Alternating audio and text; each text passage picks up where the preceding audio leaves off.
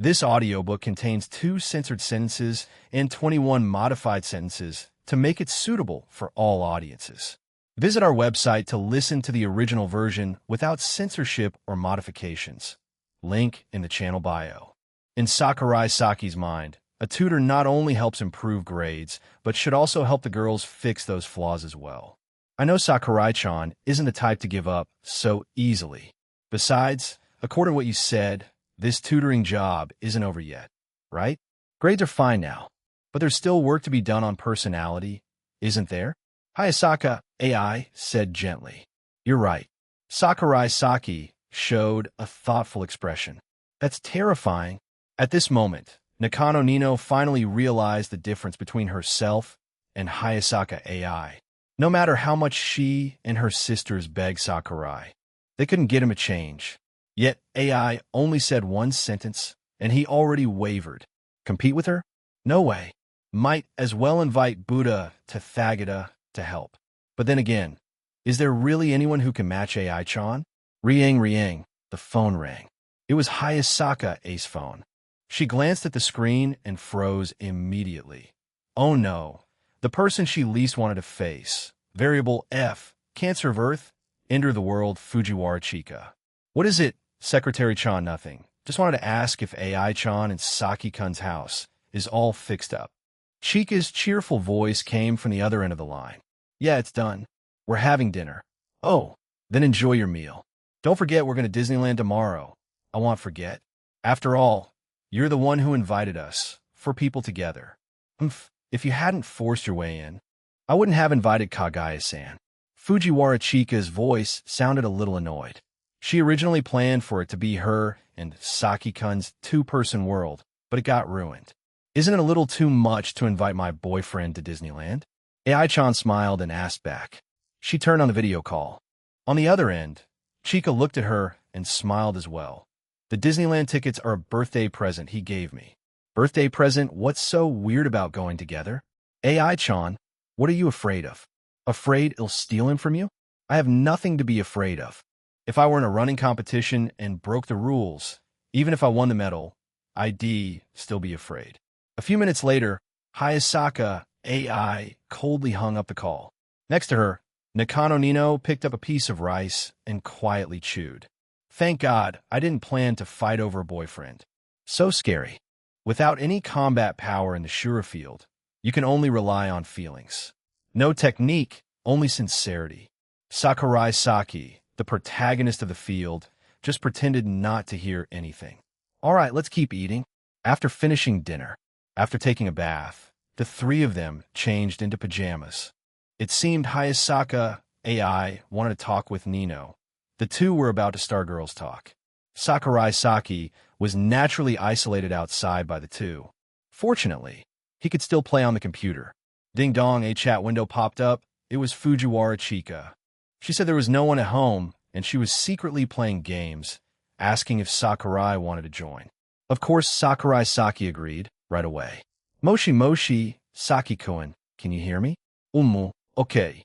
So while Hayasaka AI and Nino had their girls talk, Sakurai started playing enthusiastically with Chika. After a while, his phone buzzed with a message. Sakurai glanced at his in-game character lying face down on the ground and shifted part of his attention to the phone. Gabriel? Saki tilted his head. A rare guest. Gabriel, help me. My sister is coming down to Earth to take me back. Help. He'll do whatever you say. This is my one and only plea in my life. Sister? A figure of a woman somewhat resembling Gabriel popped up in Saki's mind. That lazy brat who had been fooling around on Earth for so long. It's finally time to face retribution. What's wrong, Saki-kun? Someone's coming. Yeah, Sakurai-senpai. Stop spacing out. I'm checking a message. Hey, Shiranui, wait. Don't rush in so fast. Saki said quickly. Running in like that. Aren't you stealing all my kills? As for Gabriel's matter, head deal with it in a few days. Other than causing more trouble, that girl wasn't good for anything else. I died. Shiranui Kuromo exclaimed in surprise. It's fine, we can still revive. First-year student Shiranui Kuromo was a famous figure at school, on par with Shinomiya Kagaya and Koyasu Tsubame. known as the first-year fairy. She was in the same class as Aino Miko. Sakurai was also a bit surprised that Chika knew her. But then again, with Chika's communication skills, it wasn't strange at all. Even though Fujiwara Chika couldn't read the room, she had some kind of mysterious charm. Just seeing her could lift people's moods. That could basically be called a superpower. After gaming, Sakurai Saki heard the joyful laughter of the two girls in the next room, stretched a bit, then lay down on the bed. Tonight, I can sleep well. No need to pay living tax. What a relief. Chapter 325, 327. The winner is Kaguya-sama, Tokyo Disneyland.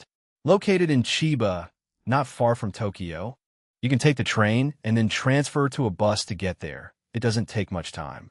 If it were an ordinary family, they would definitely choose to go that way. But Shinomiya Kaguya was different. The Shinomiya family is the heart of this country, and you want Kaguya-sama to squeeze onto the subway? That would be losing the Oju-sama style. So this is the reason you made us ride a black luxury limousine to Disneyland? Sakurai Saki raised a hand to her forehead. We're just going to an amusement park. Is this really necessary? Please, can't you live like a normal person for once? I already checked all the routes. If we get off at Maihama Station, we just have to walk a bit to reach Disneyland. It's rush hour now. You want a noble Oju-sama like me to squeeze in with a bunch of office workers and get soaked in their sweat smell the whole way? Kaguya lifted her teacup and took a sip with full English noble elegance. No way. Kaguya-san, you're really drinking tea in the car? Even if it's a luxury limousine with a spacious trunk, but still. Come on, stop arguing. Fujiwara Chika pulled out a deck of cards. While we're on the way, let's play Joker Draw. She even pulled out a marker pen. Muska, Mickey Mouse. Whoever loses will get a Mickey drawn on their face. Chika shouted excitedly, her face full of enthusiasm. For her, playing games sometimes was even more important than Sakurai Saki. Secretary-chan, isn't it kind of inappropriate to play cards in the car? Hayasaka, AI, seeing this, took out her phone and started scrolling, not looking very interested in Chika's cheerful Mickey Mouse. Hey, AI-chan, don't tell me. You're afraid of losing to me? Poo-poo-poo, coward. Chika covered her mouth, snickering. Chika, Hayasaka, nah. ID when AI-chan put down her phone and replied with a smile. She didn't necessarily have to win, but she absolutely didn't want to lose. Especially not to this pink-haired, losing heroine. Sakurai Saki looked at the scene and really wanted to say one thing. Stop fighting, don't fight because of me. But right now, he was the prize, and the prize wasn't allowed to speak. Sakurai-san, aren't you going to play? Shinomiya Kaguya held the deck of cards, looking at him with eyes full of expectation. What's wrong? Afraid of losing? Nah, ID win. Sakurai Saki didn't really want to win, but he didn't want to lose either, especially not to Shinomiya Kaguya. Had already lost in grades. Next, he was about to lose at cards. After losing at cards, head, lose his body. And after losing his body, there'd be nothing left to lose. Probably even his dignity would be gone. Even something as simple as provocation works. Men, after all, are just creatures controlled by their pride. Shinomiya Kaguya sighed and showed a mocking expression. Clearly, she was the one who invited to play, and yet she still managed to mock him afterward. That's just so Kaguya. He'll return those words right back to you. Who was it again? Who lost a bet to me before and had to wear a maid outfit and serve me for an entire afternoon? Sakurai Saki ripped open her old scar. Sakurai, Shinomiya Kaguya chose to counterattack.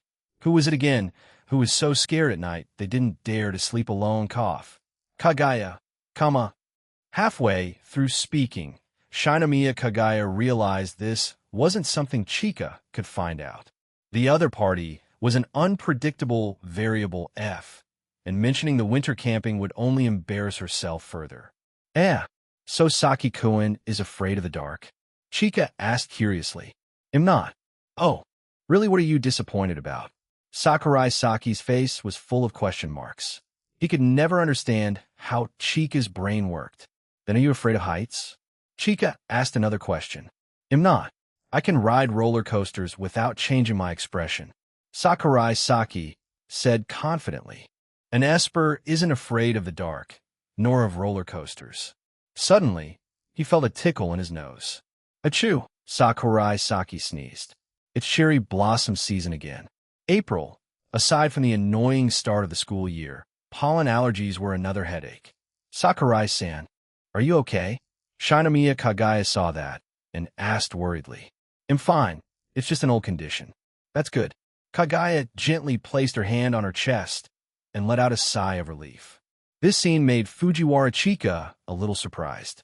Kagaya-san actually cares about Saki-kun? Is the world about to end or something? Fujiwara Chika was never good at observing changes in relationships around her, especially small changes like this. Even now, she still thought her only rival was Hayasaka AI. Or rather, in Chika's heart, Shinomiya Kagaya was almost perfect, someone who wouldn't easily like anyone else. All right, let's get started quickly. Chika changed the subject. Joker draw begins. 10 minutes later, Fujiwara Chika looked at the only Joker card left in her hand, her face full of misery. Kagaya-san, can you draw it a little smaller? Shinomiya Kagaya smiled. No way, devil. She's completely a devil. Fujiwara Chika could feel the marker brushing across her cheek, and tears almost fell. If she had to enter the park with a Mickey Mouse drawn on her face, what was she supposed to do? Keep going? Sakurai Saki asked. He had a feeling that if this continued, Chika's face would be completely covered. Continue. The other three exchanged glances. It seemed they had reached some kind of strange agreement. Half an hour later, Fujiwara Chika stood in front of the Disneyland gate, her face filled with despair. Chika, Hayasaka AI, took out some wet wipes and helped her wipe her face. Thanks AI-chan. Chika was deeply moved, even though most of the Mickey Mouse drawings on her face were done by the very same person. What's this called again? Stockholm Syndrome. No need to thank me. Hayasaka AI casually rubbed her cheek. So soft. Love AI-chan the most in that moment. Chika completely forgot the fact that this person was her love rival. Hayasaka A's hand froze for a few seconds. In the end, she gave up on the idea of leaving a few doodles on Chika's face. There was some weird sense of guilt stopping her. Hayasaka AI helped Chika wipe her face clean. The four of them lined up to enter the amusement park. Since it was spring break, there were a lot of students here, all looking young, and among them were many couples. Even though the crowd was dense, the group of four from Shuchiin still drew countless gazes. The combination of a handsome boy and beautiful girls made people wonder if they were some kind of idol group out for a day trip. What should we do first? This was Sakurai Saki's first time at Disney. Previously, just to give Chika a gift, had looked up some information about the place. The one that would embarrass you the most. Shinomiya Kagaya held the park map, flipping through it as she spoke. So that's the roller coaster. Huh. Sakurai Saki wasn't afraid of heights, but he thought Shinomiya Kagaya would be. All right. A dozen minutes later, all four of them started lining up. This was perfectly normal. When going to Disney, lining up was an essential part of the experience. Who are you going to sit with? Shinomiya Kagaya asked. Sakurai Saki was just about to answer with you. Then enjoy watching your expression when you scream, but his girlfriend was right next to him, and Chika was also here. Hey, what a dilemma. Why not sit with Secretary-chan? Ayazaka always smiled. I'm fine. Saki-kun should sit with his girlfriend. Chika gave way. This move was called retreat, one step to advance three. Unfortunately, both of them used the same move, so neither could break the other's defense. Shinomiya Kagaya tilted her head. Then sit with me. You two don't look very happy anyway. Ai-chan Kika. It's over. She stole him. Chapter 326, 328. Chika, it's my turn now. Big Thunder Mountain. Just the name itself told you it was a roller coaster. Located in Disney's Westerland, the place was themed after the American Wild West. Scared? Sakurai Saki held the safety bar, staring straight ahead. HMPH, don't underestimate me. Shinomiya Kagaya's voice trembled a little. This was her first time at an amusement park, and of course, her first time on a roller coaster too. It's obviously lower than a plane, so why does it feel so scary? So strange. Omo, I'm not scared either. Sakurai Saki took a deep breath. His first time on a roller coaster. Hopefully, I'll be fine. Of course, he wasn't actually scared, but when facing something he'd never experienced before, it was natural to feel a bit uneasy. The mine cart began to move into a pitch-black tunnel stretching deep ahead, surrounded by eerie decorations, skulls, mining shovels, and gold ore. Rumble, rumble. The speed was increasing. You okay? I'm fine. Shinomiya Kagaya swallowed hard. Crap, it suddenly feels kind of scary. What should I do? 1 minute later, the angle of the cart tilted wider. The speed ramped up rapidly. Triple A. Someone behind them already screamed. Sakurai Saki and Shinomiya Kagaya could feel their hearts racing, but they both stubbornly held back their screams until the mine cart dove into a 360-degree spin. Triple A. X2 at this point. It was impossible to tell who was screaming anymore. A few minutes later, they got off the ride. Both of them braced their hands on their knees, gasping for breath. Sakurai Saki lifted his head to look at Shinomiya Kagaya. Kagaya-chan, you screamed just now, didn't you? So did you. I was just screaming to blend in with the people behind us. Otherwise, it would have felt awkward. I saw you scream. So I thought if I didn't scream, it would be weird. So I screamed too. Neither of them would admit defeat. Beside them, Chika and Hayasaka, AI, sensed that the situation might be turning strange. After that, the rides they chose shifted entirely toward those that were scary and scream-inducing. Splash Mountain, Space Mountain, Haunted Mansion. Any ride that could make people scream didn't escape the hands of Sakurai Saki and Kagaya. After going through them all, the two sat on a bench, faces pale, Kagaya clutching her mouth, her stomach feeling slightly upset. So weak. Fujiwara Chika threw out a mocking line. After riding with these two, she didn't feel anything at all. It wasn't scary in the slightest, just fun. She hadn't expected Saki-kun to be this much of a scaredy cat. Stop bickering, it's almost noon. Hayasaka AI also looked at the two helplessly. Kagaya-sama wasn't good at dealing with scary stuff to begin with, so being spooked was normal. But her boyfriend being just as pitiful, that she hadn't expected. Let's go eat. Sakurai Saki took a deep breath and stood up. Better to stop mocking each other already. Umu, imhonli to. Shinomiya Kagaya also stood up. Hurting each other only led to nothing good. On their way to the restaurant, the group passed by a head accessory shop. Look, Mickey ears. Fujiwara Chika put on a pair of mouse ears. Then she picked up another pair, about to put it on Sakurai Saki. Hayasaka AI quickly snatched the ears from Chika's hand. Thanks, Secretary Chan Chika. Missile intercepted. AI-chan's air defense system is way too strong. Shinomiya Kagaya also picked up a pair of ears and tried them on. How do I look? Goo. Super cute. Fujiwara Chika quickly pulled out her phone to take pictures of her. Really? Kagaya asked. Sisto. Cutest in the world. Chika couldn't help but snap a few more photos after praising her. Sakurai Saki imitated them, picking up a pair, looking hesitant. He felt like putting them on would be like admitting defeat. A guy wearing Mickey ears felt a bit childish. Didn't it? Maybe it was better to just put them back? Just as Sakurai Saki was about to set them down. Saki-kun's not wearing them? Boyfriend-kun, aren't you going to wear them? Scared? Shinomiya Kagaya went straight for the most effective provocation. For lunch, they chose to eat at Diamond Horseshoe. Besides that, there were many other restaurants in Disney, like Crystal Palace, Captain's Kitchen, Western Cowboy, Blue Bayou. Some people even came here just to eat from morning till night. Most of the dishes here carried Disney's signature style. Mickey Mouse, and still Mickey Mouse. Not the most creative thing in the world, but the taste was actually pretty good. You're not eating the cake, Sakurai-san? Shinomiya Kagaya turned her gaze to Sakurai Saki's dessert. You want it? Sakurai Saki didn't really like sweets that much. No, I'm just curious. Why do you hate sweets? People love eating sugar. It's practically engraved into their DNA. Kagaya said while playing with the fruits on the cake with her fork. Then she gently cut a small piece and brought it to her rosy lips.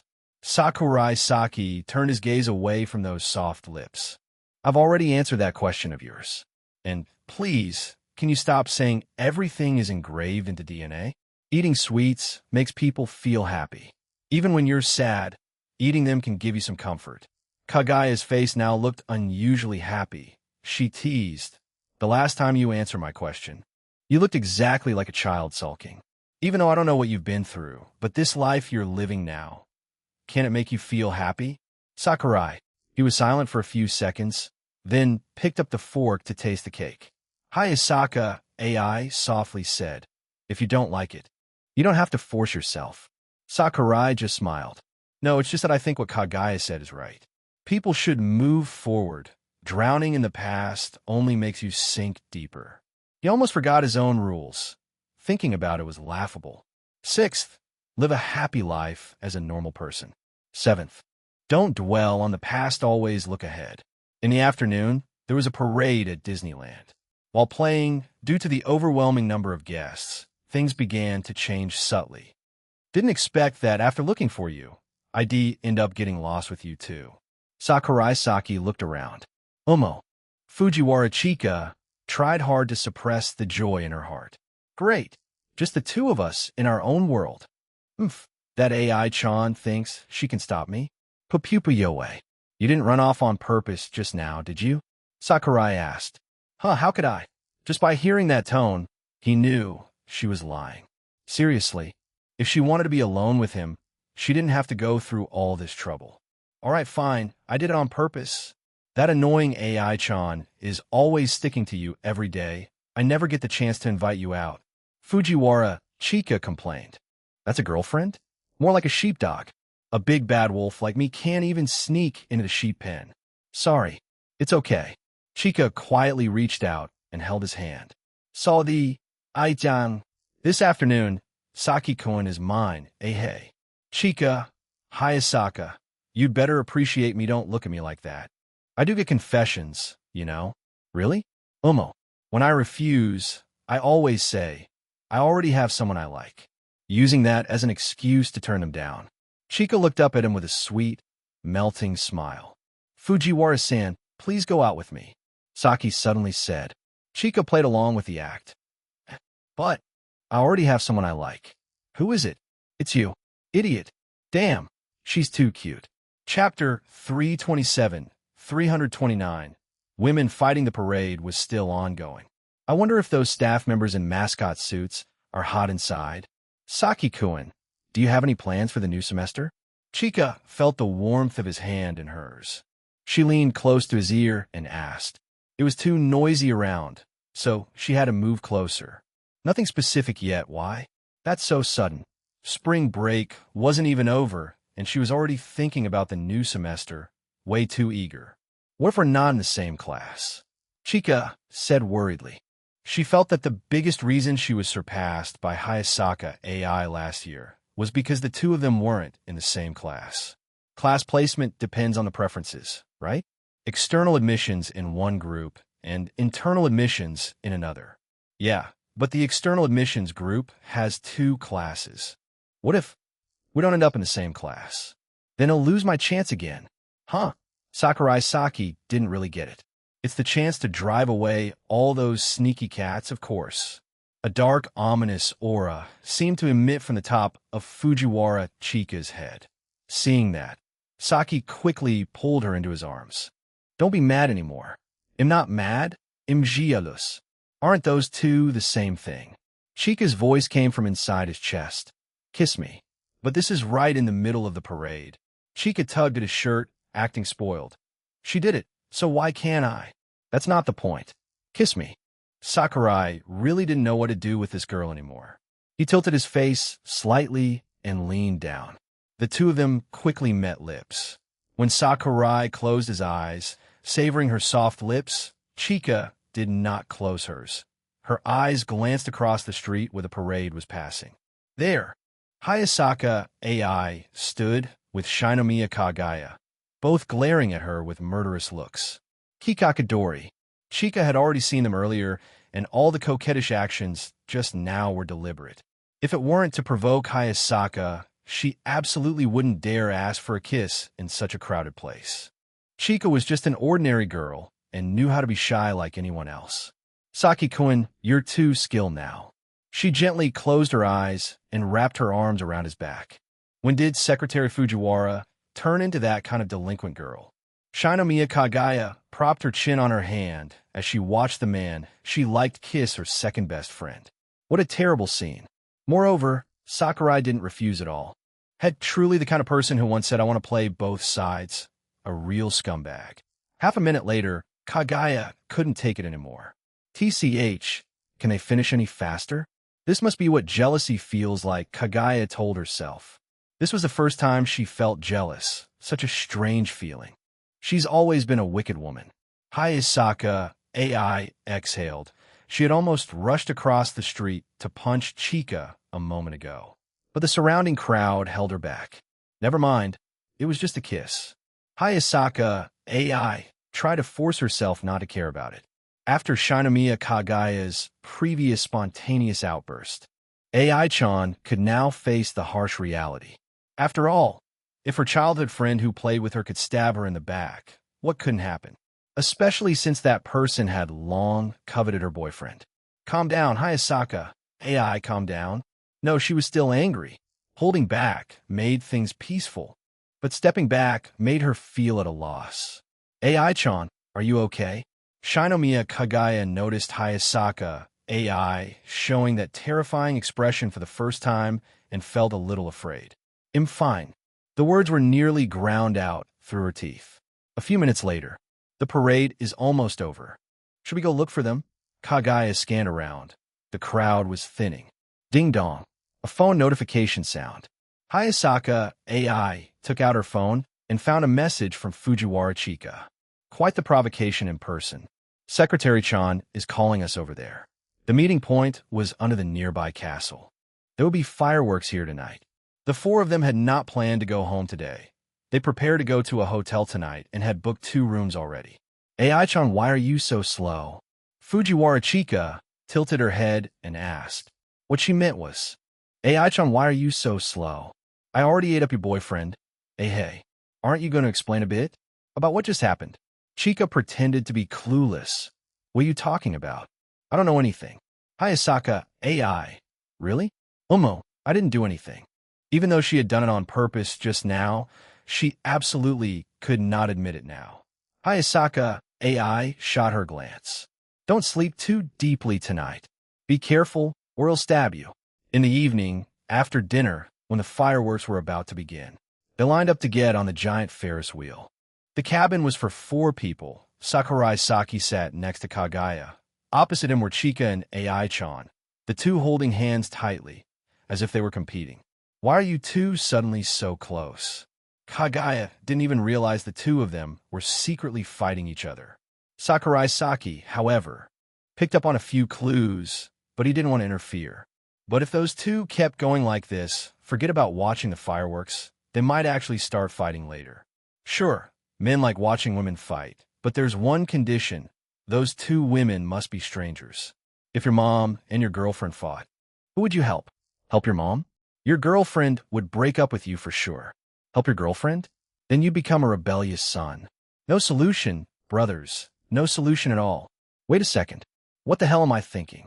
Sakurai Saki snapped back to his senses and turned to ask Hayasaka, AI. AI-chan, do you want to sit next to me? The Ferris wheel slowly began to rise. It was pretty big, and one round would take more than 30 minutes. Looking outside, you could see the sparkling neon lights of the city in the distance. There were about 10 minutes left before the fireworks. Most likely, by the time the Ferris wheel reached the top, the fireworks would explode in the night sky. Okay, AI-chan only got halfway through her sentence when she realized Chika was holding onto her arm tightly, not letting her move. I don't want to switch seats. This direction has a better view of the fireworks. Shinomiya Kagaya had no concept of Ferris wheels at all. Today, she had sat with Sakurai Saki on almost every ride. When the stork and the clam fight, the fisherman benefits. Kagaya was that fisherman. She hit the jackpot. See, AI-chan, even Kagaya-san says so. Chika leaned her head against her shoulder, her voice dripping with implication. AI-chan, are you jealous? Which wicked woman made you so mad? AI-chan, Secretary-chan, since when did you master green tea skills like this? And you still have the nerve to ask me that? Or could it be me? Chika pointed at herself. It's stiff. Hayasaka's fist had already gone stiff. Right at that moment, Kagaya-sama suddenly shuddered. I just realized something. Shinomiya Kagaya lowered her head to look down, then looked up with a despairing expression. This Ferris wheel is really high. Her random comment instantly defused the tension from just now. Well, it is a giant Ferris wheel after all. Fujiwara Chika dropped the idea of provoking her love rival and instead chose to comfort her dearest friend Kagaya. Kagaya-san, do you want me to hug you? Shinomiya Kagaya shook her head, then leaned against Sakurai Saki, hugging his arm, her face showing relief as if she had just escaped a disaster. Hugging this is enough. Chika. Kagaya-san, aren't you being a little too bold? Are you trying to start a war? Chapter 328, 330. The kiss divided into 3 parts according to legend. If you kiss a girl at the highest point of the Ferris wheel, you'll obtain eternal happiness. No one knows if it's true, but at this moment, Sakurai Saki was facing a difficult problem. Known. 7 minutes left until the Ferris wheel reaches the top. Question. How to invite your girlfriend to sit next to you? Answer. No solution. Don't move anymore, please. Kagaya's voice was weak and several times cuter than usual. Even her bright red eyes were closed. The rides at Disney are very safe. Don't be scared. Sakurai Saki honestly really wanted to throw her off right now. She was holding him way too tightly, and that small but still soft chest kept stimulating his senses. No matter how small, boobs are still boobs. Opposite them, Fujiwara Chika was staring at them with jealousy in her eyes. She didn't even know whether to be jealous of Shinomiya Kagaya or of Sakurai Saki, the one being hugged by Kagaya. Those two, one was the girl she liked most, the other was the boy she liked most. 2 joys that should have overlapped into a dreamlike happy moment. But why did it turn out like this? Kagaya. Hayasaka AI looked at Kagaya hugging her boyfriend tightly. She felt like swearing, but couldn't get the words out. Kagaya-san, let's talk about something else, to help you take your mind off what's below. Fujiwara Chika suggested. Oh, okay. Shinomiya Kagaya slightly opened her eyes, then quickly shut them again. Kagaya-san, do you know the legend about the Ferris wheel? Huh? I heard that as long as a man and a woman ride the Ferris wheel together and kiss at the highest point, they'll get eternal happiness. Fujiwara Chika clasped her hands in front of her chest, speaking in a dreamy voice. She really loved romantic stories like that. Or rather, no girl hates romantic stories. Hayasaka AI was the same. Among the 3 girls, she might be the one who loved romance the most, a true dreamer. AI-chan glanced at Sakurai Saki's lips. Should I kiss him? But Secretary-chan and Kagaya-sama were both here. It felt so embarrassing anyway. It's rare to come to an amusement park like this. Next time would probably be a month later, since the next long holiday is during Golden Week in May. Fake. Shinomiya Kagaya opened her eyes, though her body was still trembling. Her voice had returned to normal. Kagaya-san doesn't think that's romantic? Chika looked disappointed. But we're on a 4-person Ferris wheel. It doesn't fit that kind of story at all. Shinomiya Kagaya pointed out the key issue. That sentence made Hayasaka AI even less daring to kiss. Damn it. This is so embarrassing. The Ferris wheel continued to slowly rise. A few minutes later, fireworks started shooting up from below, blossoming in the sky not far away. Red, purple, like a spring garden, but in an instant, all that brilliance faded away. But it didn't matter, fireworks didn't come just once.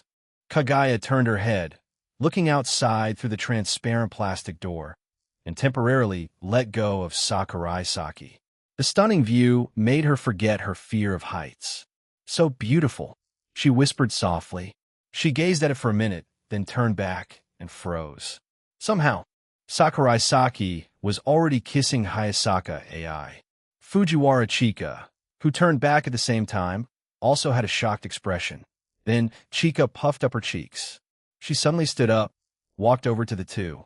Right after that, Chika grabbed Sakurai Saki's head, pulled it toward herself, and said angrily, "It's not fair if only she gets to be happy." After saying that, she kissed him right in front of Ai-chan. Ai-chan. Hayasaka's mind went blank at that moment. It took her more than 10 seconds to shout, "What the hell are you doing?" Chika, hearing her voice, let go of Sakurai Saki and wiped the saliva at the corner of her mouth. "It's just a kiss, what's the big deal?" "Ai-chan, motherfucker. Sorry, but I can't hold it anymore." Ai-chan immediately grabbed Chika, pulled her into her arms, then squeezed her cheeks hard. Chika didn't back down either. She squeezed back. "You bitch. You sneaky cat. Pink-haired loser. Get the hell out of my sight." At this moment, they only had eyes for each other. Sakurai Saki was about to open his mouth to stop them. Then he felt a slender hand on his cheek. Right after that, a completely different fragrance entered his nose. Kagaya. Right in front of him was the stunning face of Shinomiya Kagaya and her moist red lips. Her sweet breath, like honey, brushed against his face. She whispered softly, "Don't say anything. They'll notice." This time, Sakurai Saki kissed her lips. Kagaya instinctively let out a soft, seductive moan. The two didn't kiss for long, only a little over 10 seconds before parting. The two people in front were still pinching each other's cheeks. Kagaya turned back to look out the window, where the fireworks were blooming. "Stop fighting. The fireworks are still going. Everyone has kissed once. Very fair, Omo. Just don't know if happiness can be divided into 3 parts or not." "All right, since Kagaya-san said so." Fujiwara Chika spoke in a tone like, "They'll let you off this time." Hayasaka, it didn't say anything. She just silently looked out at the fireworks. Win-win-win. And in the end, lose everything. Tonight, don't you dare sleep soundly. Just wait to hear me and Sakurai-chan being loud until you fall asleep. This hotel is actually pretty good. Just a pity the soundproofing is a bit bad. Just wait for it. Amid the echoing fireworks, the Ferris wheel slowly passed its highest point, then began to descend. The fireworks look rounder now. Shinomiya Kagaya said. "Anyway, it's just because the viewing angle changed." Sakurai Saki replied.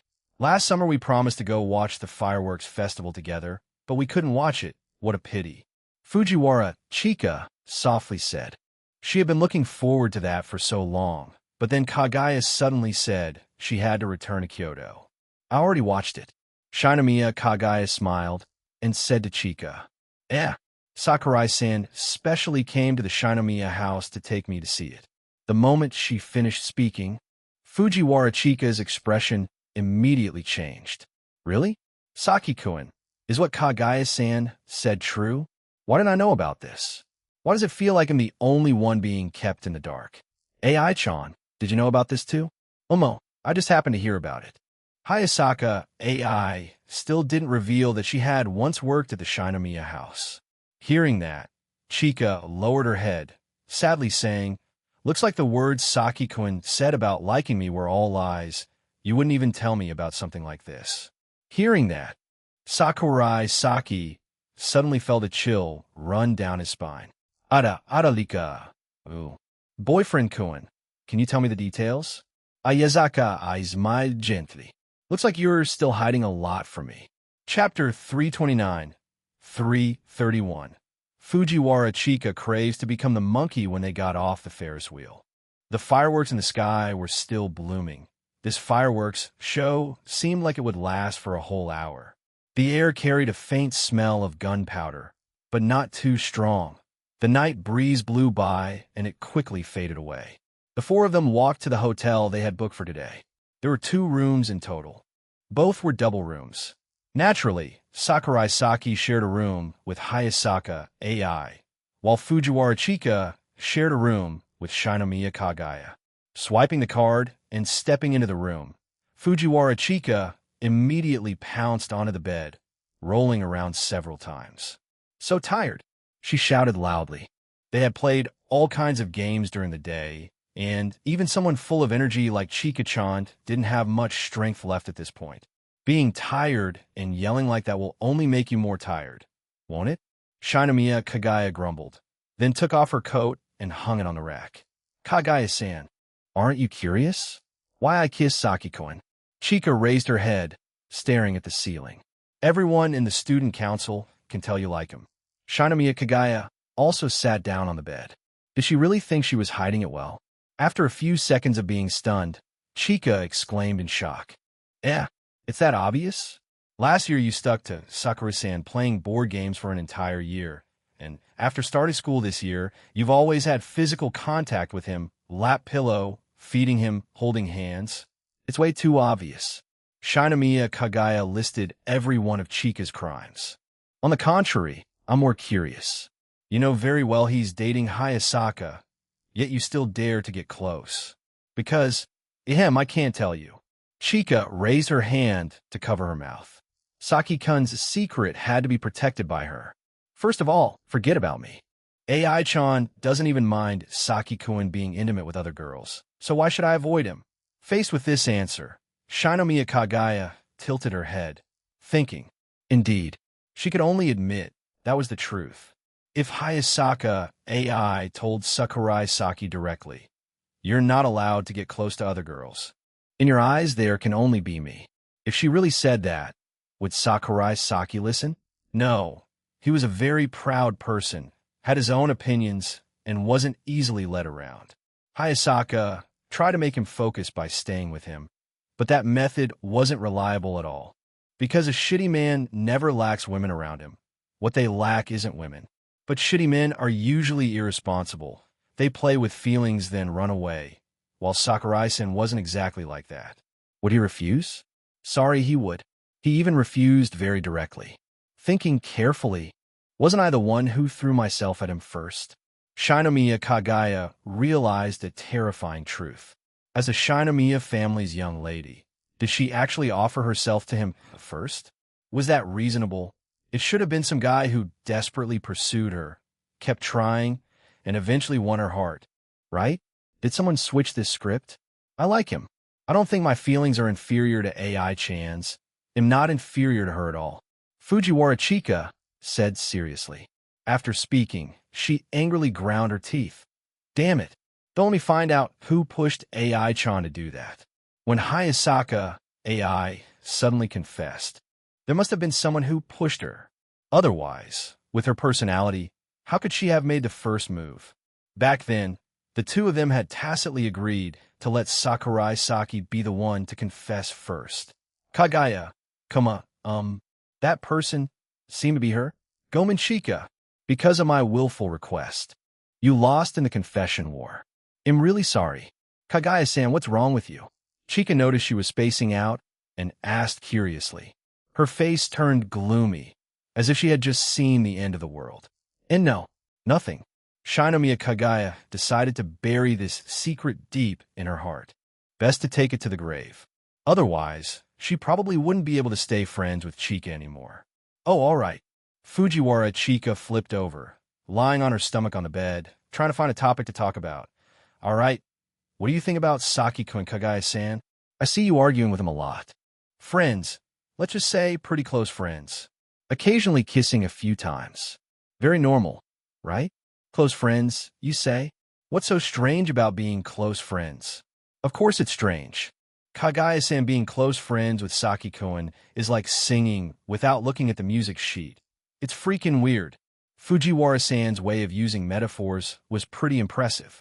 It's not as bad as you make it sound. Working together in the student council for a whole year. It's normal for the relationship to get better.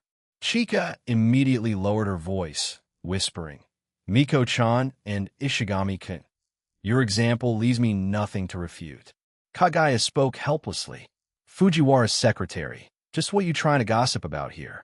Do I have to say it straight out that I, just like you, also like Sakurai-san, to satisfy you? Don't widen the battlefield anymore. Right now, Shinomiya Kagaya just wanted to wait for those two, Chika and Hayasaka, to fight each other to the end, and then she would pick up the spoils she had absolutely no intention of stepping into the battlefield. While the two were talking, a sound suddenly came from the next room. AI-chan, why did you suddenly come in? I'm still showering. The sound was muffled. A few minutes later, the heavy breathing began to get more intense. Fujiwara Chika and Shinomiya Kagaya looked at each other, then simultaneously covered their ears. Shinomiya Kagaya even took out 2 pairs of earplugs from her bag. Ever since that miserable New Year's incident, Kagaya had been carrying earplugs with her, just in case. For you. Thanks. Just waiting like that, both of their faces gradually turned red. They realized that even though there was only one wall between them, the earplugs were completely useless. In fact, because the sound was partially blocked, their hearing had become even more sensitive. The voices of those two, the sound of running water, the moaning, everything could be heard clearly. Tonight was destined to be a night of torment. The next morning, Hayasaka AI was clear-headed, refreshed, smiling brightly while eating breakfast. But the 2 people sitting opposite her had terrible expressions. Last night, Chika had no less than one impulse to launch a night raid. But in the end, she still didn't dare. She had no experience in that kind of thing. Going would only make her suffer. Shinomiya Kagaya, on the other hand, was just collateral damage. In fact, what she suffered yesterday was even worse than Chika's, a true case of evil deeds coming back around. Chika, what's wrong with you? Hayasaka AI pretended to be innocent. Did you not sleep well last night? This hotel has everything nice, except for the soundproofing. Yeah, there was a bitch monkey screaming so loudly I was afraid I wouldn't hear it. Fujiwara Chika replied sarcastically. Ohaya, poor thing some people aren't even as good as the bitch monkey, just hiding in the corner listening to others scream. Hayasaka AI chose the strategy of hurting the enemy 800, hurting herself 3,000. Who said that? If I wanted to, I could pin Saki-kun down right where? Sakurai Saki came over carrying a tray of food. He had the feeling someone was lusting after his body. Next week, let's go on a date.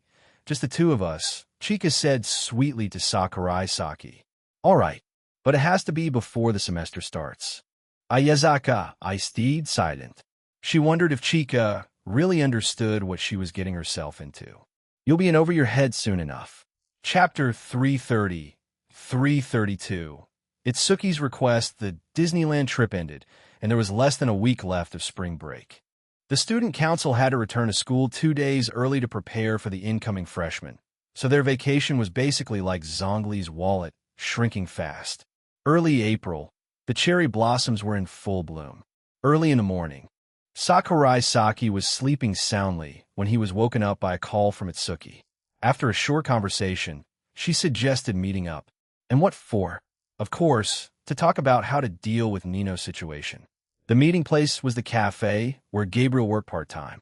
Sakurai Saki planned to use the chance to see that useless little angel too, settling Gabriel's matter at the same time, so he wouldn't have to make another trip. In the morning, at the cafe, Nakano Itsuki adjusted the star-shaped hair clip on her head. So slow, she muttered softly.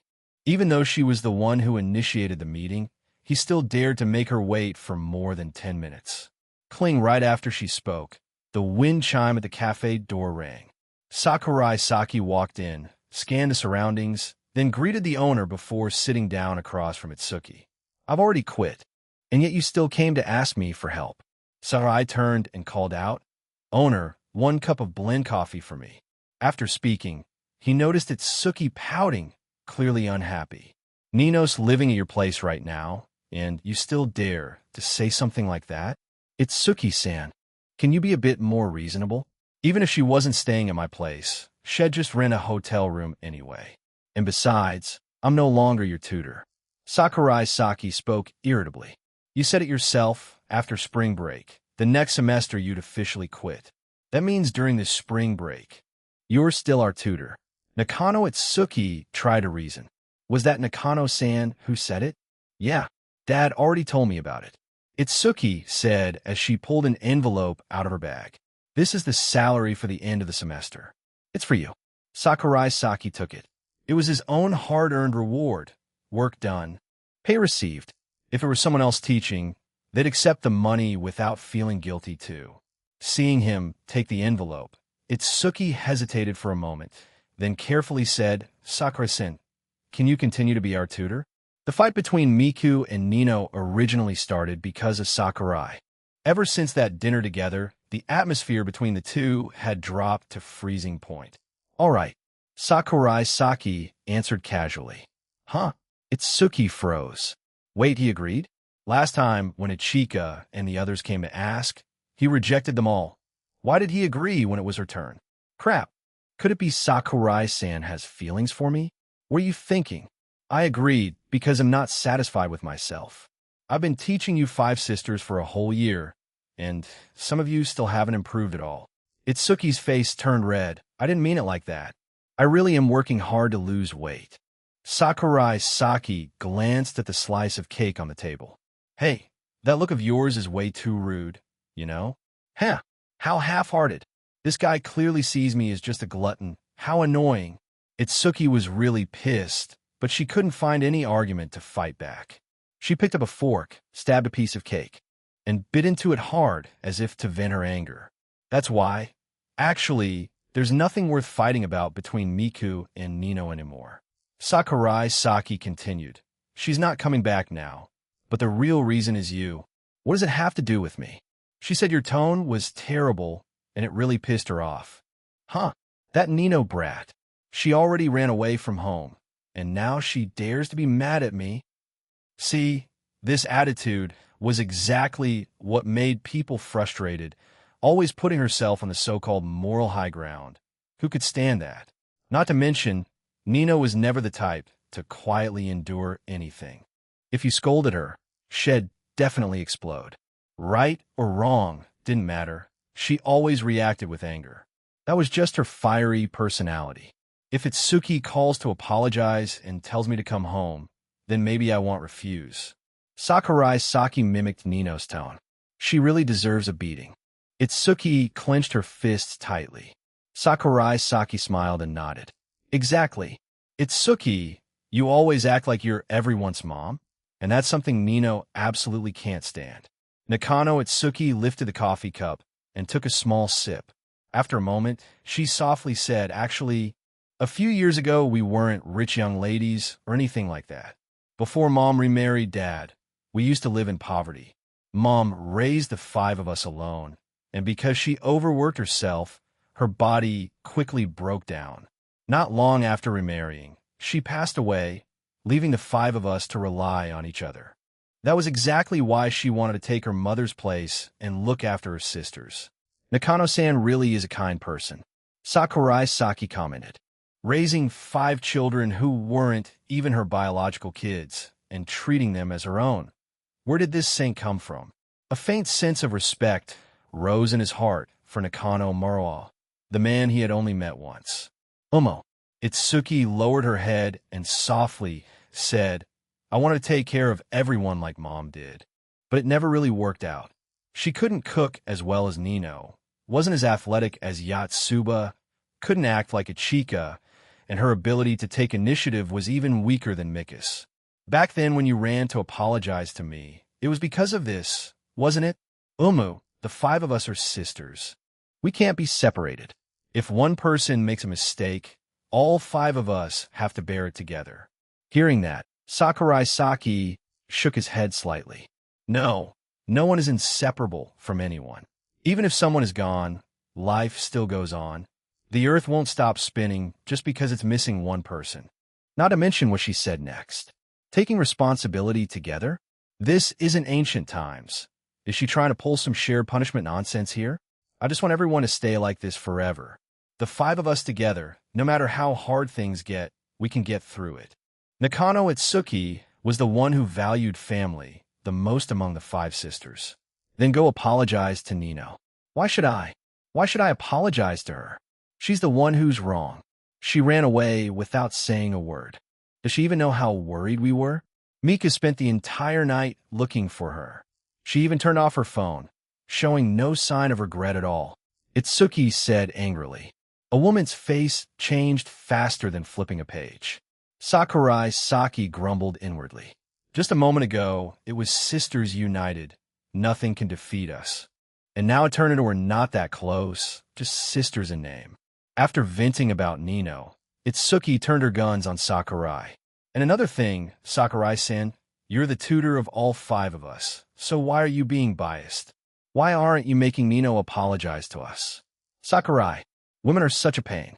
Seriously, this was the first time Sakurai Saki ever felt women were this troublesome. Why was he helping Nino? Soft, curvy, hot. Him, there's no helping it. If there really was a man who could stay rational in bed, Sakurai Saki would call him boss. It's because you're closer to her, isn't it? Itsuki said angrily. But I've kissed you too. That was my first kiss. Don't you think you should help me? Wasn't that just a misunderstanding? An accident? It couldn't be helped. Sakurai Saki noticed the weird look from the owner nearby. Don't look at me like that. It's so embarrassing. Anyway, in this matter, you have to take my side, Itsuki said with a red face. If you convince Nino to come back, he'll let you kiss me again. What the hell are you saying? Itsuki-san, repeat what you just said.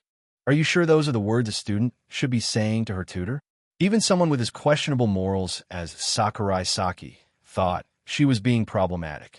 When even a scumbag thinks you have a problem, then you definitely have a problem. Chapter 331, 333. It hurts, really hurts in the cafe. Sakurai Saki covered his face, feeling like he really didn't have the face to see anyone anymore. His love history being overheard by others was seriously humiliating. What kind of expression is that? You kissed me, and now you don't dare admit it? Nakano Itsuki's words only made things more complicated. Can you not say it like him, some kind of person who collects other people's first kisses? I'm really not. At this moment, Sakurai Saki just wanted to find a hole to crawl into. It hurts, it really hurts. Nakano Itsuki, why? Why did you betray me? Era, if you say you're not, then you're not. Itsuki chuckled softly a few times. Itsuki. Sakurai, stop teasing me. Sakurai Saki sighed. Itsuki also had her little devil side. A long time ago, when he came to wake her up, she once pushed him against the wall and did a cabinet. Sakurai-kun, hey, race your coffee. The owner brought the coffee over. Thank you, owner. Sakurai Saki said with a smile. Sakurai-kun, did something troublesome happen? The owner was a very warm-hearted person. Well, it made sense. To be able to put up with a weirdo like Gabriel, if he wasn't gentle, that would be strange. Working only 2 days a week. And Gabriel still hadn't been fired. It really was a miracle. A bit troublesome. After I quit my tutoring job, recently, one of my students got upset and ran away from home. Sakurai Saki said while chatting. He lifted the cup of coffee and took a sip. The owner's blend coffee always makes me feel at ease. He used to work here part-time, partly because the coffee was good and he could drink it for free. That's tough. Back when I was a student, there were also kids who often ran away. Most of them mixed with delinquents outside of school. The owner recalled the past. Oh right, owner. Gabriel isn't coming today? Denmakun. Recently, she hasn't been coming much. Last time she came, she almost scared me to death. The owner thought for a moment. To scare a middle-aged man that much, it must have been something terrifying. That day, Tenmakun's hair was unusually neat, and the uniform she was wearing didn't even have a single wrinkle. Okay, that really was scary. Gabriel went that far just to escape from her sister? The two hadn't talked for long when the owner returned to the counter. After he left, Itsuki curiously asked, Gabriel? Is she a friend of Sakurai-san? A foreigner? After all, her name was Gabriel. Japanese parents wouldn't name their child like that. Let's just say so. From heaven. Does that count as a foreigner? Probably. Or calling her someone from another world would be more accurate. Looks like there's a lot about Sakurai-san that I don't know. Itsuki recalled the time when she lost weight because of that giant crab. She knew Sakurai Saki wasn't an ordinary person, but that was all she knew. What? You want to step into my inner world? Sakurai Saki joked. Sorry, but you really do fit my aesthetic type. But your personality is kind of a pity. At Shuchiin, I'm at the top of the list of the boys girls want to date the most. General Affairs Sakurai, the one untouched by worldly dust, actually cares about such things? Truly eye-opening. Itsuki said in an exaggerated tone. Huh, since when did I get that title? Sakurai Saki thought he was pretty approachable. When interacting with ordinary students, he always greeted them with a gentle smile. The girls all say General Affairs Sakurai always has a gentle face, but when they get close, there's this strange sense of distance. Itsuki explained, just like some kind of celestial being untouched by mortal dust. Arbitrarily labeling others, I think that's a rather arrogant act. Sakurai Saki smiled faintly. I've been treated like an idol now, huh? Even though those girls weren't wrong, he really did always wear a social mask. But that wasn't necessarily a bad thing. Lies that don't hurt anyone. Only the truth is the sharp blade. If he treated those other girls the same way he treated Shinomiya Kagaya, their doubts about their lives would be nothing compared to that. Sakurai Saki would absolutely not tolerate sentimental remarks or foolish behavior from those girls. They're not wrong, are they? Itsuki said, her cheeks slightly flushed. The way you treat them and the way you treat the five of us are completely different. How should one put it? Even though it wasn't exactly gentle, the distance between them had narrowed a lot. Compared to the image of General Affairs Sakurai at school, Itsuki preferred Sakurai Saki in the role of a tutor more. When treating others and treating someone you're closer to, it's a completely different state. Sakurai Saki added, even with Chika and AI-chan, no matter how unreasonable their requests were, he would always try his best to fulfill them. So clear-cut, Sakurai-san Itsuki smiled. Then what about the person you've kissed? Would you be a bit more lenient with them? Hearing that, Sakurai Saki showed a helpless expression and changed the topic. About what just happened earlier, you should talk to Nino directly. As for whether he would continue being their tutor or not, even if he didn't say anything, Itsuki would definitely tell the other sisters anyway. No way. What if she vents her anger on me? I don't want to walk into that myself. Itsuki felt like she was getting dragged into this for no reason. It was clearly a battle between Miku and Nino, so why did they have to drag her into the battlefield too? In fact, she had already realized, it seemed like Miku also liked Sakurai Saki. That's why this conflict had arisen. Do I really have to be the one to go? I already tried to persuade her. It's useless. Besides, you just said you're carrying the responsibility of being the mother. That's true. But even mothers get angry too. Itsuki stuck her fork into the cake, took a bite, her face showing a happy expression. She looked just like an adorable hamster.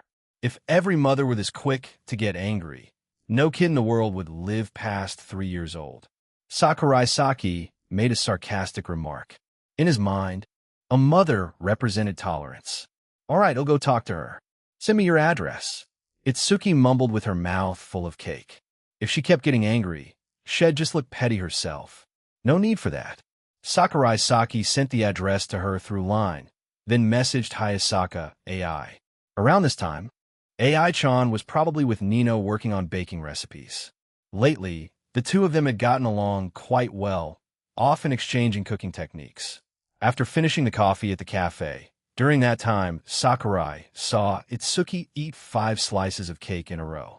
This girl completely ignored the law of conservation of mass, eating that much, yet her stomach was still flat. For now, he put the matter of the 5 sisters aside. Can this house really withstand an earthquake? Sakurai Saki looked up at the old apartment in front of him, the place where Gabriel was living. In Japan, earthquakes happened frequently, and a building on the verge of collapse like this would probably crumble with just a shake. Taking out Gabriel's spare key, Sakurai Saki unlocked the door and stepped in. Didn't expect it to be this tidy. Vignette must have cleaned up. He mumbled as he looked at the entrance. He walked to the living room. Finally, he saw Gabriel. She was wearing loose loungewear, lying sprawled out on the sofa, moving lazily. She didn't look like a girl in her youth at all, more like a 40-year-old uncle. Gabriel turned her head to look at Sakurai Saki. You're here? Your pantsuit is showing. Sakurai Saki pointed out. It's fine, it's not like it's the first time you've seen it. You may not care, but I do. Sakurai Saki said irritably. And at your age, wearing something like that? Hearing that, Gabriel instantly blushed and shouted. What's wrong with teddy bears? They're cute. I seriously don't understand your sense of shame. Though honestly, it really was cute. Chapter 334. Getting married twice ISNT illegal? You called me here just to play games with you? In Gabriel's rented apartment. The two of them were leaning against each other playing games. Sitting on his lap, Gabriel pouted and said, "Of course not, it's been so long since we last met, so I wanted to be a little intimate with you, Gabriel." Sakurai, lies. No need to guess. Sakurai Saki sneered inwardly. "For my money, you really could do anything." "Really? Then can you kiss me?" Sakurai Saki held her tighter, and on the TV screen, following his movements, the character in the game also stopped. Gabriel also stopped, her face turning red. If it's Aki, then okay. She leaned back, lifted her head to look at him, and slowly closed her eyes. "What's the price?"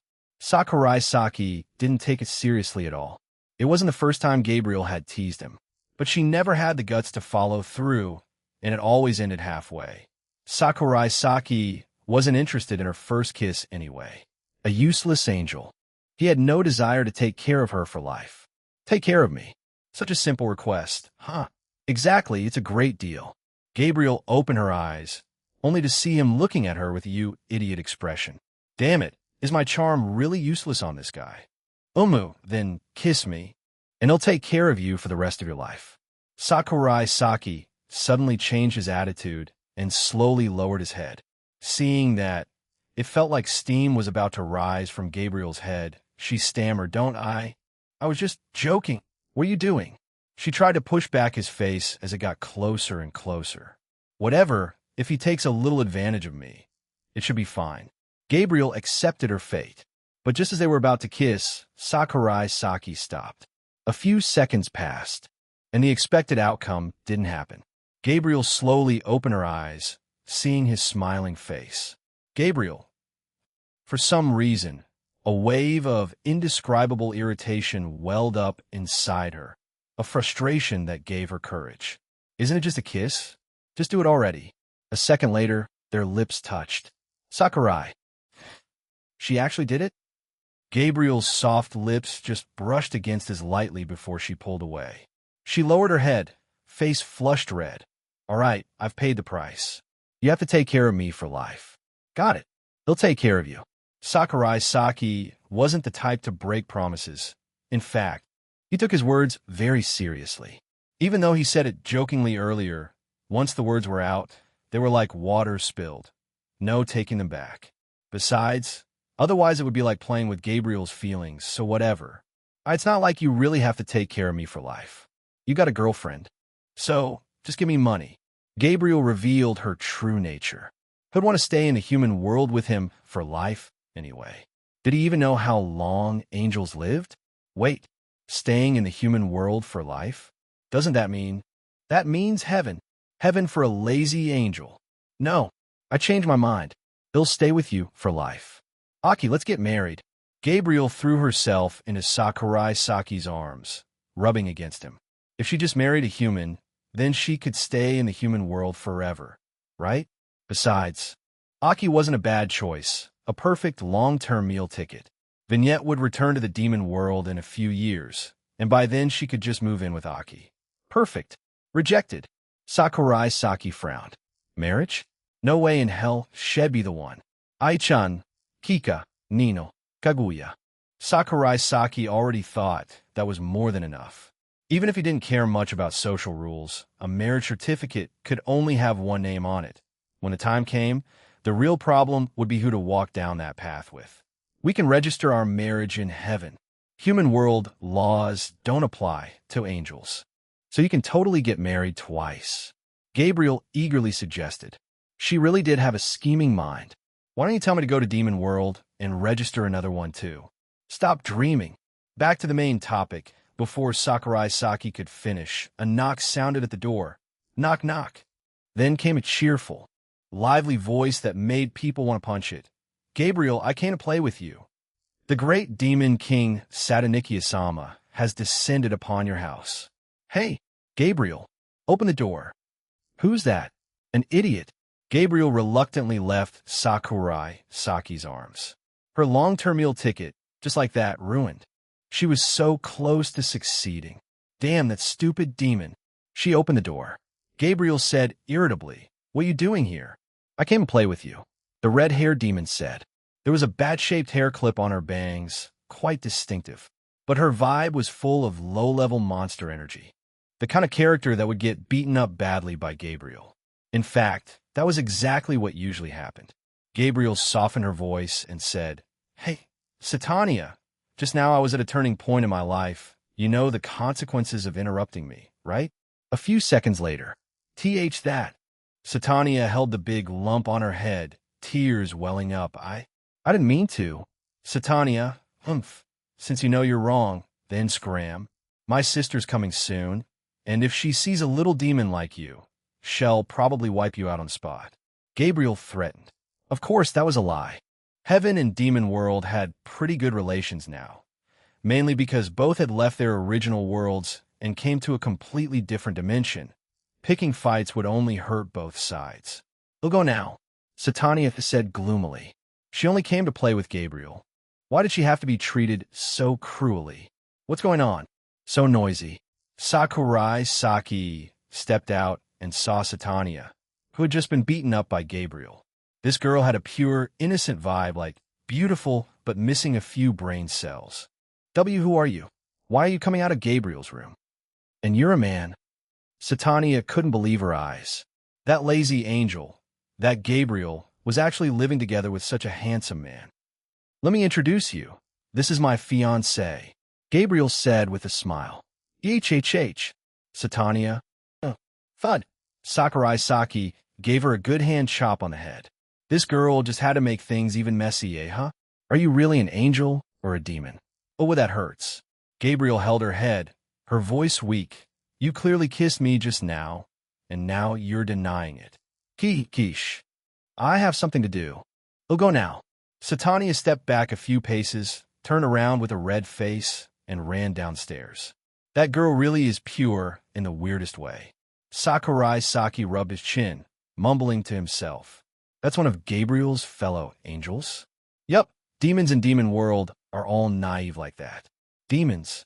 Huh. The corner of Sakurai Saki's mouth twitched slightly. He suddenly remembered. Earlier, he seemed to have heard something like great demon something. Both heaven and demon world are beyond saving. All right, forget about that idiot. Let's get back to being intimate. Gabriel pushed Sakurai Saki back into the room. Being intimate with what exactly? This line didn't come from Sakurai Saki, but from a gentle female voice.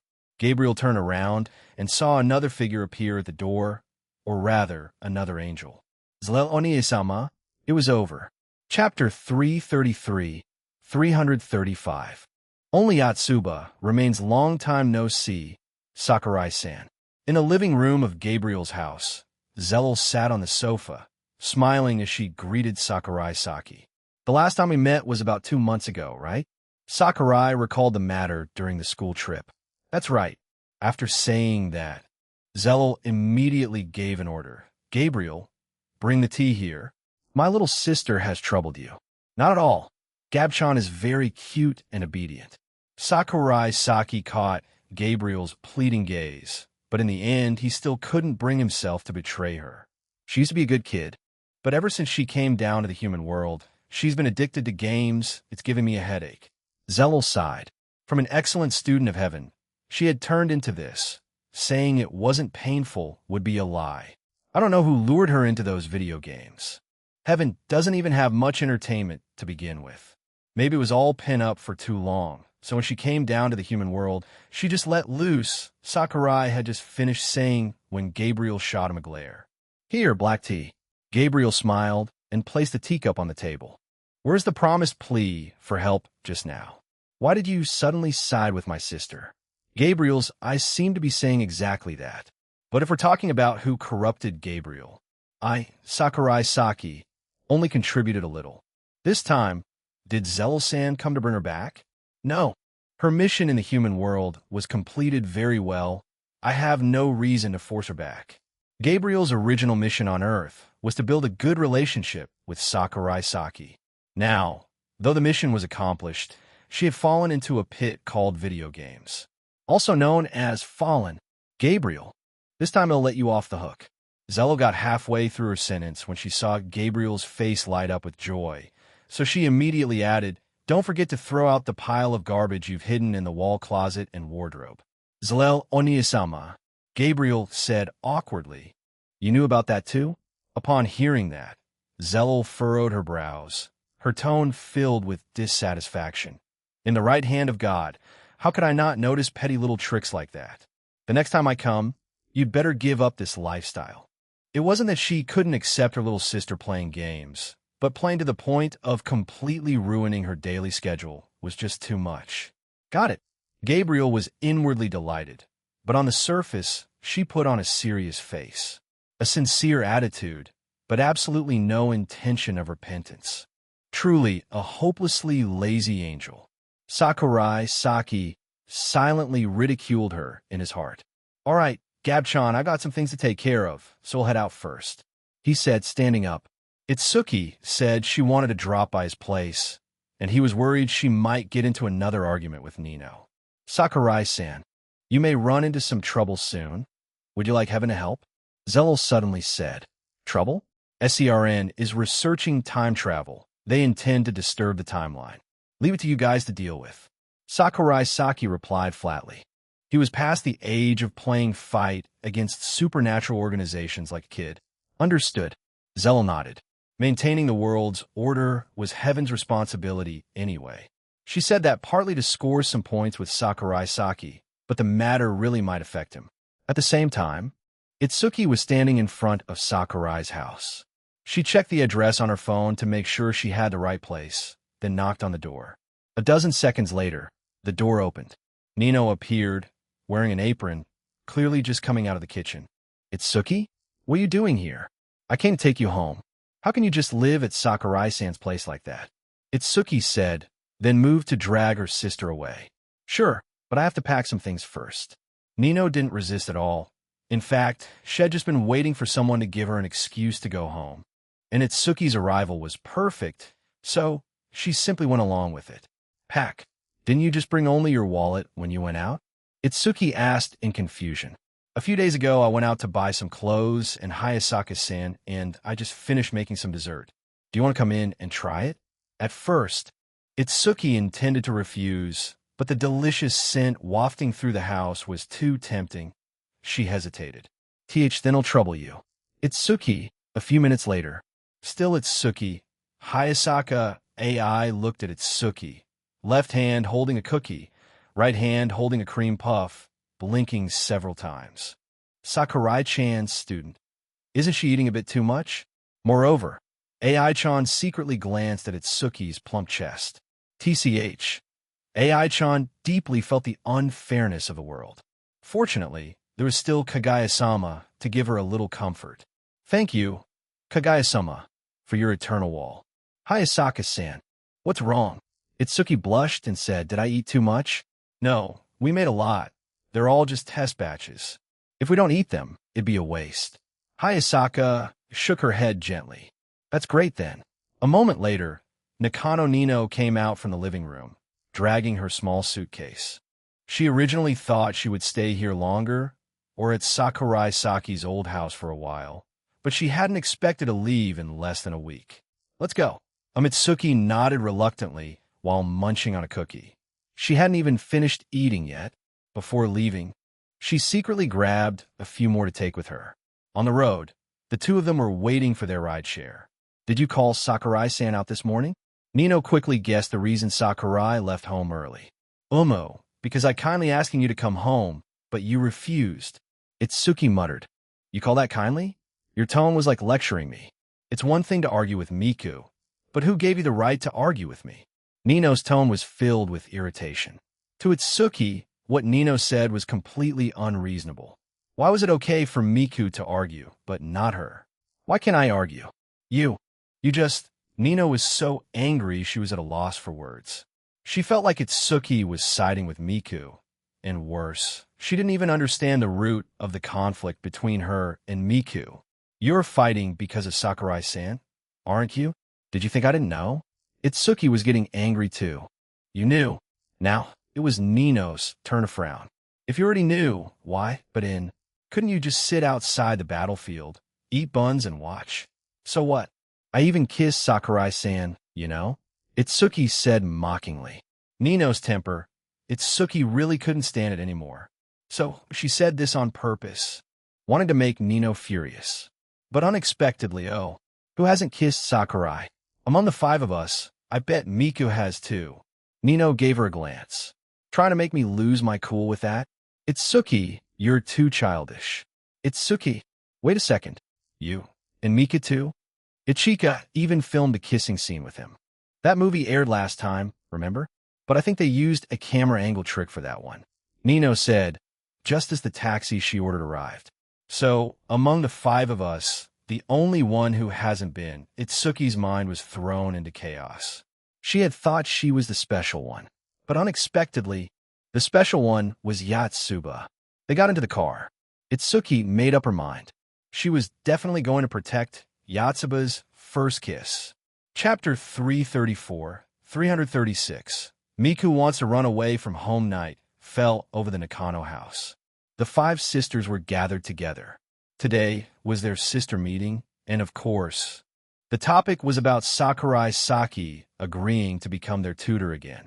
In short, Sakurai-san has agreed to continue tutoring us. The one who delivered the news was Itsuki. Yeah. Yatsuba raised both hands and cheered. Yatsuba really liked the feeling of being with Sakurai Saki. It was very comfortable, even a little nostalgic. When they suddenly lost their tutor before, Yatsuba hadn't been happy at all. But now everything had been resolved perfectly. All thanks to Itsuki, Mika said softly. In her eyes, the reason Sakurai Saki agreed to come back must have something to do with Itsuki. As for Nino, other than causing trouble, she hadn't been helpful at all. Nino snorted but didn't say anything else. Itsuki's doing? Sorry, not really. If anything, my relationship with Hayasaka-san was a bigger factor. Also, I whispered quite a few sweet words while lying next to someone too. What are you snorting for? Miku immediately turned her aim toward Nino. What's it to you? I'm happy, so I snort what not allowed. Nino grabbed the cream puff on the table and stuffed it into her mouth. Nino baka, Mika muttered. Mika baka, Nino shot back instantly. Seeing these two about to start another fight, Ichika quickly tried to stop them. Everything's been resolved already. Can we all just go back to how things were? Yeah, the Nakano family is supposed to be five sisters united, right? Itsuki also stepped in to mediate. The atmosphere last week had been truly cold, and she didn't want to go through that again. No big deal. I've beaten Miku too many times. I don't even feel like arguing with her anymore, Nino said meaningfully. We'll just run away from home too. Make her come find me. Mika pouted. She said that, then got up and headed for the door. Hey, Miku, don't be like that, okay?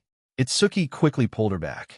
Such a child, Miku, still sulking, Nino added fuel to the fire. Hey, he's living with Saki-kun for a whole week, eating the food he cooks every day, sleeping under the same roof. Miku turned her head and stared at her with a cold gaze, saying nothing. The night Nino ran away from home, she had searched for her all night. And now Nino could actually say something like that? Nino, shut your mouth. Ichika was truly angry now. Miku searched for you the whole night. At first, we didn't even know you went to Sakurai-san's house. And you even turned off your phone? Yatsuba also whispered reproachfully. Hearing that, Nino realized she'd gone too far. Sorry, I didn't mean anything bad by that. Nino quickly stood up, ran over to Miku, and hugged her tightly, apologizing sincerely. I'm sorry. I'm really sorry. You're always like this, Miku replied coldly. Yes, I'm an idiot. A big idiot. A huge, huge idiot. Nino panicked. Miku pushed her away, then ran straight upstairs. A few seconds later, bang, the door slammed shut. She's really mad. Itsuki covered her face. Nino had just returned after her runaway incident. And now it was Mika's turn to get mad. What should they do now? Sakurai-san, hurry and come up with something. We'll do anything to stop them from fighting. I can't handle this house anymore. Yeah, Miku might have a gentle personality, but of course she'd get mad. Being bragged at right to her face like that. Yatsuba added. Nino. Ichika sighed gloomily. Nino looked at the three of them, pointed at herself, and said, "You're saying it's my fault? Whose else?" "Free, all right. I know I was wrong. I'll go apologize, okay?" Nino said as she climbed up the stairs. She arrived in front of Mika's room door. She knocked lightly a few times, her voice serious. "I know I was wrong. Miku, can you forgive me? Please, don't be mad anymore." "I am not mad." Mika's voice came out choked, as if she was about to cry. "Are you crying?" Nino could hear the trembling in her voice. Panicking, she said, "Don't cry, I didn't do it on purpose. You crying like this, what am I supposed to do?" A few minutes passed. During that time, Nino kept apologizing, but the more Miku listened, the harder she cried. A few more minutes later, the sound of crying finally began to calm down. Miku opened the door and wiped the tears from the corners of her eyes. Her voice hoarse. "Why are you still standing here?" "I'm sorry, Miku. I really didn't mean it." Nino was practically about to kneel down. "No, it should be Dejiza." She bent down and sat properly on the floor in a Dejiza position. "I am begging you, please forgive me. Don't do this. I'm not mad anymore." Miku hurried to help her stand up. She was mad, but not to the point of making someone kneel to apologize. Nino hugged her tightly, rubbing her cheek against Mika's face, letting out a sigh of relief. "I thought you were really mad at me. If that were true, I wouldn't know what to do. Don't do that again next time." Mika was silent for a few seconds before speaking. "You mean the thing with Sakurai-san?" "Not just that. Also the thing about running away from home." Miku said worriedly. "I once ran away from home before, too. That's why I got so angry this time. I was scared something would really happen to you." "Eh?" Nino widened her eyes in surprise. She didn't remember anything. It was when Mom was in the hospital. 6 years ago. When Mom was transferred to the hospital in Kyoto, she said she was going to remarry Dad. Back then I couldn't accept it, so I left the hospital. Miku recalled. "I remember very clearly the sky was gloomy that day. I don't have any memory of that at all." Nino said, then accidentally teased, "But Miku, for you to talk this much in one breath, that actually surprised me more." And Mika pouted, her cheeks puffing up like a little hamster. "Miku, all right, let's stop here. Sakurai-san has already agreed to be our tutor, so everything's settled." Seeing that Miku was no longer mad, Nino finally relaxed inside. "But Hayasaka-san is really amazing. She holds an important place in Sakurai-san's heart.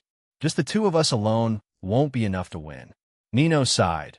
"Who told Hayasaka-san to be the one who came first? We're just the ones who came after. I was clearly the one who came first." Mika mumbled softly. "That idiot Saki-kun, he forgot everything." "Huh?" Nino didn't hear clearly. "It's nothing." There were still 2 days left before the opening ceremony, and the student council had to go to school early to handle some work. Early in the morning, Sakurai Saki carried his bag, holding his phone while heading towards Shuchiin Academy. On the phone, Chico was complaining. "Spring break isn't even over yet. Why do we have to go to school? Working for the student council is such a pain." The reason she said that was because Chika had originally planned to go on a date with Sakurai Saki during spring break. But because her family rules were quite strict, she didn't have free time every day. And the result was, after finally getting one free day, she had to go to school. Her mood at that moment could be easily imagined. Chapter 335, 337. The student council is not your harem. In the student council room, Ishigami looked at the pile of documents stacked on the table and took a deep breath. He turned to Shirogane Miyuki and asked, "Do we really have to handle all of this? There's so much. Anyway, it's piled up for 2 weeks already, and the club budget at the beginning of the semester also needs to be rearranged." Shirogane scratched his head, looking distressed. "Shirogane-kun, can my board game club get more funds?" Fujiwara Chika said with a hopeful expression. While speaking, she took out a bottle of water from her bag and handed it over. "Shirogane-kun, are you thirsty? This is for you." "Fujiwara-senpai, how'd you know I was thirsty?" Ishigami quickly snatched the can of water first. Fujiwara Chika turned to Sakurai Saki. "Saki-kun, look, they're bullying me again." "Bullying, huh? Serves you right. This kind of blatant bribery. I can't even bring myself to expose her. All I can say is She really is the daughter of a politician, pulling tricks without a shred of shame. But well, who told Sakurai Saki to spoil her like that? He opened his mouth and suggested, Shirogane, give Chika a bit more funding. How much? All right, Chika. How much is this bottle of water? Sakurai Saki asked. I think it's 390 yen. Sakurai Saki nodded, then said to Shirogane, add 390 yen to the board game club's budget. Got it. Shirogane Miyuki replied with a smile. No need. Adding just 390 yen is basically the same as adding nothing. This is called equal exchange. It's reasonable, right? But still, at this point, even Chika, who usually reacts slowly, realized Sakurai Saki was teasing her. He clearly hadn't bullied her for half a year already. Why did he suddenly start again now? So weird. Saki-kun, do you not like me anymore? Chika said sadly. I like you. Really? It's because I like you that I bully you. Sakurai Saki patted her head. Hee, I also really like being bullied by you. Beside them, Ishigami Yu felt a chill down his spine. It was as if he was witnessing a mind control scene right before his eyes. Sakurai-senpai had completely tamed Fujiwara-senpai. Where exactly is this bizarre relationship going to lead? Let's watch the TV drama, Shuchiin General Affairs chopped into pieces. The body divided into 5 parts. Too terrifying. Who is the culprit? Next episode, the culprit turns out to be Shinomiya Kagaya. Hey. Isn't that a spoiler already? Hey, Ishigami-kun, the text on your computer screen is all messed up. Ishigami Yuo, thanks. Huh? Shinomiya-senpai. The murderer is here. Sakurai-senpai, run. What's wrong? You've been spacing out for a long time. I came in, and you didn't even greet me. Shinomiya Kagaya glanced at him. Then she turned to Sakurai Saki and said, Sakurai-san, you too. Stop turning the student council into your harem already. Every day, you're stuck to Fujiwara-san like that. Hearing that, Fujiwara Chika immediately left Sakurai's arms, then stood up and hugged Kagaya beside her. Kagaya-san, are you jealous? Don't worry, I like Kagaya-san the most. I like you so much I want to turn you into a Hina doll and display you in my house. That's terrifying. Ishigami Yu muttered under his breath. He had a feeling that Fujiwara Chika was telling the truth. Also, the student council being Sakurai-senpai's harem? Would Shinomiya-senpai really joke like that? Wait, it doesn't seem like a joke. Ishigami, what's wrong with you? You've been out of it all day. Sakurai Saki noticed his pale face and asked. I went on a date with Koisa-senpai yesterday, so I'm a bit tired. Ishigami Yu said with a slightly bragging tone. His love story wasn't over yet. Good job. What? Ishigami-kun hasn't been dumped yet? Fujiwara Chika, who is extremely sensitive to love topics, immediately jumped in. Of course. How could senpai dump me? Even though we don't go to the same school, they'll keep trying. It's just a small distance. It's not like long-distance love in different countries. So it's fine. Ishigami Yu encouraged himself. I have to make senpai like me back before she falls for someone else. Dog liquor. Fujiwara Chika sat back in her seat and casually commented. Shinomiya Kagaya, I'm going to make some tea. Huh? Dog liquor? Ishigami Yu said with a blank expression. Please distinguish clearly between infatuation and dog liquor, as well as between self-satisfaction and mutual affection. Thank you. Even a lowly Ishigami can say something that big. Huh? The voice came from the doorway. Ishigami Yu looked over and saw it was Aino Miko. Miko-chan, long time no see. Sakurai Saki smiled and greeted her. Sakurai-senpai, she walked up to him, then carefully sat down next to him and gently leaned against him. I'm a little tired. Senpai, can I lean on you for a bit? A terribly flimsy excuse. A few minutes later, Shinomiya Kagaya came over carrying the freshly brewed tea. Aino Kohai, if you're tired, you can go home and rest first. No need I'm fine like this. Miko blushed as she smelled Sakurai Saki's scent. Is it just me, or is Aino's role slowly turning into that of an obsessed maiden? Ishigami Yu thought to himself. I know you really like Sakurai-senpai, but isn't this going a little too far? If you're tired, just lie down and rest here. Sakurai Saki lightly patted his thigh. Really? Isn't that kind of improper? Miko said in surprise, her voice full of joy. After that, though she said it's improper, her body was very honest as she lay down and rested her head on his thigh. Ishigami-yu. Shirogane Miyuki stood up from the president's chair and then sat back down. He realized the sofa seats over there were already full. Shinomiya Kagaya was sitting next to Ishigami-yu, helping him correct data. Stop spacing out, this part is wrong. Oh. Ishigami hurried to fix it. On the opposite side, Fujiwara Chika was happily clinging to Sakurai Saki's arm. Aino Miko was resting her head on Sakurai Saki's thigh, also looking very happy. Shirogane Miyuki. This is bad. The student council has really turned into Sakurai's flirting zone, and he's already conquered more than half of it. Right now, it seems like only Shinomiya hasn't been dragged in yet. How long are you three planning to stick together like that? Shinomiya Kagaya looked at the three people opposite her, her voice full of annoyance. This is the student council room, not a place for you to flaunt your love. And Sakurai-san, you already have a girlfriend, so behave yourself. That's right, keep going, Shinomiya. Teach him a good lesson. Shirogane Miyuki felt genuinely delighted. There's still one normal girl left in the student council. Thank God. Jealous? Sakurai Saki tilted his head and asked. Jaloux? Who has time to be jealous of you? Shinomiya Kagaya said in a panic. Don't get the wrong idea. I'm just helping Hayasaka keep an eye on you. Since you're her boyfriend. Shirogane Miyuki pulled out his phone. He searched for the keyword, tsundere. Result, tsundere, a noun referring to a person who, due to embarrassment, behaves in a way where their words and feelings contradict each other at a high intensity. It's over, big trouble. Chapter 336, 338. Tokyo Bay is so warm the afternoon 2 days before the opening ceremony. I'm tired. My hands are numb.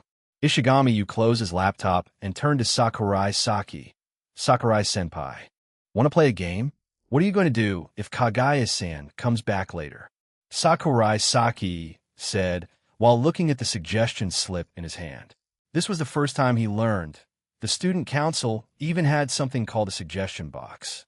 It collects students' opinions, and then the student council will consider whether they can be implemented. But most of the students' opinions usually sank like stones in water. Shirogane Miyuki was not the type of person who liked radical reforms. Compared to drastic changes, he preferred gradual, subtle influence bit by bit. Then, let's just forget it.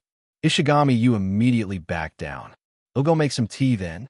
Ishigami took out a few white packets from the student council's cabinet. What's that? Flowertea. It helps relieve stress. I brought it before, but since Shinomiya-senpai is always the one making tea, I never got a chance to use it. Ishigami said helplessly. I may not be good at brewing black tea, but I'm good at flower tea. Before long, the fragrance had spread throughout the student council room. This smell is... Sakurai Saki looked at the suggestion slip in front of him, seeming a little hesitant. The pond behind the school hasn't been cleaned in a long time, right? Pond? Our school has something like that. Ishigami, a true shut-in, hadn't even explored every corner of the school. Ishigami, you should pay more attention to your surroundings. Sakurai-senpai, you're lecturing me too now, but I'll try to observe more. Ishigami smiled, then brought the tea over. Actually, I've never been there either, just heard about it. Sakurai Saki rubbed his temples. That pond was quite large. If they relied only on the student council, it would probably take a good amount of time, at least an entire afternoon. But with only 2 days left before the opening ceremony, no students other than the student council were at school. Were they really going to call the teachers for help?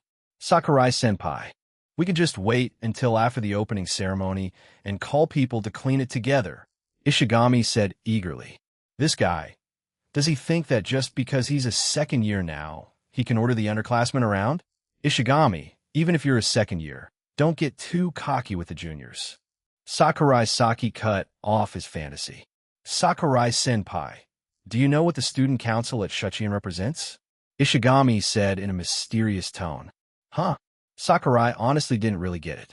Aside from the president receiving recommendation letters to top universities and the members getting extra points. What else was there? Sakurai-senpai. No one dares to refuse a request from the student council. And besides, we've got Shinomiya-senpai as our nuclear deterrent. Ishigami rested his chin on his hands, looking just like some behind-the-scenes manipulator. Club budgets, school trip locations, even the cultural festival venue. All of it falls under our control. Ishigami, don't ever go into politics. I'm afraid you turn into some lawless bastard. Sakurai Saki's face darkened. Get near ink, you turn black, near light. You shine. Who the hell did Ishigami you learn this from? Shinomiya, Kagaya? Even though people often joke the two were like a mother and child, why didn't he learn the good parts and only pick up the shady tricks? I've only realized one thing over this long life. One chopstick is easy to break, but a bundle of chopsticks is hard to snap. That's the power of unity. Ishigami, you spread his arms like a bird in flight. The light from the window, shining behind him, made him look almost like some saint.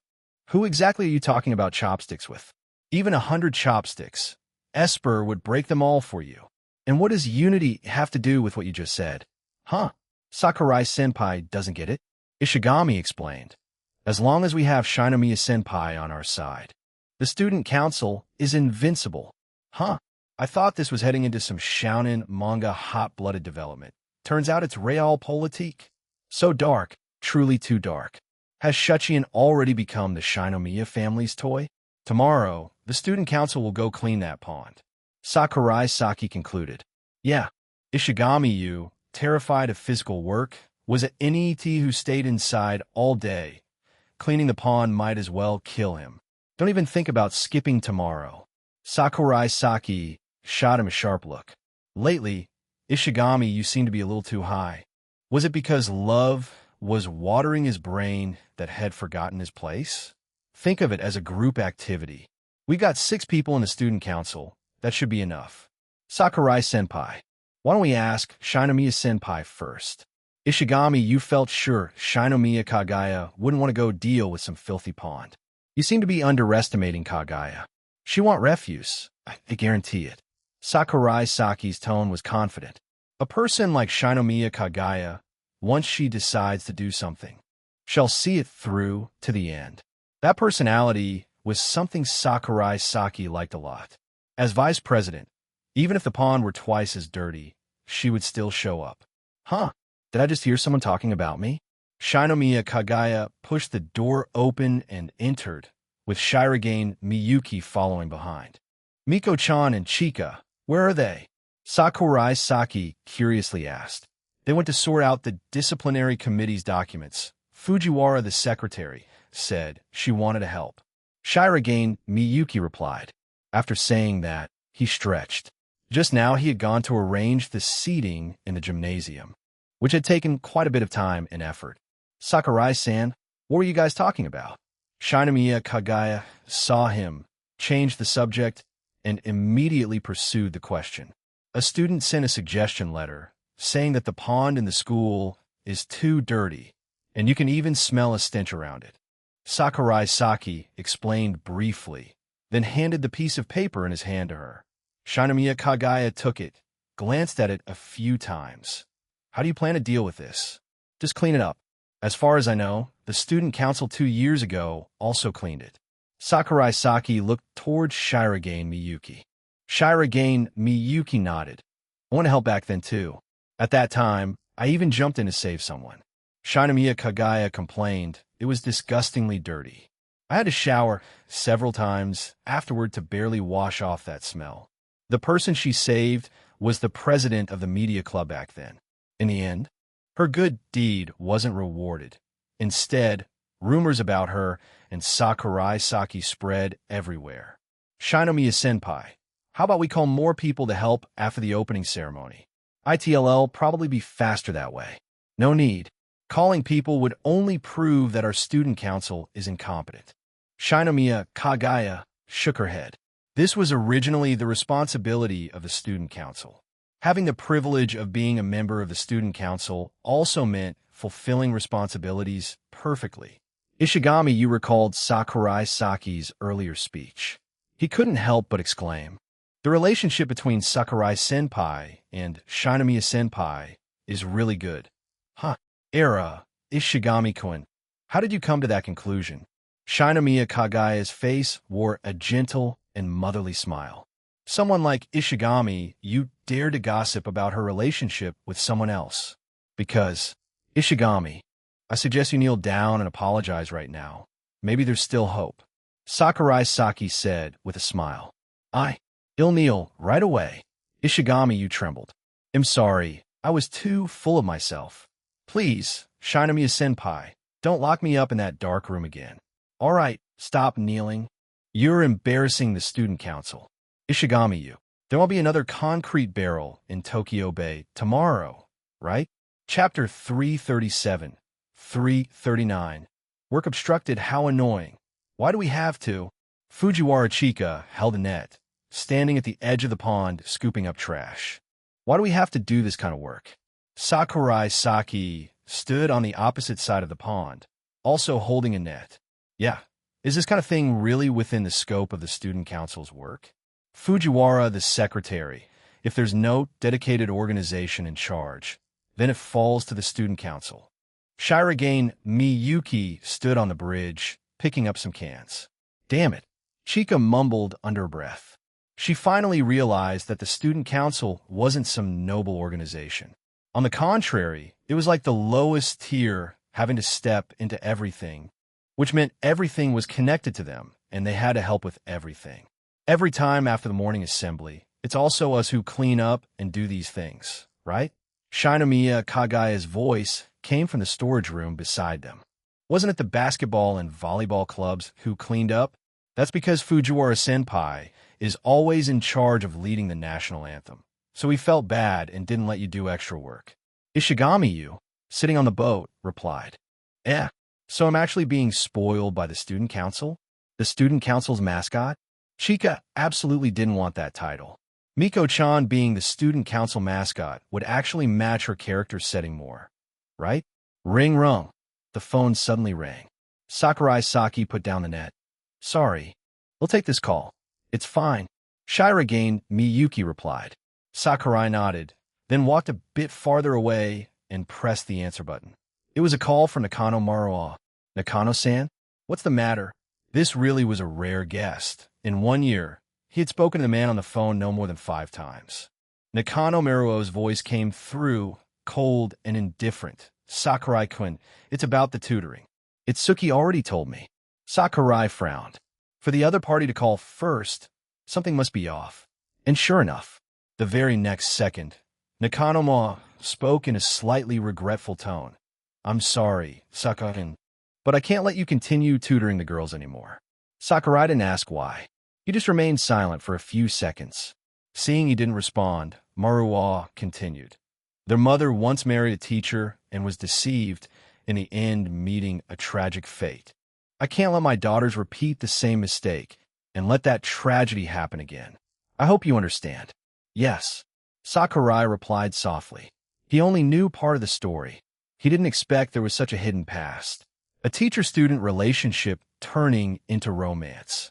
And then, the mother of the 5 sisters was deceived by that teacher. No wonder Nakano Maruo, as their stepfather, was so cautious. Your teaching level is very good. I truly appreciate your efforts over this past year for the girls. Nakano Maruo rarely said words of gratitude. Normally, he was extremely strict and seldom showed emotion. But Itsuki having feelings for you is something I truly didn't expect. Nakano Maruo sighed lightly. A giant question mark popped up in Sakurai Saki's head. Wait a minute, Nakano-san. Are you misunderstanding something here? If it were Yatsuba liking me, that would make more sense than Itsuki. Knowing that you would continue teaching, she even took the initiative to tell me she wanted to hire you again. And in her tone there was clear joy. As someone who's experienced, I can understand that feeling. That's not the kind of feeling a student should have for a teacher. As if. She's probably just happy because Nino returned to the family. Also, what does experience mean here? Don't tell me the mother of the 5 sisters was your teacher. If that's the case, I'm seriously speechless. Let's leave it at that, Sakurai-san. You don't need to explain anymore. A few seconds later, beep, the long dial tone rang in the phone. Sakurai Saki muttered, "But the one I'm dating is Nino, though." "Forget it. For Nakano-san's blood pressure, it's better not to say that. Otherwise, tomorrow he might come to school with a knife." After hanging up, Sakurai opened line, wondering whether to message the five sisters about this. If he told them, maybe they'd feel distant from their father? But that was only maybe. Sakurai didn't think he had that much influence in their hearts. What should I do? Putting his phone away, Sakurai returned to the pond. "Saki-kun, what's wrong? I was just thinking, if there's no pay, should I still keep working?"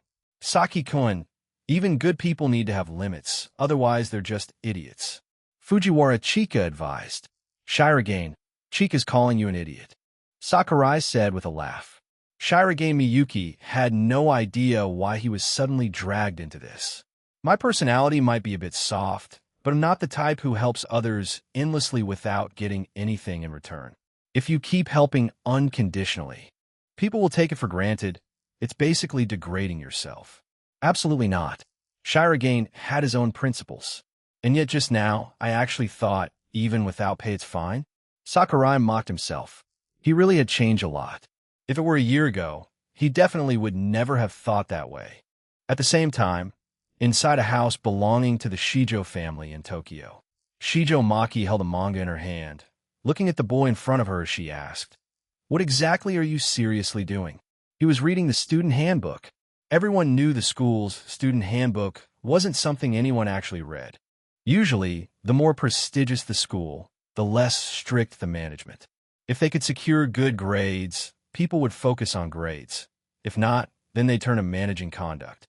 Not to mention at Shuchiin, it was full of rich kids, so teachers and staff didn't dare to enforce strict discipline. "I just want to leave a good impression in front of Haim-sama," Shijo Mikado said seriously.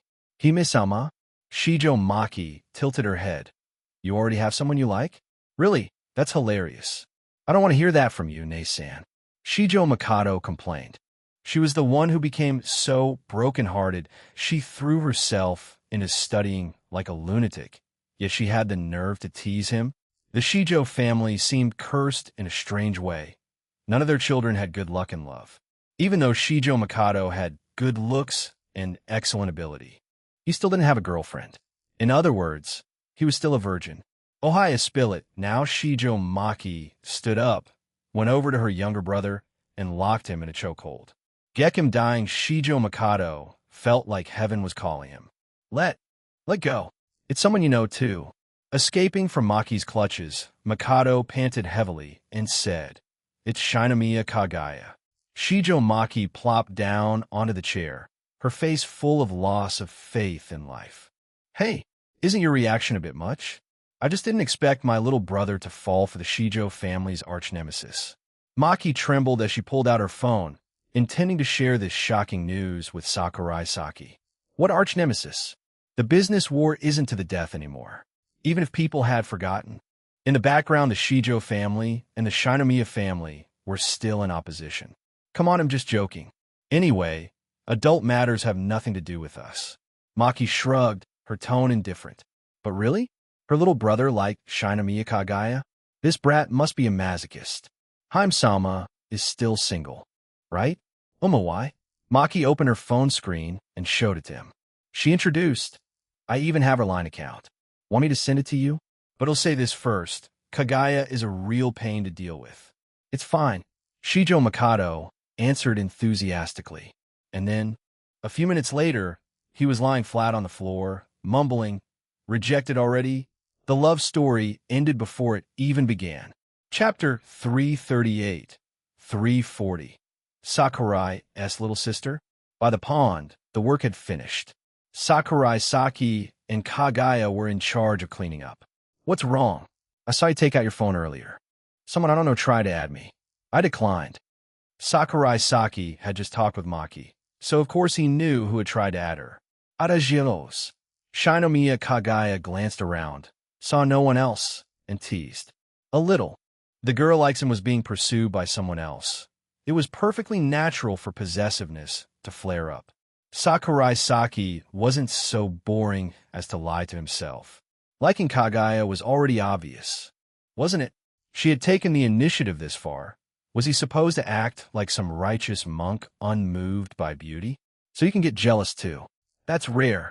Now you know how I feel, right? Kagaya felt a little pleased. She could only be this honest when they were alone. Last time on the Ferris wheel, you secretly kissed me and looked even more excited, didn't you? Sakurai Saki countered. Seeing the sly smile on his lips, Shinomiya Kagaya pinched him hard on the waist. You talk too much. Then, she grabbed Sakurai Saki's tie and pulled his face toward her. After that, she rose on her tiptoes and commanded in a queen-like tone, "Kiss me." Do all girls like saying this line?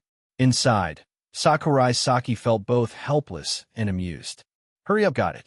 After a brief moment of intimacy, the two stepped out of the small grove. Shinomiya Kagaya lightly touched her soft lips with her fingertips, recalling the feeling from just now. Want to do it again? Sakurai Saki chuckled when he saw her. There was no reply. A few seconds later, what exactly is the relationship between us? Kagaya muttered softly. How should I put it? No matter how unreasonable your request is, they'll still make it happen. Sakurai Saki answered vaguely. To him, that was already the most sincere thing he could say. Isn't there a more specific way to say it? Shinomiya Kagaya reached out, taking his hand.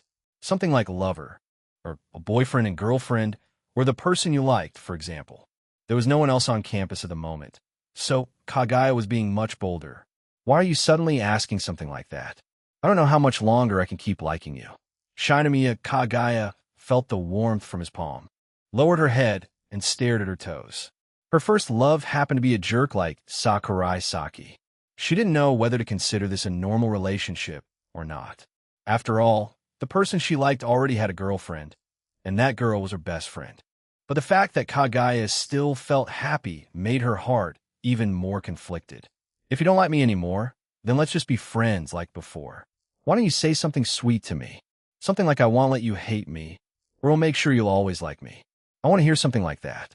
The reason Kagaya said this was just to act spoiled, but she refused to lower her pride, so the way she expressed it was clumsy. I want to always be with you by your side. Half-hearted, Kagaya muttered. Haven't you heard? Companionship is the longest confession.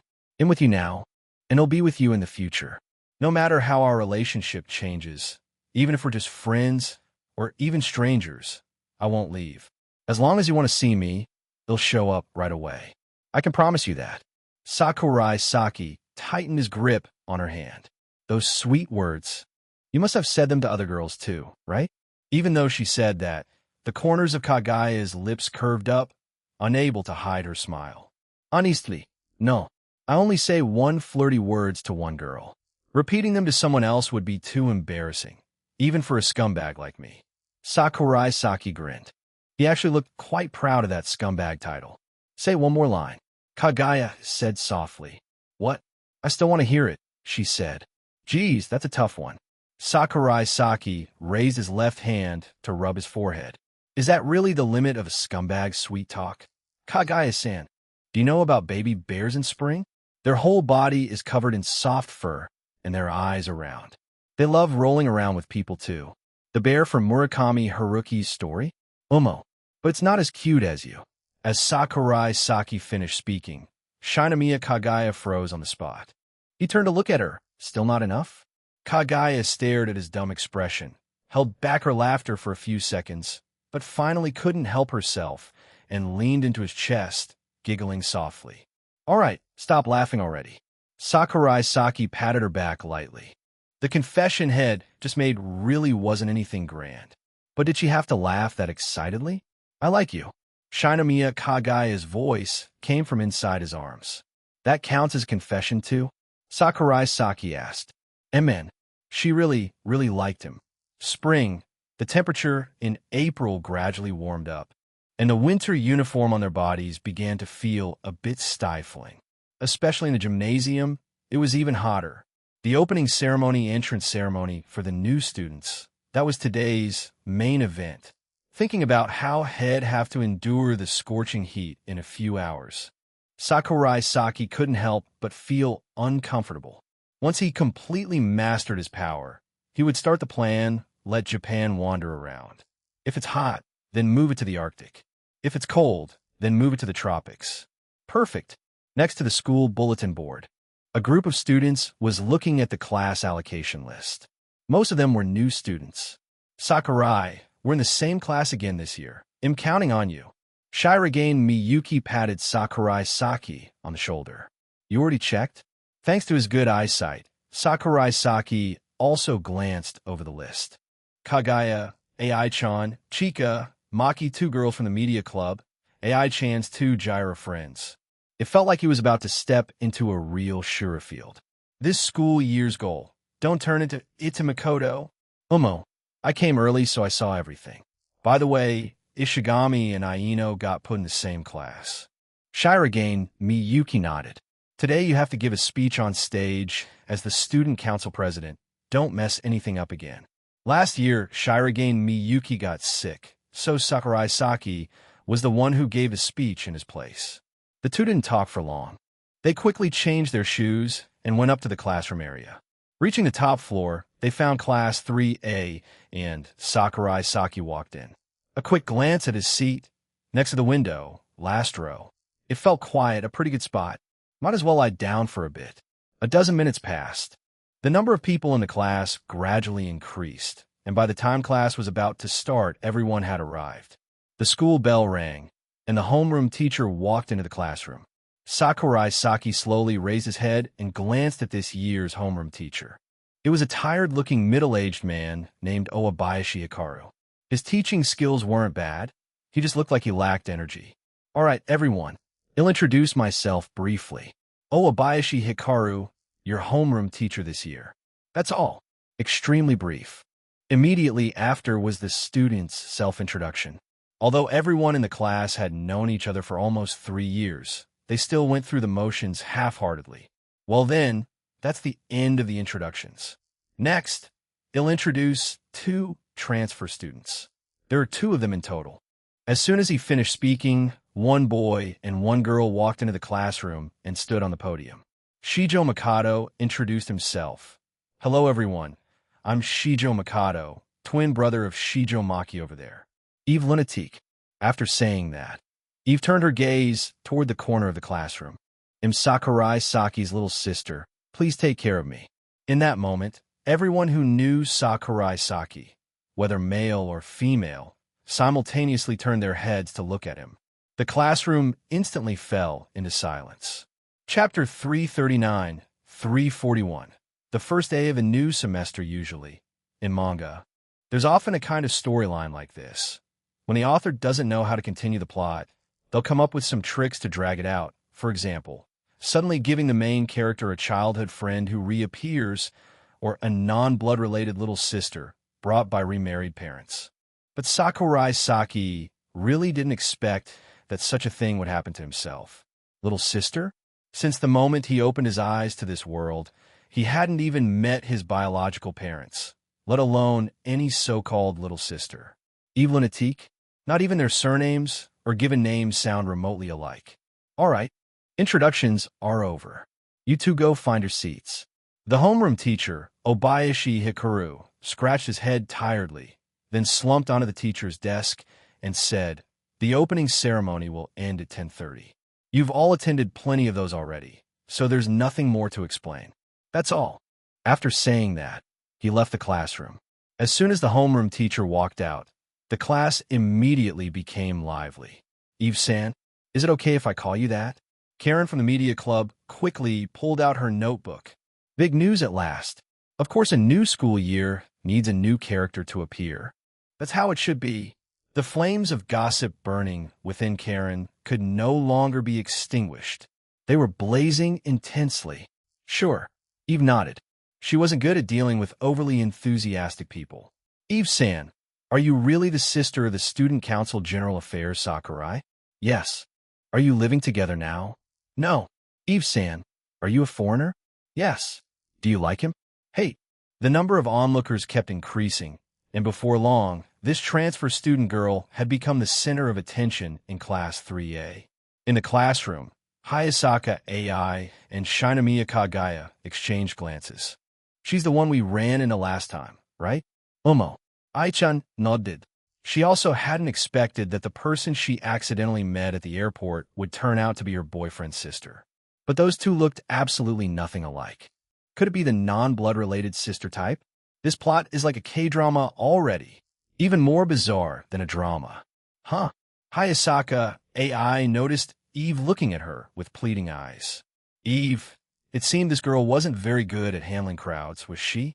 Shinamiya Kagaya noticed as well and spoke up, everyone, don't crowd around too much. You're making Eve-san uncomfortable. Got it. Kaguya-sama. Sorry, Eve-chan is a foreigner, so we should speak English instead. Hey, that's missing the point. Hello, can you hear me? How are you? I'm your brother's friend. Secretary-chan. Your English skills can't possibly be that bad, can they? You're the daughter of a politician, and that's all the English you know? Also, your motive for approaching her is way too obvious, isn't it? Trying to use the little sister to make my boyfriend change his mind. Huh? Clever move, Secretary-chan. But too bad. The relationship between Sakurai and his little sister isn't good at all. Even after dating for over 2 years, he's never mentioned her once. Hayasaka. At that moment, Eve, I have something to talk to you about. Sakurai Saki stood up, walked over to her, and smiled as he took her hand. Chika, you girls can continue later. I have a family matter to discuss with her. Family matter? Chika asked curiously. Something rather troublesome. Suddenly gaining a little sister.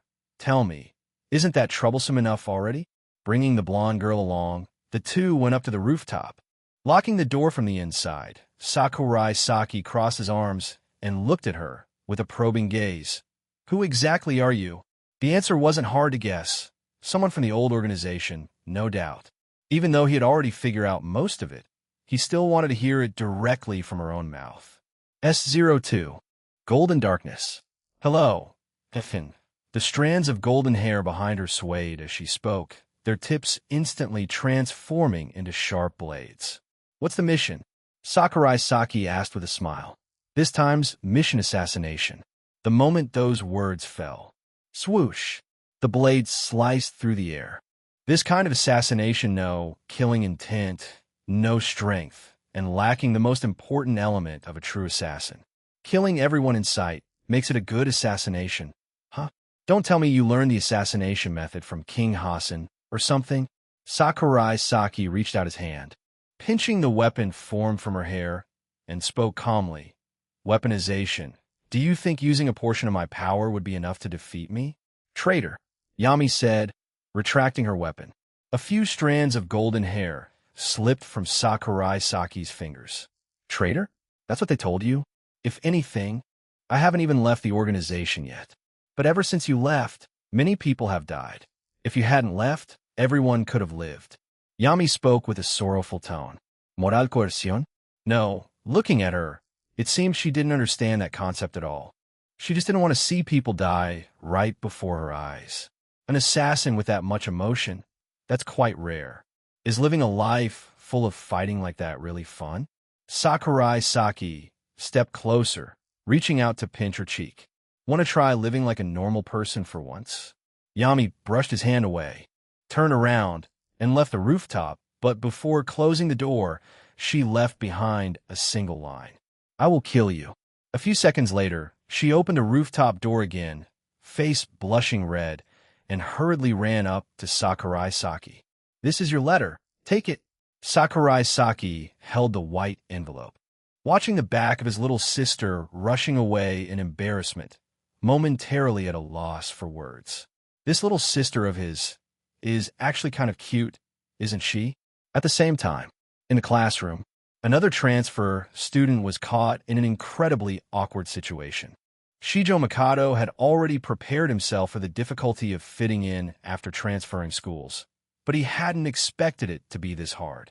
It was the final year of high school. By now, the relationships in class were almost completely fixed. Trying to blend in was harder than reaching the heavens. Everyone's watching, but no one's coming to talk to me. Why is that transfer student getting all the attention? Just because she's a beauty? Damn it. This world really is too shallow. At that moment, Shijo Mikado felt completely hopeless about this face-obsessed world. "Nei-san, help me." Shijo Mikado looked at Shijo Maki with eyes full of desperate pleading. But then he realized, "Nei-san, why are you just standing there watching? Are you really betraying me?" Shijo Maki covered her mouth, smirking mischievously. She had absolutely no intention of helping. That's just how sibling relationships are. Close and harmonious? Not a chance. Shijo Mikado began scanning the classroom for anyone he might know. As the temporary heir of a financial conglomerate family, he did recognize a few familiar faces. For example, Kashiwagi Nagisa. She was Shijo Maki's friend. They'd met a few times at home. But that girl looked kind of intimidating, so Shijo Mikado didn't dare approach her. After searching for a while, he finally found the one person he could talk to, Shinomiya Kagaya. She sat quietly by herself, silently in that spot. Perfect. Shijo Mikado slowly stood up and walked over to Kagaya. "Yo, Hamsama, long time no see, how have you been?" Shinomiya Kagaya snapped out of her fake nap, raising her head to look at him. "Hime-sama, are the sons of the Shijo family always this rude?" Kagaya said coldly. "I suggest you take back that strange way of addressing me." Shijo Mikado weakly said, "We met a few times at parties when we were kids, remember? I have absolutely no recollection of that." "Okay." Shijo Mikado drooped his head and trudged back to his seat. "It's over. Don't tell me I'm going to spend my final year of high school in total loneliness like this." Chapter 342. A letter from an acquaintance on the first day of the opening ceremony in the student council room. Exhausting. Sakurai, you don't know how annoying those club presidents are. They don't treat me as senpai at all. Shirage Miyuki had just finished the regular meeting of the clubs. Because of graduation and handing over matters, most of the attendees this time were the new presidents, and Shirage hardly knew anyone.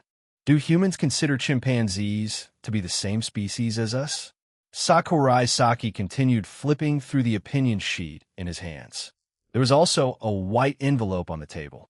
"I don't think so. After all, chimpanzees are intelligent creatures just below humans." Shirage Miyuki finished and tilted his head.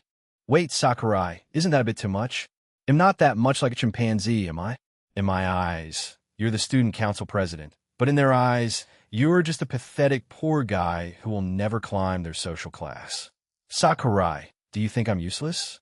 Shirage began to doubt his life. "No, you're strong. The reason those presidents isolated you this time is just because you didn't bring your secret weapon." "Secret weapon?" "Yes, the strongest weapon of our student council." Sakurai Saki slowly spoke the name. "The ultimate humanoid armament, Shinomiya Kagaya." Reality proved that at Shuchiin, as long as you brought Shinomiya Kagaya, you could avoid 99 of trouble. If you didn't want to choose a girl, you could also bring along the super handsome Supreme General Affairs Sakurai. Unfortunately, this time Shirage didn't call him. Otherwise, Sakurai Saki let out a faint cold laugh. "All right, next time I'll bring Kagaya over to show them who's boss." Shirage found that suggestion reasonable. Shinomiya Kagaya in the student council usually did nothing. Every day only drank tea and flirted and joked with Sakurai Saki. "Hey, isn't our female student council member being way too lazy?" After finishing the club discussion, the room fell into a few seconds of silence. Sakurai Saki picked up the envelope and opened it to see what his beloved little sister had left. "To whom it may concern, dear divine Sun-sama, because the organization is running at a loss, we're preparing to flee. Sakurai Saki." A bolt from the blue. "Actually, we sisters once thought about kneeling before you and begging you to return and lead us to continue conquering the world, but you left so decisively. Next is the situation of the organization over the past 2 years. Losing you, we are completely no match for other supernatural organizations. Every day we have to pick up trash to eat. Sometimes it's leftover restaurant food thrown away. Sometimes it's expired bento boxes from the supermarket. Trash is actually quite tasty. The flavor is very complex, hard to describe. Divine Sun-sama, You must live well, don't ever come back. Oh right, Yami is blood-related to you. She inherited your genes. All of the above is a lie. Damn it, you little shit brother. Come back to me at once. I'll let you leave the organization and handed you to that damn fox so you could fix your attitude, stop scowling all the time, stop fighting and killing, live like a normal person. Yet you disappeared for 2 whole years without even making a single phone call. Do you still consider me your sister at heart? That damned fox Tamamo. Nome even bragged to me that she could openly hug and kiss you while I could only watch and not get any. I was furious to death. You bastard little brother. How long are you going to sulk? Also don't know who the person was who bawled when we parted that year. Wait, are you mad because I sent you away? Oh no, 01.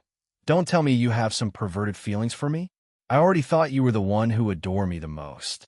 I didn't expect it to be true. Stiffened, Sakurai Saki's fist went numb. The rules I gave you. Have you been following them properly?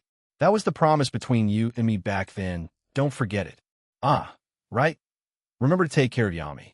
She's a remnant of the old organization. Just woke up a few months ago, so her personality's a bit unstable. You have to be gentle with her. Well then, it's time to sleep. Let's stop here. I've attached a nice picture of me.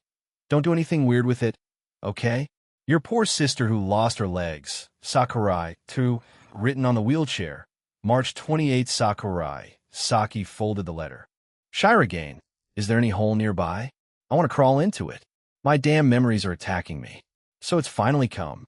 So, his so-called older sister, and also the doctor responsible for taking care of him back then. The old organization's Project X revolved around him, with a very cliché goal, to use the Divine Sun to conquer the world. Of course, at the final stage, everything went wrong.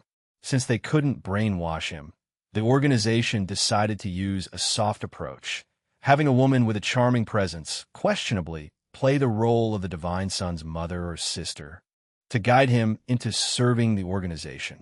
If her conscience hadn't awakened and told me the truth, maybe I'd still be deceived even now, Sakurai Saki thought to himself. His immature mind at that time was nothing more than a walking killing machine, having wiped out quite a number of evil factions that also sought world domination. When the old organization was annihilated, who knows how many people secretly rejoiced. By the way, it took Sakurai Saki less than a minute to erase the entire old organization. Thinking back, I really was pretty hot-headed back then. Sakurai Saki gently shook his head. Those painful memories probably aren't worth remembering anymore. The trust built over nearly 5 years collapsed in an instant. That feeling was truly unbearable. Even the candy he used to like now tasted bitter and empty. Though he understood that Sakurai Toru had her own pain. The words forgive weren't so easily spoken, were they? When Kagaya learned that Hayasaka AI had betrayed her, she must have felt the same unbearable pain. The whole? Shirogane Miyuki didn't understand. Why must humans always have a past so painful that they're afraid to recall it? Sakurai Saki sighed. Sakurai, you're already a senior in high school. You'll be entering university next year. Having Shinibu doesn't suit your age anymore. Shirogane, you might not believe me when I say this, but actually, I'm an Esper. All right, I was joking. You were so serious that I almost believed you. Shirogane Miyuki smiled faintly. But speaking of painful pasts, I have one too. The atmosphere suddenly grew heavy. When I was in elementary school, my father's company went bankrupt due to business failure. My mother demanded a divorce at that time, but I wasn't special at all. Compared to Kay, I was ordinary, mediocre, unremarkable. So she took Kay and left home. I kept wondering, why didn't she choose me? Was it because I hadn't tried hard enough? That's what I thought back then. Shirogane Miyuki's voice softened. But later I understood. Understood what? Sakurai Saki asked curiously. You can actually justify something like that? Without expression, Shirogane Miyuki said, understood that my mother was a piece of practical trash. Later on, even Kay couldn't stand her anymore, so she came back. You're really calm about it. That's good. Sakurai Saki let out a breath of relief. But perhaps it wasn't as lighthearted as he made it sound. Now, Shirogane always works twice as hard in everything. Perhaps that's the reason why. He doesn't want to be abandoned ever again. Chapter 341, 343. The Great Detective Sakurai Saki inside the student council room. Shinomiya Kagaya entered through the door. She was on cleaning duty today, so she arrived a bit late. What are you talking about? About the transfer student. Sakurai Saki replied. Their conversation had shifted to Shijo Mikado. Shijo Mikado? Yes. Sakurai Saki nodded. Kagaya set her bag down. Then want to make tea. Sakurai-san, let me tell you something interesting. I knew him when we were little. Shinomiya Kagaya said seriously. Childhood friends? Or rather, childhood friends sent by the plot itself? What kind of monster is this guy? His character attributes are way too strong. Back then he said he would take me away from the Shinomiya household and give me freedom. Sakurai Saki fell silent. The other party's intention was obvious. She just wanted to make him jealous. But was he that easy to fool? Today he even called me Haim-sama. Kagaya, oh. That single word squeezed out between Sakurai Saki's teeth was enough to show what he thought. But I already refused. Hearing his slightly sulky tone, the corners of Shinomiya Kagaya's lips lifted into a faint smile. The smell of jealousy was thick. Sakurai Saki like this was actually quite cute. Now that you mention it, does the president have some sort of grudge with Shijo Mikado? I saw you two talking for quite a while today. Shinomiya Kagaya asked Shirogane Miyuki, who was working at his desk. Shirogane Miyuki put his pen down and answered, Didn't I tell you? 2 years ago, I took a comprehensive aptitude test, and Shijo Mikado beat me by 20 points. 20 points.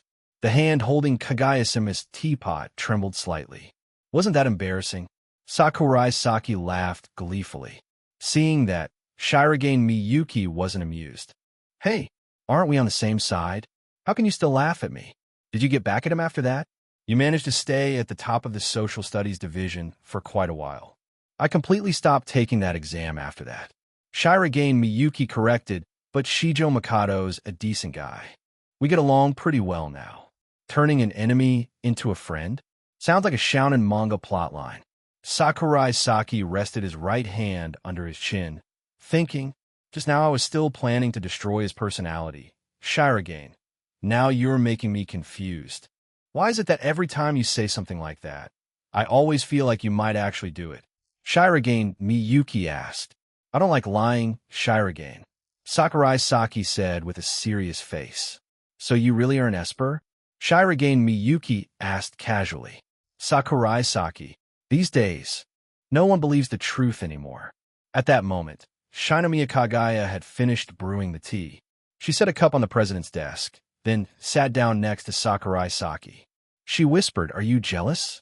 Sakurai Saki glanced at Shirogane Miyuki, who was still busy reviewing documents, then leaned close to Kagaya's ear and whispered, Isn't this the result you wanted?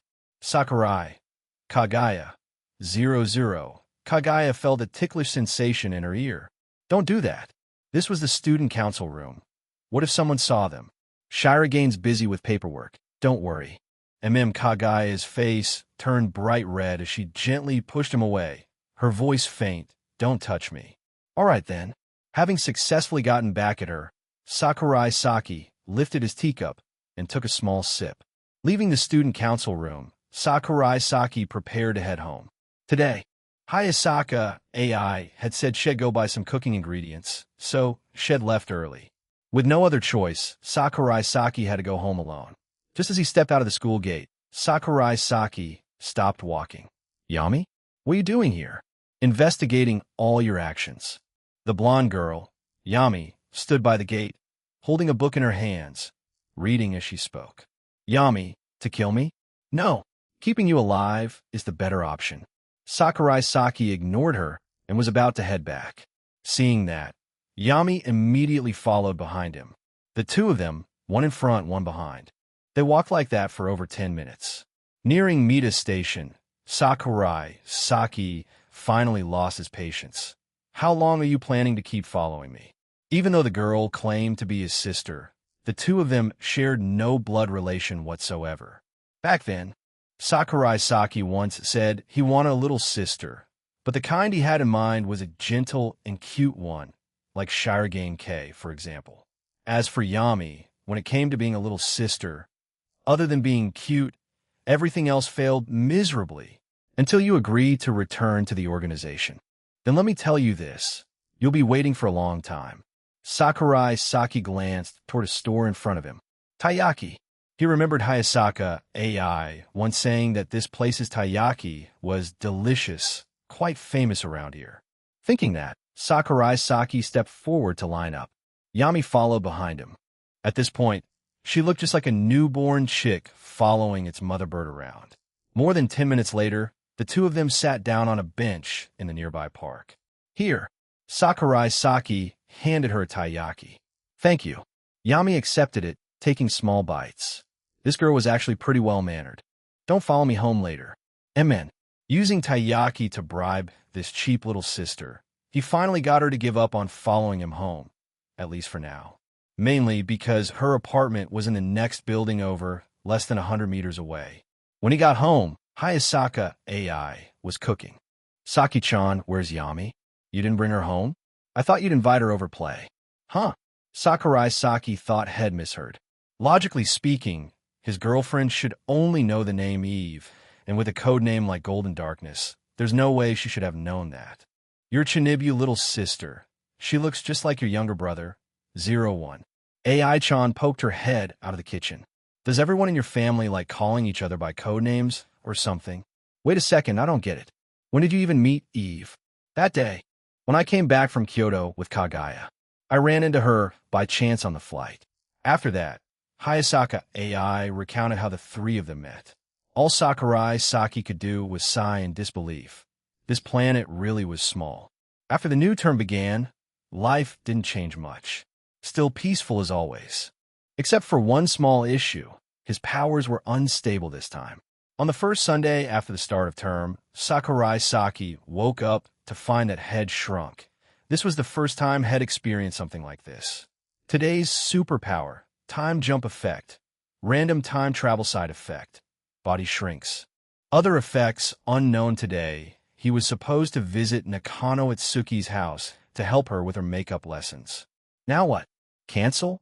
But Sakurai Saki wasn't the type to break a promise. In short, if he said Head do something for someone, he would see it through to the end. If an Esper couldn't even handle something this small, then Head never make it through real hardships. Khrushchev once said, aim for the highest and you'll reach the average. Aim for the average and you'll only reach the lowest. But if you aim for the lowest, you won't reach anything at all. Khrushchev. Standing before the bathroom sink, Sakurai Saki looked into the mirror. 1.30 meters. So this is what Miko-chan feels like every day? To be honest, it felt pretty refreshing. Having his field of vision drop by 50 centimeters all of a sudden was actually kind of interesting. Chapter 342, 344. Getting stuck with a strange companion, Sakurai Saki quickly accepted the reality that his body had shrunk.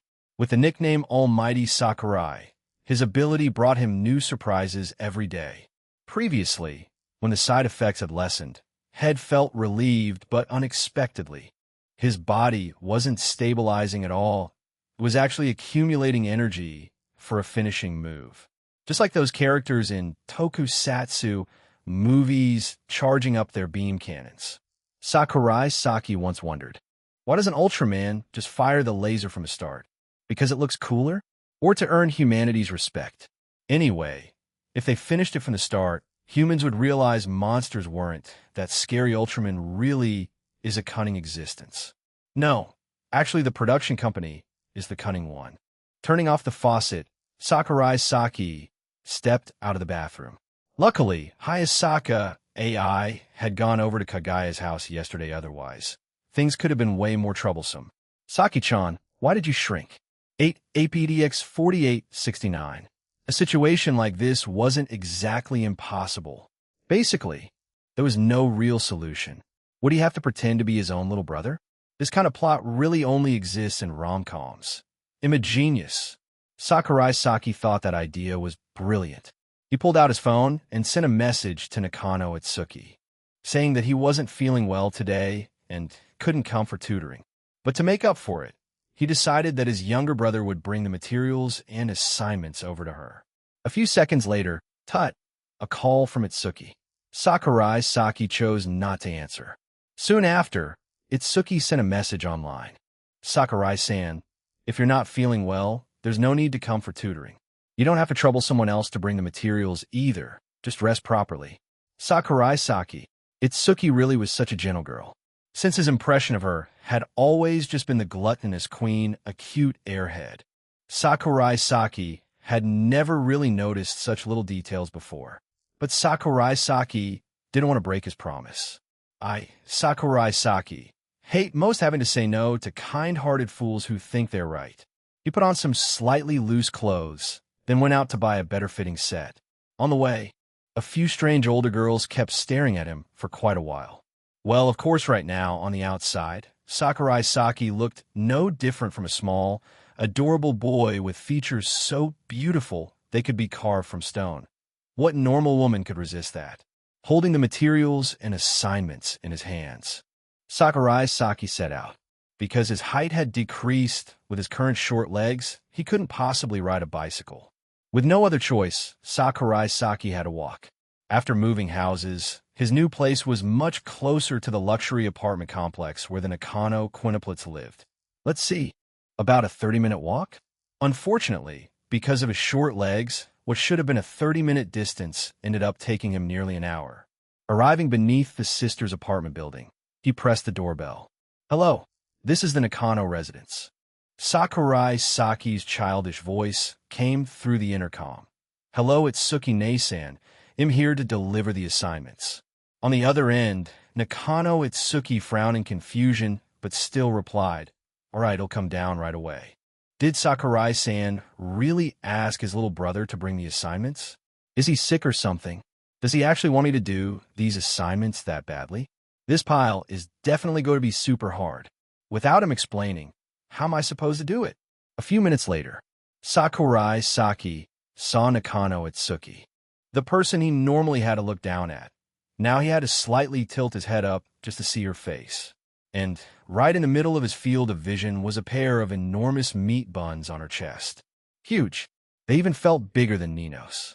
That, Sakurai-san's younger brother? My name is Sakurai Hikaru. Nice to meet you. It's Itsuki-ne-san. Sakurai Saki made up a fake name and then flashed her a sweet smile.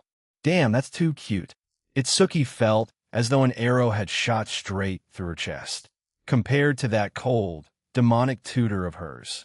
His little brother was like an angel, so unbearably cute. I want to hug him so bad.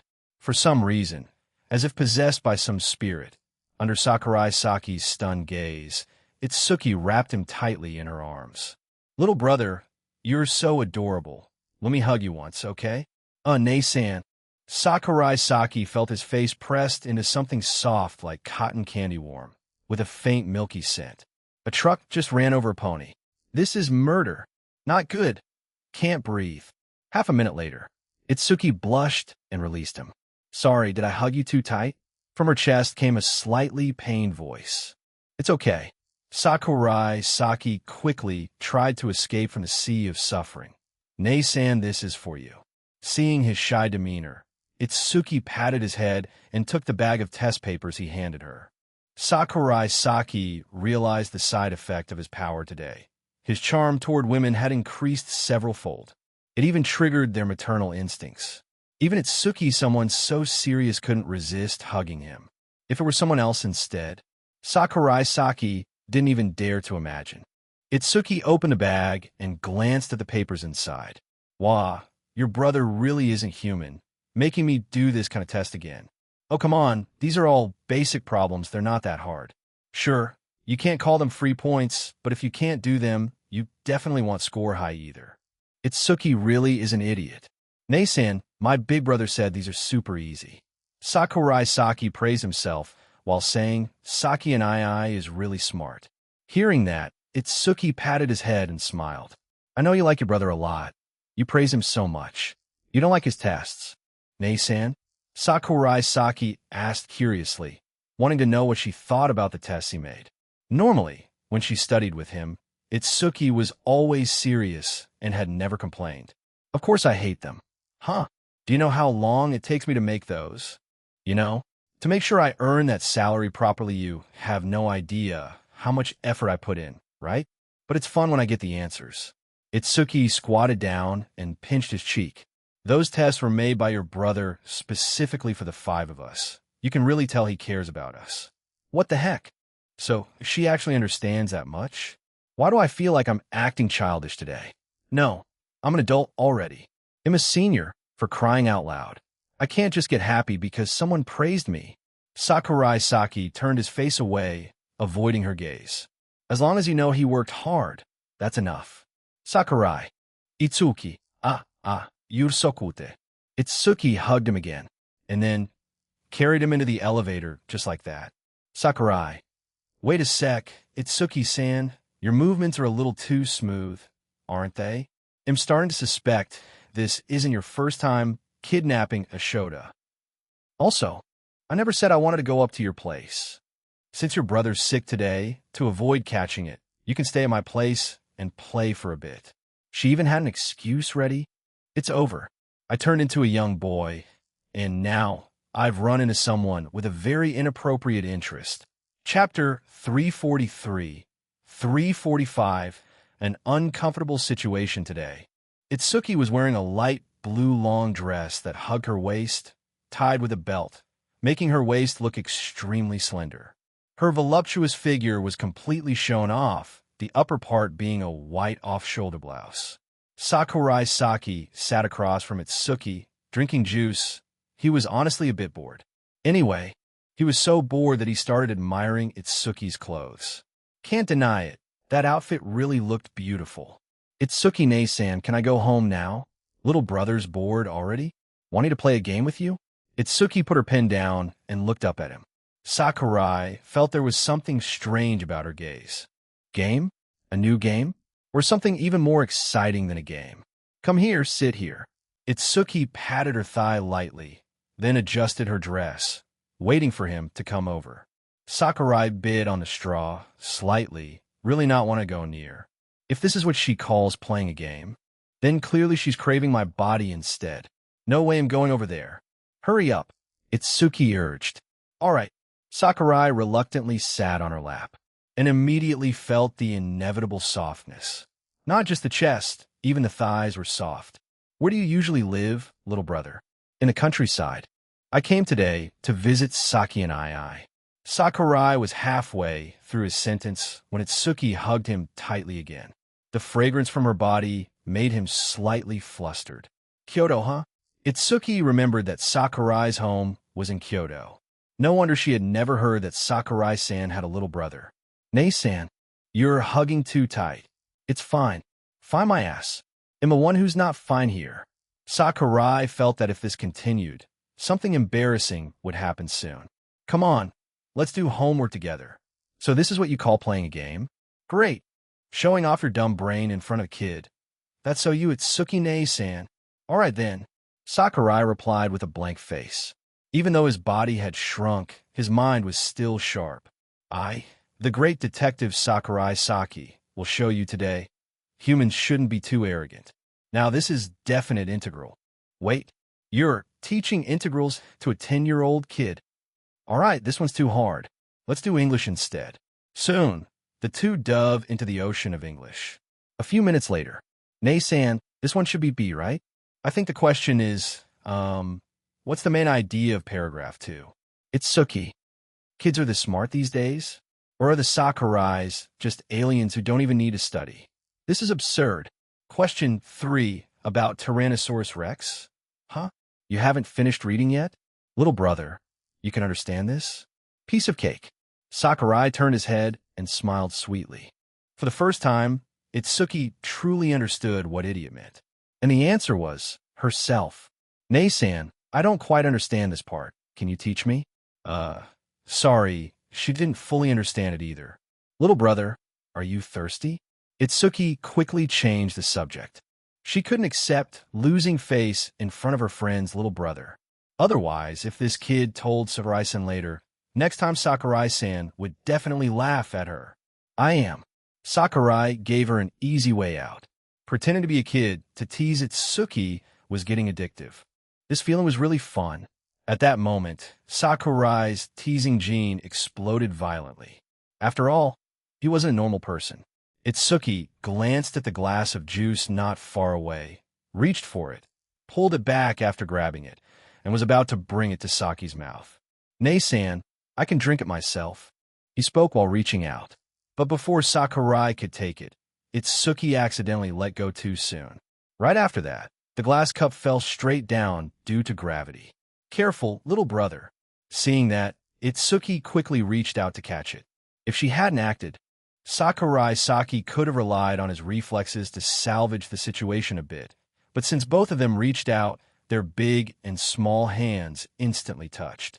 Clink! The glass cup hit Sakurai Saki, soaking all his clothes, even splashing quite a bit on his hair.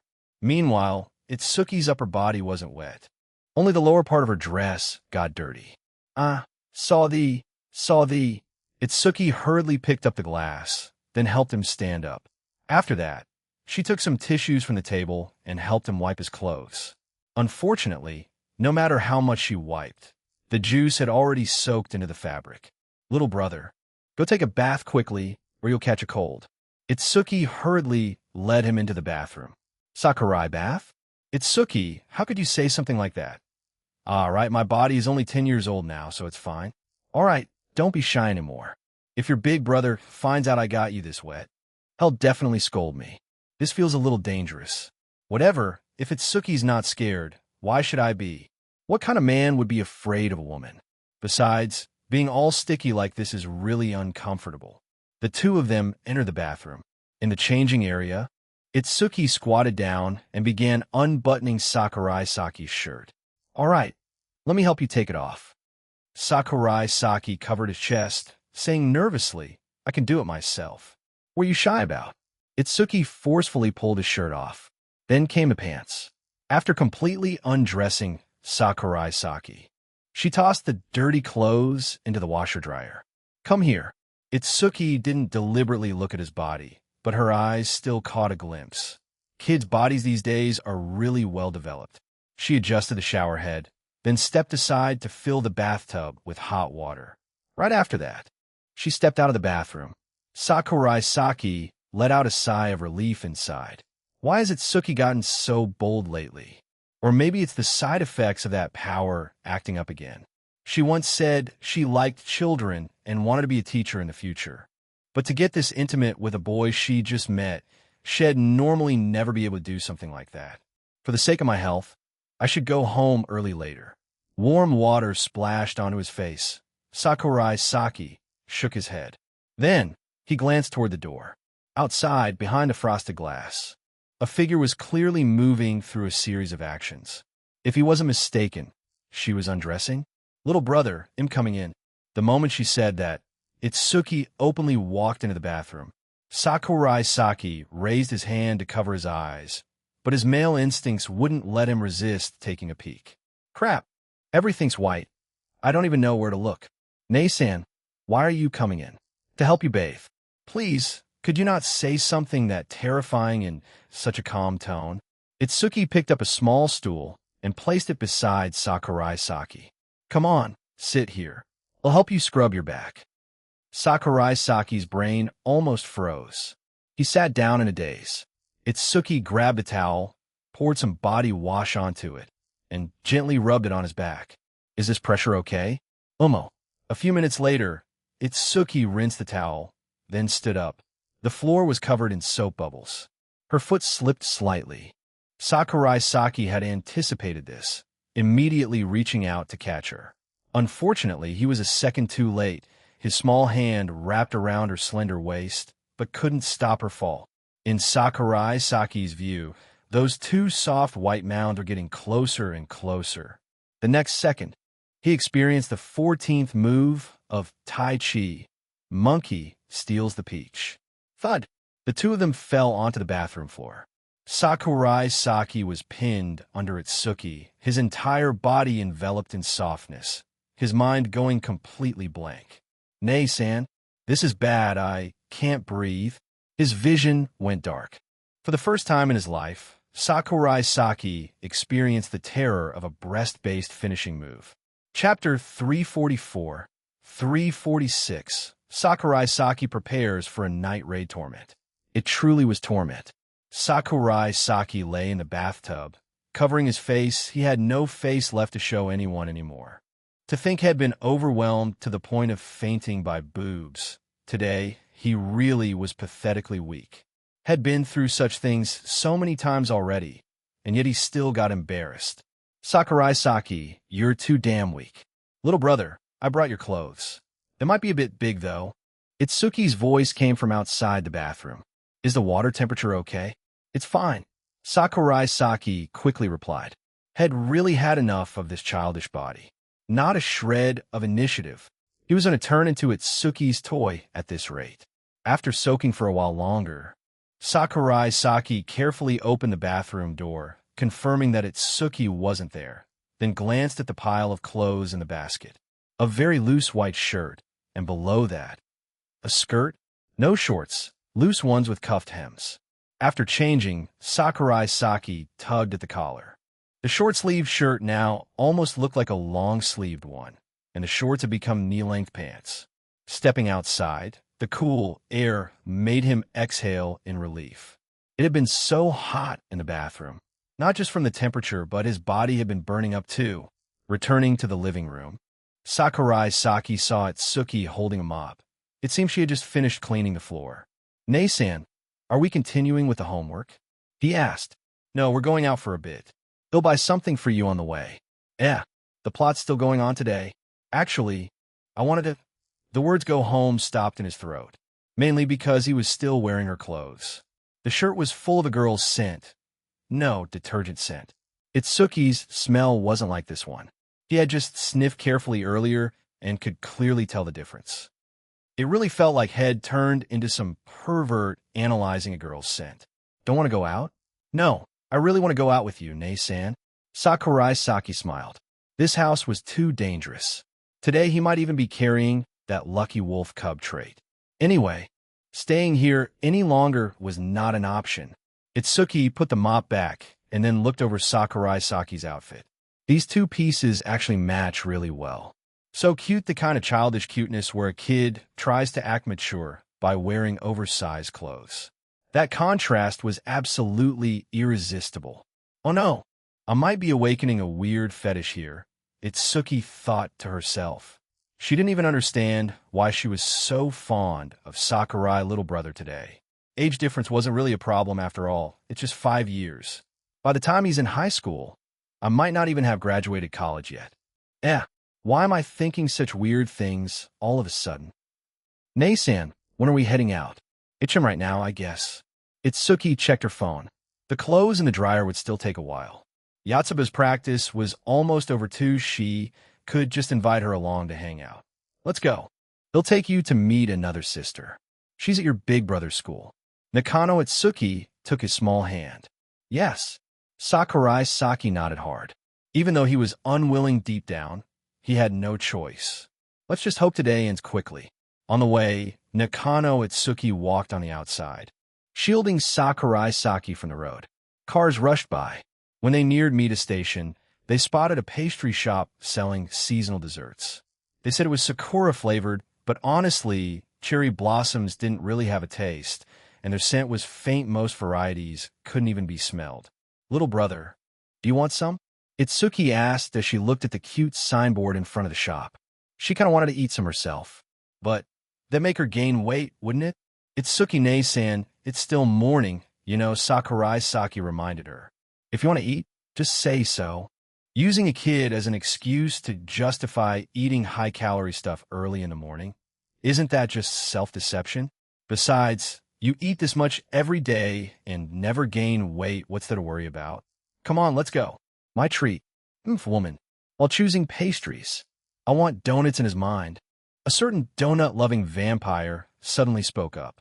Sakurai Saki had no choice but to grab a few for her. After all, someone else was paying today, might as well get a few more.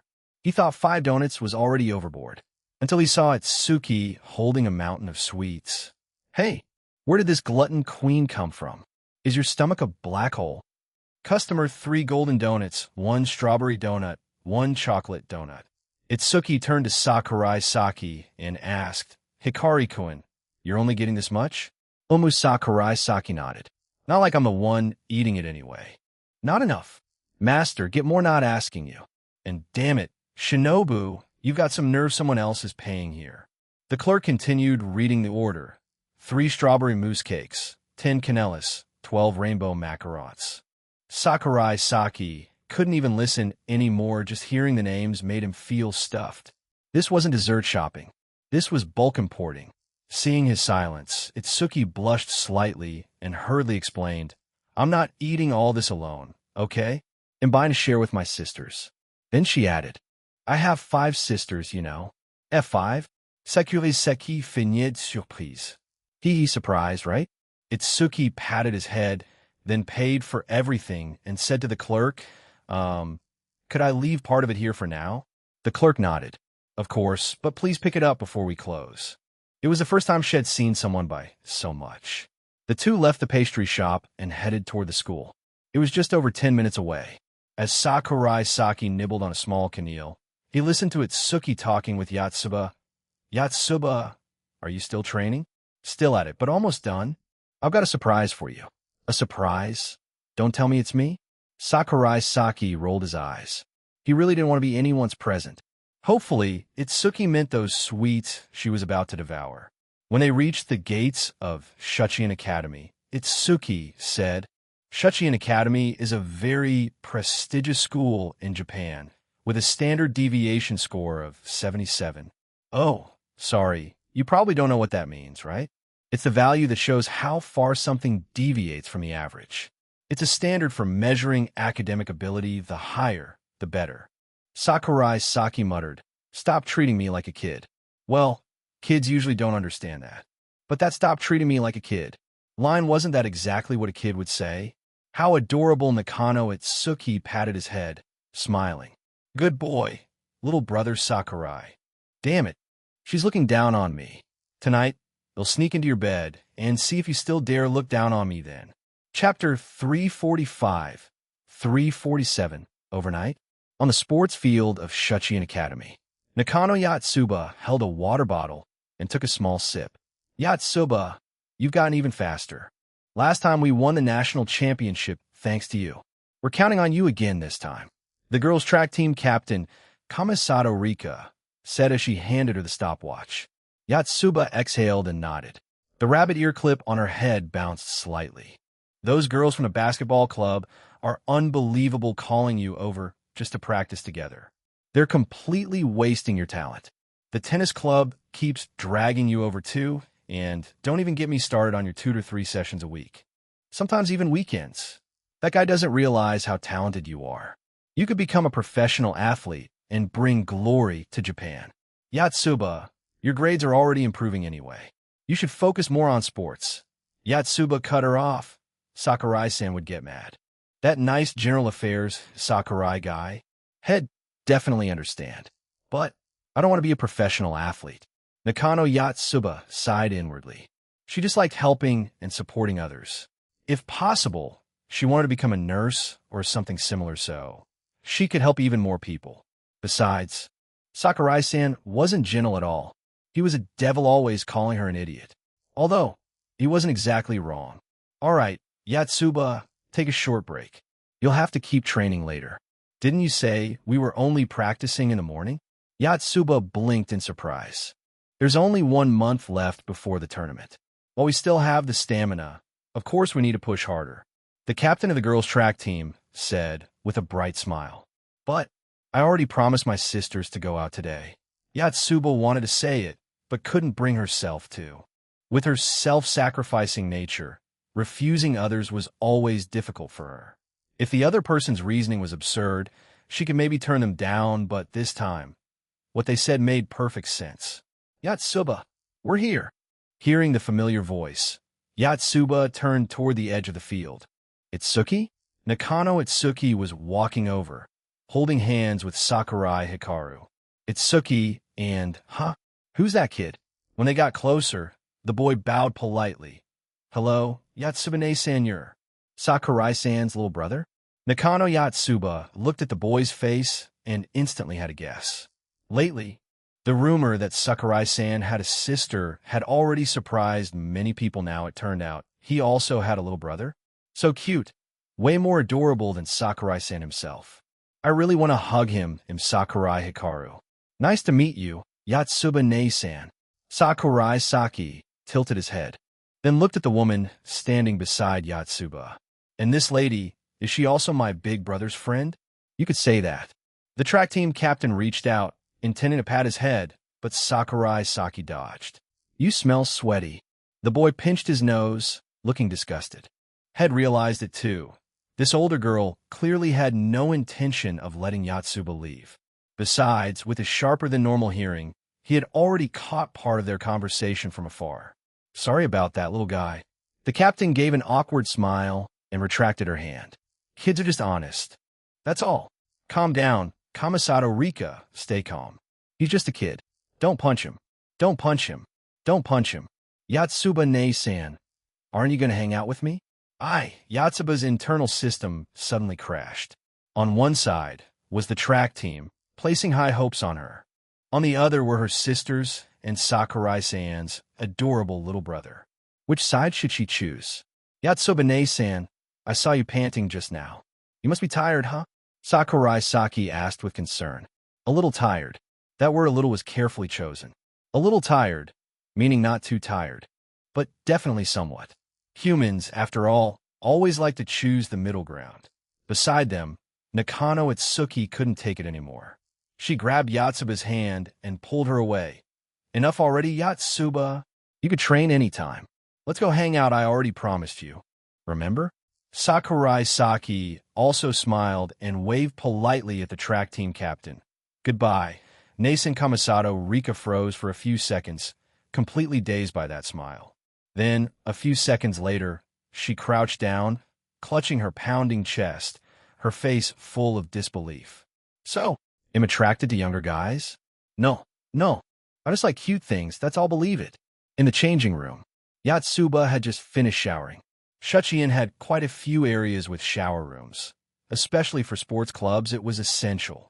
The swimming club even had an entire large public bath. Itsuki watched as Yatsuba changed. Yatsuba, you really should learn to say no sometimes. But everyone's counting on me to perform well. Well, I'm counting on you to go out with me, Itsuki said irritably. Hee, sorry, Yatsuba gave a sheepish, silly laugh. Try and brush it off. Seeing her like that, Itsuki could only sigh and drop the issue. No sense of self. Always living for others. If she keeps this up, Yatsuba will break someday. Does she even have something she truly loves herself? After changing clothes, the three of them left the changing room. After that, they strolled around all day, during which they bought some clothes for Sakurai Saki, went to a spa, watched a movie, and had fast food for lunch. Of course, they ordered him a kid's meal, leaving him utterly speechless. It wasn't until dusk that they finally returned home. Freedom at last, Yatsuba shouted, dropping all the shopping bags and collapsing onto the sofa. Yatsuba, don't be so noisy. Nakano Itsuki glanced at Sakurai Saki, who was nodding off from sleepiness, then asked, Little brother, do you want to take a nap first? Sakurai shook his head, then yawned deeply. Walking around with women was truly exhausting, especially when strange Wani-san kept approaching him on the street. Itsuki set the bags down, then took Sakurai's hand and pulled him up. Take a nap. I'll bring you home after dinner. Guess he'll just listen to her. Sakurai was now so sleepy he couldn't think straight anymore. Due to the side effects of his ability, he had lived today exactly like an elementary school student, and now he was completely worn out. The two of them went upstairs together. Yatsuba watched Sakurai's back as he went up, narrowing her eyes slightly. That feeling, it's familiar. Maybe it's just my imagination. Another hour passed. The remaining three Nakano sisters finally returned home. Miku and Nino had attended a cooking class together today, while Ichika had just finished filming a movie. She hadn't been too busy lately. When there wasn't any on-location shooting, she could still come home to rest every day. Sensei-chan didn't come today? Ichika asked as she walked in, seeing Itsuki doing her homework. Why was Itsuki wearing a different outfit now? She clearly remembered that this wasn't the one she wore this morning. He's sick, so he didn't come. But it probably wasn't anything serious, right? Chapter 346, 348. I'm not a Shotokan hot night. Sakurai Saki crawled up from Itsuki's bed and yawned.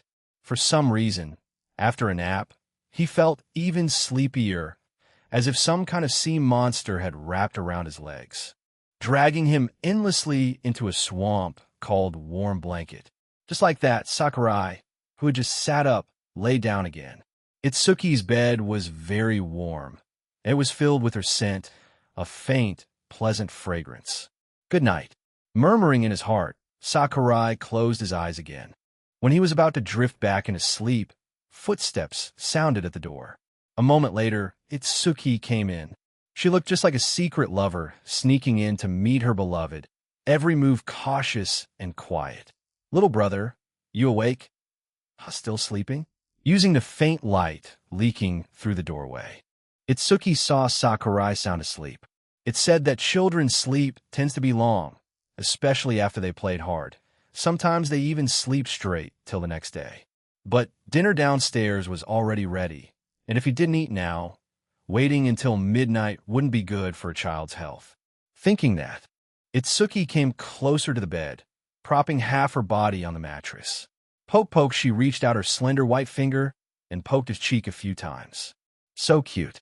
Itsuki herself didn't realize her face was gradually moving closer to his, as if some mysterious force was guiding her. In his half-dreaming state, Sakurai still hadn't reacted. Looking at his adorable face, Itsuki swallowed her saliva. So cute. If I just give him a light kiss on the cheek, he probably won't notice, right? Thinking that, Itsuki leaned in slightly, slowly drawing closer. Just when she was about to touch his cheek, Sakurai furrowed his brows a little and turned his head slightly. The next second, Itsuki's red lips brushed against Saki's small lips. Itsuki immediately pulled away, falling to the floor with a thud and covering her mouth. I just kissed him. I accidentally stole this kid's first kiss. What do I do now? She only meant to kiss his cheek. She didn't mean it like that at all. Itsuki, you idiot. What the hell are you doing? Nakano Itsuki clutched her head, completely drowning in self-doubt. He's still just a kid. Itsuki-ne-san? Sakurai sat up, rubbing his eyes. Ichikari-kun, you can come down and eat now. Itsuki blushed and spoke softly. The fact that she stole his first kiss, best not to let him know. Otherwise, he might develop some psychological complex, and if his future type ended up being someone like her, that'd be a disaster. Sakurai Saki raised his right hand and lightly touched his lips. It felt like something had just brushed against them. Was it Itsuki? That girl is seriously guilty. In the dining room, Nino saw Itsuki leading down a little boy who looked very much like Sakurai Saki. That must be Sakurai-san's little brother, right? X3, he really did look alike, and was adorable too. But still, not nearly as handsome as the real Sakurai. Hello there, little brother. Nakano Ichiko walked up to Saki and gently pinched his cheek. Sakurai. Hello, Ne-san. Somehow, his cheeks felt like they'd been under attack all day. Do these women have no other way to show affection? If he could reveal his true identity, these people would be done for. After that, Sakurai Saki sat down. Only his head and upper body were visible above the table. This height was seriously inconvenient, though thankfully the chair was just high enough. Here, sit here. Itsuki patted her smooth, white thigh lightly, motioning for him to come. I'll feed you. I'm not a kid anymore, but you can't reach the food sitting like that, it's too hard. Hearing that, the other four sisters all felt something was off. Itsuki, Hikari-kun isn't that little anymore. If you feed him like that, isn't it kind of inappropriate? Nino reminded. After all, he was a boy, still young, sure, but kids that age already had a sense of gender awareness.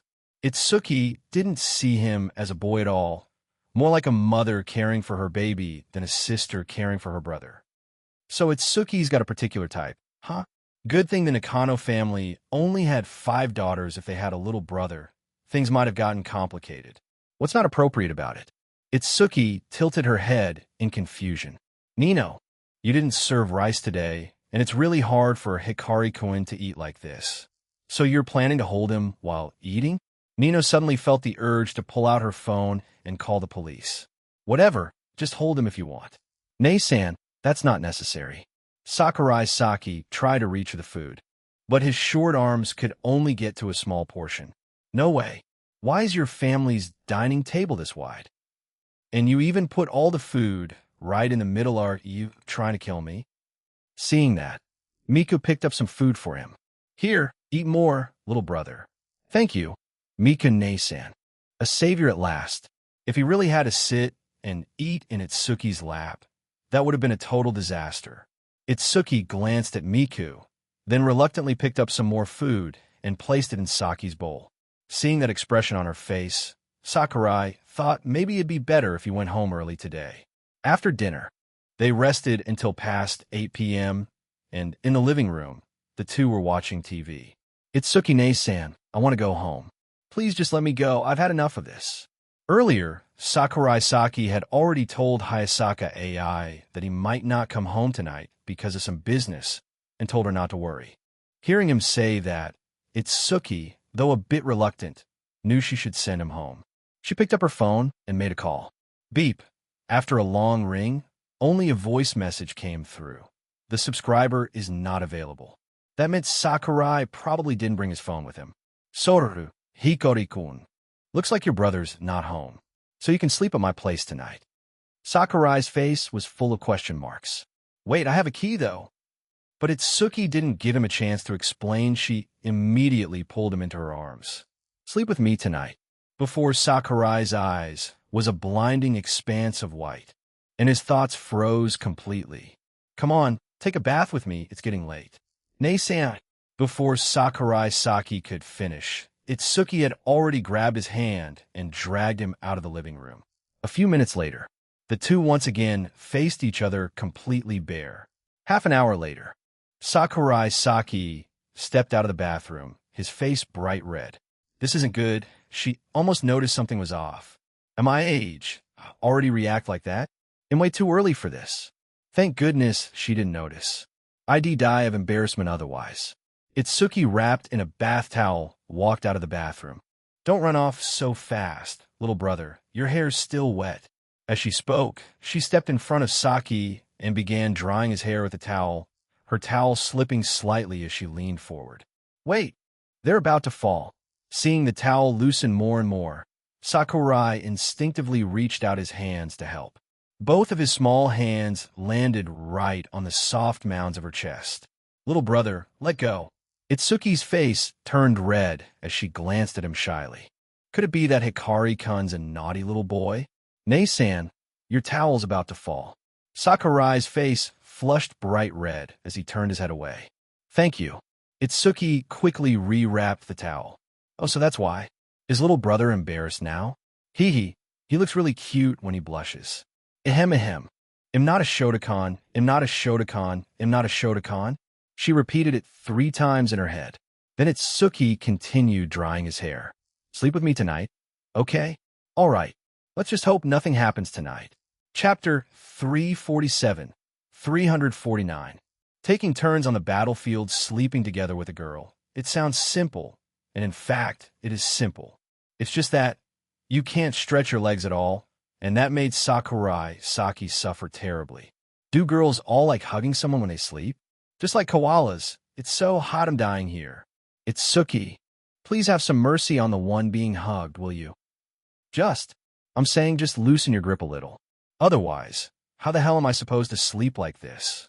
The pleasant fragrance, the burning breath against the back of his neck, and the soft feeling pressing against his back. All of it was testing the limits of Sakurai Saki's sanity. Little brother, Itsuki murmured in her sleep. That place you can't. Hey, what the hell are you dreaming about? The first part sounded fine, but add that second line and everything's wrong. Deep breath. Calm down. Try closing your eyes, clearing your mind. 1 sheep, 2 buns, 3 buns. Damn it, now my head's full of Anyway, there's no way I could sleep like this. Sakurai Saki carefully slipped out of Itsuki's arms and got off the bed. Forget it. Might as well step out to the balcony for some fresh air. It felt way too hot inside. It said that a woman's body temperature averages about 0.3 degrees higher than a man's, and heat travels from high to low. Gah, what the hell am I even thinking about? Sakurai tilted his head, feeling a bit dizzy. Why does my head feel a little light? He shook it gently, then opened the door and stepped outside. His movements were light enough not to wake Itsuki. He went downstairs, drank a glass of water, then stepped out onto the balcony to catch the breeze. The spring night air was a little cool, but for someone who had just gone through that kind of torture, it felt perfectly refreshing. For some reason, he kept feeling sleepy today. What was going on? Leaning against the railing, Sakurai Saki started recalling his ability from earlier. Time Jump, a time-type ability, extremely rare, but as for its exact use, since this was his first time encountering it, even Sakurai himself wasn't too sure. Even the side effects were still unclear to him. Clack, clack. Footsteps echoed behind him. Sakurai Saki turned around and saw Yotsuba. Her eyes were half closed. Her movements unsteady. Was she sleepwalking? Well, whatever. If she's sleepwalking, that's got nothing to do with me. At least, that's what Sakurai Saki thought, until Yotsuba collapsed right across the stairs, blocking the only way up. Seriously? She's blocking the way for real. This scene looked exactly like that Pokemon episode Sakurai once watched, where a giant Snorlax blocked the road so Ash couldn't pass. A wild Yotsuba appeared. Beep beep, you sent out little Sakurai to battle. Go! Little Sakurai, use Stando Pavar. It's super effective. Yatsubane-san, wake up. Sakurai Saki shook her a few times, but seeing no response, he lightly patted her face. Just when he was about to use the wake-up slap, Yotsuba suddenly pulled him into her arms. The staircase wasn't very wide, and now two bodies were tangled together. The scent was different. Sakurai Saki immediately noticed that. If Itsuki smelled like roses, then Yotsuba's scent was a soft jasmine. Probably because their shampoos were different. No, wait, this isn't the time to be thinking about that. Sakurai-san, huh? Even in her dreams, she's calling my name? Stop it already. Hick, don't call me idiot anymore, Yotsuba murmured haltingly. Nino, I like. What now? Why are we suddenly talking about Nino? Sakurai Saki tilted his head slightly, looking at Yotsuba's hair. These five sisters, after changing clothes, they all looked completely identical. Only Yotsuba, with her shoulder-length short hair, was easy to recognize. If it had been Itsuki or Miku, he probably wouldn't have known who was who even if he died. Yotsuba hugged him tightly, but her hands weren't behaving at all. She kept moving restlessly in her sleep, reaching towards Sakurai Saki. Don't, please stop. Sakurai Saki was completely panicking now. He didn't dare move too much, afraid of waking her up. But if this kept going, she might accidentally hurt him. This is...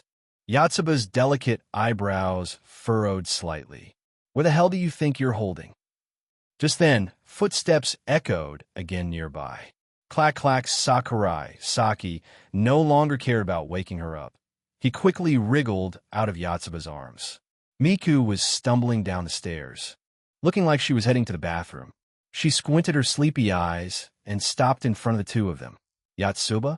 Miku tilted her head, her half-awake mind completely unable to understand why Yotsuba was sprawled out here. Sakurai-san, am not an idiot. Yotsuba was still talking in her sleep. Sakurai Saki covered his face. What a scene straight out of hell. Why did every visit to these quintuplets' house have to turn into some ridiculous situation like this? Absolutely absurd. Yotsuba, move over, Miku said in a sleepy, spoiled tone. Sakurai Saki quickly lifted Yotsuba to the side of the stairs, clearing a path for Miku. Miku, like a glitch program that had just been fixed, immediately resumed walking down the stairs. Sakurai Saki let out a sigh of relief, then slipped his arms under Yotsuba and carried her up. Even though his body had become smaller, his strength hadn't actually weakened. The reason he had acted weak in front of Itsuki earlier was simply because Sakurai Saki didn't want her to notice anything strange, especially since Itsuki already knew he wasn't an ordinary person. If she ever found out the full truth, it would be total social death. He carried Yatsuba back to her room, exhausted, then stepped out and sighed deeply. And, of course, right there in the hallway, he ran into Miku, who had just finished in the bathroom. Miku was staggering, looking like she might collapse any second. When people wake up in the middle of the night, their brains run slow. They might even wake up the next morning wondering, did I really get up last night? Sakurai Saki stood in front of Itsuki's door. Though reluctant, going back to sleep with Itsuki was definitely the best option right now. He reached out, and the moment his hand touched the doorknob, a shadow appeared behind him. Kiku and Miku wrapped her arms around Sakurai Saki, murmuring his name. Again? How many times is this now? What, do all 5 sisters have to take turns or something? Sakurai Saki cursed inwardly. Then he realized something extremely embarrassing. He couldn't move again. Miku seemed intent on dragging him back to her room, tugging at him with surprising strength. Sakurai Saki's mind waged a fierce battle, but in the end, he gave up and surrendered Itsuki. Sorry, Itsuki. Looks like I'm about to become Mika's hug pillow. Dragged back in her room by sleepwalking Miku, Sakurai Saki used his vampire night vision to take in the surroundings. On the desk, beside a small iron key, lay an open photo album that caught his eye. Gulp. He stared at its contents, swallowing nervously. Why? Why were all the photos of him? And not just from this year. There were pictures from last year and the year before, too. Not daring to think too deeply about it, Sakurai Saki let Miku pull him down on her bed. Kikuin, love your sweet breath brushed against his face. Mika's voice was so sugary it made his skin tingle, and Sakurai couldn't help blushing. Don't go confessing while you're hugging me. Although Sakurai Saki had long known about Mika's feelings being attacked from this close, even he couldn't take it. He thought things would stop there. But to his shock, Miku slowly leaned in. The charged atmosphere closed in, and the two of them began to kiss. Her soft tongue brushed teasingly against his teeth. Before long, it found its partner, and the dance began. Mika's breathing grew increasingly ragged. One of her hands unconsciously slid up across his chest. Just as the two were sinking deeper into the moment, Sakurai Saki suddenly felt something strange. Why? Why is my ability activating on its own? Is it because of doing something erotic? Before he could figure it out, his body dissolved like foam right there on Mika's bed, leaving behind only the blushing girl, catching her breath. It took several minutes before her breathing finally steadied again. Chapter 348, 350. 6 years ago, if he had known earlier that merely being intimate could activate time jump, then Sakurai Saki definitely would have held himself back, especially after having to restrain himself all day because of Itsuki's meat buns. But unexpectedly, in the end, he lost control in front of Miku. Regret. In short, extreme regret. In Kyoto, in some small park, Sakurai Saki lowered his head and looked at his current body. It would have been fine if it was just time travel, but they didn't even let him bring along his original body. The sky above looked like it was about to rain, dark and heavy. If he didn't find shelter soon, he'd probably get soaked like a drowned rat. Sakurai Saki turned his head, looking at the only support he had right now. Shinobu, what do you think? My master. You are the master, aren't you? Why are you asking me what I think? The two stared at each other intently. Jealous? Saki asked. Shinobu, who knows who it was that once said he would be my eternal support? And what happened in the end? You damn rotten man. After forming a contract with me, you've been flirting with other girls all the time. Shinobu puffed her cheeks, her cute little face full of dissatisfaction. Idiot. Fool. Perverted sex maniac. Shinobu scolded several times in a row. But when paired with that adorable little face, it only made people want to kiss her a few times. Sorry, but I'm not as bad as you say, am I? Sakurai Saki shamelessly replied. Doing those things with a girlfriend. Isn't that perfectly normal? After all, he's just an ordinary man. What about that Sunder girl then? Sunder a girl? You mean Nino, huh? That's right, you just keep on, over and over again, being unfaithful with other girls. Shinobu said, blushing. Pervert. After scolding him, she realized Sakurai showed no reaction at all. So she continued, and because of what you did with that quiet girl, we got sent here in the first place. Shinobu pointed toward a nearby billboard. July 13th, 2015. It's 6 years ago now. We've time traveled. If we can't find a way back, we'll be stuck here forever. Don't worry, it's fine. Sakurai Saki smiled. It's just time-space travel, that's all. He had gone through this kind of otherworldly journey countless times already. Shinobu stood up from the bench, then grabbed Sakurai Saki by the collar, shaking him hard as she said, "This is really serious, my master. You don't understand anything at all." To prove she wasn't wrong, Shinobu let go of him, cupped her hands like a megaphone, and shouted toward the people walking in the park not far away. "Everyone, there's a pervert over here." A blonde little girl shouting like that looked pretty cute. "Wait a sec. What the hell are you saying?" Sakurai Saki was about to cover her mouth, but then he realized the people over there had absolutely no reaction at all. Even the kids playing in the sand didn't move. Huh. At that moment, Sakurai Saki finally realized how serious the situation was. He had felt something strange from the start. After all, with his current Shota-level charm for women, the fact that not a single one Isan had come up to talk to him was already illogical in itself. Sakurai Saki asked curiously, "What's going on?" With her hands on her hips, Shinobu confidently replied, "Kaka, we've traveled to the real timeline 6 years ago. This isn't a parallel world. To avoid creating a time paradox, that's why we can't interact with other people." Hearing that, Sakurai Saki nodded. In other words, his current situation was similar to Nino's back then? No, not quite. At least he could still touch other things. So what should we do now? Sakurai Saki rested his chin on his hand, observing the surroundings.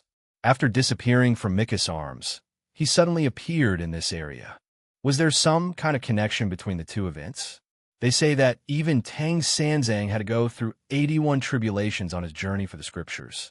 So his own ordeal surely wouldn't be any easier. This isn't your ability? Shinobu glanced at him.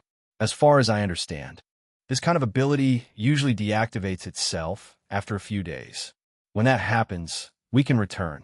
Sakurai Saki speculated. Was this what they called depending on the path? No, more accurately, it was personal experience.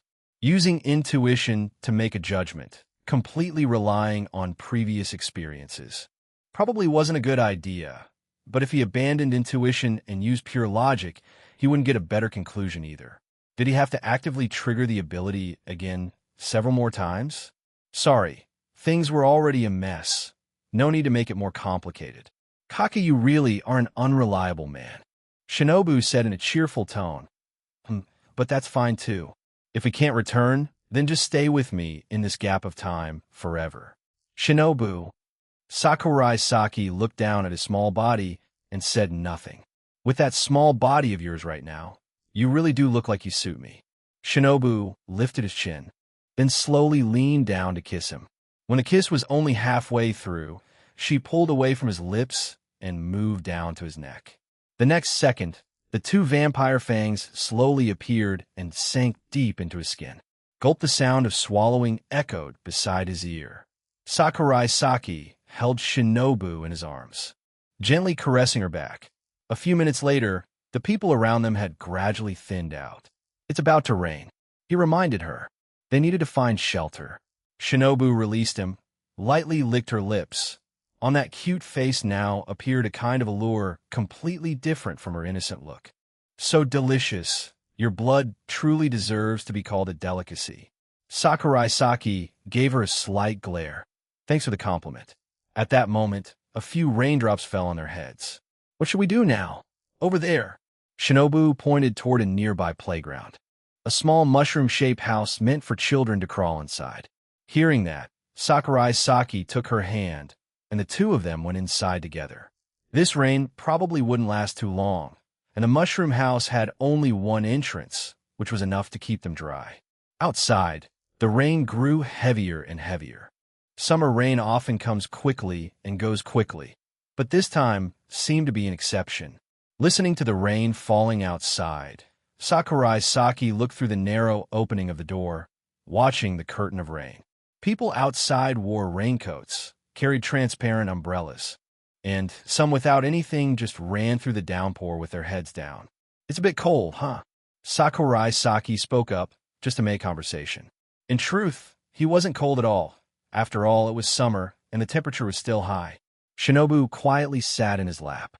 The two curled up together, sharing warmth through their bodies. "I heard that in cold places, there's a way to keep warm where men and women take off all their clothes, and then Aika, Sakurai sad-face, Shinobu, Lullicon."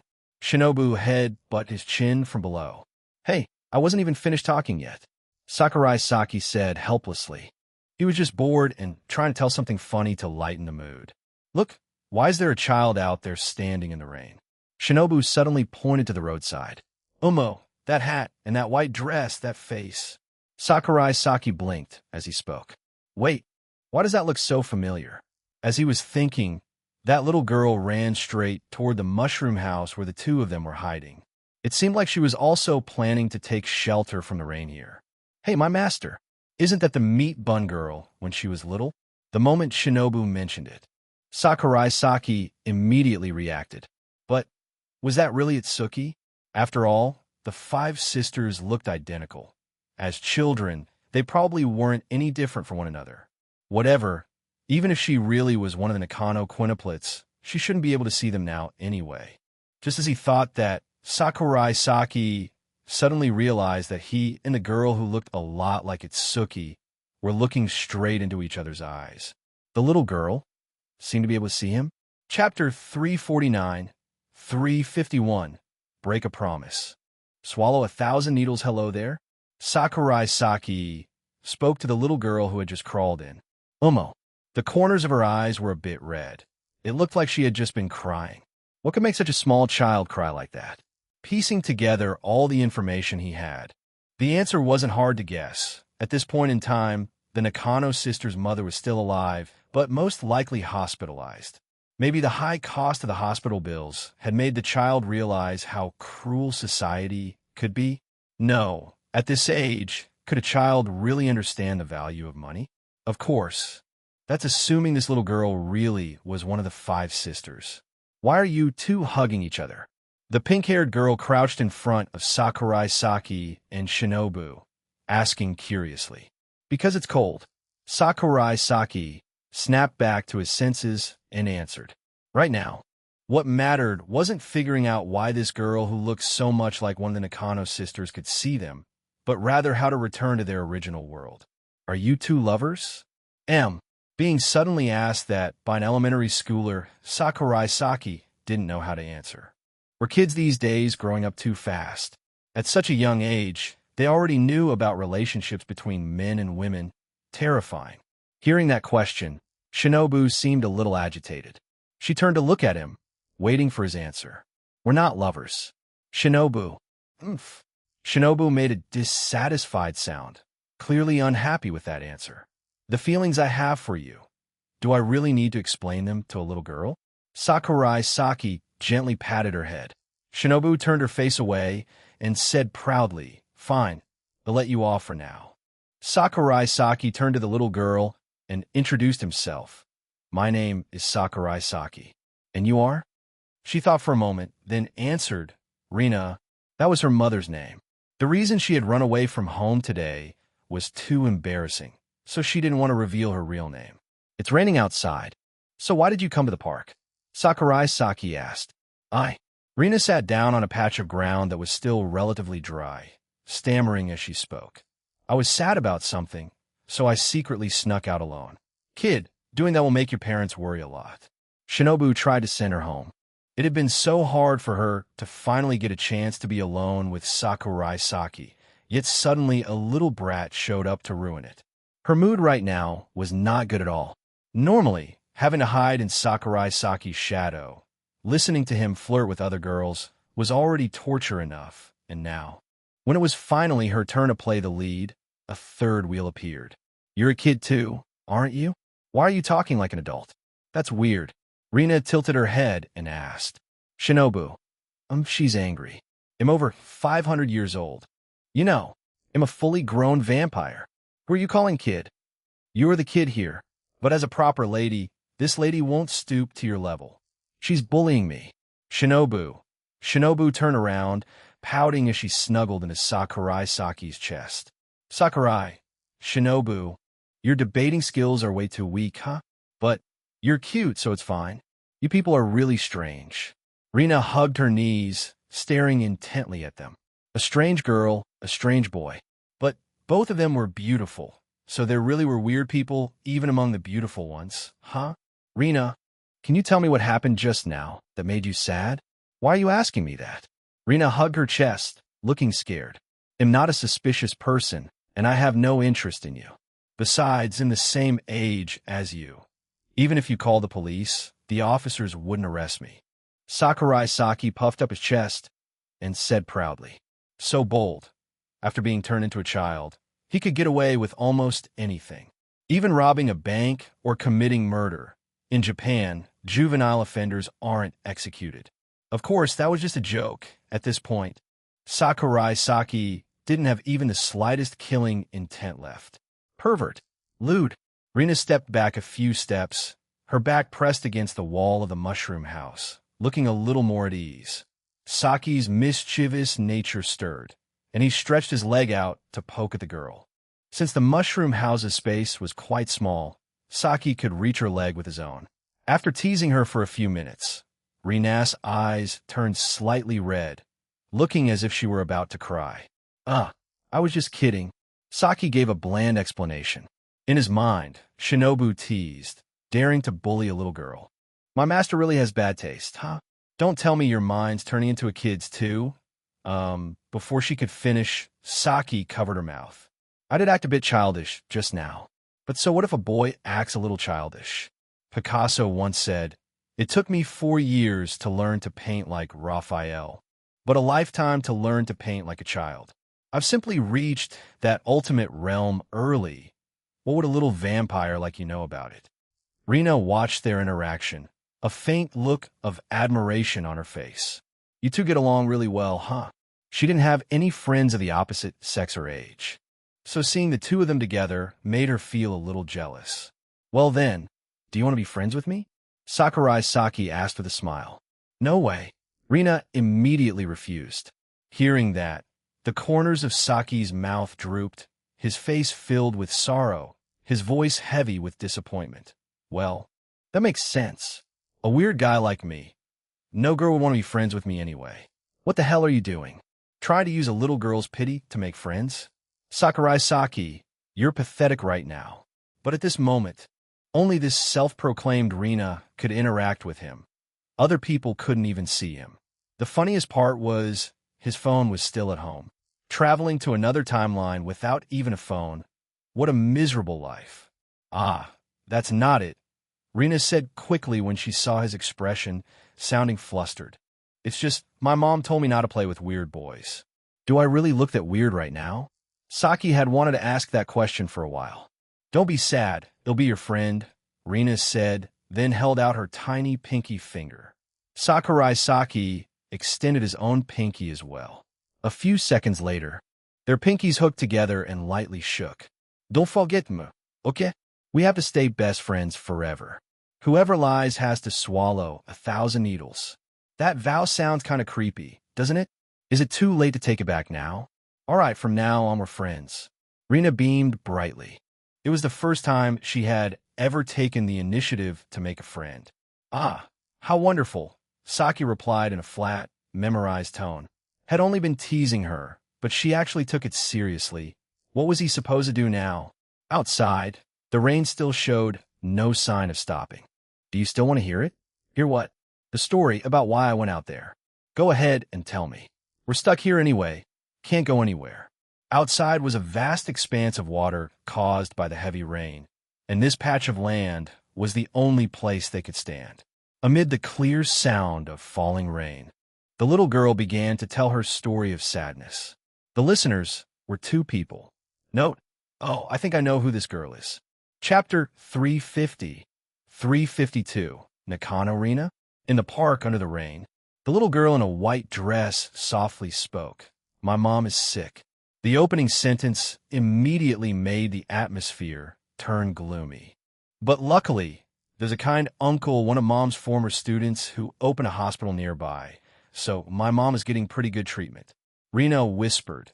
Although the situation isn't very optimistic, Mom said that for now, it's still fine, at least for the time being. Sakurai Saki quietly listened to every word the little girl said. It seemed that this girl really was one of the Nakano quintuplets, just that he couldn't tell which one she was. Ichika? Doesn't seem like her. If it's Miku, was she ever this lively when she was little?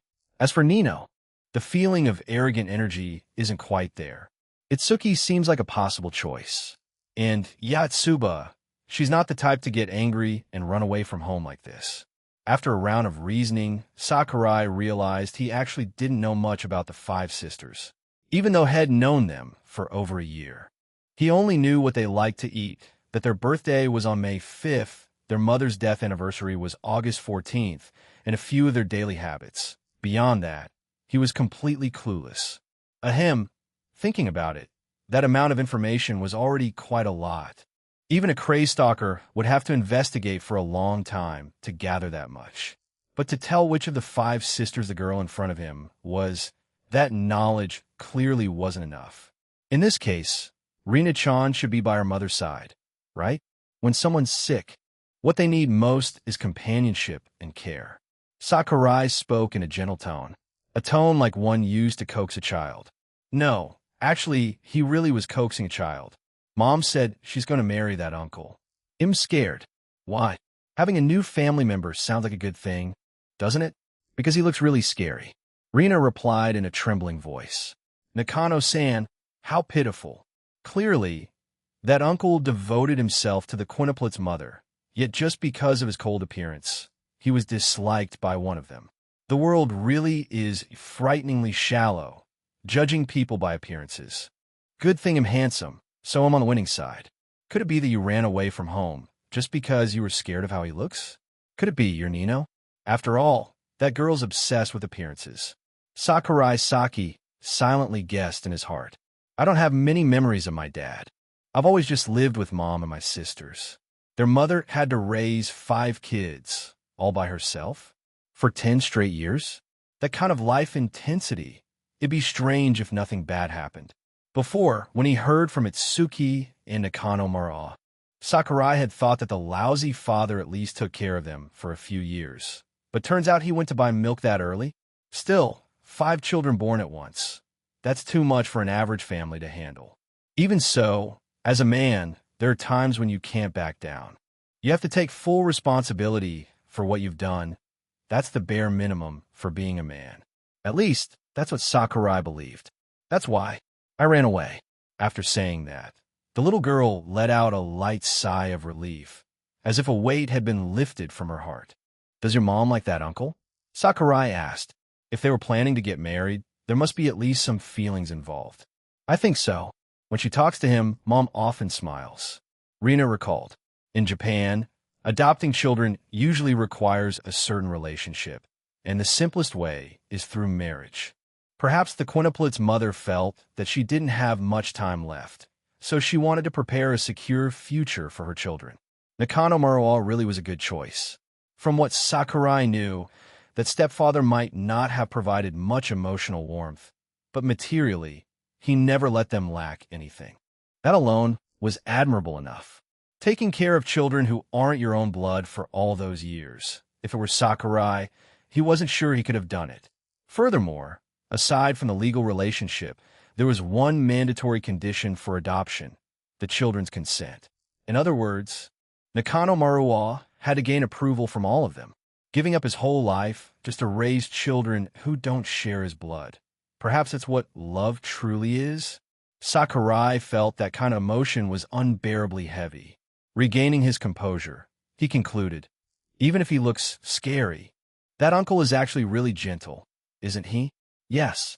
Hearing that, Rina softly nodded. Then that's good.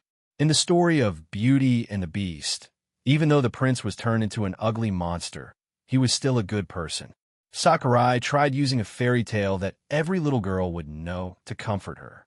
At that moment, Shinobu lightly tugged on Sakurai Saki's collar, then leaned close to his ear and whispered, "Aren't you afraid that you might be changing history? Probably not, right? Or rather, even without him, this little girl would eventually return home and accept Nakano Maruo as her stepfather. That is the convergence of world lines. Even if the process differs, the final result will not change. Besides, right now, he could only interact with Rina alone. There was no way he could create any major ripple. Unless he wanted to save her mother. But Sakurai would not do that. Once a person saves someone, they'll want to save another. Once they prevent one tragedy, they'll want to prevent every tragedy. That, too, is a form of human greed. But then, will you really not save her? Sakurai asked himself. If you're an Esper, yet can't act on your own will, can you still call yourself an Esper? No. A person must have limits. From the very beginning, when he set the rule, never use time powers to return to the past, he did it out of fear of this very thing. Fear of breaking the future. A butterfly in the Amazon rainforest only needs to flap its wings a few times, and 2 weeks later, Texas could face a tornado. That's the butterfly effect. Similarly, if he saved one person now, the future between him and Hayasaka AI, Chika, or Kagaya could all change. If anything were to happen to any of them, he wouldn't be able to bear it. If this had been 2 years ago, maybe he would have saved her? No, because 2 years ago, he didn't have such deep feelings as he does now. That alone is already a paradox. After careful thought, Sakurai concluded he couldn't save anyone. Rina quietly listened to him, staying silent for a long while before seriously speaking. I want to go home." After saying that, the little girl crawled toward the door of the mushroom house. But just a few seconds later, her face turned red, and she came back inside. Outside, the rain still hadn't stopped. "No need to rush, Rina-chan. Even if you play for a bit longer, they probably won't worry," Sakurai said. Glancing outside, the rain had weakened a lot. It would probably stop completely soon. And indeed, just a dozen minutes later, the rain came to an end. The three of them crawled out of the mushroom house in the park. Dark clouds were driven away by sunlight, and the sky turned blue once again. The air after the rain was no longer hot and stuffy, but fresh and pleasant instead. "Want a drink?" "My treat." "No."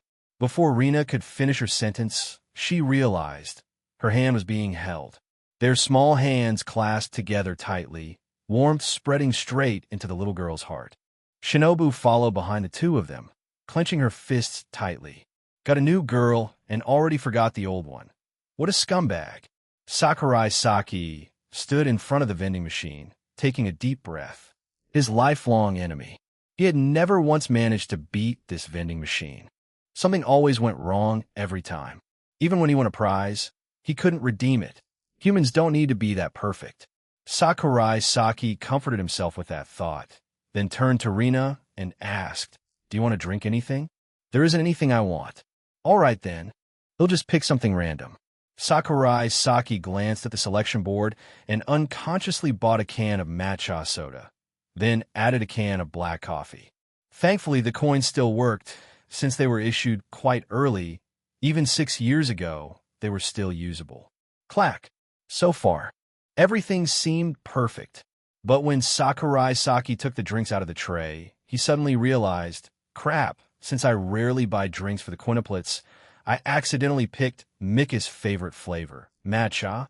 He looked at the matcha soda in his left hand, then at the black coffee in his right. "This one's for me?" Rina pointed at the can in his left hand and asked, you want to drink it? It might be a bit bitter." Sakurai Saki originally intended to buy a sweeter flavor. Among the 5 sisters, probably only Miku liked this kind of drink. Rina nodded, then took the can, popped it open, and took a small sip. Immediately, her cute little face scrunched up and her delicate eyebrows furrowed. She stuck out her pink little tongue and complained, "So bitter, all right, case solved. She's not Miku. Feels like I'm playing some weird detective game. Though I guess that fits my shrunken body pretty well." While inwardly sighing, Sakurai Saki opened his can of coffee. The result? After taking a sip, he frowned too. Damn, that's bitter. It seemed that after turning into a child, his sense of taste had weakened. Suddenly, Sakurai Saki noticed that Rina was staring at his coffee can. Want to try a sip? It's coffee. Rina shook her head, then hesitated and gave a small nod. Sakurai Saki handed the can to her. Rina took a small sip, shook her head, and handed it back. This one doesn't taste good. As expected, coffee wasn't something kids could enjoy. Didn't expect Sakurai-kun to be able to drink coffee. How impressive. Chapter 351, 353. Lock and key. After buying the drinks, Sakurai Saki turned around and realized Shinobu had vanished without a trace. No need to guess. She must have gotten jealous and slipped back into a shadow. Annoying. Bastard. Playboy. Scumbag. Yantoryu. Yeah. M.A. bastard. But the fact that you are jealous of an elementary school girl is honestly beyond my imagination. Oomph. After that huff, she went silent. Where did that girl go? Rina looked around and asked. Probably went home already? Oh. Rina hugged her can of matcha soda, taking small sips.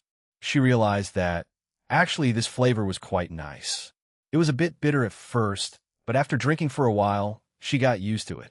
She memorized the drink's name, planning to try it again someday if she got the chance. If Mom married that uncle, then she and her sisters probably wouldn't have to live in poverty anymore, right? Mom also wouldn't have to work so hard anymore. If her mom's illness could be cured, their lives would surely be happy.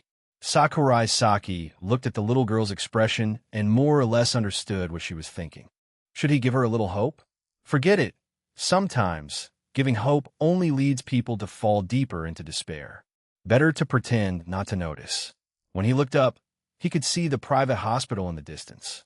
That must be where Rina's mother was being treated, the one she mentioned earlier.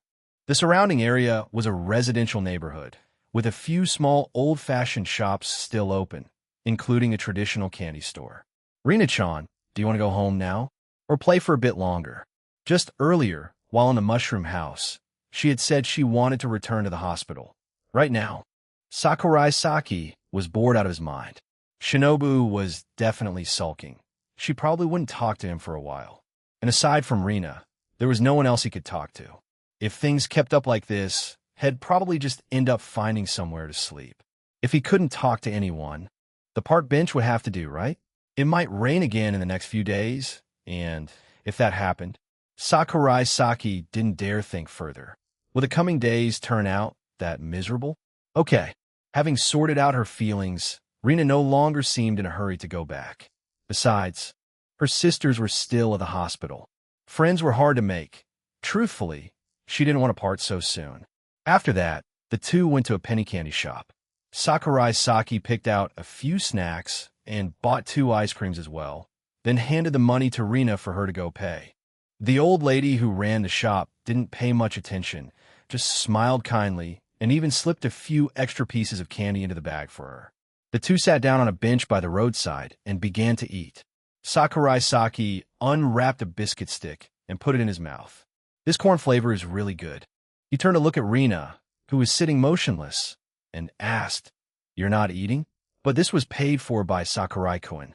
When friends have something tasty, they have to share it. Otherwise, how can they be called good friends? Sakurai Saki put the empty wrapper back into the bag, then took out the ice cream. After unwrapping it, he held it up to the girl's mouth. Rina hesitated for a moment, then stuck out her little pink tongue and gently licked the tip of the ice cream. Feeling the sweetness, she tucked a few strands of hair behind her ear and slowly put the ice cream into her mouth. Seeing that, Sakurai Saki blushed. He handed the ice cream to her and lowered his head without saying a word. What's wrong? Rina licked and ate the ice cream from the top down to the bottom. Nothing. Sakurai Saki tried to act calm, took out the remaining ice cream, and began to eat as well. Eating ice cream in the summer really is great. It's just that the high temperature makes it easy to dirty your clothes. Suddenly, a light breeze blew by, and Rina raised her hand to hold down her sun hat. She looked at the boy sitting beside her. Sakurai-kun, maybe in about a month, they'll be leaving this place.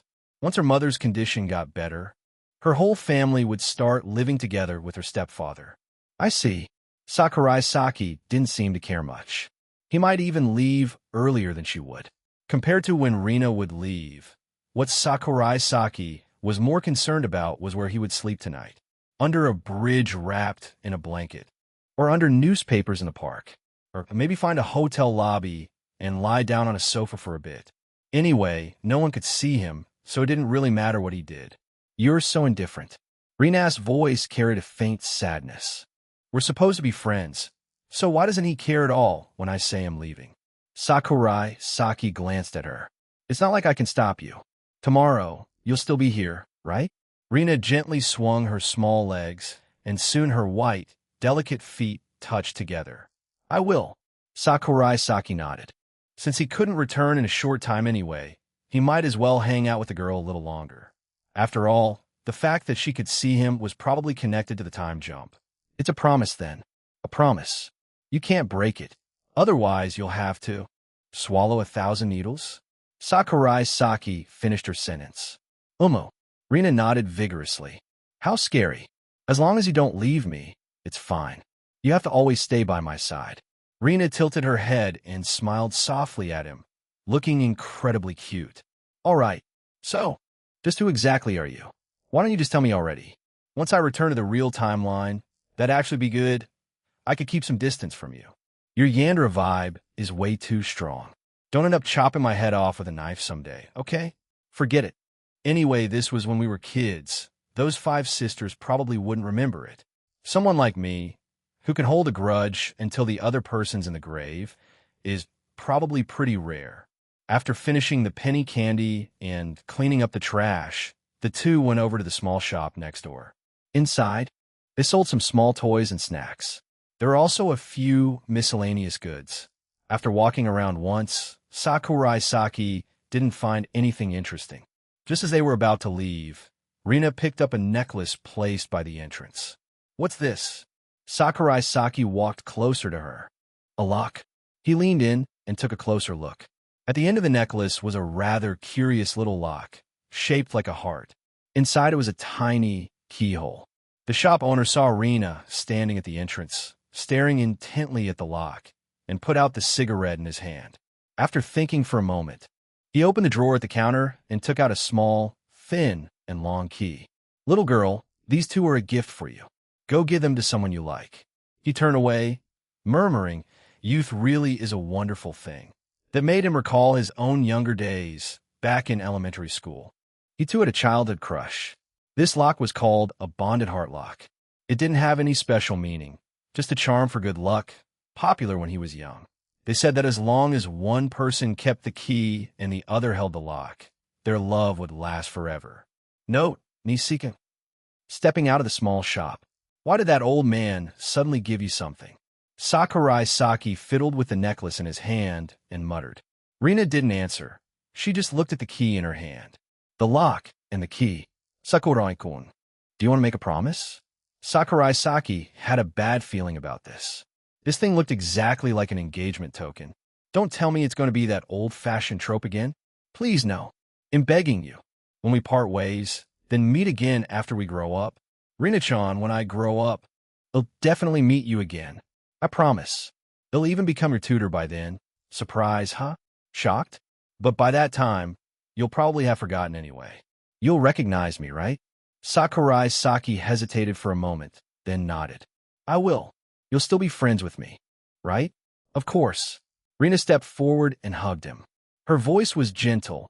It's a promise then. If you break it, you'll have to swallow 1,000 needles. Chapter 352, 353.5. The crybaby girl Sakurai Saki played with Rina all day long, and only when night was about to fall did the 2 part ways. In the small park, Sakurai Saki looked up at the moon that had just appeared. Where should he go to rest next? At the same time, Rina returned to the place near the hospital. It was a small villa with a garden, a house Nakano Murawa had bought, where the 5 sisters were temporarily staying. Rina pushed open the door, passed through the hall, and walked straight ahead along the tatama-lined corridor. Miku, you're back. Where did you go to play during the day? Going out alone will make Mom worry, you know. What's that in your hand? A key? Rina. No. Miku stepped into the room where her sisters were playing cards. Today I met a very interesting boy. Miku sat down beside them. All five of them were wearing identical white dresses. At a glance, you couldn't tell who was who. Even their hairstyles were the same. An interesting boy? Mika nodded. He can drink an entire can of coffee in one go. That's amazing. Yatsuba exaggeratedly exclaimed. For little elementary school girls like them, that was indeed impressive. After chatting for a while, Miku suddenly said, I want to go visit Mom at the hospital. Do you girls want to come with me? After talking with Sakurai Saki earlier that day, Mika's mood had improved a lot. Omo. For the other four didn't refuse, even though they had just returned from the hospital not long ago. Inside the hospital, the room was filled with the smell of disinfectant. A beautiful red-haired woman, though now looking weak and tired, gazed feebly at the man by her bedside. Imsoli, Rina. Nakano Maruwa held her hand. Seeing the bruises left by long-term foredrips, he couldn't help but feel heartbroken. Maruwa, that's enough. Rina spoke weakly. Nakano Maruwa still felt it wasn't enough, but he had already sought out many doctors, even some famous ones, yet all of them said there was nothing they could do. Despair. There was nothing more hopeless than watching the one you love slowly die before your eyes. We'll take good care of those kids. Nakano Maruwa looked at the ring on Rina's ring finger, the very one he had personally placed there. The two had long harbored feelings for each other, but Rina had too many burdens and didn't want to accept his help. In truth, Nakano Maruwa didn't care whether those 5 daughters were his biological children or not. He even loved everything that belonged to her. Unfortunately, Rina didn't see it that way. She didn't want to become a burden. If only miracles truly existed in this world, Nakano Maruwa thought to himself. But how could they? Even though he had heard that this world had strange people with special powers, those masters were not the kind of people a small hospital director like him could ever reach. Rina, get some rest. He'll come again tomorrow, Nakano Maruwa said softly, his usually stern face showing an uncharacteristic gentleness. The man who was always so cold only ever showed tenderness before this one woman. Leaving the hospital room, Nakano Maruwa called a doctor over and told him to report the situation. Director Nakano, Professor Tanuma has agreed, but he also said he can't guarantee the success rate of the surgery, only that he'll do his best. However, since Professor Tanuma's surgery schedule is extremely packed, there might be some waiting time. Tanuma Shozo, one of the world's top 10 renowned physicians, famous for his expertise in cardiac surgery. Incidentally, he was the grandfather of Tanuma Tsubasa, who currently served the Shinomiya family as their private doctor. When? Estimated in about 2 months. Nakano Maruo's expression shifted repeatedly, yet he remained silent. At the corner of the hallway, Yatsuba overheard the conversation between her stepfather and the doctor, and her heart filled with excitement. Even though she didn't know exactly how skilled this Professor Tanuma was, since Nakano Aji-san personally invited him, he must surely be able to save their mother. Yatsuba was certain of it. That's great. Talp, talp. Footsteps echoed. The doctor who had just spoken with Nakano Maruwa walked toward the corner of the hallway. Yatsuba pressed herself against the wall, making sure not to be seen. As he passed by, the doctor recalled their conversation and sighed softly. He muttered, "Hayes, what a pity. Director Nakano's wife likely won't be able to last another 2 months. Her body, what? What does that mean?"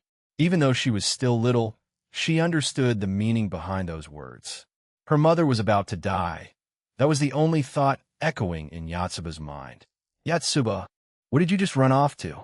Inside the hospital room, Mika looked at Yatsuba's absent-minded face, not understanding what had happened to her sister. I just got a little lost. Yatsuba forced a smile. The sadness swelling inside her chest made it impossible to act cheerful like usual. Yatsuba's such an airhead. Itsuki huffed softly. All right, stop arguing. Rina spoke in a firm tone.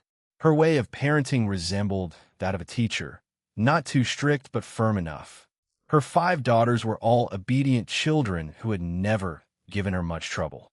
The 5 sisters fell silent. The matter about Mom getting married to Nakano Aji-san. Are you girls okay with it? Rina asked in a soft, almost consultative tone. Her voice was weak. After being hospitalized for so long, she had grown utterly exhausted. In truth, if it weren't for wanting to find a stable future for her 5 daughters after her death, she would never have agreed to marry Nakano Maruwa. The sins of the past were hers to bear, but her children were innocent. Her 5 daughters were her treasures. If she didn't do this, how could such small children survive once she was gone? Even now, she still felt that marrying Nakano Maruwa was a burden on him. But she no longer had a choice. Didn't Mom already say so? I don't mind. Compared to a somewhat unfamiliar new father, Nino cared more about her mother's health. If marrying that Aji-san could make her mother better, then there was nothing to object to. I don't mind either. Mika thought that as long as she didn't have to see her new father often, it would be fine. Avoidance may be shameful, but it's useful. Yes, I agree too. Yatsuba rubbed her eyes.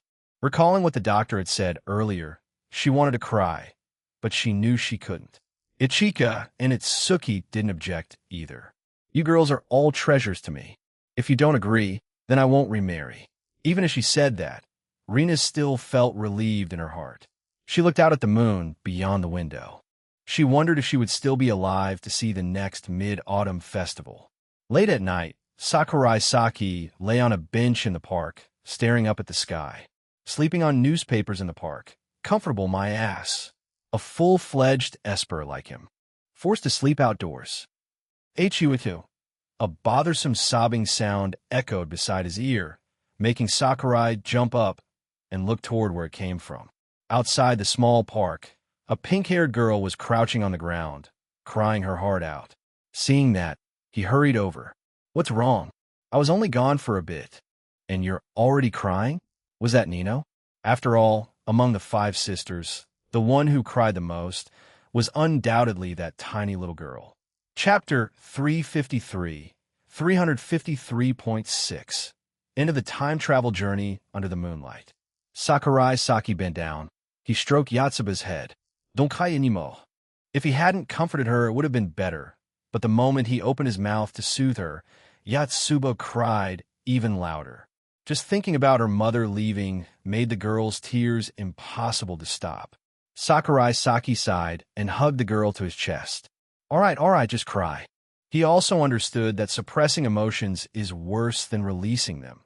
Sometimes when you're sad, having a good cry lightens the heart, while keeping it all inside only makes you feel worse. Like encountering a troll online. If you don't respond, it feels unbearably itchy.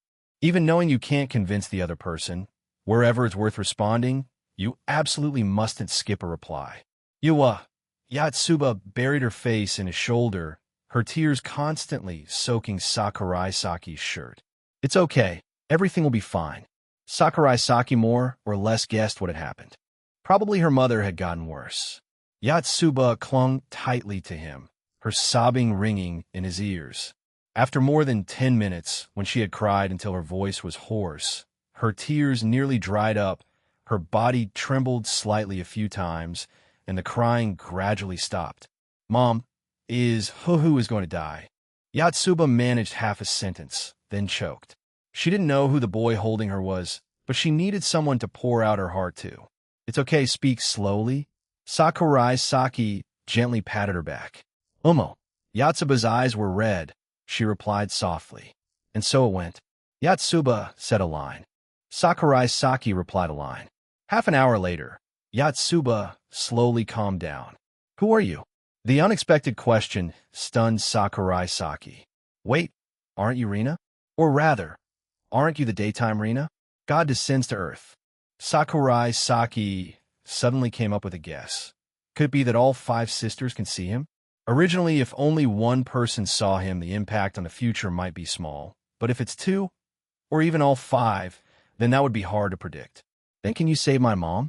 Yatsuba blurted out in panic without thinking.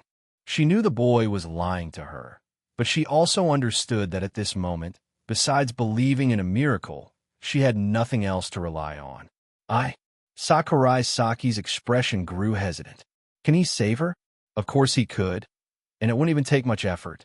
But if he saved her, then what? When returning to the original timeline, perhaps this entire world would be turned upside down. Aren't you God? Yatsuba gave a smile, even uglier than when she cried, her face full of bitterness. I want my mother to live. I don't want to become a child without a mother. Sakurai Saki sighed softly. If I save your mother, the future will change. Liar. Yatsuba burst into tears again. That helpless look made Sakurai Saki unable to meet her eyes. Not save her. Sakurai Saki, you have superpowers. You can make the people who like you happy. Just take one more step, and Nino, Miku, even Ichika, Yatsuba, Itsuki, all of them will be happy. Fraud. I'm not a liar. Sakurai Saki bent down, grabbed the girl's cheeks. Let me show you the power of God. He had made up his mind. If he kept hesitating, he couldn't call himself a man. He just needed to make sure the future didn't change. How hard could that be? If you want the future not to change, you must preserve everyone's perception of an event. The Nakano sister's mother must die. At least, everyone who believes she has died must be certain that that belief is true. The person he met tonight, Sakurai Saki had confirmed, was Yatsuba. Tonight's memories of Yatsuba must also be erased. Shinobu has abilities in this area. She can seal part of memory, making Yatsuba believe she only dreamed it, a very real dream. Once decided, it must be done perfectly. There was one more person who absolutely had to be met. That was Nakano Maruwa, as long as that person could see him. A few days later, in the director's office of the hospital, Nakano Maruwa looked at the boy before him who claimed to be God, saying nothing for a while. You really can save my wife? Although the two had not yet officially married to outsiders, Maruwa always introduced her as his wife. I already showed you just now, didn't I? Sakurai Saki had come here today precisely because his ability was perfectly suited for healing. Possessing the diary of the future, he could to some extent control his power. What's your purpose? Nakano Maruwa didn't believe that there was such a thing as a pie falling from the sky. Even if one did, it would never fall on his head. The other side definitely had their own agenda. But no matter what the demand was, Nakano Maruwa would agree. You wouldn't understand even if I told you. Just think of it as me doing a good deed. Sakurai Saki had actually planned to make up an excuse, but after a moment's thought, decided to leave it at that. Let Nakano Maruwa imagine it however he wanted. The more you say, the more likely you are to slip up. Next, my conditions. Your wife, I can save her. But to the outside world, you must declare that she has passed away. Her death anniversary will be on August 14th. The fact that she is still alive must be known only to you. Even your daughters must never know the truth. In addition, after recovering, your wife will fall into a deep sleep for 7 years. During that time, her body will be like that of a vegetative person, but when the time comes, she will awaken on her own. You can rest assured. That's all, just those two conditions. The first condition was to ensure that the future would not be too greatly disturbed. The second was so that after 7 years, when his power was fully under control, if something truly happened, he could still fix it. Nakano Maruwa fell silent. This person, was he conducting an experiment? Such thoughts of strange, powerful people. He truly couldn't understand them. But either way, this was good news.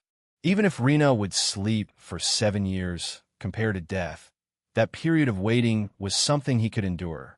The plan went exceedingly smoothly after that. Sakurai Saki stayed and played with the little girl who called herself Rina for an entire month, until her mother died successfully. Sakurai Saki didn't know whether what he had done was right or wrong. But when he saw Yatsuba crying, even knowing full well that he shouldn't, he still couldn't stop himself from doing it. Perhaps this was also a sign that he had taken yet another step away from being an ordinary person. On the street. Time to go home. Sakurai Saki looked at the heart-shaped pendant in his hand and murmured softly. The pedestrians bustling along the sidewalk didn't notice him at all. No one even realized when he had disappeared. Thus, the time travel journey came to an end. At that very moment, morning, inside the luxurious apartment of the 5 Nakano sisters, Sakurai Saki was lying in Mika's arms, enduring Itsuki's glaring, disapproving eyes. Hikaru-kun, why are you in Mika's bed? Come on, I went through all that trouble to save your mother. And this is your reaction? I went to the bathroom last night and accidentally entered the wrong room. Sakurai Saki pretended to look innocent as he replied. Itsuki looked at him suspiciously, but after a while couldn't find anything strange. Could it really have been a mistake? She immediately turned to scold. Miku, why are you still holding him like that? Hikaru-kun's already grown up, you know. Itsuki, you were the one hugging him last night, too. Yon's still half asleep. Miku released Sakurai Saki and lay back down to continue sleeping. Sakurai Saki, however, looked at the familiar key lying next to the photo album on the table and tightened his grip on the heart-shaped pendant in his hand. So it was Mika, huh? He recalled the promise between them, and the words, if you lie, you have to swallow 1,000 needles. A chill ran down Sakurai Saki's back. No wonder back in their first year, Miku had treated him so kindly, even taking the initiative to talk to him. If you think about it, she was actually the one who came first, wasn't she? It's decided. This secret will be buried deep within his heart forever. Chapter 354. Tonight, do you want to come to my house? New semester, summer trip, and the future at the end of April. Recently, Sakurai Saki noticed that Shinomiya Kagaya's behavior had been somewhat strange. She suddenly reverted from her previous silly demeanor back to how she was 2 years ago, that same cold, distant version of herself. Normally, human relationships progress from unfamiliarity to closeness, and finally to two hearts drawing near. But Shinomiya Kagaya was different. She was like a sine wave, constantly oscillating between peaks and valleys. The gloomy rain made people feel uneasy. Shinomiya Kagaya hated rainy days. It was like meeting someone with the same personality, where instinctively aversion and the desire to stay away would arise. She hated the rain. Ever since Hayasaka AI left the mansion, she had been all alone. Kagaya pulled her black stockings up from her ankles to her thighs, then put on her uniform. After adjusting her clothes, she glanced at the ribbon on the table, but ultimately decided not to wear it, keeping her long, straight black hair loose. She walked to the bed. Pulling the curtains open, all she saw was a stretch of gray. Rain fell endlessly, and the garden was shrouded in a thin mist, veiled in an indescribably ethereal air. Time for school, Shinomiya Kagaya murmured softly. Ever since realizing she liked Sakurai Saki, she had thought about it deeply, and finally came to a conclusion. She couldn't keep liking him anymore. This wasn't stubbornness, but the result of thorough contemplation. If she kept liking him, her mind would be filled entirely with his image. To save her brain, to avoid becoming a girl obsessed with love, Shinomiya Kagaya had worked extremely hard. Lately, she had been struggling to resist getting close to Sakurai Saki. She even tried not to talk to him, and hadn't kissed him again ever since. At the front door, Kagaya-sama, please get in. The female chauffeur opened the back door. Kagaya got into the family's luxury car, got off near the school gate, and opened her umbrella as she walked. All around, students bustled to and fro. As she reached the gate, she saw Aino Miko. As Aino Mika's senpai, Shinomiya Kagaya had always cared for the girl deeply, even promising to hand over the position of student council president to Miko next term. Shinomiya senpai. Good morning. Miko-chan, wearing a transparent raincoat, greeted her cheerfully upon seeing Kagaya. Good morning. Shinomiya Kagaya replied with a slightly cold tone. Today Shinomiya senpai feels so cold, Miko thought to herself as she watched Kagaya's back. Shinomiya Kagaya didn't care. She was currently in Ice Kagaya mode, so it was inevitable that she might unintentionally hurt others. When she entered the classroom, Shinomiya Kagaya glanced towards Sakurai Saki, who was sitting not far away. That handsome face of his now carried a trace of fatigue, evoking a faint ache in her heart. Shinomiya Kagaya forcibly suppressed her urge to talk to him, pulling out the textbook she needed for the next period from her bag. Don't think about him, don't look at him, don't. In short, keep your distance. The reason Sakurai Saki looked tired today was because he hadn't slept well last night. Hayasaka AI had to return to the Hayasaka household in Kyoto for a few days, So before leaving, she made sure to take care of things and make sure he was well fed and rested. Exhaustion always comes after being worn out. Sensing Shinomiya Kagaya's gaze, Sakurai Saki looked back at her. The moment their eyes met, Shinomiya Kagaya glared at him, then immediately turned away. Just a while ago, she said she liked me, and now she's glaring. Women really are incomprehensible creatures. Shinomiya Kagaya buried her blushing face into the crook of her arm. I want to talk to him so badly. Having held it in for so many days was torture. She wanted to hug him, to kiss him, to cling to him all day long. Shinomiya Kagaya also knew that Hayasaka AI had gone home for the next few days, and she felt this was a golden opportunity. If she didn't seize it now, she might not get another chance later. Think about it. When Hayasaka was still here, Sakurai had to go home every day. And even when he didn't, AI-chan would come over to Shinomiya's house to hang out with her. No matter how she calculated it, she had no time to approach Sakurai Saki at all.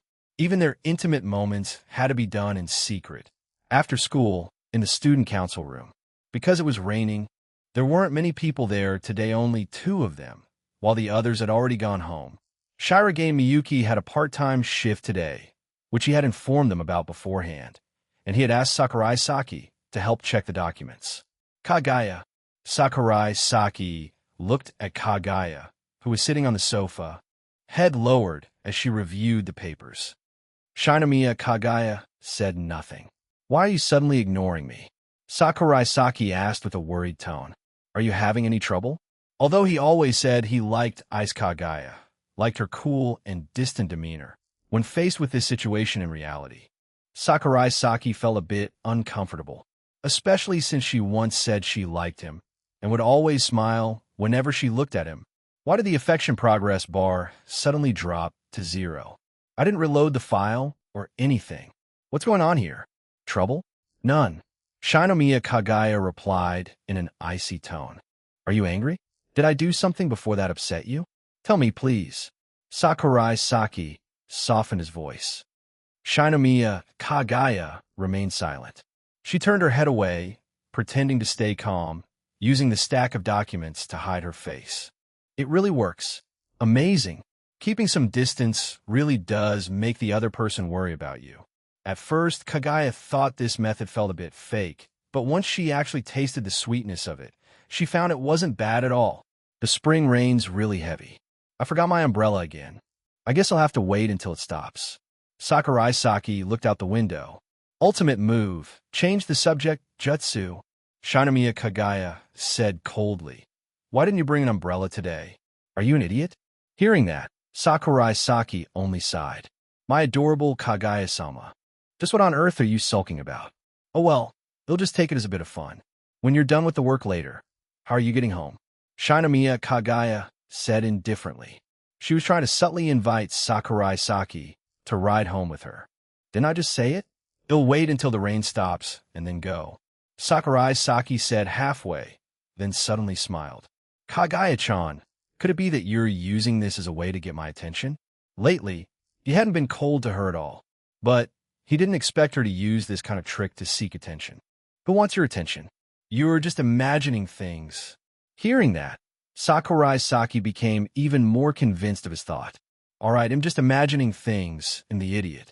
Kagaya regretted it immediately. This is bad. She couldn't hold out much longer.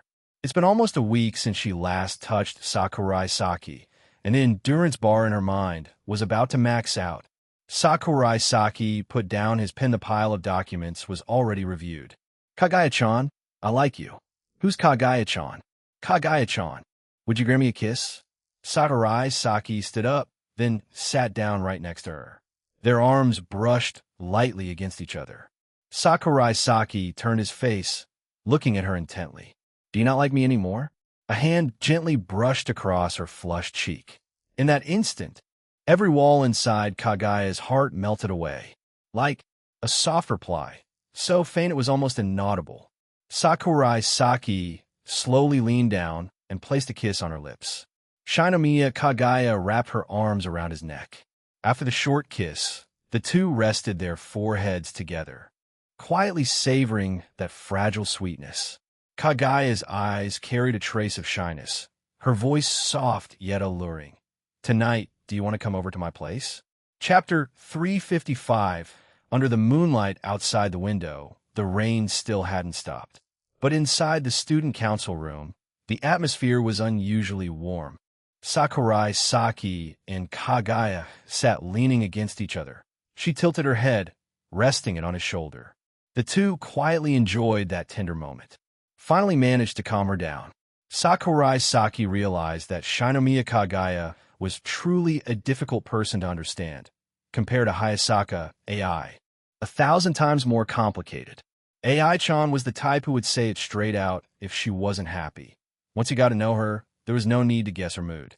But Kagaya was different. She always kept everything inside, never saying a word. That forced Sakurai Saki to both guess and comfort her. Because of that, at first, he thought Kagaya was having some kind of trouble. She had a habit of overthinking, always believing she could solve everything on her own and shouldering all the burdens herself. In Sakurai Saki's eyes, she could absolutely rely on others, on him, on Hayasaka AI, on the other student council members. All of them were solid supports for her. Not enough. After a long silence, Shinomiya Kagaya suddenly stood up and said something that made no sense. "Sakurai, what did she mean by that?" "Hug me." Shinomiya Kagaya used the face of Ice Kagaya to say something that only Baka Kagaya would say. Sakurai Saki felt like her two personalities were blending together. All right, I'll hug you." Sakurai Saki said in a tone used to coax a child. His face showed a mix of helplessness and amusement. "It's been a week since you last hugged me." Shinomiya Kagaya gently stroked his back, her chin resting on his shoulder. "Then don't hold it in anymore. As long as you say it, it'll come to you." "No, I don't want to say it." A man should be the one to take initiative. Kagaya longed for his proactive affection. Even in the student council room, "It's okay." "No." Shinomiya Kagaya absolutely didn't want anyone to find out about their relationship. She could never do something like Fujiwara Chika. Only when there was no one around did she dare to act spoiled. "Kagaya-chan, you're really troublesome."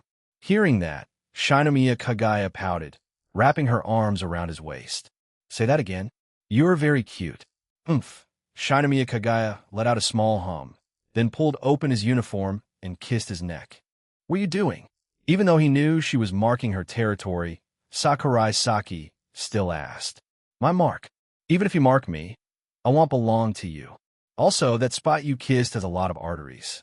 Sakurai Saki had seen the news. Someone actually died once because his girlfriend left a hickey on his neck.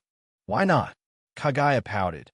"Hayasaka hasn't been around these past few days. Can't you be mine just a little bit?"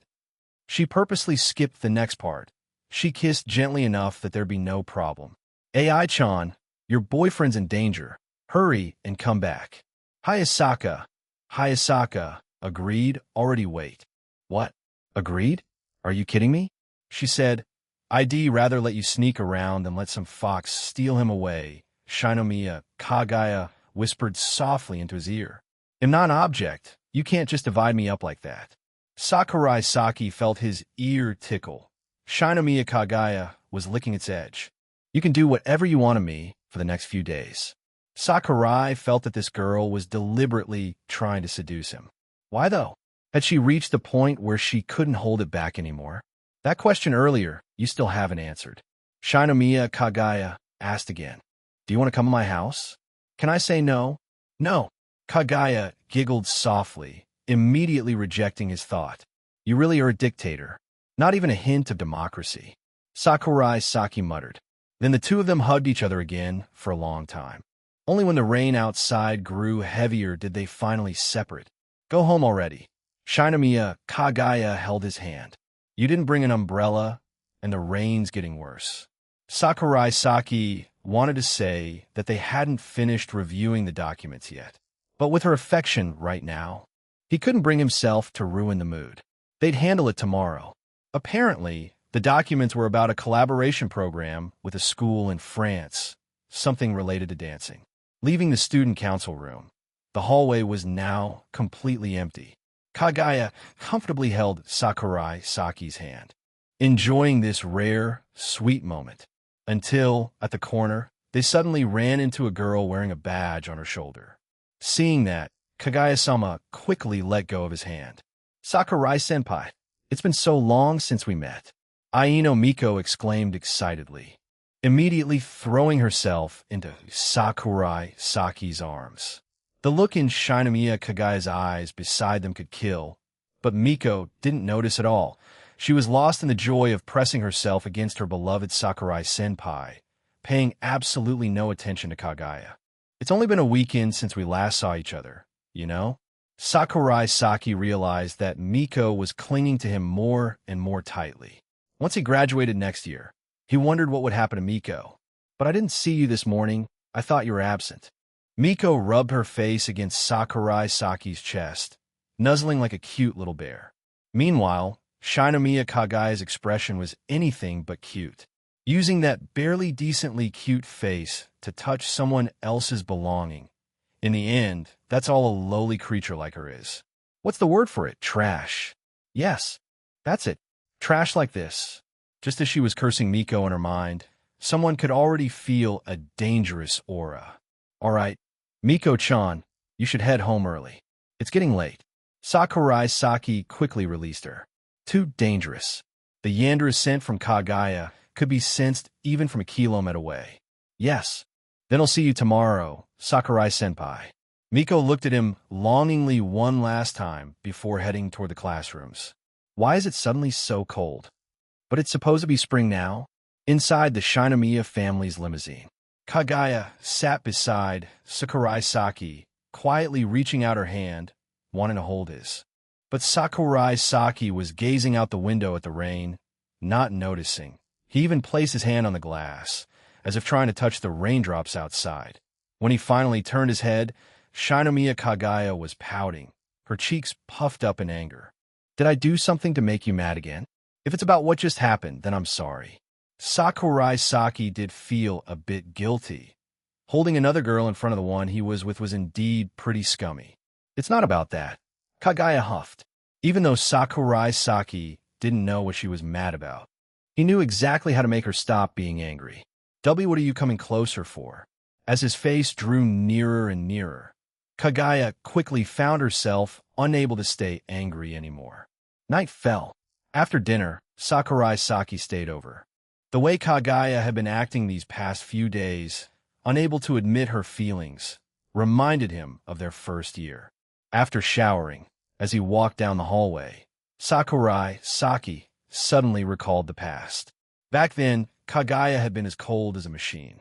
She cared about nothing, no one, and handled everything purely out of self-interest. But deep inside, she had hidden a faint warmth that was hard to notice. A hedgehog that used its quills to protect itself. Looking back now, it was endearing, wasn't it?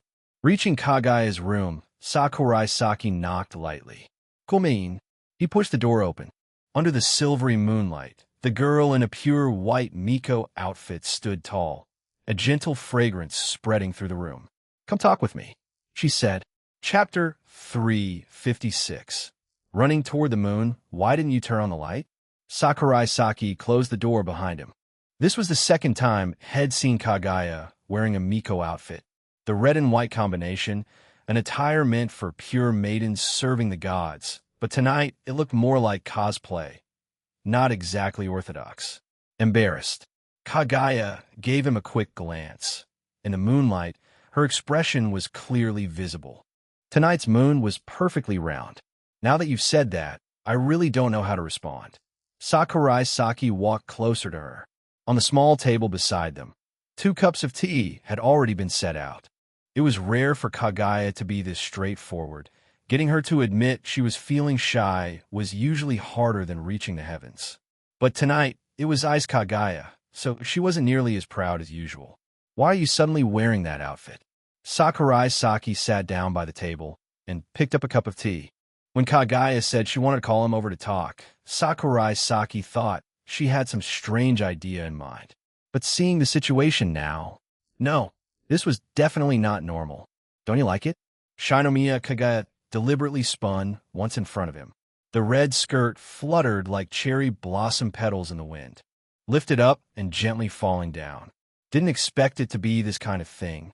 Sakurai Saki tried to stay calm and took a sip of tea. Don't play those kinds of teasing tricks, Kagaya-chan. Even dim lighting couldn't suppress a man's curiosity. But the outfit Kagaya was wearing tonight was far too daring. Even AI-chan had never worn something like that. This situation, there was no doubt about it. This was a combat lingerie, a typical scene in light novels and manga.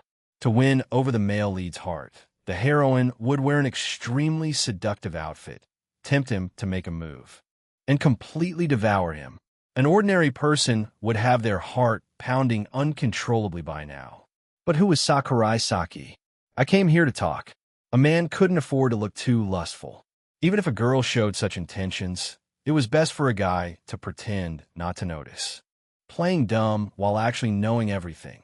That's a kind of wisdom. Just as Sakurai Saki was playing the role of a pure, innocent man, Shinomiya Kagaya's thoughts were completely different. Why?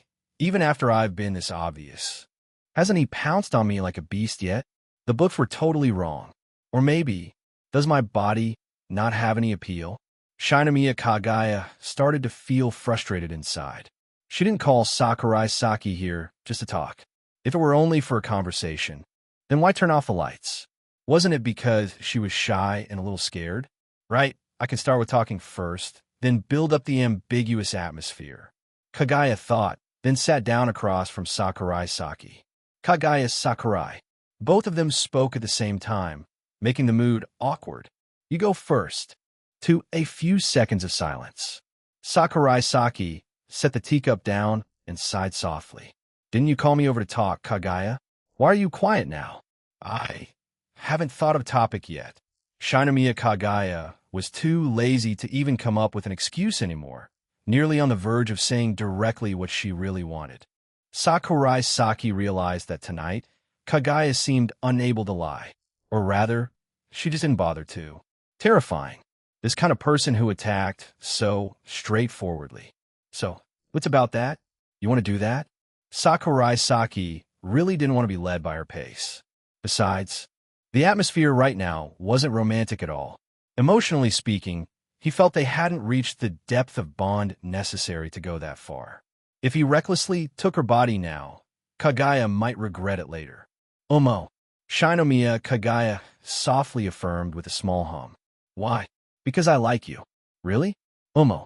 Hearing that, Sakurai Saki rubbed the space between his eyebrows.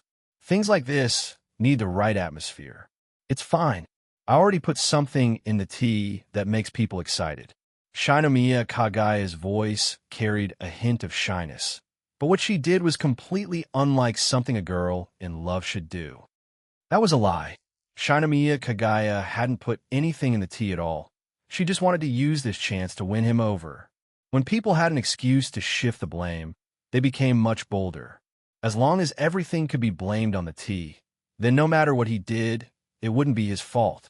That was the message Shinomiya Kagaya wanted to convey. But Sakurai Saki completely believed her. You drank it too? Because I like you.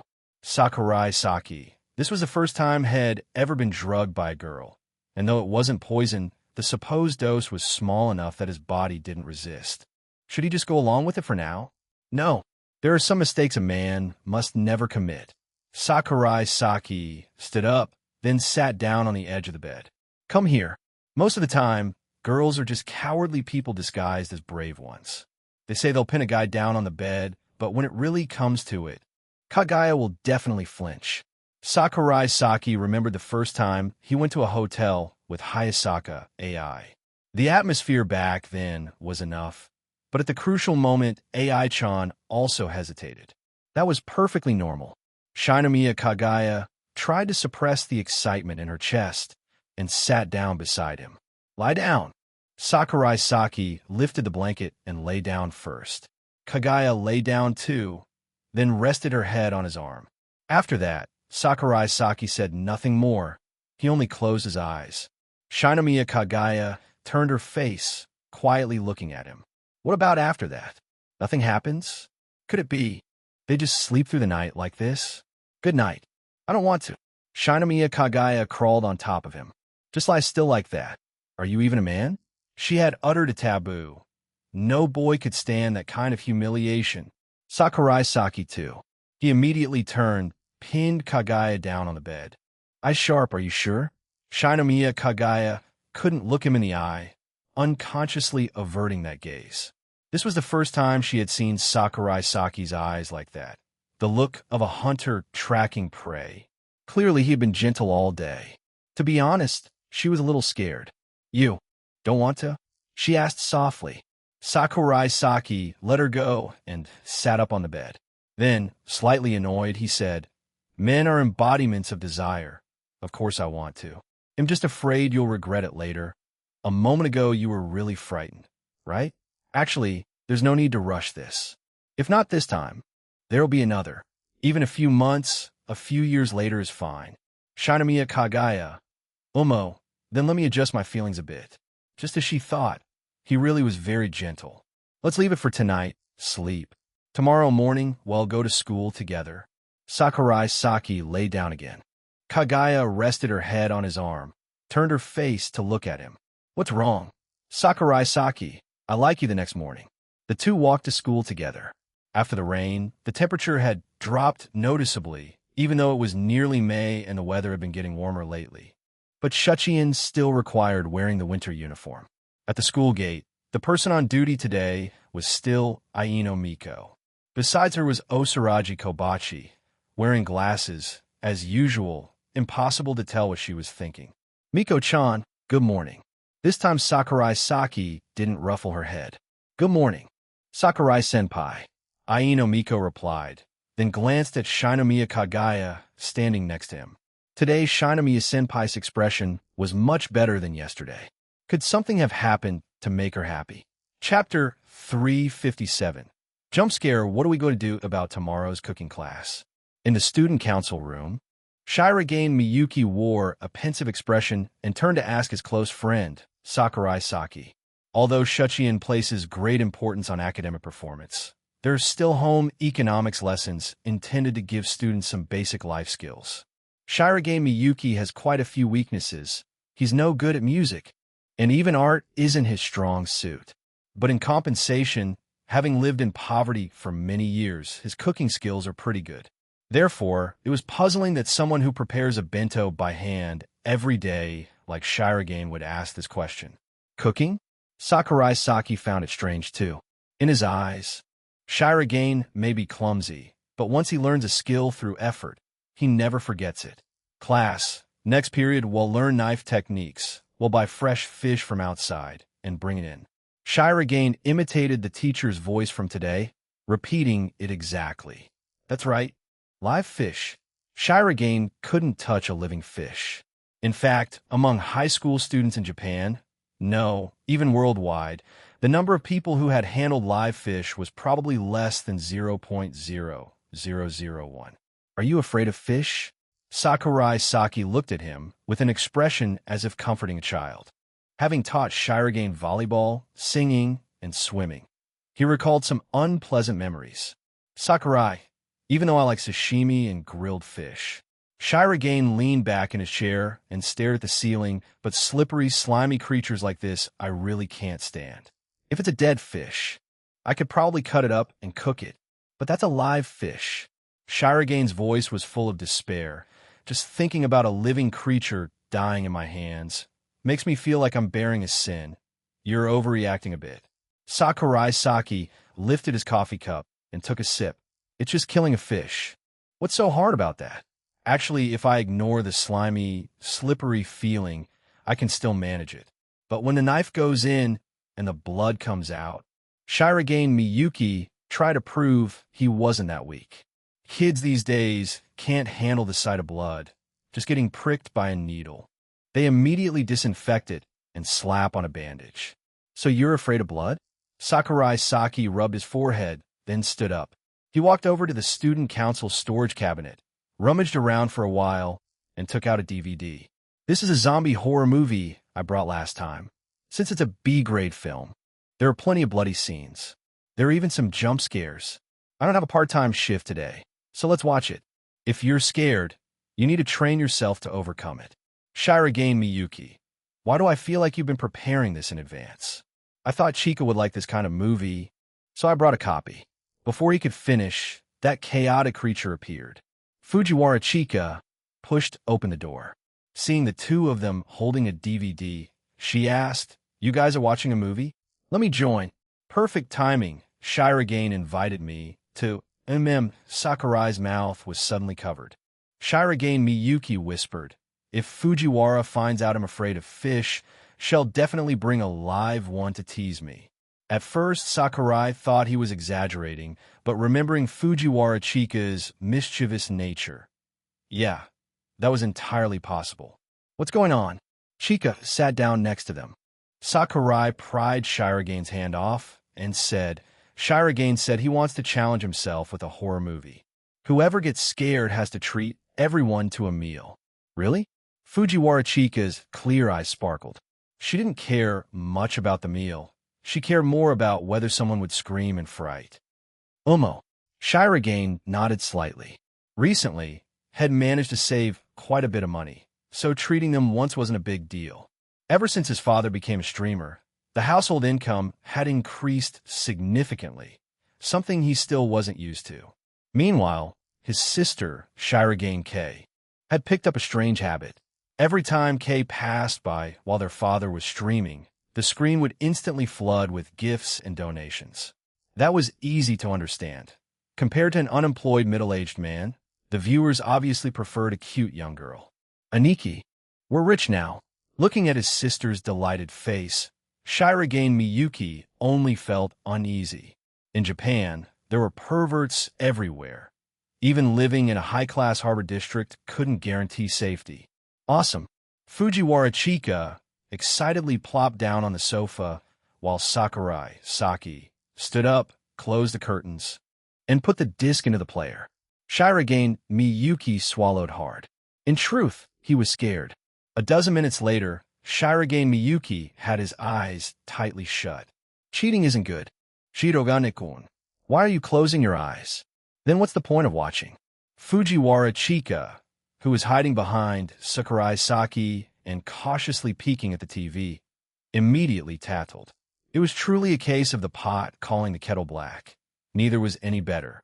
"Shirogane, if you close your eyes, what's the point of watching?" Sakurai Saki's words carried two meanings. He was hinting that Shirogane needed to face his fear of blood. But in Chika's ears, it sounded like it was about the bet. "Yeah, Shirogane-kun. Open your eyes already." She was clearly hoping to see Shirogane embarrassed. Sakurai was certain of it. Fujiwara Chika really was the type of girl with that wickedly playful personality, even though she herself often got payback for it. Shirogane Miyuki slowly opened his eyes. A little horror like this is nothing. Before he could finish, a zombie suddenly lunged straight at the screen, its mouth wide open, gushing with blood and thick pus. "Ah!" Chika screamed, clinging tightly to Sakurai Saki's neck, her shrill cry no different from a baby Godzilla screech. Sakurai didn't think much of it. After all, had encountered real zombies half a year ago, so he no longer felt any fear. Just, his ears were a little uncomfortable. He was fine, but the other person wasn't. Opening his eyes right into that scene, Shirogane Miyuki's eyes rolled back, foam nearly forming at his mouth. He was so terrified he couldn't say a word. That jump scare must have been truly brutal. If Shirogane didn't train his body regularly, he might have ended up hospitalized. Soon, the movie's plot shifted to the male lead, a muscular man wielding a machete, searching for survivors in a city overrun with zombies. "Shirogane-kun, you're really not scared?" Fujiwara Chika sneakily peeked at him. "Cough, it's fine." Shirogane Miyuki lied out of pride. In truth, he was scared to death. But even though he survived that one scene, the following parts still made him scream several more times.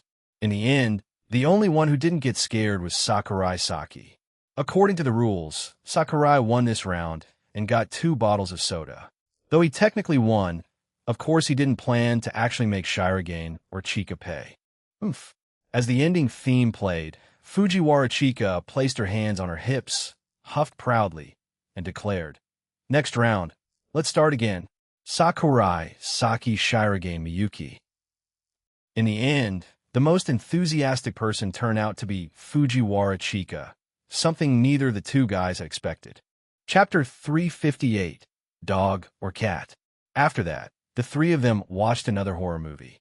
After finishing it, Shirogane Miyuki felt his stomach churning, so he decided to surrender. Secretary Fujiwara, actually the reason we're watching bloody movies is because of next week's home economics class. Home economics class? Chika tilted her head, then recalled what the home economics teacher had said at the end of today's class. Because I'm really scared of fish, I can't handle things like cleaning or preparing them at all, Shirogane Miyuki said, thinking to himself that Fujiwara Chika would definitely mock him for it. But unexpectedly, Fujiwara Chika didn't laugh. Instead, she comforted him. "It's okay, everyone gets scared when dealing with live fish themselves." Secretary Fujiwara, "So you actually know how to comfort others, huh?" Shirogane Miyuki sighed inwardly. In his eyes, the possibility of Fujiwara Chika stepping on someone who had already fallen into the well was far higher. But for a male student like Shirogane-kun to be this afraid of fish, that's pretty rare. Fujiwara Chika covered her mouth and giggled twice. Weak, I knew it. I knew this woman could never actually comfort anyone.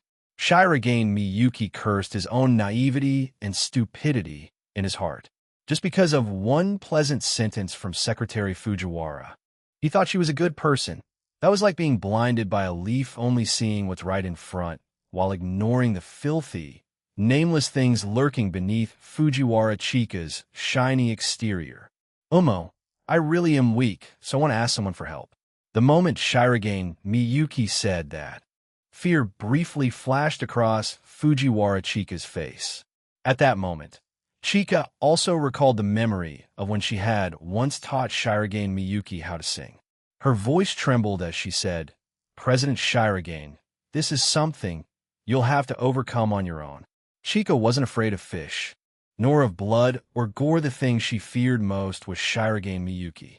"It's fine, I'm just not very good at it." "Not very good? Are you sure it's just not very good?" Fujiwara Chika immediately reacted like a robot hearing a trigger word. She had heard that phrase, "not very good," from Shirogane Miyuki more than once, and everyone knew how those had turned out.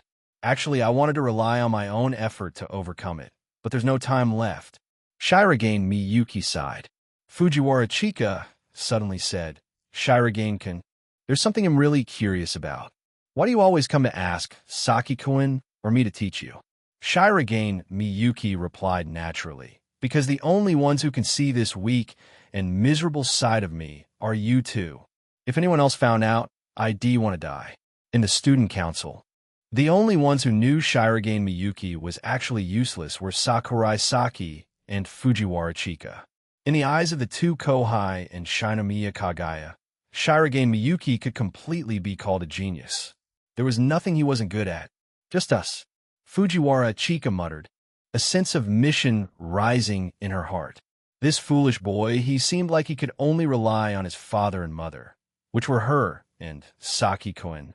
"Chika, leave it to me." Fujiwara Chika, a kind girl, once she's decided to help someone, she won't easily give up. Sakurai Saki had planned to escape, but he soon realized there was no way out. Every retreat had been blocked by Fujiwara Chika.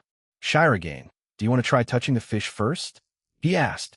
Compared to watching bloody movies, it was better to just try doing it directly.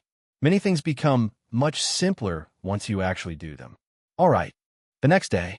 "So this is the reason you guys brought fish into the student council room?" Shinomiya Kagaya sighed. The number of people who knew the useless side of Shirogane Miyuki had increased by one.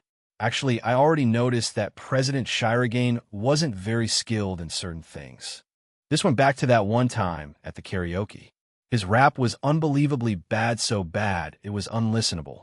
Other things, too, like when she heard him speaking French last time, Shinomiya Kagaya didn't think it was much better. The school was about to hold a welcoming event for exchange students from France. So Shirogane Miyuki, who knew absolutely no French, had started practicing. Previously, he had studied English to prepare for university life abroad, and now he had to learn French as well. The pressure must have been enormous. Not a fish. It has a proper name. It's called Nametaro. Fujiwara Chika squatted beside the bathtub, reached her hand into the water, and played with the little fish she called Nametaro. This fish seemed to be a kind of ornamental fish, so it had a rather pretty appearance with a long, shimmering tail. You even went as far as naming the fish. Shinomiya Kagaya rested her right hand on her cheek, supporting her right elbow with her left, her face filled with helplessness. Kagaya felt that only Chika would do something like this. Now, she had given the fish a name. So what would they do later? Wasn't this fish supposed to be used for President Shirogane's knife practice? Good boy Fujiwara Chika released the fish, then looked towards Shirogane Miyuki. Shirogane-kun, you should try too. Shirogane nodded. Before touching the fish, he asked, this fish, it won't bite me, right? Shirogane-kun, this isn't a piranha. Besides, piranhas don't actually eat people. It feels kind of acceptable. Shirogane Miyuki said as he touched the fish's body. Sakurai Saki, sitting on the nearby sofa, watched as the three of them surrounded the fish. Oh, it's moving.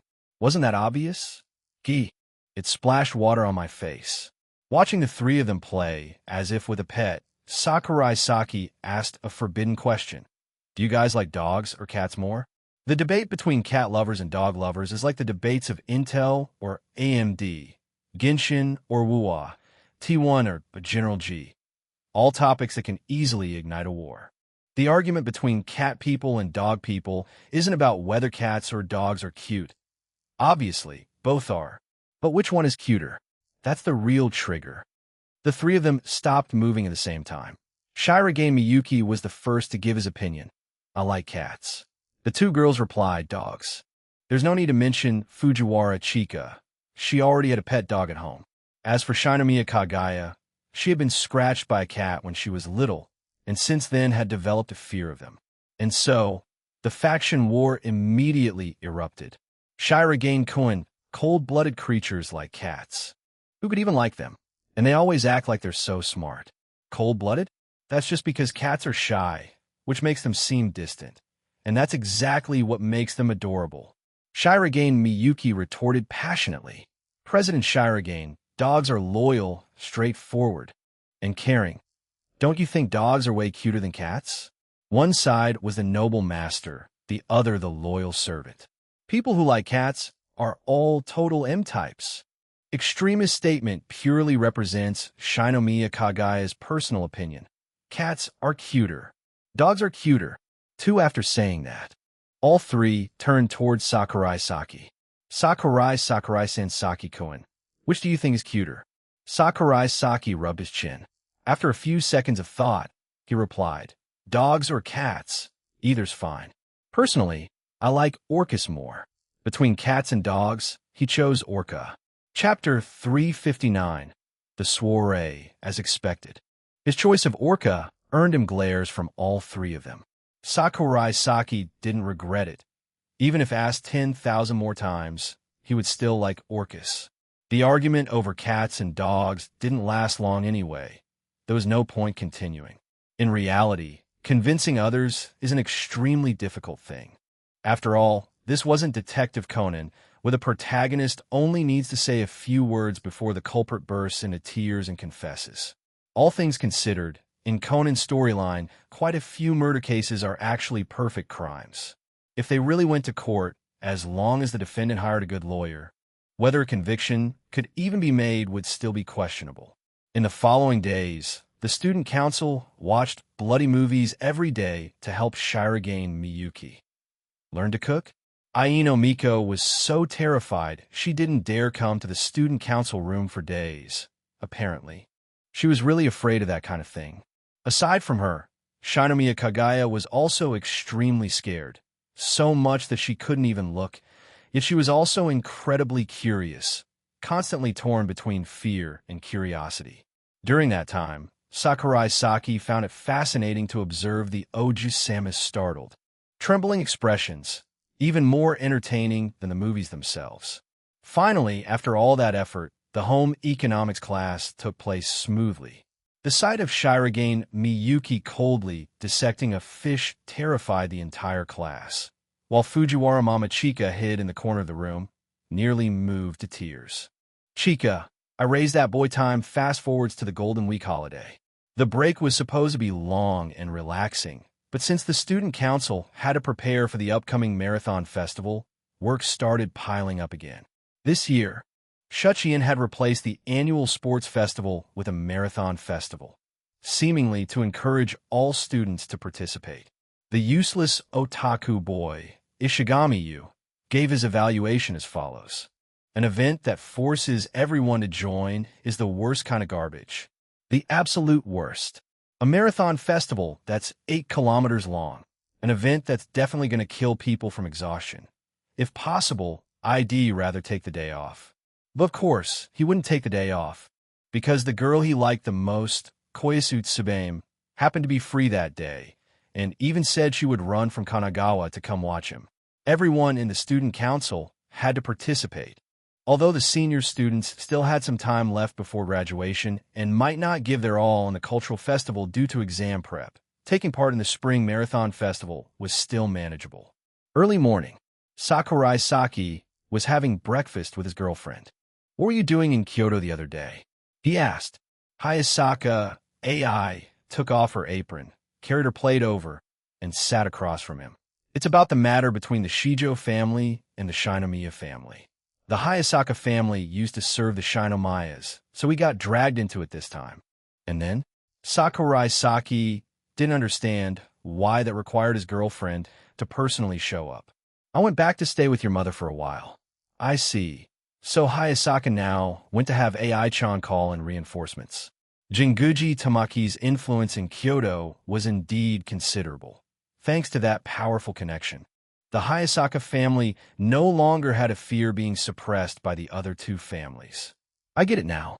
Sakurai Saki accepted the bowl of rice she handed him. What about you? How are things going with Kagaya? Hayasaka AI suddenly said something that froze him in place. You already know? Kagaya has her reasons. I made her do it. Hayasaka AI didn't sound accusatory at all, even though her boyfriend and her best friend had been involved. Kagaya's older brother told her to get close to you, so that Jinguji-san would step in to help the Shinomiya family gain an advantage in the business world. After returning to Japan this time, AI-chan had learned about some internal matters through her mother. And what does Kagaya think about all that? Sakurai Saki recalled what Kagaya had said before. He felt that she hadn't acted out of self-interest, but rather genuine feelings.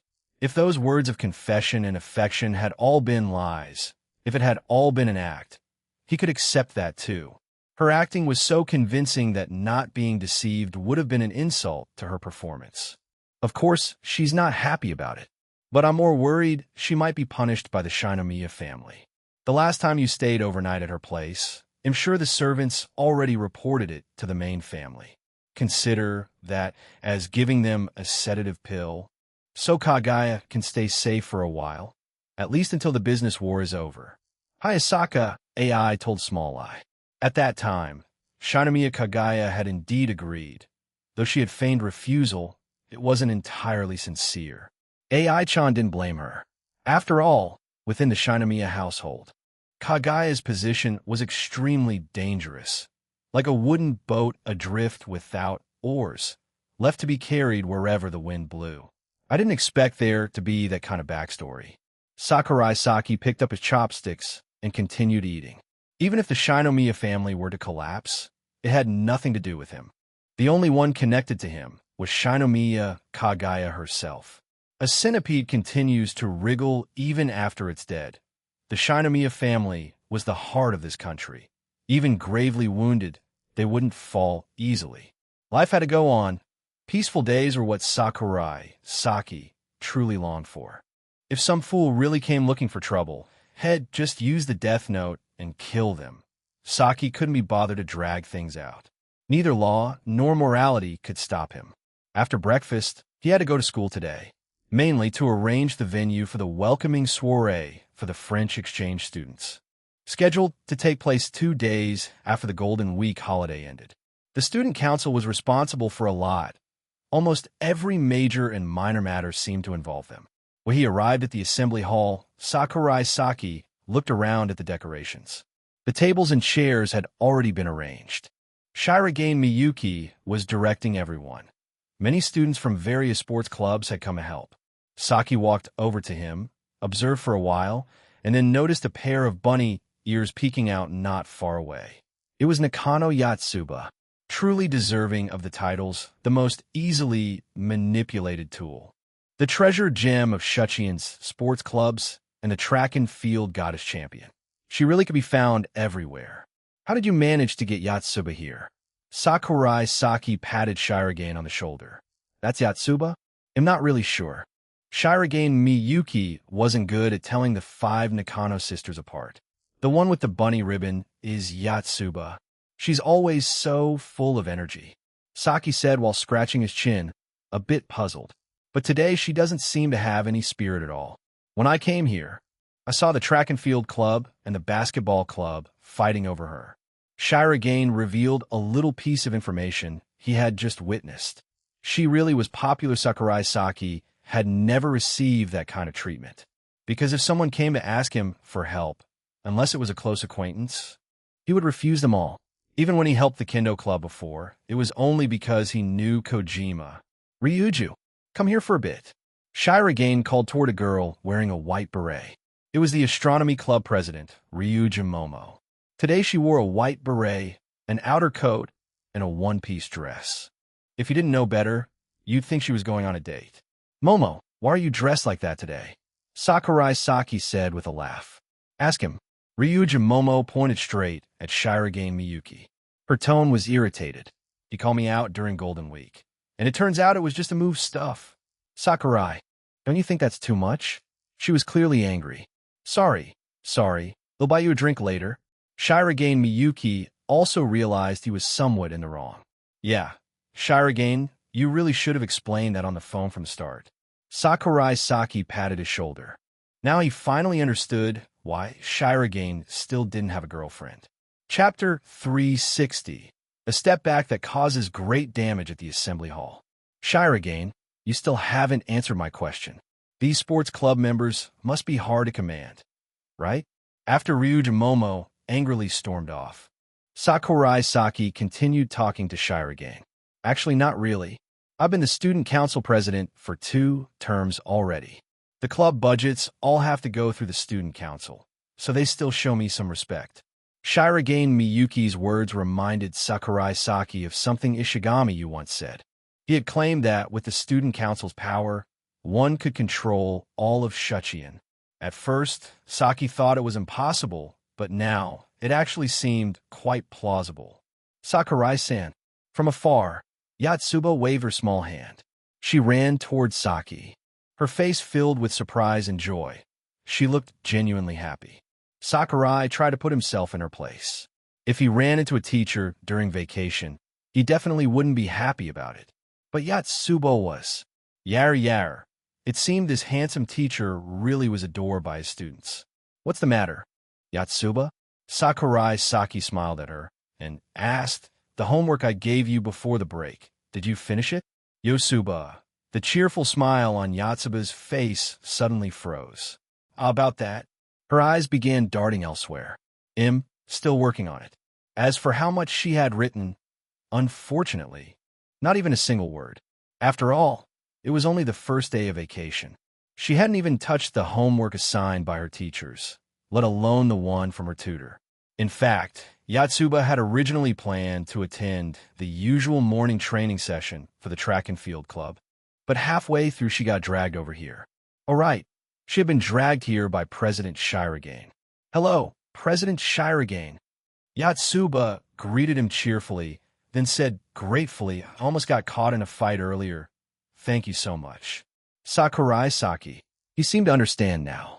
So the 2 clubs have been fighting over Yatsuba, and then Shirogane saw things getting out of hand and simply pulled her away?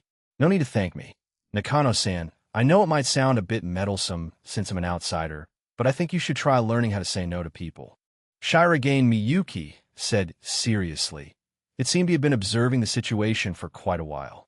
Yes, always trying to be a happy gene like that isn't good. Sakurai Saki also chimed in. His teaching goal this year was to help the quintuplets fix their bad habits. Happy gene? Yatsuba tilted her head. That's a negative term. I've been teaching you classical Japanese for a whole year, and you still don't know that? Sakurai Saki sighed and explained, happy gene means someone who tries to please everyone, gets along with everyone, but isn't sincere with anyone. Helpless. Saki even started doubting his own teaching ability.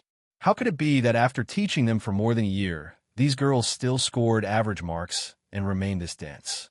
Maybe it was because Yatsuba hadn't developed the habit of studying on her own? Miku, Nino, and Itsuki already had self-discipline when it came to learning. But Yatsuba and Ichika each had their own reasons. Outside of classes and tutoring sessions, they barely had any time left for extra study. So that's what it means Yatsuba tried to pretend she understood and brushed it off.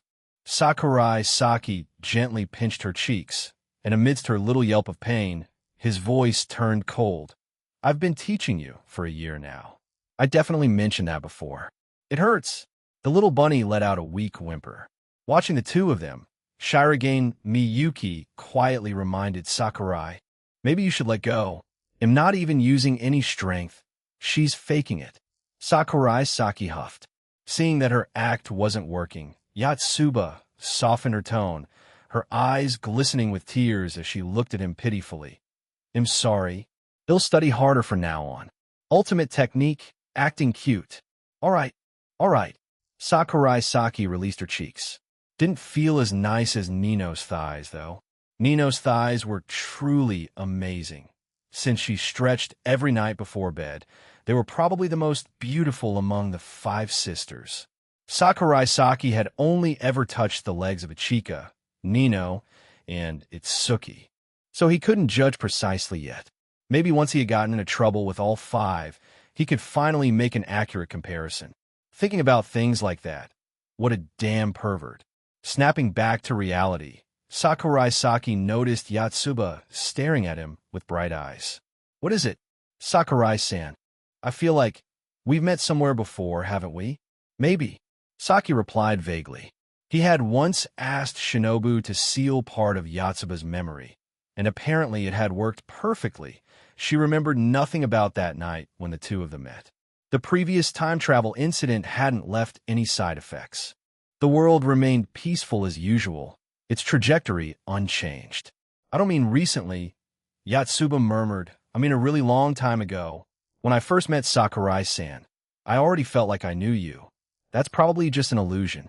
In psychology, there's a term called false memory, for example. When you're studying or walking, and suddenly you get the feeling like, I think I've seen this before. Sakurai Saki explained. Sakurai-san really knows a lot, Yatsuba said, dropping the subject. On the other hand, Shirogane Miyuki beside them sensed something off. As Sakurai's close friend, he knew certain habits of Saki's whenever he lied, such as how his speech would speed up a little, or how he'd start using slightly uncommon words to justify himself. But Shirogane didn't expose him. All right, Sakurai, come over here for a second. I didn't call you just to chat. Sakurai-san. See you later. Yatsuba waved, watching the two of them walk away. Sakurai Saki was dragged by Shirogane to the empty back courtyard. Sakurai. Shirogane took a deep breath, his voice deadly serious. This is the one and only request in my entire life.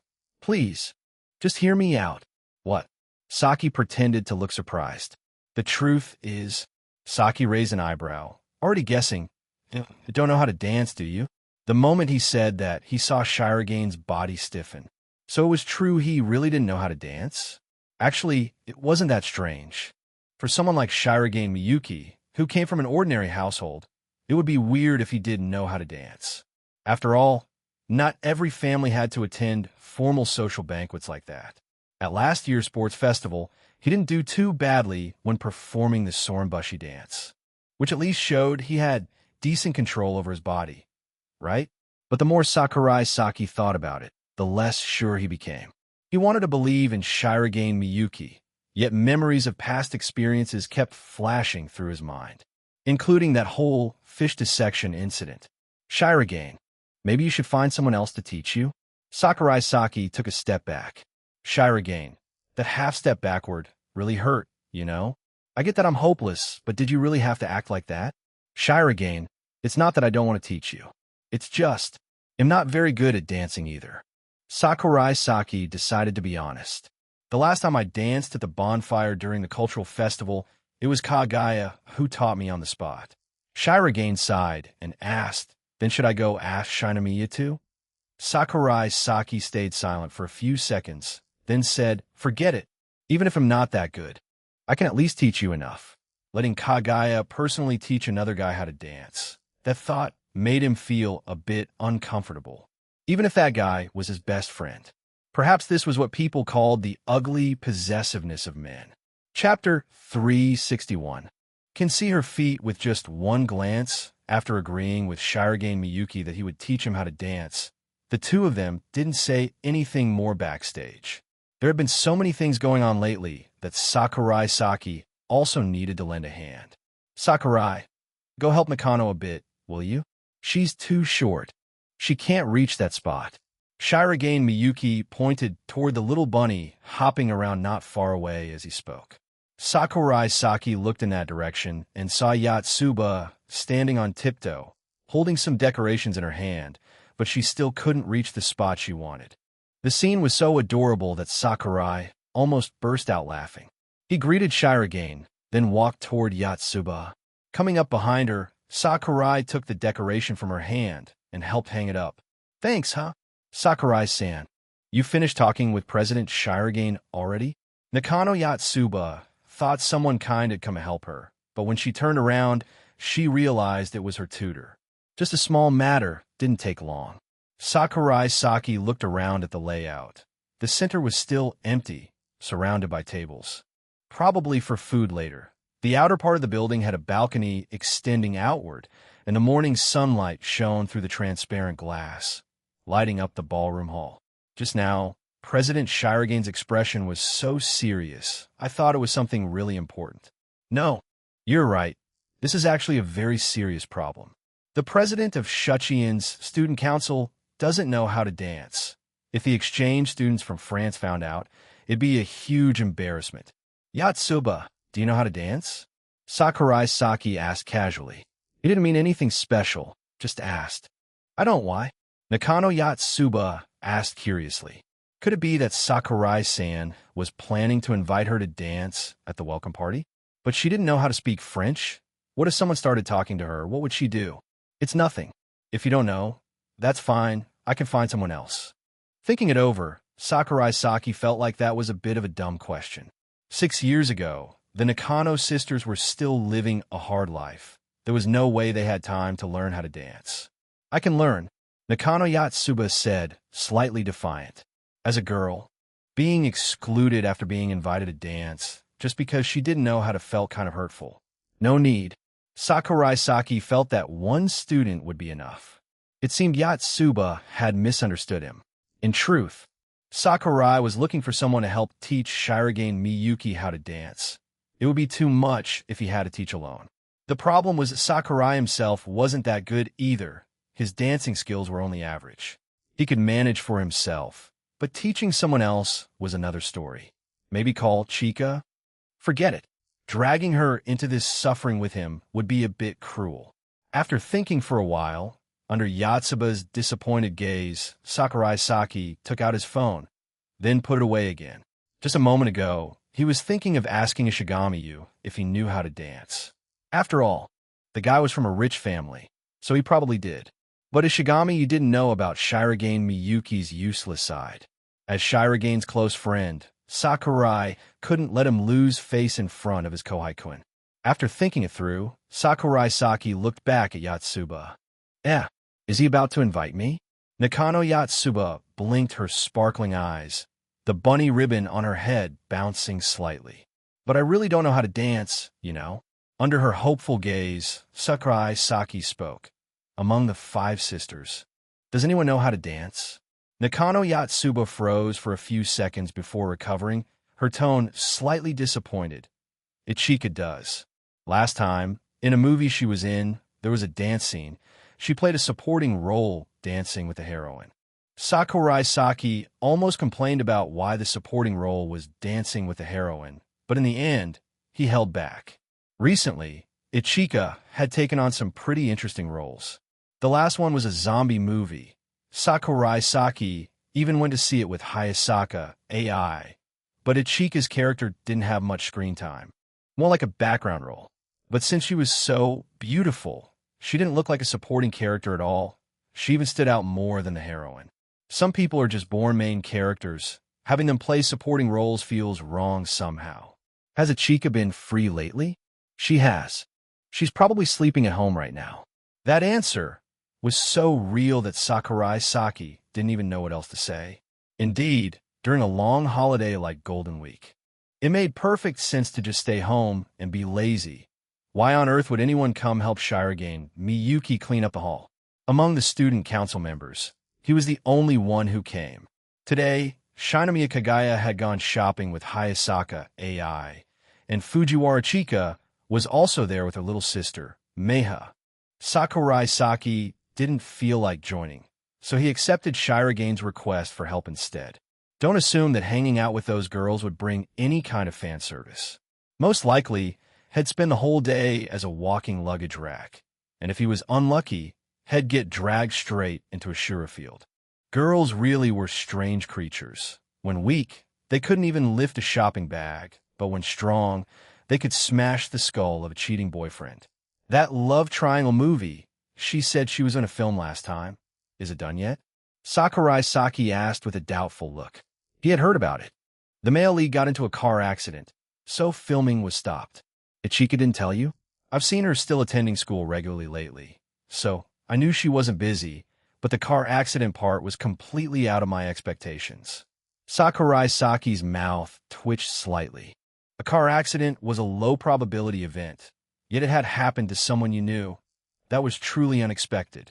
The topic ended quickly. In the end, Sakurai Saki still didn't tell Ichika about asking for help to teach dancing. For the same reason as with Ishigami-yu. Neither of them knew about Shirogane Miyuki's other side.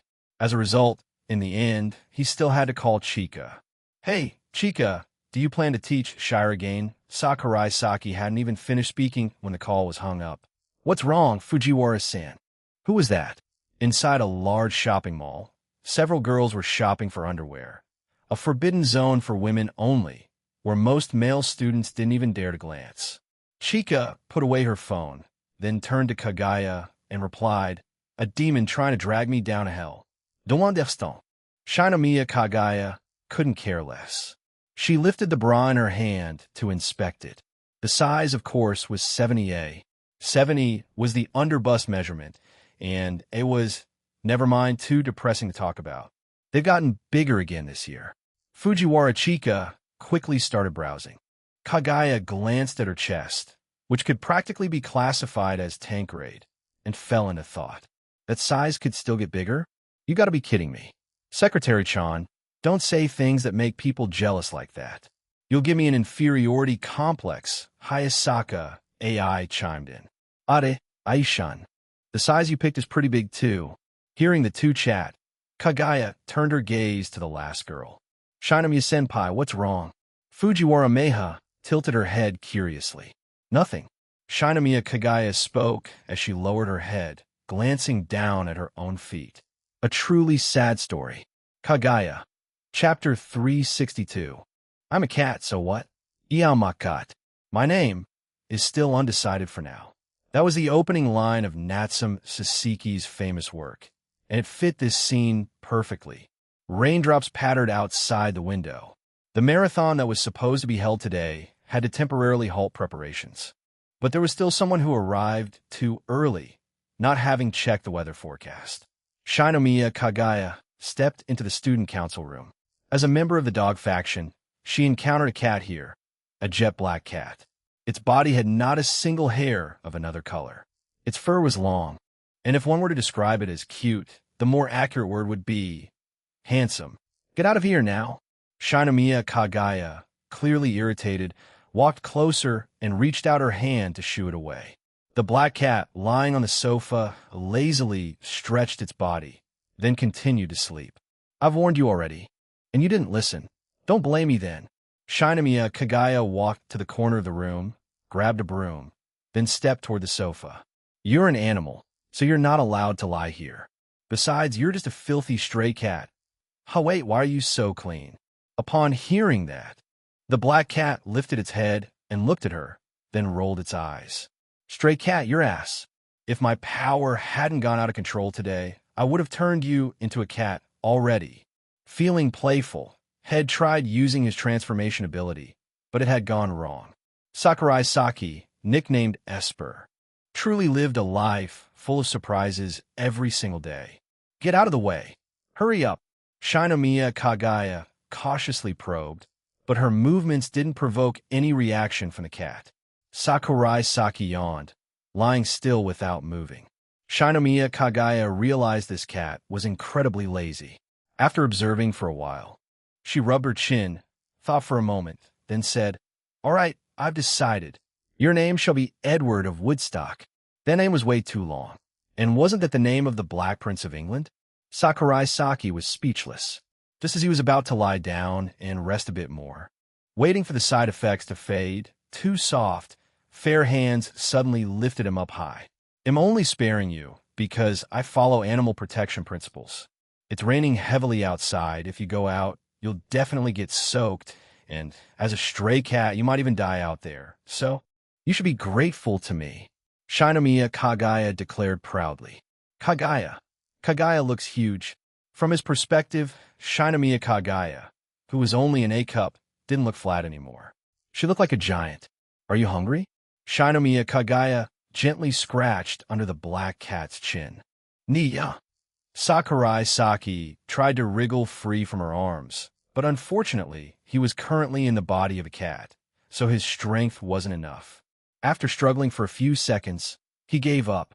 Since he couldn't resist, he might as well enjoy it. Shinomiya Kagaya's hands were really skillful. Did you come here to hide from the rain? Kagaya glanced out the window, then sat down on the sofa, placing the black cat on her lap.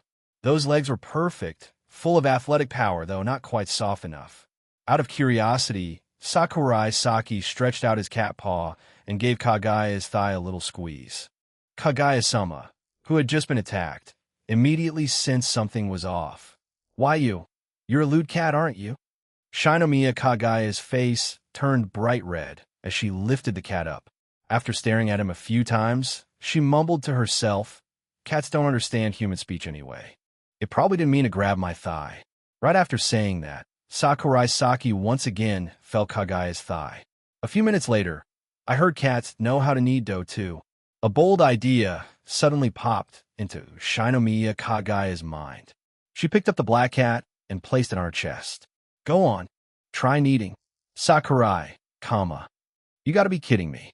Sakurai Saki tried to move his cat paws, but couldn't find anywhere to put them. Sorry, can't do it. He knew she was trying to make that part of herself feel more noticeable, but seriously, he was powerless. Even an Esper couldn't touch something. That didn't exist. Just then, footsteps sounded from outside the door. Soon, Fujiwara Chika walked in. Why did you bring a cat here, Kagaya-san? As soon as her voice sounded, Shinomiya Kagaya immediately set the cat down. During a previous conversation with Fujiwara Chika, she had made it perfectly clear that she belonged to the dog faction. Kagaya-san, don't tell me you. Fujiwara Chika looked at Shinomiya Kagaya with suspicious eyes. Chika, Kagaya, someone from the dog faction getting all cozy with a cat. That was pure betrayal. Members of the dog faction were only allowed to love dogs. Loving cats was heresy. The sky cannot have two suns. Loyalty that isn't absolute is absolutely disloyal. It's raining outside. I just couldn't bear to leave it in the rain, so I brought it in, Shinomiya Kagaya explained. Oh, Fujiwara Chika drawled meaningfully. She walked up beside Kagaya and bent down to look at the black cat. So cute. Fujiwara Chika's heart wavered slightly. At first, She thought she could never like cats, but maybe it was just because she had never met one that suited her taste. This one in front of her was honestly perfect. This isn't good. Sakurai Saki now only wanted to escape from the student council room. Just as he was about to jump off the sofa and run, two hands grabbed him. It was Fujiwara Chika. Kagaya-san, its eyes just rolled back. Chika exclaimed. Indeed, just like Sakurai-san. Look, this is the same contemptuous expression he makes. Sakurai. Fujiwara Chika was holding the black cat that Sakurai had turned into. In that position, naturally, Sakurai was standing on her chest. He reflexively stepped twice. Staring, Shinomiya Kagaya looked at the scene, and a faint twinge of jealousy stirred inside her. A few minutes later, "Let me hold it too," Shinomiya Kagaya said. All this time, the self-proclaimed dog faction secretary, Fujiwara, had been the only one playing with the cat. All right. Fujiwara Chika lifted the black cat up, preparing to hand it over to Shinomiya Kagaya. Sakurai Saki sensed something was wrong and immediately struggled in resistance. What's wrong? Don't squeal. While Fujiwara Chika wasn't paying attention, the cat fell straight onto her face. Sakurai Saki still hadn't fully adapted to a cat's body, so he clung to her face like some kind of face-hugging monster, unable to move. After a few seconds, he released his claws and slowly slid down. In Shinomiya Kagaya's line of sight, the black cat was slipping right into the chest opening of Fujiwara Chika's school uniform. Very quickly, the cat burrowed straight into Chika's clothes. "Kaya!" Chika screamed, clutching her chest with both hands. "Fujiwara-san, don't squeeze. The cat will suffocate." Unfortunately, in such an embarrassing situation, Chika couldn't possibly pay attention to those words. Sakurai Saki realized his body was now in a mystical domain. In the dim darkness, soft, snow-white flesh pressed in from all around, accompanied by a faint milky scent lingering around his nose. Could this be heaven? A few minutes later, the black cat crawled out from under Fujiwara Chika's skirt hem and darted out of the student council room. Fujiwara Chika slumped down on the sofa. For the first time, she realized just how terrifying cats could be. Chapter 363. Drifting on the sea of study brings seasickness, escaping from the clutches of the two girls. After waiting for the side effects to wear off, Sakurai Saki went to the school library. "Sakurai-san, you're here." In the library's self-study room, Nakano Yatsuba saw Sakurai entering through the door. Her voice as bright and lively as ever. She always seemed cheerful, or so Sakurai thought. I ran into a bit of an unexpected situation just now, so I'm a little late." Today, Sakurai had arranged a private tutoring session for Nakano Yatsuba after his part-time job, since midterms were coming right after the Golden Week holiday. Lately, due to intense track and field training, Yatsuba's grades had dropped significantly in last month's test. She wasn't the type of genius who could coast through. If she didn't work hard, her scores would only keep falling. Sakurai Saki believed that the gap between people could be made up through effort, the clearest example being Shirogane Miyuki. "Is everything ready for the dance party?" Sakurai asked. These past few days had been teaching Shirogane a few basic dance steps, and surprisingly, the guy had decent talent, not as hopeless as expected. Everything's ready. What about you, Sakurai-san?" Yatsuba replied, then looked out the transparent glass window of the study room. The classroom buildings outside were veiled by a thin curtain of rain, making the entire campus look shrouded in mist. She guessed. Is it because of the rain? Yeah. Originally, we planned to go prepare rest stops for students along the route today, but unfortunately, the rain forced the student council to postpone the plan. Even though the rainy season hadn't arrived yet, it had been raining strangely often lately. Sakurai Saki liked rainy days, while Yatsuba did not. For such an energetic girl, rainy days were downright annoying. "All right, let's start today's study session." Yatsuba's face showed slight resistance. Just thinking about spending the next few hours adrift in the sea of studying made her feel dizzy. "What are we studying today?" Yatsuba asked quietly. All of the study plans were arranged by Sakurai Saki. As students, the five sisters could only accept whatever he decided. What do you want to study first? Sakurai Saki took a small stack of papers out of his bag. Yatsuba? Yatsuba froze. Not what to study, but what to study first. Did that mean they had to study everything today? Let's see what subjects there were in the first semester of senior year. Since you chose the science track, we've got math, English, modern literature. Yatsuba didn't even bother listening anymore. She slumped face down onto the desk. She sighed. I don't want to study anymore. Yatsuba, you're already in your third year of high school. If you don't work hard, how will you get into the university you want? She didn't have the ability to be admitted by recommendation, so she'd have to take the national exam. All right, Nakano Yatsuba cherished every private one-on-one tutoring session with Sakurai Saki. This privilege usually only Ichika and she herself enjoyed, since the two of them often missed classes for personal reasons. In truth, Yatsuba wasn't particularly interested in something like going to college. But because of the expectations Sakurai Saki always had for her, she didn't want to give up. As long as someone placed their hopes in her, Yatsuba would always respond. That was one of her strengths. Don't space out. We don't have much time left. Hearing him say that, Yatsuba checked the time on her phone. But it was clearly still just morning. 2 hours later, Nakano Yatsuba's eyes had lost their light. She was slumped over the desk, motionless like a broken doll. In front of her, Sakurai Saki was marking her work. Yatsuba, this part's wrong.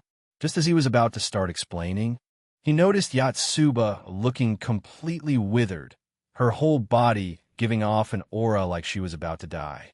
Fine, take a break for a bit.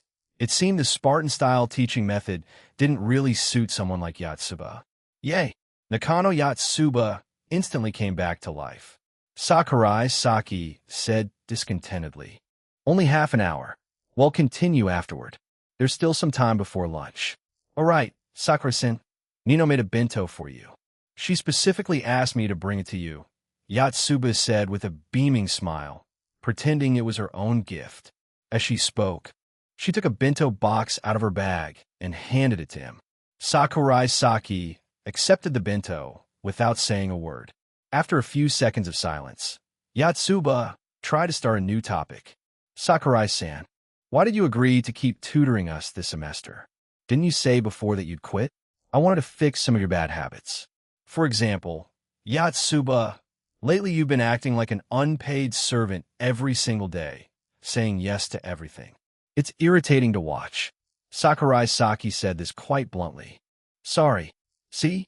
You're apologizing again. Yatsuba, your personality is too soft. Does that mean Sakurai-san hates me? Not hate, but I can't say I particularly like it either. Honestly, what frustrated him was how she never stood up for herself. I guess that makes sense. Sakurai-san only tutors us because it's his job anyway. Nakano Yatsuba's tones softened a little, tinged with sadness. All 5 of us sisters are troublesome and stupid.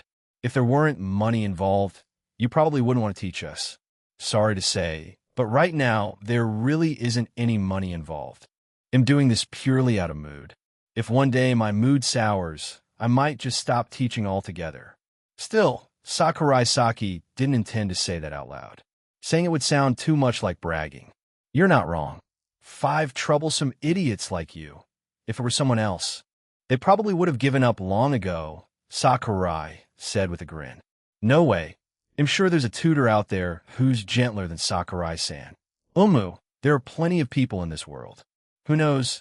Maybe there really is some diligent, kind-hearted boy out there. Sakurai didn't argue. He was always strict with Yatsuba. In truth, when teaching the quintuplets, he always adhered to the principle that studying comes first. Otherwise, their grades wouldn't have improved so fast. Getting too close wasn't a good thing. Had already made that mistake with Nino. Last time they'd gone out on a weekend, it had started as a tutoring session, but ended up turning into a date.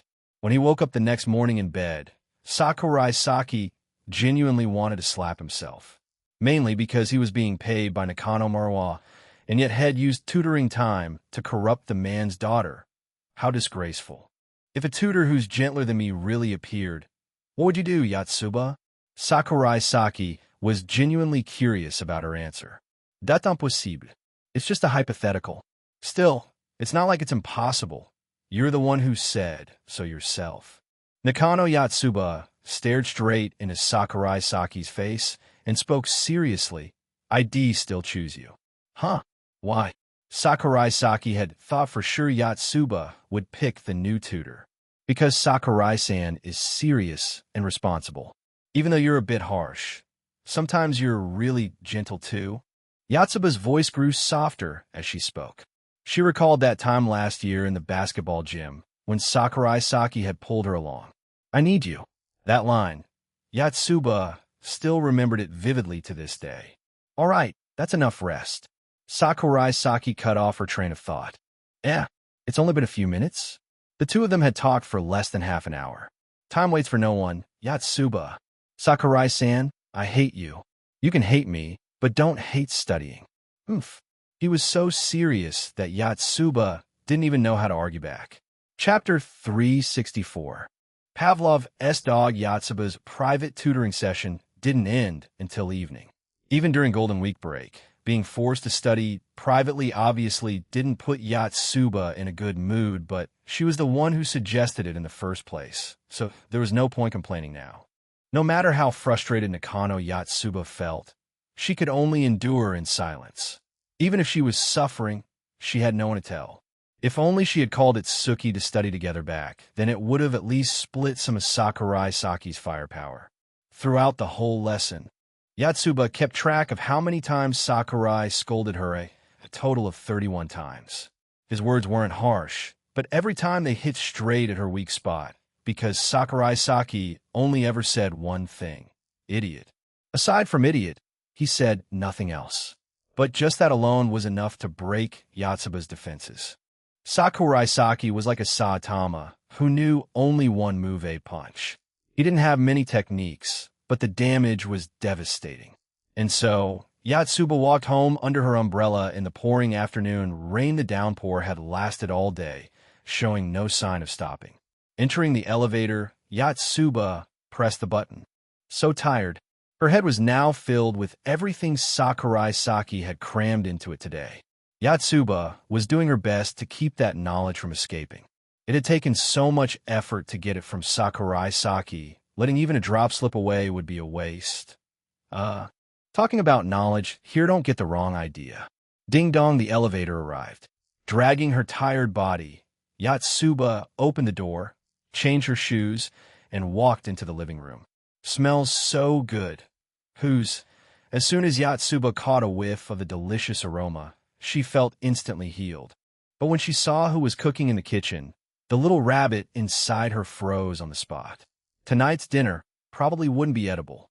Yatsuba, you're home? Miku, wearing her signature headphones, turned to greet her. Zminus. Yatsuba carefully stepped closer to the kitchen and asked, Where's Nino? Isn't she usually the one who cooks? Nino said to let me try this time. Miku replied softly. Her words sounded gentle, but to Yatsuba's ears, they didn't sound pleasant at all. For the first time, Yatsuba understood what synesthesia felt like. It turned out taste and hearing really could be connected. Saizen once mentioned something called Pavlov's dog. Every time a bell rang, people would feed the dog. After a while, even without food, just hearing the bell would make the dog salivate. That was Pavlov's experiment. Just seeing Miku in the kitchen makes my stomach hurt. Was this the Pavlov effect too? A conditioned reflex, that's what it was called, right? Yatsuba thought knowledge was really useful. After all that studying, she could finally apply in real life. Yatsuba, are you hungry? Miku, I'm not really hungry. Yatsuba tactfully declined. Even a little angel like her thought Miku's cooking smelled like a hospital. Knowing full well there's a tiger on a mountain, but climbing it anyway, only heroes or idiots would do that. After all, not everyone is Wusong, who could still slay a tiger after drinking wine. If she went in, she'd only be giving that tiger a full meal. Don't be afraid. Miku smiled. I've been practicing cooking diligently this whole year. Even Sakiko praised me. Miku knew her cooking skills used to be terrible, but that was a year ago. Now she had completely transformed, and her cooking had improved a lot. Miku, Yatsuba, how come I didn't know about this? Sakurai-san didn't just say that to avoid making Mika sad, right? No way. Sakurai-san, don't use your kindness for weird things like this. What should I do? Should I eat it or not? If I eat, I might end up in the hospital, but if I don't, Miku will be sad. For the first time in months, Yatsuba felt this conflicted, even when, on the first day of Golden Week break, both the girls' track club and basketball club fought over her. She hadn't suffered this much. Yatsuba spoke as if she were walking to the gallows. I'll eat. Mika nodded slightly. Go call it Suki and everyone else down. Yatsuba froze. No way.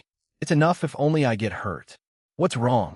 Miku asked when she saw Yatsuba standing still, her hands paused midair. She was frying tempura, and there was also a stew cooking. And no, nothing. Nakano Yatsuba, filled with unease, went upstairs. By the time she called the other three down, Miku had already finished setting the table. Ichika, why aren't you changing your clothes? We're at home. It's not like anyone's coming. What if Sakurai-san drops by? Then he can see Ichika replied casually. It wasn't like he hadn't seen before anyway. After a noisy round of bickering, all five sisters sat down at the table. Miku cooked today, huh? Ichika looked at the busy Miku, and then suddenly froze. Her half-awake brain seemed to have just connected to a supercomputer. A giant word appeared in her mind, danger. Of course, Ichika knew Mika's cooking level. If it didn't kill anyone, that would already be a success. What's the emergency number again? Ichika secretly began planning how to handle the situation. At this rate, it looked like tonight's dinner. They'd have to eat whether they wanted to or not. After all, Ichika glanced at Mika's expectant face, and all words of refusal stuck in her throat. Food made by my little sister. As the eldest, I can't refuse it. If she refused, Mika would be sad. At this moment, everyone's feelings were pretty much the same except for Nino. She knew that Mika's cooking had improved over the past year well. At least enough that eating it wouldn't kill you. Who's eating first? Nino asked, her face full of curiosity as she gleefully added fuel to the tension.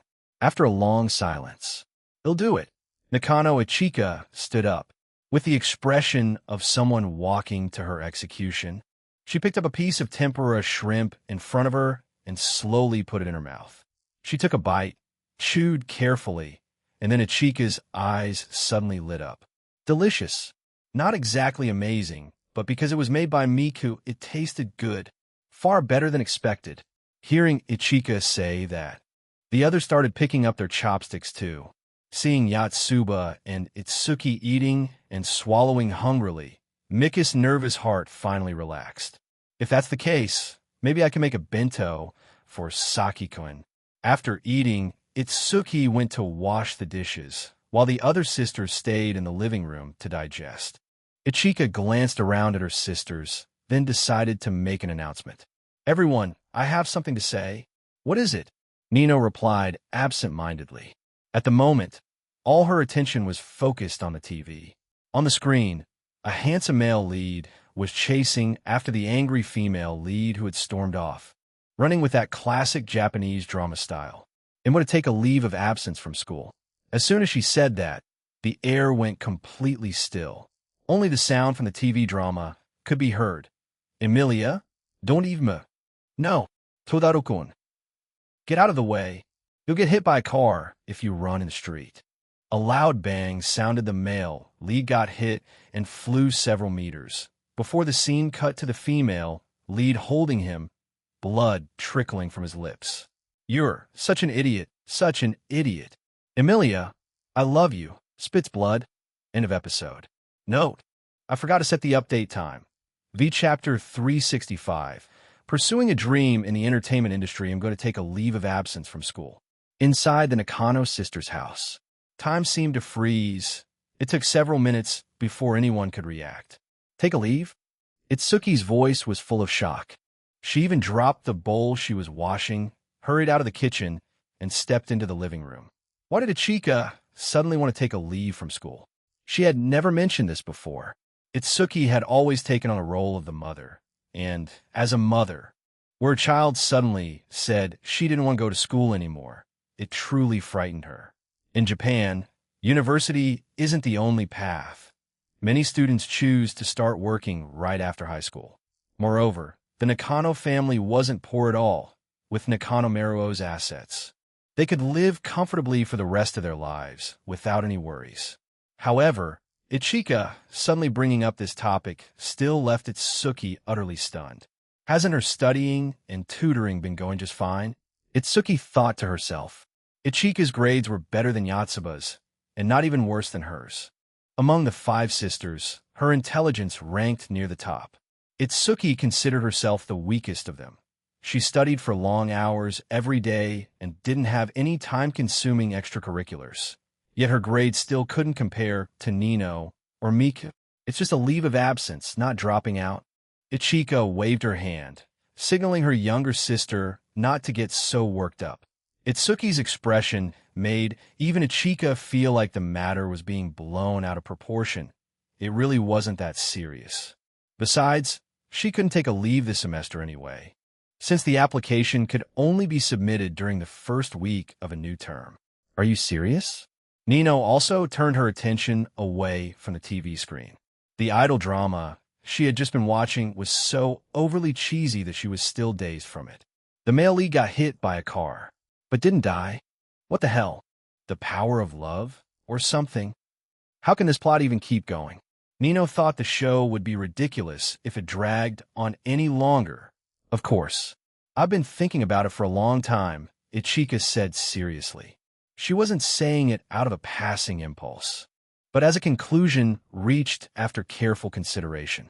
Actually, with her current grades, there are plenty of universities we can choose from, Miku said as she turned off the music she was listening to. She had only meant to take a short break, but Ichika's words made her stop and think deeply.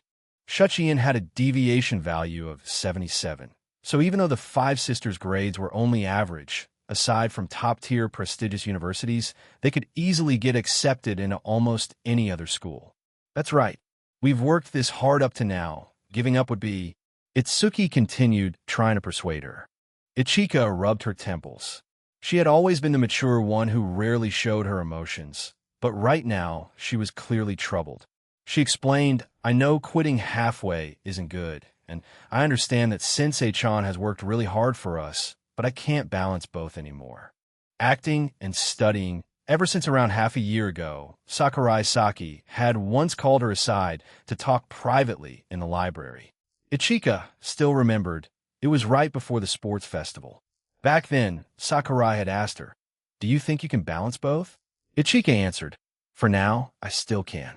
At that time, her acting career had just begun.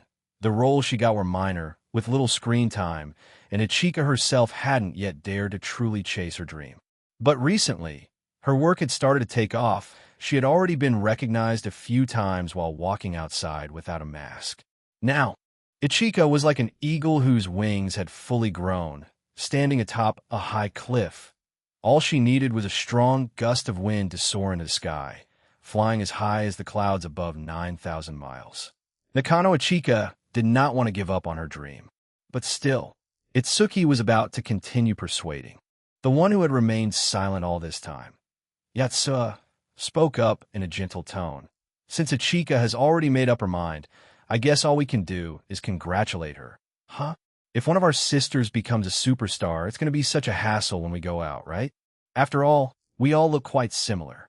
At that point, we'll even have to wear masks. What a pain. Nino followed Yatsuba's lead, naturally steering the topic in another direction. Itsuki didn't say anything more either. What Ichika said wasn't without reason. If she couldn't balance both sides and still forced herself to continue, neither would end well. Ichika. Mika looked at her and said seriously, do your best. Nakano Ichika looked at her younger sisters, feeling a warm emotion welling up inside her. All right, Ichika, have you told Sakurai-san yet? I'm about that. He'll tell Sensei-chan soon. If Sakurai-san finds out about this, he's probably going to be really angry. Huh? Nakano Yatsuba recalled the extra class earlier that day, and her face instantly went pale. Sakurai-san, if you get mad, please only scold Ichika. Don't take it out on us.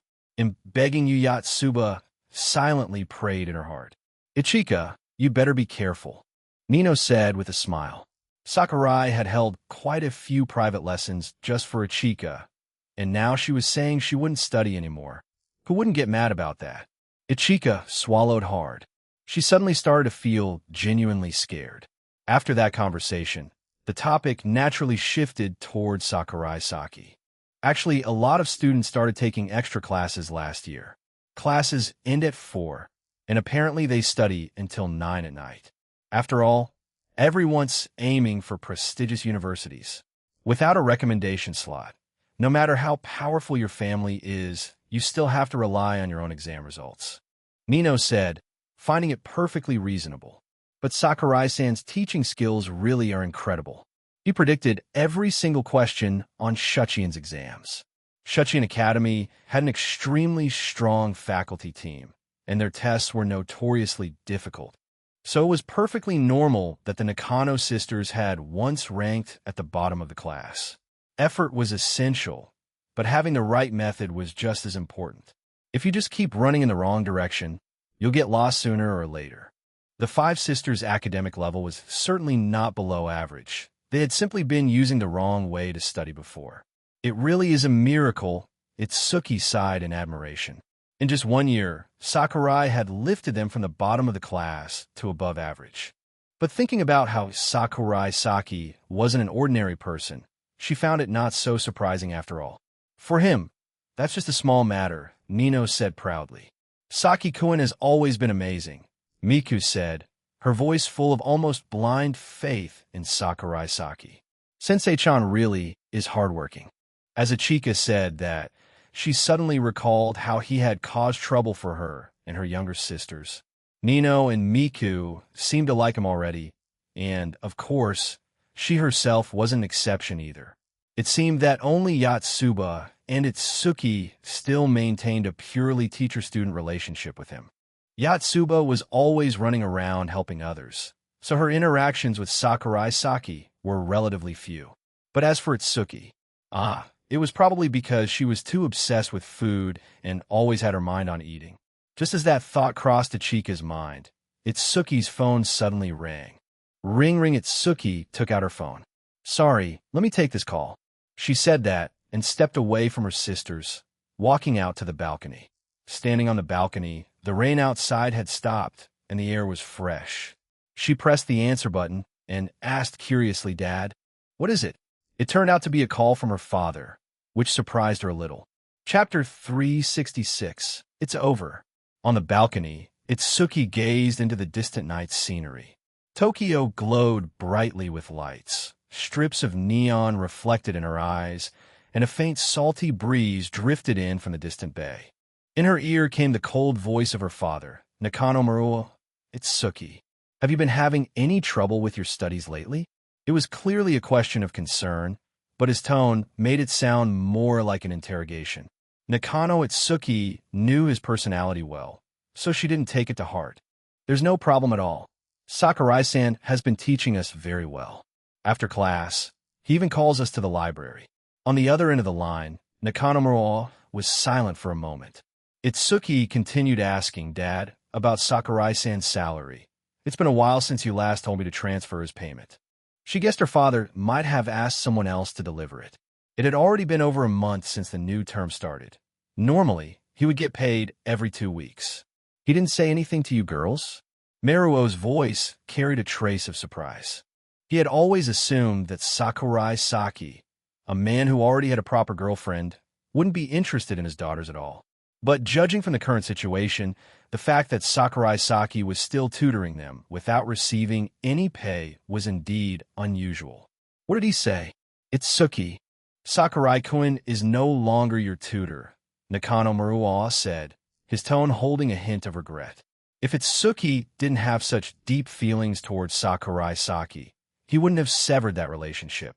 The main reason was that Sakurai Saki already had a girlfriend. Otherwise, Maruo felt that a young man as capable as him wouldn't have been a bad choice for his son-in-law. Dad, you're not hiring him anymore? Itsuki froze. If her father wasn't paying him anymore, Then why was Sakurai-san still teaching them? Was he working for free? Maruo fell silent for a few seconds before replying. No, I even made it clear to him, told him not to approach you girls anymore. Unfortunately, the other party didn't obey. Why? Sakurai-san has always done his job so well. Ever since he started tutoring us, our grades have improved steadily, and everyone's been studying harder. Itsuki tried to argue back, her voice full of reason. She couldn't understand. Nakano Maruo cut her off coldly. I just don't want you girls to repeat the same mistake as before. Nakano Itsuki immediately understood that he was referring to her biological mother and father. When her mother was bedridden, close to death, that man never once came to visit. Not even a single message. Choosing the wrong person. That was what led her mother to die in sorrow. Sakurai-san isn't like that at all, and besides, none of us have any romantic feelings toward him. In the car, Nakano Maruo looked out the window at the scenery outside. If someone else had said that, he might have believed it. Ichika was mature and wouldn't easily develop feelings for a man. Miku was quiet and had no interest in socializing. Yatsubo was cheerful, but every time Maruo called her, she always complained that Sakurai Saki was too strict. As for Nino, well, that went without saying. In truth, the only one who could possibly develop feelings for the tutor was Itsuki. Itsuki, what do you think of Sakurai-kun as a person? Nakano Itsuki answered in a faint voice. He's a very good person and an excellent teacher. She truly didn't understand why her father was asking that. So it seems you still don't want to tell the truth. Huh? What do you mean the truth? What is he talking about? Could she possibly have any special feelings for Sakurai-san? No way. She wasn't Nino. Nino liked Sakurai-san so much she didn't even bother to hide it. He should be asking her that question. Why suddenly ask her what she thought of him? You don't have feelings for Sakurai-kun? That, of course I do, but not that kind of feeling between a man and a woman. It's the respect a student has for her teacher. Nakano Itsuki absolutely could not allow her father to slander his own daughter like that.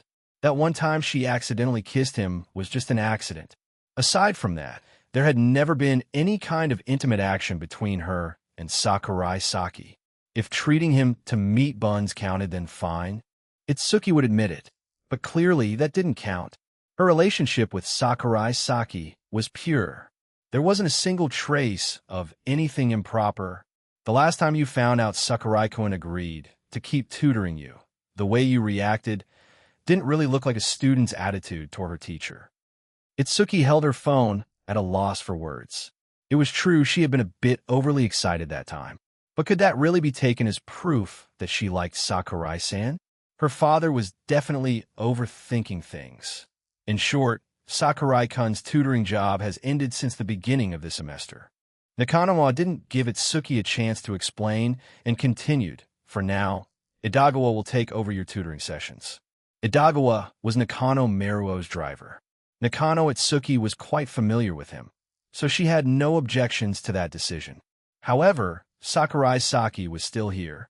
Itsuki, Sakurai-kun isn't getting paid anymore, but he's still responsible for teaching all 5 of you. Do you think it's fine to just let things continue like this? I understand. Nakano Itsuki replied quietly, her tone tinged with sadness. They were already in their final year of high school.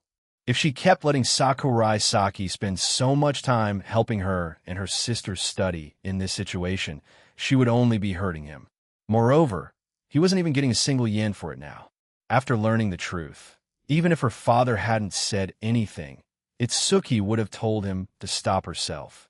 She didn't understand why Sakurai Saki chose not to tell her and her sisters the truth, instead hiding it. But Itsuki's conscience wouldn't allow her to let things go on like this. After hanging up, Itsuki remained silent for a long while. Her feelings were a complicated mess. No one was really in the wrong here. Her father always cared for their mother and all 5 sisters, so of course he didn't want them to go astray. How could she blame him for no longer hiring Sakurai-san? That would clearly be unreasonable. Sakurai-san wasn't wrong either. Maybe he just found it hard to explain everything. So he kept up that peaceful facade. Now that she knew, she couldn't let him keep working without pay anymore. So, this relationship ends here. As for Nino's matter, it wasn't that important, actually. Her father only minded the teacher-student romance part. If Nino could love Sakurai-san in a normal way, he definitely wouldn't object. Besides, Sakurai-san already had a girlfriend, Hayasaka-san. Nino had always been one-sided, and in all their interactions, Sakurai-san had never shown any sign of returning her feelings.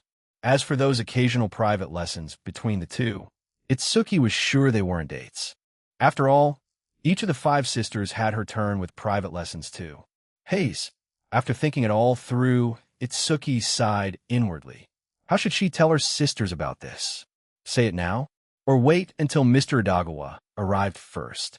So annoying. Father really is something else. Always tossing these troublesome matters onto me. Itsuki turned back to the living room. Looking at her sisters chatting happily, she couldn't bring herself to ruin the mood with such heavy news. Itsuki, who was that on the phone?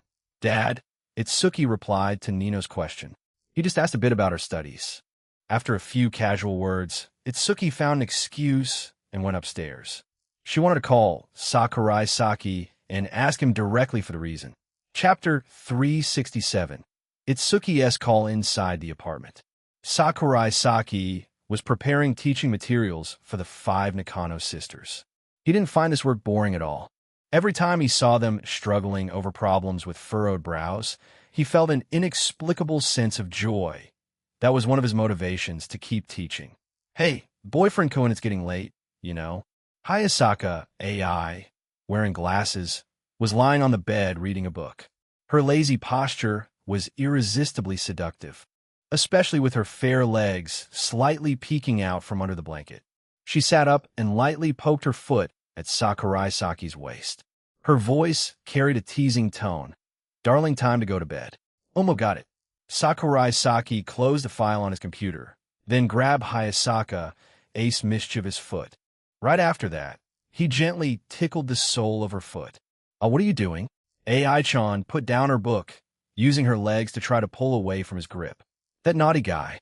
Weren't you the one who started it? Sakurai Saki's hand slid slowly from her sole, tracing along the arch covered by the black stocking, then stopped at her calf. Wearing socks even in bed, huh? AI-chan pressed her other leg lightly against his face, rubbing it softly without saying a word.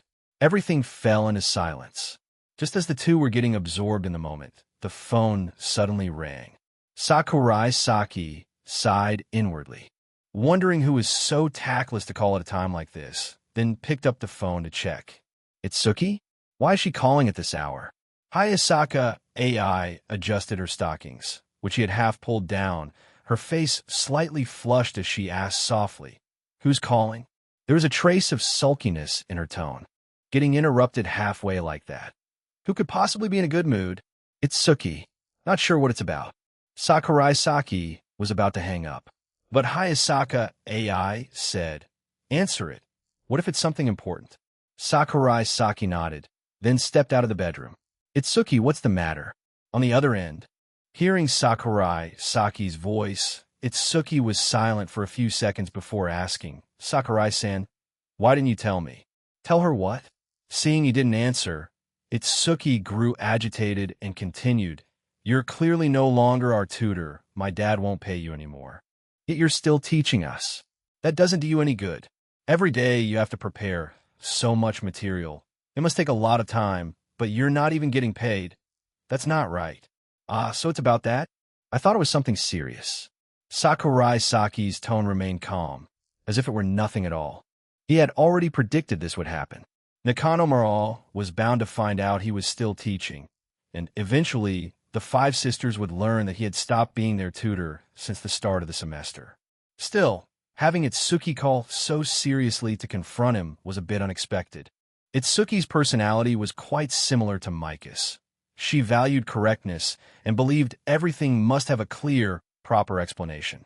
Good was good, bad was bad, with no gray areas in between, the kind of person who drew sharp lines.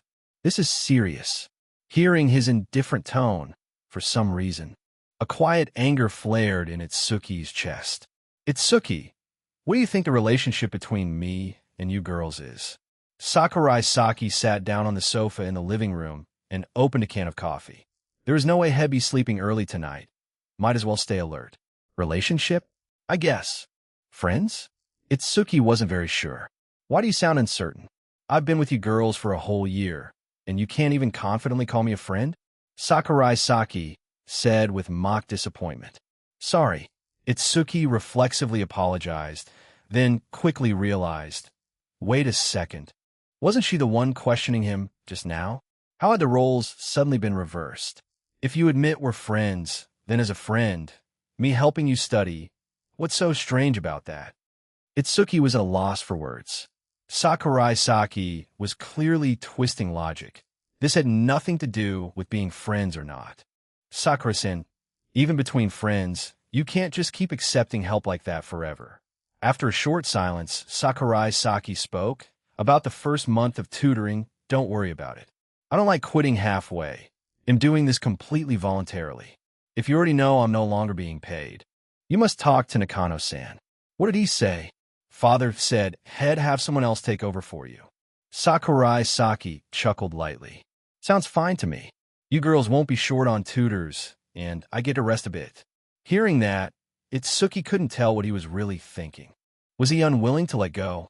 Or did he truly feel relieved, just as he said? If it was the latter, then wasn't she just overthinking everything? Itsuki's heart was in turmoil, a storm of mixed feelings. Sakurai-san, what about you? What do you think of us? Itsuki didn't believe the light-hearted tone had used earlier. I really like you all. Itsuki yelped, making Sakurai Saki almost drop his phone. She lowered her voice, asking nervously, You mean like as in friends, right? No. I mean the kind of like between a man and a woman, Sakurai Saki teased, then laughed. Though honestly, it's probably more like a teacher's fondness for his students. As for romantic feelings, that was only a very small part of it. After all, among the 5 sisters, the only one Sakurai Saki truly had feelings for was Nino. Phew, you scared me for a second there. Itsuki let out a sigh of relief and gently patted her chest. She was sitting on the edge of her bed and had almost slipped off just now. If Sakurai-san were really interested in all 5 of them, that would be terrifying. 5 girls serving one man? That would be insane. Itsuki couldn't even bring herself to imagine such a thing. When they were little, she and her sisters once joked about marrying the same man, but that had only been a childish fantasy. This matter, you haven't told the others yet, have you? Sakurai Saki's voice sounded like he was simply asking, but there was an oddly certain tone beneath his words. I'm afraid everyone will start arguing. Besides, there is also the issue of Ichika wanting to take a break from school. Itsuki had no idea what to do about that either. After Golden Week, he'll explain it to them. All right.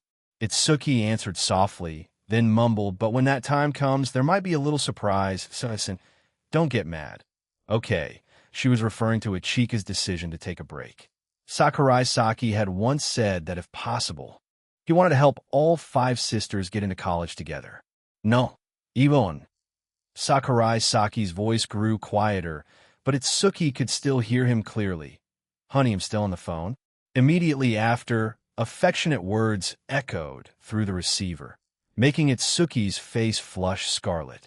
Half a minute later, the call was cut off. Inside the girlishly decorated bedroom, Nakano Itsuki set her phone down, covered her burning face with both hands, and muttered, I can't believe he was doing that. In her mind, several images she definitely shouldn't be thinking of began to appear. No. Itsuki quickly shook her head, trying to clear the trash from her mind. She stood up, picked up the meat bun on her desk, her late-night snack, and took a small bite, hoping to distract herself with food. But the more she ate, the redder her cheeks became. Tonight, it seemed this innocent girl wouldn't be getting much sleep. Chapter 368. Preparing for the marathon morning. After finishing his morning jog and breakfast, Sakurai Saki headed to school. It had rained yesterday, so preparations for the upcoming marathon had been completely delayed. Today, with clear skies at last, everything could proceed as planned. The total running distance was 8 kilometers, part of a route commonly used for local marathon events. Of course, not the full route. A standard marathon was 42 kilometers. If they made the students run that, half of them would probably end up in the hospital halfway through. There are a total of 3 checkpoints, spaced about 2 kilometers apart. You can rest at each one, Shirogane Miyuki said, holding the route map. The two of them were standing near the school's athletic field, which would soon serve as the starting point. Shirogane, are you good at running? Sakurai Saki felt his PTSD kicking in. At this point, if Shirogane Miyuki dared to say I'm not good at running, he'd be the first to run away himself. Hey, I can run, you know. Shirogane, try marching in place first. Sakurai Saki rested his chin on his hand and gave a thoughtful command. Shirogane Miyuki handed him the map. Watch this. A few minutes later, Shirogane Miyuki was lying face down on the track, his expression filled with disbelief. Shock. He really didn't know how to march properly. As expected, how should I put it, this was within my expectations. Sakurai Saki sighed. Damn it, what does this even have to do with running? Shirogane Miyuki stood up, brushing the dust off his pants. Seriously, even Shirogane himself was about ready to give up on his own athletic ability. Only after a moment did he realize, knowing how to march had absolutely nothing to do with running a marathon. Nearby, Ishigami was setting up the tent that would serve as a checkpoint. Seeing the two fooling around, he shouted, Sakurai Senpai, Miyu Senpai, can you guys give me a hand here? Got it. Coming. On our way. Soon, the three gathered together. Teachers don't have to run the marathon. Must be nice. Ishigami said with envy. But it's the teachers who have to handle all the marathon supplies, Shirogane Miyuki replied as he secured the tent frame. Standing beside them, Sakurai Saki watched the track team practicing. Yatsuba, dressed in her sportswear, looked quite tired as she ran. Honestly, with the kind of weight she was carrying, the fact that she could still lead the girls' track team to victory was almost unbelievable. In Sakurai Saki's fixed impression, good female runners were usually flat as a board. Also, the teachers have to get permission from the police station. That's not something students can do, he added to the conversation. In short, being a teacher isn't easy either. Sakurai Saki turned to look at Ishigami. Ishigami, can't you run 8 kilometers? 8 kilometers? These days, students already feel like dying after just 2, let alone 8. Ishigami clapped his hands, looking at the newly finished checkpoint, a sense of accomplishment rising within him. When the time comes, even if he himself doesn't make it to the finish line first, if the person who wins the race crosses it, at least 1/3 of the credit should be his, right? Shirogane, do you think 8 kilometers is long? Not really, right? Kei-chan delivers newspapers every morning. Even by bicycle, she has to travel about that far. Miyu Senpai, physically speaking, this distance isn't long. But running all in one go isn't easy, Ishigami explained. If no one were coming to watch this time, he might thought of just slacking off and letting it slide. But since the senpai he liked, Koyasu Tsubame, said she would come to watch, Ishigami, you couldn't just give up. You can run slower if you want. No, I want to run as fast as I can. On the school field, Nakano Yatsuba had just finished her morning training. She looked towards Sakurai Saki, standing not far away, and suddenly recalled what Ichika had said last night. Yatsuba, you didn't run very well today. Did something happen? You seem down. Hearing her teammate's question, Yatsuba only smiled faintly to show she was fine. Is it really okay to just let things drift along like this? When Ichika voiced her own thoughts, Yatsuba had felt a bit jealous. She couldn't make her own choices. Someone who only lived to meet others' expectations. She was nothing more than a soulless iron puppet. Is that Sakurai-san? And the student council president, Shirogane? Who's that other guy? The treasurer, Ishigami, Yatsuba replied, following the direction her classmate pointed. She had heard Sakurai Saki mention him before. Not that good-looking, huh? Feels like he's dragging down the student council's average handsomeness. The girl speaking was clearly obsessed with appearances.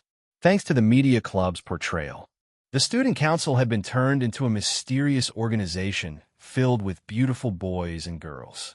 That's because the general affairs officer, Sakurai, is just too handsome. Another member spoke up while walking over.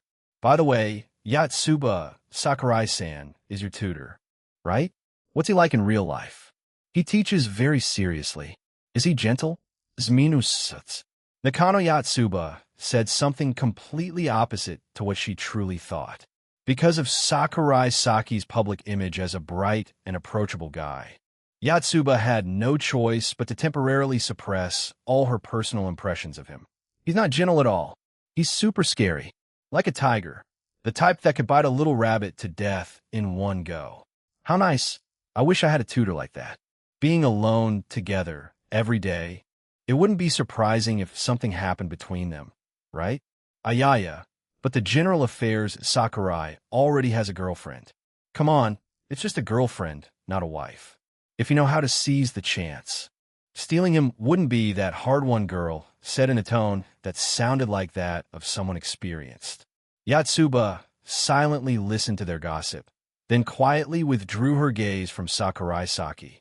I really need to find a chance to talk to Sakurai-san about the future. Saki-kun, it's time to check the running route.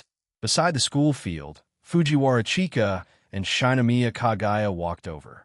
The three of them had agreed to inspect the marathon course together. Though it was called an inspection, in reality, it was just walking along the route to make sure it was clear and safe. How are we checking it? By bicycle or by car? Of course we're walking. Fujiwara Chika replied, as if that was the most obvious thing in the world. Why ride? That would be boring. Besides, 8 kilometers by car would take less than 20 minutes. Walking would take much longer. And that was the fun part. Kagaya, what about you? Sakurai Saki really didn't feel like walking 8 kilometers at all. It was now May, and the temperature was starting to rise, yet everyone was still wearing their winter uniforms. Whoever made the rule that students had to wear uniforms to school clearly wasn't thinking straight. Moreover, Shuchiin wouldn't switch to summer uniforms until June. Even though they could change early, if they were caught by the disciplinary committee, that would be a hassle. Shinomiya Kagaya lightly lifted her foot. I'm wearing sneakers today. So I'll prepare, huh? Sakurai Saki sighed. We still have to set up 2 mid-route checkpoints too. Are you too sure about this? Shirogane Miyuki and Ishigami, you both had other things to do, and Miko was busy today as well. With only the 3 of them walking at this slow pace, they probably wouldn't be done even by noon. Just as he finished speaking, Sakurai noticed that Kagaya and Chika had already started walking ahead. Kagaya-san, that black cat from yesterday isn't around anymore. Huh? Didn't come back today either. I wonder where Edward ran off to. Seeing that, Sakurai Saki had no choice but to slowly follow after the 2. He took out the map and looked at the route. Shopping district, park, seaside, and finally a slope? Quite an interesting course, actually. Chapter 369.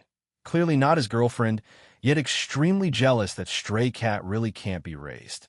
After it took shelter from the rain, it ran off again. Along the pedestrian path, Fujiwara Chika was still talking about her previous topic, the reason why the cat ran away. Sakurai Saki pretended not to hear. He hoped Chika would never find out about the time he turned into a cat.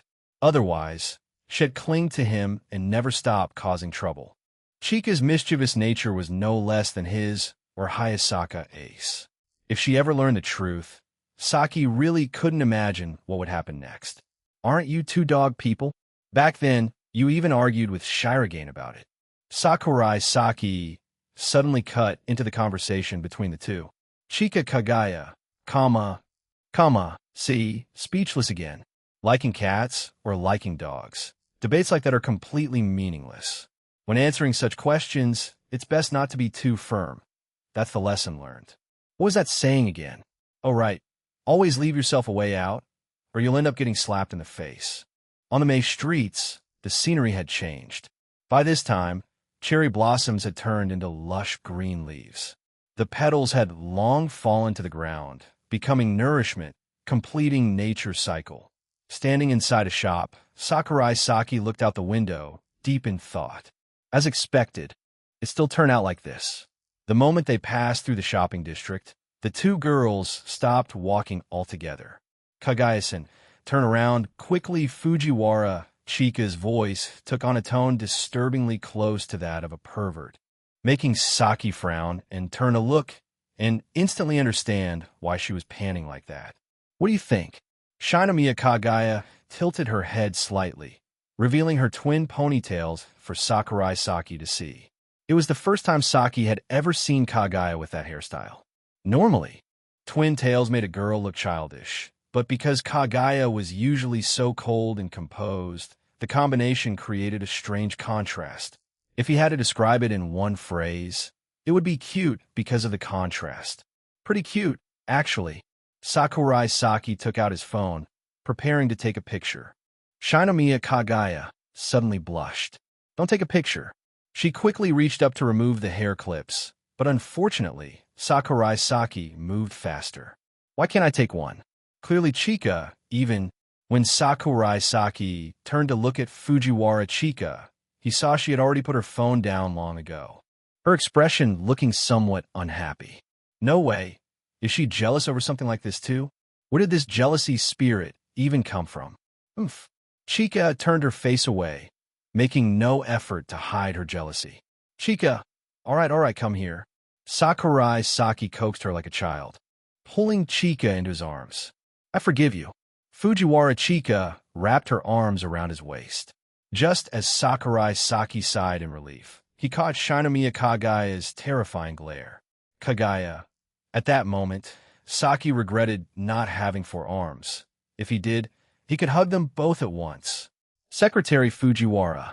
Doing that with Sakurai-san in a place like this isn't very appropriate, don't you think? Shinomiya Kagaya struggled to keep her voice calm. A woman like Fujiwara Chika should never be underestimated. Last time at Disney, that wicked woman had the nerve to kiss Sakurai Saki right in front of Hayasaka. Hi. Was there anything she wouldn't dare do? And indeed, Kagaya's suspicion was completely correct. So what? AI-chan's not here anyway. That's the problem right there. Just because the girlfriend isn't around means you can freely flirt with her boyfriend? Shinomiya Kagaya recalled what she had done when Hayasaka AI went to Kyoto, and for a brief moment, she didn't know how to respond. Because both of them had no right to criticize the other. Zaki-kun, I'm cold. That excuse was way too lazy. Today was clearly not cold. If anything, it was slightly warm. Even Shinomiya Kagaya couldn't bear to look at her anymore. Wait a second. Sakurai-san, I'm a bit cold too. Kagaya-san, it's May right now, and it's 24 degrees Celsius today. Fujiwara Chika released Sakurai Saki and looked at Kagaya as if she were an idiot. Oh no. Shinomiya Kagaya's fists were clenching tight, and so she decided to retaliate against Chika in the most effective way possible. Yeah, Shinomiya Kagaya turned slightly, then suddenly let out a girlish scream. After that, she fell right into Sakurai Saki's arms. What's wrong, Kagaya? Her acting was flawless. Even Sakurai Saki didn't realize it was fake. I twisted my ankle by accident. Shinomiya Kagaya held on Sakurai Saki's waist, pressing her cheek against his chest, putting on a pained expression. PFF. Kagaya-san actually tripped in the middle of the street. Ukavai koto. Fujiwara Chika stood beside them, covering her mouth, letting out a strange laugh. Chika, Kagaya. Shinomiya Kagaya grew even more irritated. She had only pretended to fall to make Fujiwara Chika jealous. Yet it didn't work at all. Sakurai-san, it hurts. Shinomiya Kagaya spoke in a spoiled tone. Can you carry me later? At that moment, Fujiwara Chika finally realized how serious the situation was. Huh? Kagaya-san, what are you saying? Do you even know what you're doing? You don't even like Saki-kun. Are you really okay with letting him carry you like that? Fujiwara Chika had no idea that Sakurai Saki and Shinomiya Kagaya had long shared a rather ambiguous relationship. Kagaya-san, if you're hurt, maybe you should just go home and rest. No, the Shinomiya family never breaks their promises. Kagaya-san, if you're injured and don't treat it, that's not good. We're close to the school. How about we stop by the infirmary first? Hearing Fujiwara Chika's concern, Shinomiya Kagaya felt a slight pang of guilt. She slowly released Sakurai Saki. It's fine. I probably just had a cramp earlier. A short rest will be enough. That's great. Fujiwara Chika placed a hand over her chest and sighed in relief.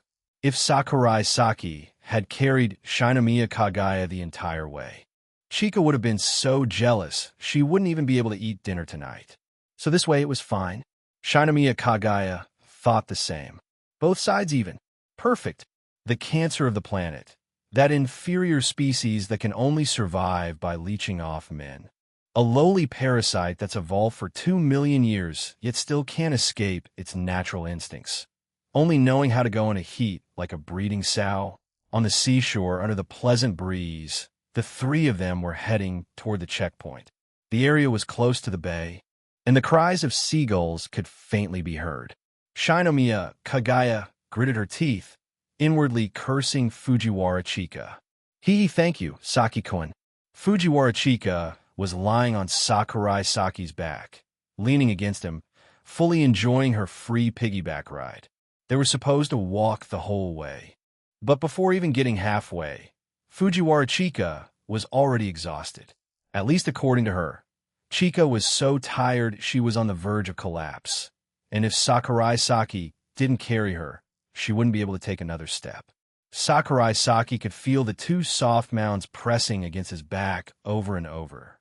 And he felt a bit embarrassed, mainly because Shinomiya Kagaya was watching nearby.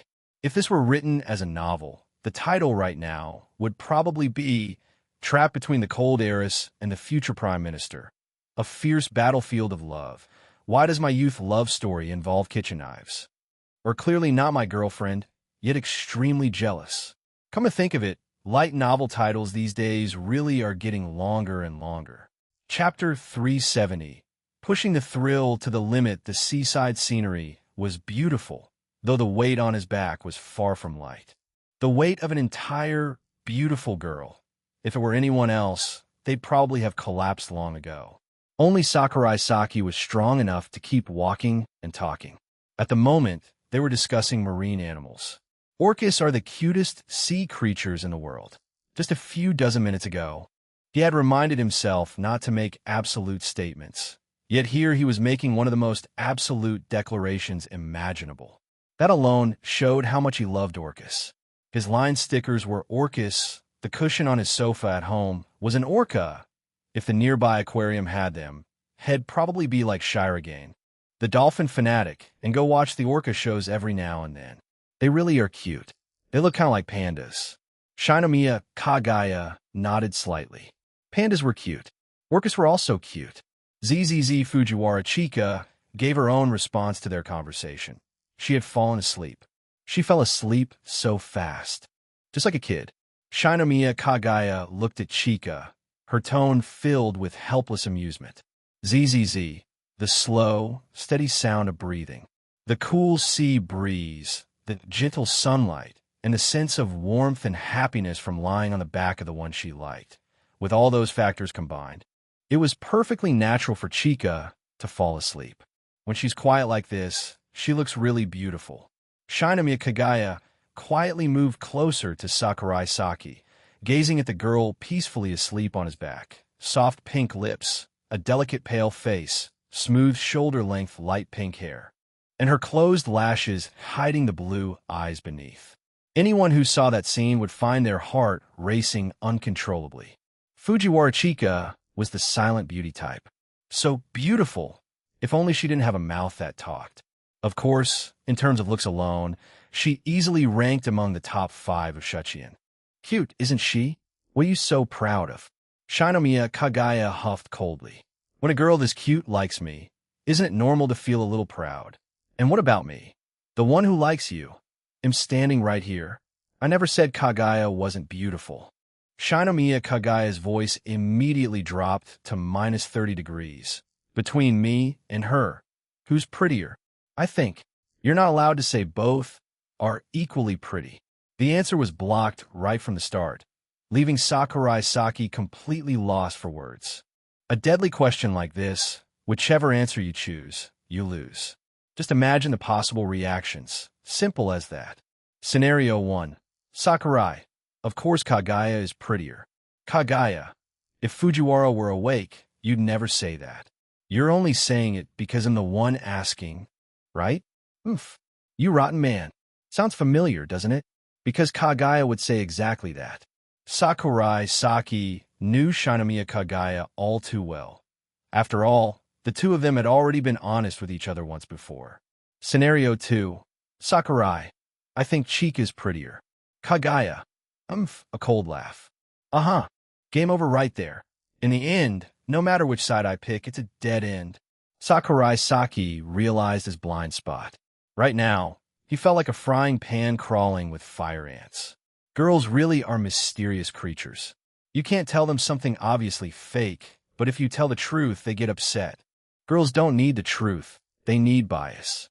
Brothers, remember this well. Let's survive together. Kagaya, either way, I still like you. Sweet words like that won't work on me. Shinomiya Kagaya wasn't the kind of woman to be swayed by sugar-coated lines. Do you think women of the Shinomiya family are that easy to deal with?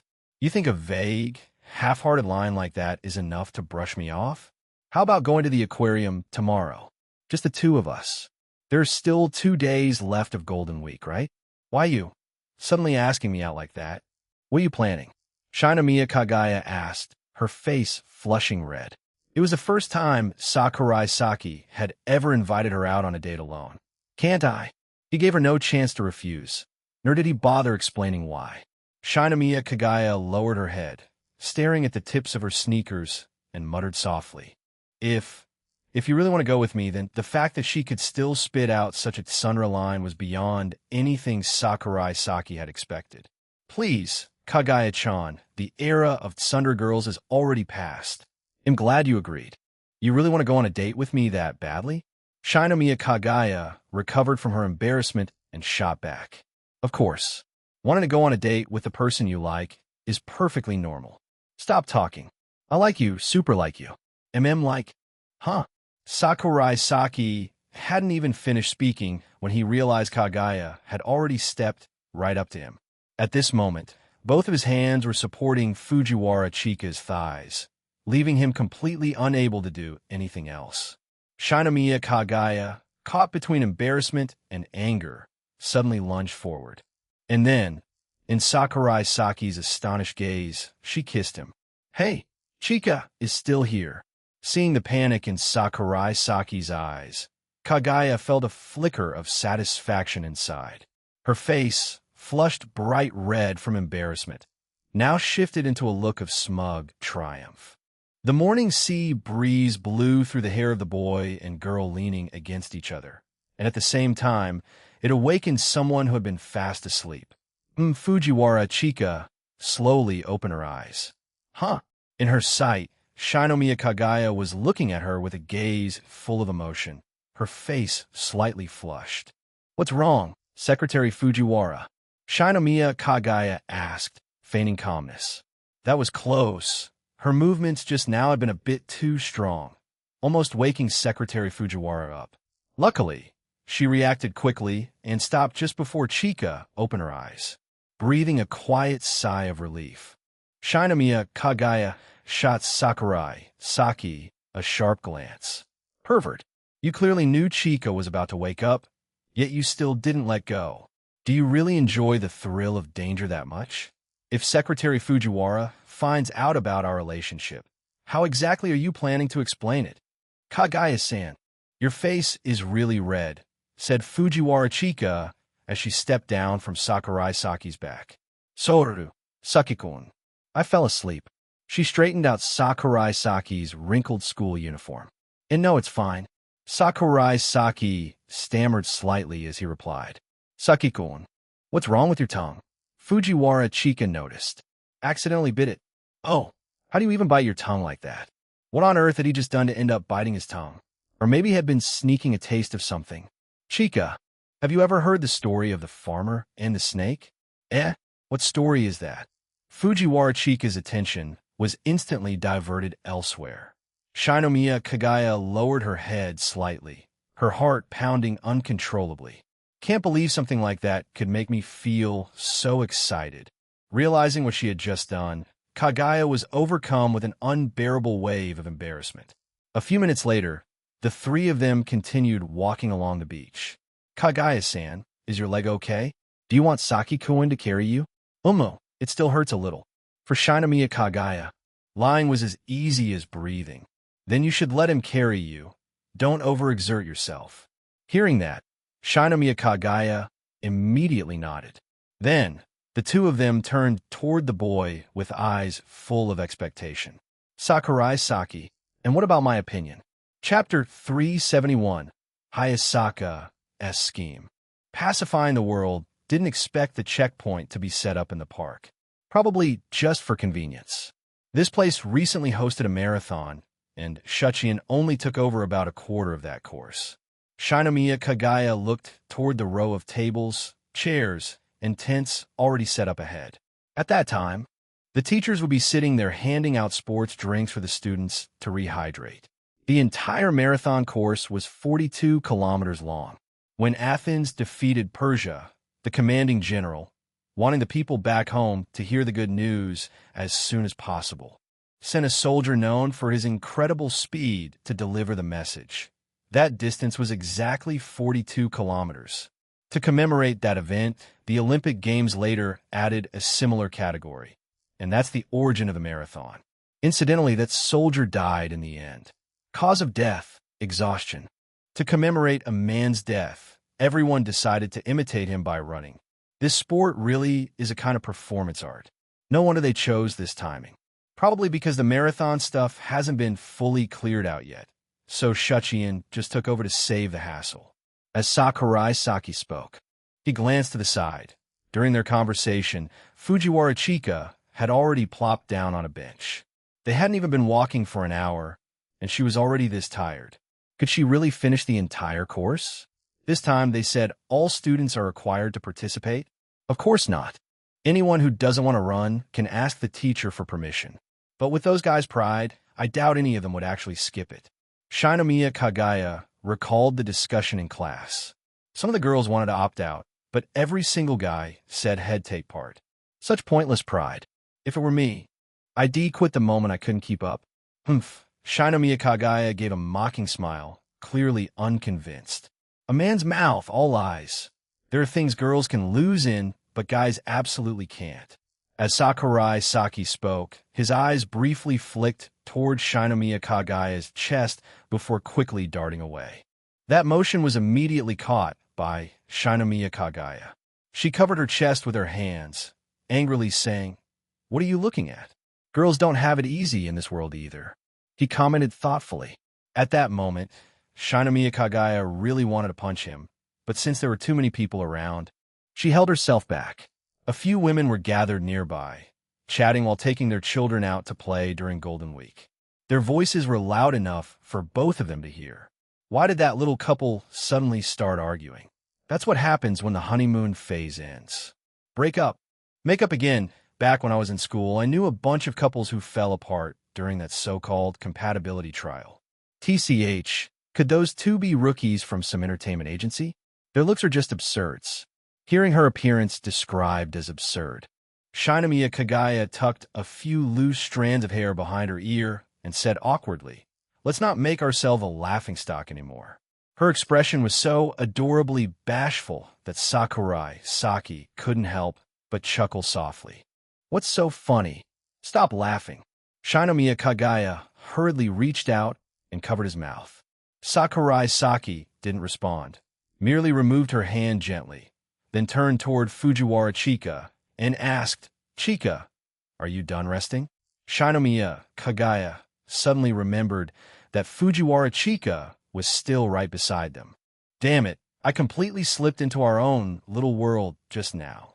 She turned her head toward Fujiwara Chika and found that the girl seemed utterly oblivious to the ambiguous exchange between her and Sakurai Saki.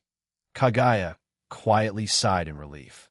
If Secretary Fujiwara were to discover the ambiguous relationship between her and Sakurai, things would get completely out of hand. When the stork and the clam fight, the fisherman profits. I absolutely cannot let myself get dragged into the battlefield between Hayasaka and Secretary Fujiwara. Shinomiya Kagaya understood very well the principle of enduring and waiting for the right moment. Of course, she didn't hide her secret interactions with Sakurai Saki. Every move she made was known to Hayasaka. Could it be that Hayasaka actually has an NTR fetish? Otherwise, why would she allow me to get this close to Sakurai? It seems I've just realized something rather off. At the same time, in Sakurai Saki's rented apartment, Achu Hayasaka AI, who was cleaning the house, suddenly sneezed for no reason. So dusty. She glanced at the thick layer of dust covering everything and sighed softly. Ever since the apartment got bigger, cleaning had become a real hassle. Right about now, Kagaya is probably dealing with a marathon event together with my boyfriend, huh? And Secretary Chan must be there too. Good. Just keeping an eye on Chika to make sure she doesn't flirt with my boyfriend is already exhausting enough, both physically and mentally, not to mention having to babysit Shinomiya Kagaya on top of that. Right now, she just wanted those two to get into a mess with each other, so she could spend her final year of high school peacefully by her boyfriend's side. With Chika's grades, there's no way she could get into the same university as them, eliminated by intellect. As for Kagaya-sama, once she entered university, she'd definitely have to take on more responsibilities for the Shinomiya family, eliminated by family burden. And the Nakano quintuplets, even without talking about ability, their grades alone made it clear they weren't the type to get into a prestigious university. In short, once they all got into college, the girl's clinging to her boyfriend would disappear. Then she could finally begin a shamelessly happy life. Wonderful. All according to Kikaku. An hour later, the trio, Sakurai, Kagaya, and Chika, had passed 2 checkpoints and returned to the shopping district. Passing by a bubble tea shop, Chika said she wanted a drink, so all 3 stepped inside. Put too much stuff in bubble tea, and it ends up tasting bad. Sakurai Saki commented as he watched Fujiwara Chika madly pile every kind of topping imaginable into her drink. There was a promotion today, which was why Chika was going wild like this. But seriously, could that chaotic mess even be called bubble tea anymore? Just to save a few yen, she might end up unable to finish it later. It's fine if I can't finish it. You can have a rest. Fujiwara Chika said, as if it were the most natural thing in the world. What am I? A trash can? Sakurai Saki muttered. Not a trash can, a treasure box. Fujiwara Chika said, grabbed the receipt, and headed back to her seat. Sorry, Chika, but in a guy's eyes, whether it's a trash can or a treasure box, the essence is the same. Girls really are cunning creatures. Anything they don't like to eat, they just toss to the guy. Wait a sec, we're not even dating, are we? Fujiwara Chika, I've underestimated you. So you're actually the kind of deceptively innocent girl who toys with my pure heart. I almost fell for your tricks. Kagaya-san, aren't you ordering anything? I haven't decided yet. Shinomiya Kagaya looked at the long list of items on the menu, momentarily unsure of what to pick. Every time she came here before, she always ordered bubble tea. What's this one? Shinomiya Kagaya suddenly pointed at an item on the menu and asked. Couples limited edition bubble tea? Sakurai Saki still hadn't ordered anything either. Why would they even have a couples event this season? Fujiwara Chika asked curiously. Love Detective Chika-chan would never overlook any topic related to romance. Maybe because May 20th is coming up? Golden Week fell in early May. Today was already May 7th, just 2 more days before school resumed. 520? Yeah, bubble tea originated in Taiwan. And there's a homophone there. 520 sounds like I love you. Sakurai-san, you can speak Chinese? Shinomiya Kagaya asked in surprise. I also know Italian and French. You people simply can't comprehend the genius of an Esper like me. Chapter 372. Let us be girlfriends together. I want to drink this one. Shinomiya Kagaya pointed at the couple limited bubble tea and spoke to the other 2. Sakurai Saki. Don't get it wrong. It wasn't that he thought she couldn't order it. He was just simply curious why she wanted to. Fujiwara Chika. Chika-chan had absolutely no idea why Shinomiya Kagaya said that. She hurriedly tried to stop her. Kagaya-san, that kind of bubble tea is limited to couples. You know, If you're not a couple, you can't buy it. Of course, Shinomiya Kagaya knew that. Or rather, that was exactly her goal. She wanted to share a bubble tea with Sakurai Saki. This one looks better than the others. I think so too. Fujiwara Chika instantly betrayed her. If she couldn't stop her, she might as well join in. The next second, Fujiwara Chika said something that completely caught the other two off guard. Kagaya-san, let's go buy it together. Shinomiya Kagaya. Are you stupid or what? Two girls buying a drink meant for couples? You trying to do Yuri play with me? That's not necessary. Is it? Shinomiya Kagaya smiled and said, isn't there a young man sitting right here? Let Sakurai-san and me pretend to be a couple and buy it. She had no Yuri tendencies at all. Her gender preference was perfectly normal. Upon hearing that, Fujiwara Chika frantically shook her head. Shinomiya Kagaya was the girl she adored most, her best friend. And Sakurai Saki was the boy she liked the most, the one she planned to spend her life with after defeating Hayasaka AI. Fujiwara Chika would never allow her two wings to tangle with each other. Therefore, no way. No way. Saki-kun already has a girlfriend. That wouldn't be right. She actually brought up Hayasaka AI right at this timing, something Shinomiya Kagaya hadn't anticipated at all. You got some nerve saying that. Who's the one always cuddling with Sakurai-san in the student council room? Even deliberately putting on a show for everyone like she's afraid people won't notice her feelings. Fujiwara-san, it's just buying a cup of bubble tea.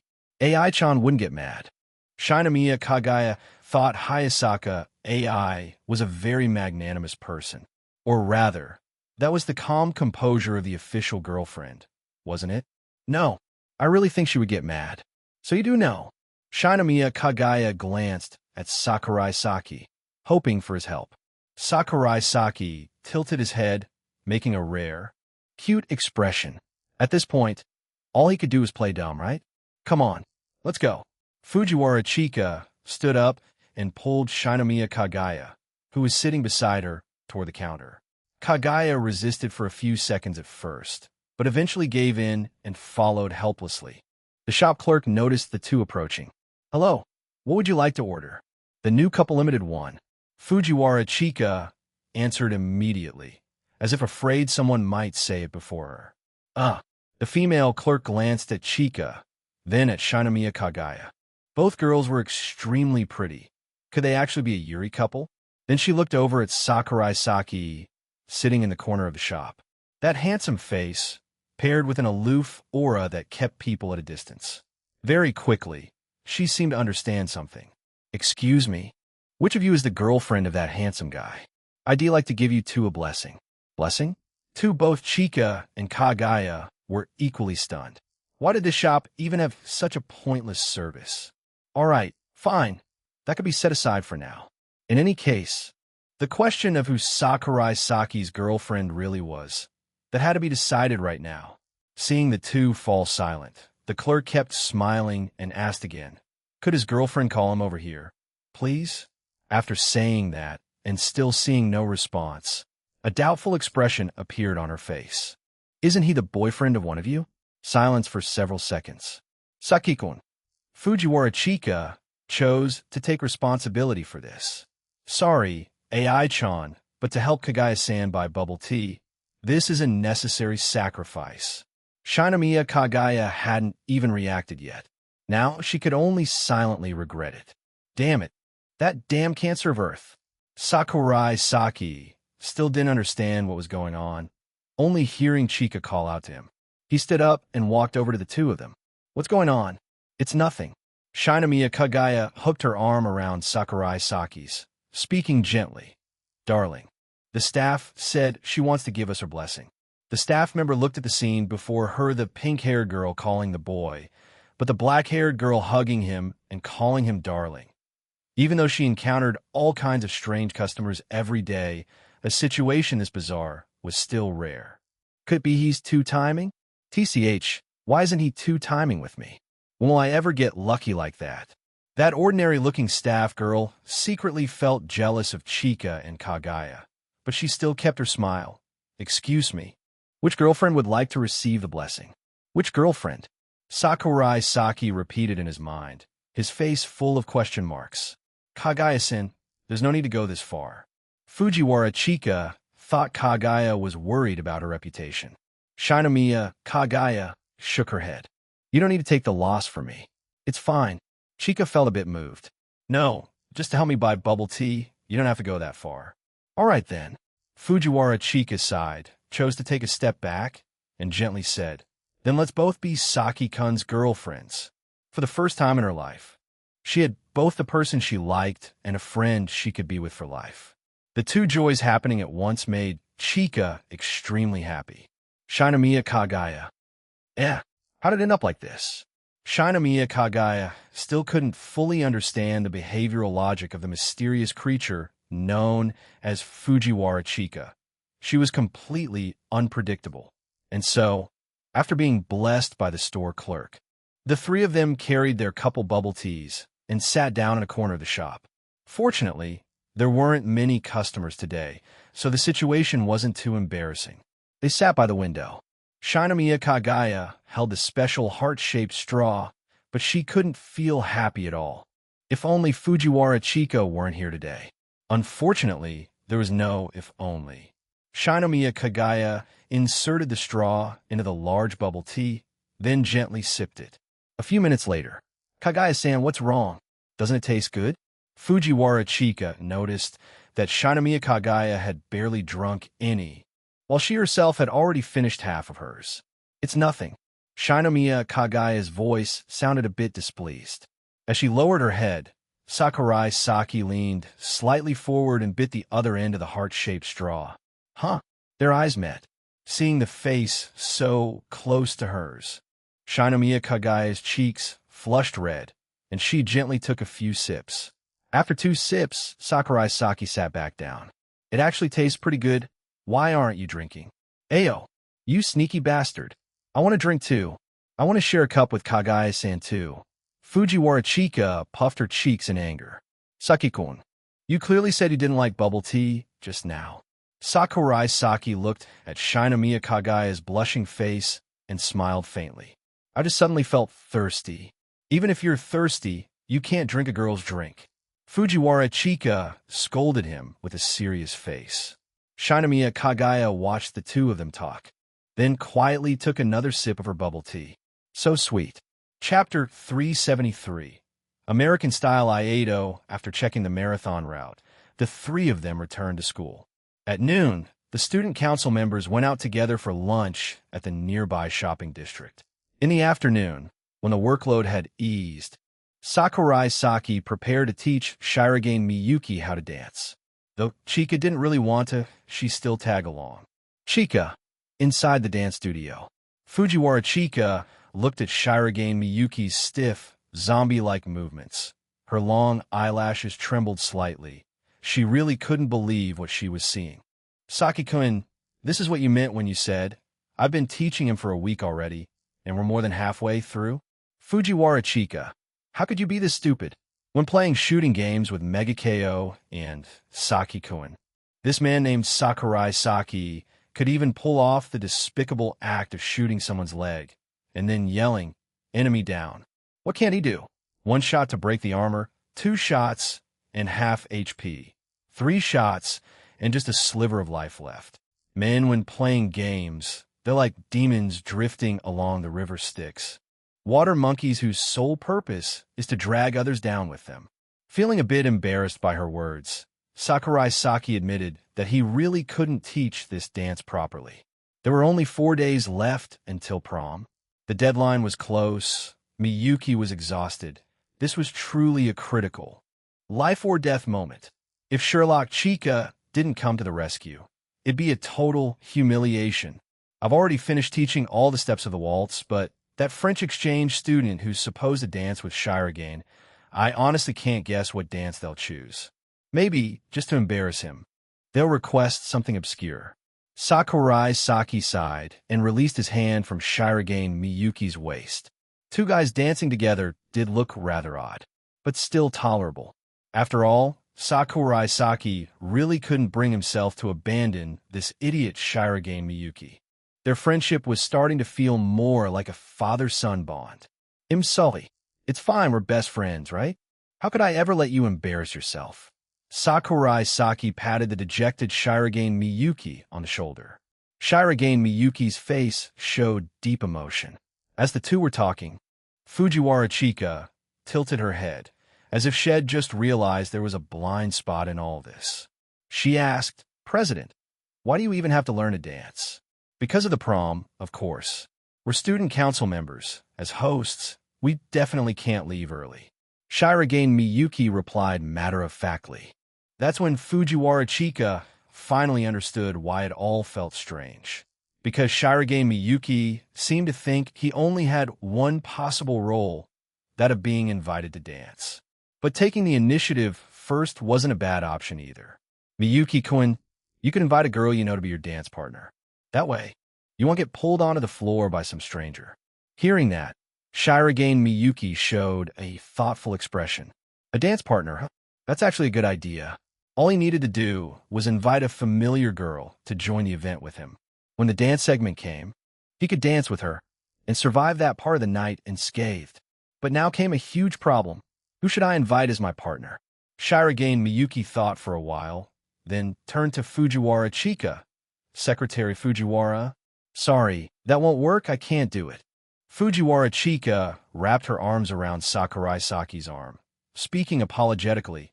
"Miyuki-kun, you're a good person, but I think dancing with a guy would make Saki-kun unhappy." Shirogane Miyuki, who had just been handed a good guy card. "Secretary Fujiwara, snap out of it. Have you been mind broken by him, or what?" Well, whatever the nature of their relationship, Shirogane Miyuki couldn't possibly interfere, so he didn't say anything more. Then, "Secretary Fujiwara, who do you think I should invite?" "What about Kagaya-san?" Fujiwara Chika tilted her head, thought for a few seconds, then shook it. No, better not.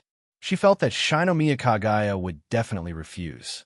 Besides, the two of them weren't exactly close. Private encounters between them were almost non-existent. In short, their relationship wasn't yet close enough. Shirogane Miyuki also didn't think Kagaya would agree.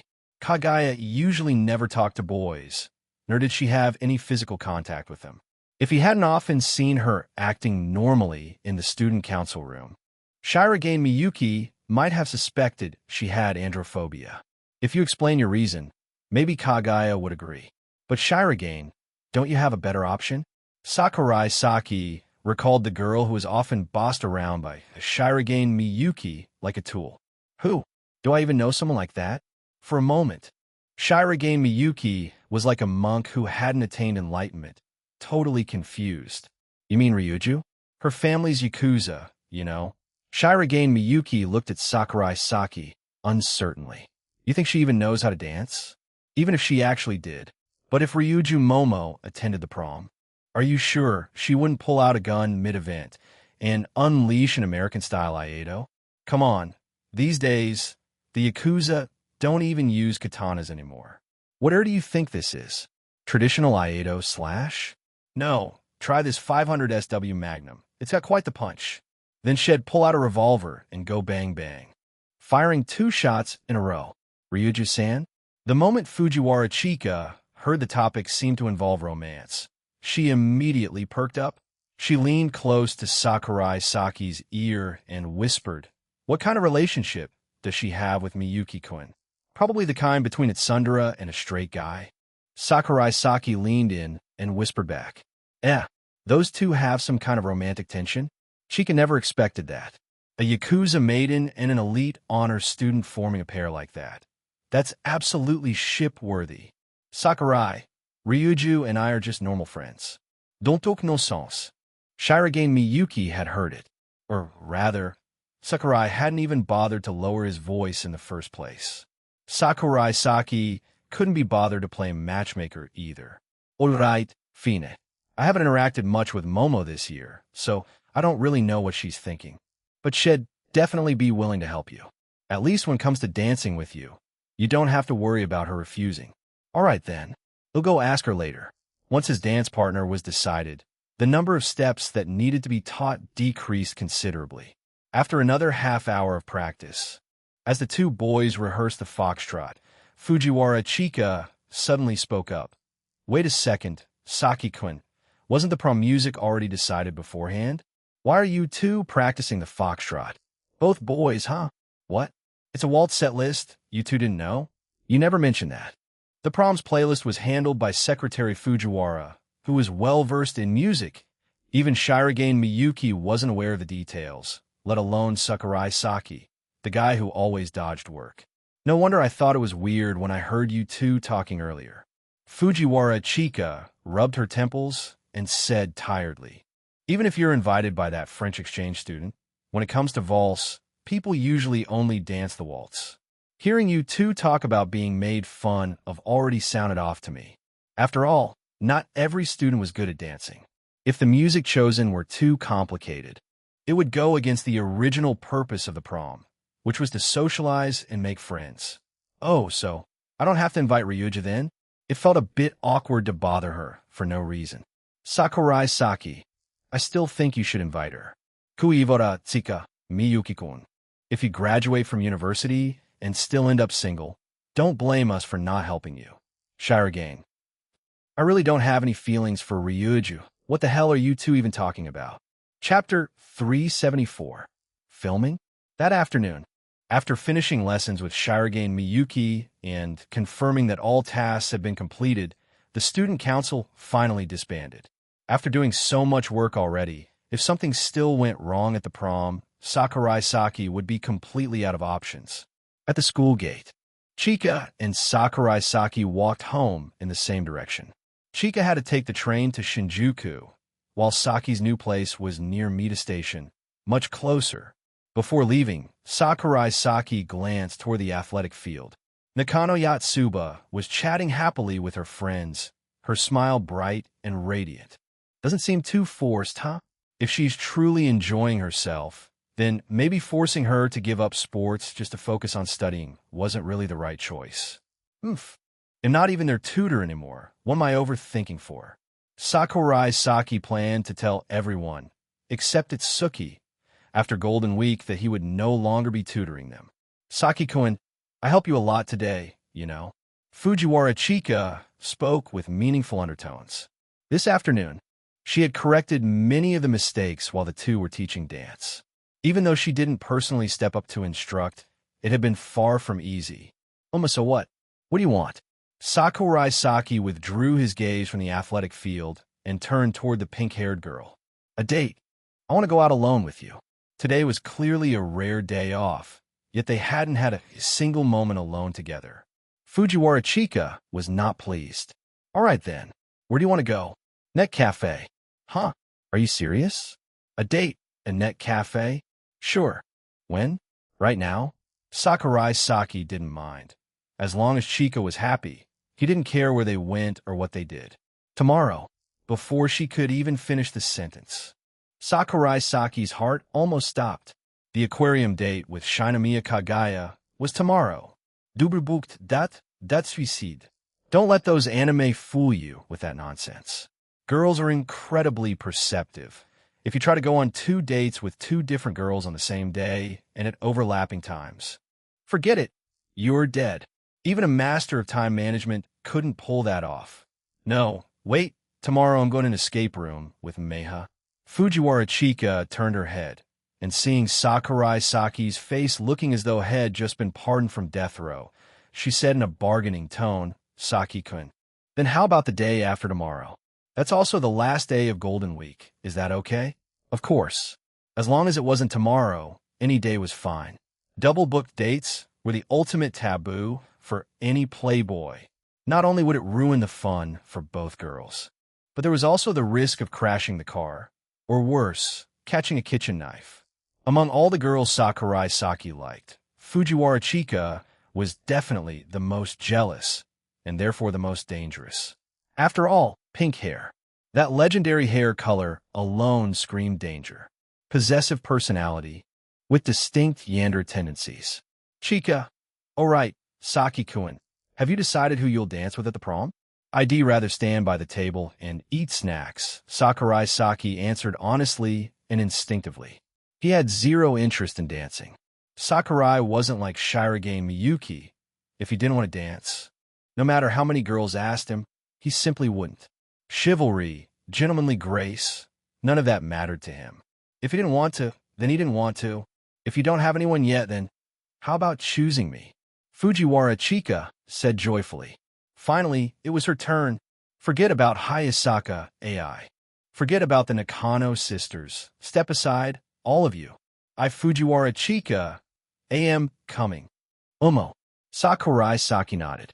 When he arrived at Mita's station, Sakurai Saki saw Chika entering the station. After saying goodbye to each other, he had only walked a few steps when his phone rang.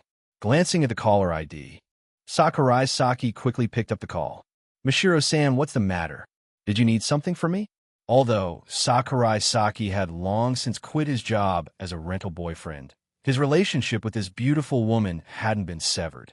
Every week, he still made time to meet her. Soru, Saki-kun. Your Yokone has something movie-related she wants to ask you for help with. Minamoto Mashiro's voice carried an apologetic tone. A 12th grade student was already busy enough with schoolwork. Requests like this were honestly quite troublesome. A movie? Sakurai Saki suddenly remembered. It was about Ichika. She had mentioned that the love triangle movie she was planning to film had been put on hold because the male lead had gotten into a car accident. Sakurai Saki had heard about this from Itsuki just a few days ago. Umo. It's related to Ichika-chan. I see, I think I get the gist. Sakurai Saki then recounted what had her before. On the other end of the line, the mature woman's voice carried a hint of helplessness. The original actor needs at least half a year to recover, and since he got injured on his face, we don't even know if he can continue acting. The theme was a love triangle. The male lead at the very least had to look like an idol-type actor, right? A car accident followed by facial disfigurement, he probably couldn't continue. Sakurai Saki asked, wouldn't it be a bit inappropriate for me to step in like this? It's fine. This is director Kinoshida's new work. You should be familiar with her, and besides, you can't just show up and get the role. You'll still need to pass the audition. Saki-kun. Mashiro-san, who is director Kinoshita again. Don't you remember? The movie this year, Class 2F you were in last time, was directed by her. You and Ichika-chan played a pair of delinquents in it, Mashiro reminded him. At that, Sakurai Saki finally remembered. The kind of person who, if this were a novel, would be a side character appearing around chapter 200. And if we're already at chapter 374, she probably showed up by name back in chapter 182. Serving as foreshadowing thanks to the author's tendency to ramble. It'd be strange if Sakurai actually remembered her right away. Remember now? Sort of. But last time I was just an extra with Ichika. Would she really remember me? Saki-kun, your looks alone are more than enough to make an impression. Mashiro spoke with a sigh-like tone. Thanks for the compliment, but I think I'm actually pretty average, nothing special. How could that be? Saki-kun, you're very handsome. Mashiro pretended to pout. Mao, stop saying weird things to tease me. The audition's the evening after tomorrow. Are you free? Sakurai Saki chuckled softly and said, I think so. But that day, I've already got plans to go to a net cafe with a girl. Saki-kun, go to net cafe for a date? Minamoto Mashiro knew Sakurai Saki had a girlfriend and assumed he was referring to Hayasaka AI. It's the place she chose. I didn't refuse. All right then. They chatted a bit more, and the matter was quickly settled. Sakurai Saki thought that acting in a movie wasn't a bad idea after all. He wasn't tutoring anymore, so his income had dropped. The next morning, sunny weather. Temperature, 25 degrees, quite pleasant. Though early May wasn't cold, it wasn't hot yet either. By the end of May, that might change. Rainy season was near, and temperatures tended to rise suddenly, as if trying to evaporate all the water from the ground into the sky. After finishing his morning jog, Sakurai Saki returned home to shower, something he did every day. As the warm water cascaded over his head, Sakurai Saki began thinking about today's date schedule. Shinagawa Aquarium. That was today's destination. In a bit, Sakurai Saki would meet Kagaya at the station near his house, and the two of them would head there together. Chapter 375. Date at the aquarium at the train station. Sakurai Saki was holding his phone waiting for Shinomiya Kagaya to arrive. Shinomiya Kagaya stood him up again, which made him feel a little helpless. But that was all, just helplessness.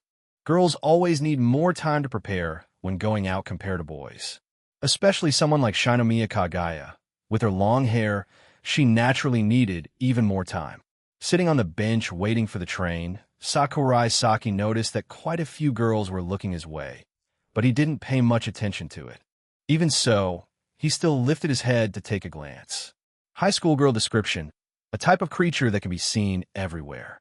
Current status: slightly horny.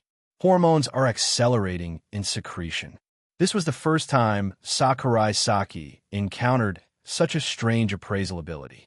Previously, he had come across a type of lie detector that could distinguish truth and falsehood with just one look, but it was completely useless. And now, this ability was even more useless. Today's superpower, biological encyclopedia effect, can look up the current state of a living creature side effect. Makes you more easily liked by animals. On his way here earlier, Sakurai Saki had more than a dozen cats cling to him. Then several dogs licked his shoes for quite a while, and even the crows in the sky followed him for a long stretch.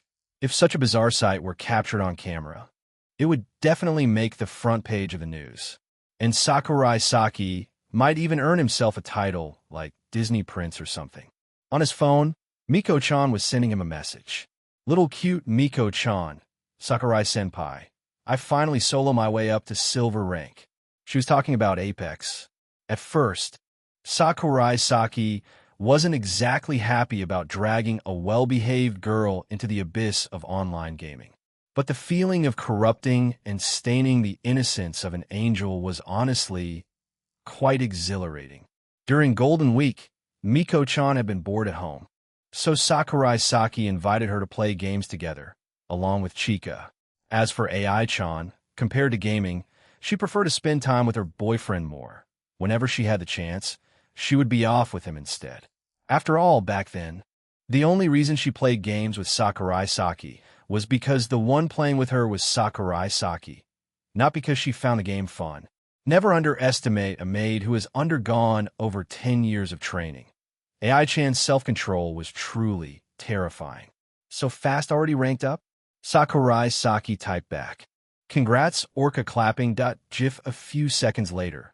Little cute Miko-chan. Let's play together tonight. Senpai attached image. Aino Miko in a thin pajama outfit with a slightly shy expression. Her full cleavage could vaguely be seen. Below in the picture, her pale, slender thighs extended down bare and smooth.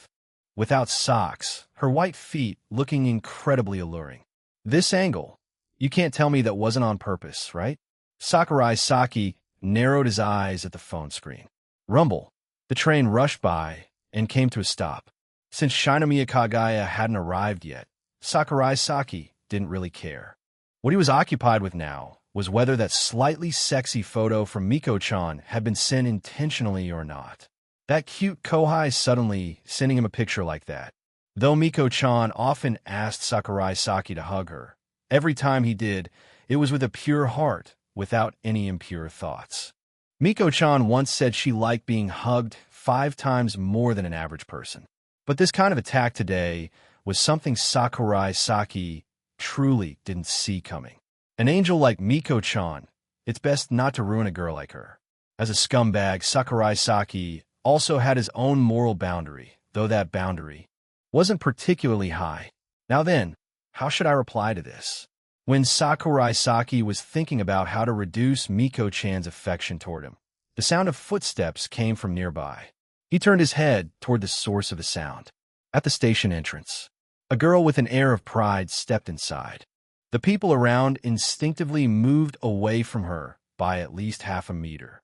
She was like a queen patrolling her territory, her entire being exuding a noble aura far beyond that of ordinary people. Spring attire, a beige one-piece dress paired with a dark-colored coat. An ordinary outfit, yet when worn by her, it became anything but ordinary. Her presence and beauty made everyone else around seem insignificant. At this moment, Sakurai Saki was no different. A handsome young man sitting alone on a station bench, as if an invisible barrier surrounded him, making it difficult for others to approach. And so, the two distinct individuals came together. "You look beautiful today, Kagaya. Was I not beautiful before?" Now, Shinomiya Kagaya had cast away her noble demeanor, her once cold expression completely gone. "You today aren't as beautiful as you will be tomorrow." Such a sweet talker. Shinomiya Kagaya sat down beside him. She glanced around and whispered, "A lot of people are looking at us. Whether men or women, everyone's gaze was directed toward them. Fewer men, more women. They're all captivated by your beauty, unable to escape. Just like how the earth can't leave the sun, and the moon can't leave the earth. This thing called attraction is truly deceitful. It never asks whether people are willing or not. It simply robs them of their will." But in truth, that wasn't the case. The main reason was actually the side effect of Sakurai Saki's current superpower. Humans are also a type of animal, so the range of that ability's influence was quite wide. "Girls don't like guys who are smooth talkers," Shinomiya Kagaya said, though the corners of her lips subtly curved up, clearly revealing her happy mood. "Every girl likes to be praised. Kagaya was no exception. I only say sweet things to the girls I like." "How many are there?" "Right now, only one. The next train soon arrived." Since the Golden Week holiday hadn't ended yet, the train was unexpectedly crowded, full of dating couples, and Sakurai Saki even spotted a few middle school pairs. Sakurai Saki held Kagaya in his arms. The two stood close together inside the packed carriage. Shinomiya Kagaya rarely took the train, almost never, in fact, only occasionally riding it a few times when going out with Chika and their friends. In her ears was the clanging sound of the train wheels against the tracks. Before her was the person she liked. She could clearly hear his heartbeat, and Kagaya's face flushed slightly. She liked this kind of ordinary feeling. As the Shinomiya Ojusama, Kagaya sometimes found herself envious of ordinary people's lives.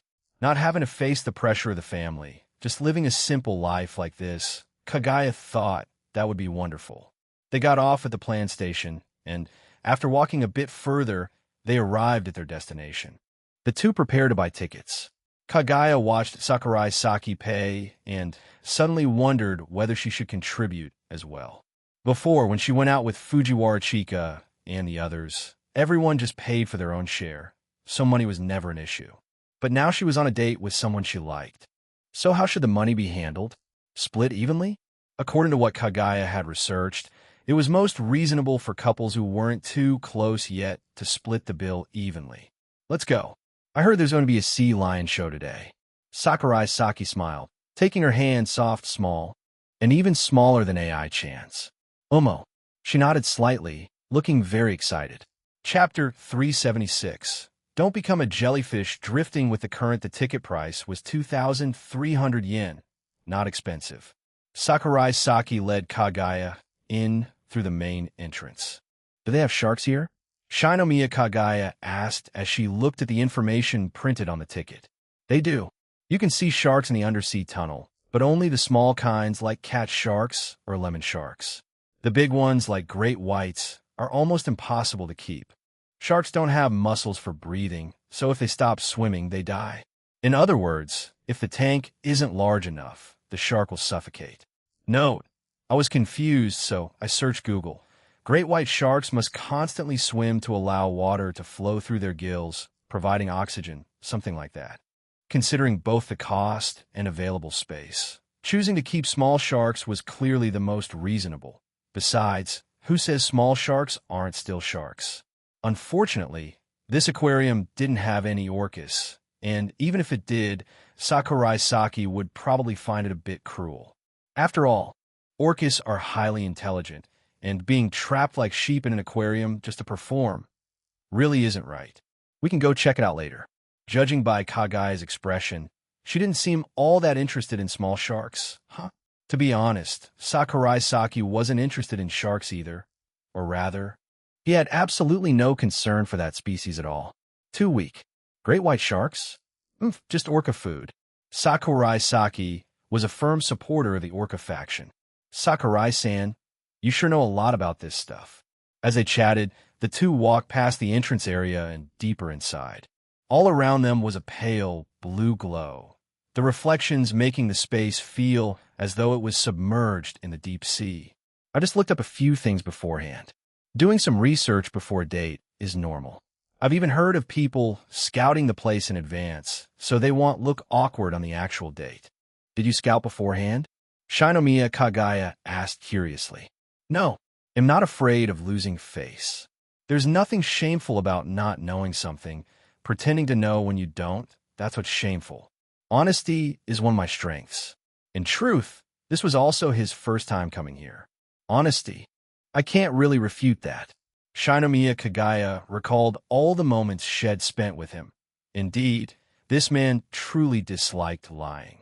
Or rather, he disdained the very act of lying, completely different from other men, to hide one's own desires. Sakurai Saki stopped halfway through his sentence. He remembered he was on a date with Kagaya, not discussing philosophy or ideals. He took her hand. Come on, let's grab some drinks at the Coral Cafe first, then continue our walk. There was still plenty of time before the dolphin show, enough to explore the entire first floor. After buying their drinks, the two entered the jellyfish zone.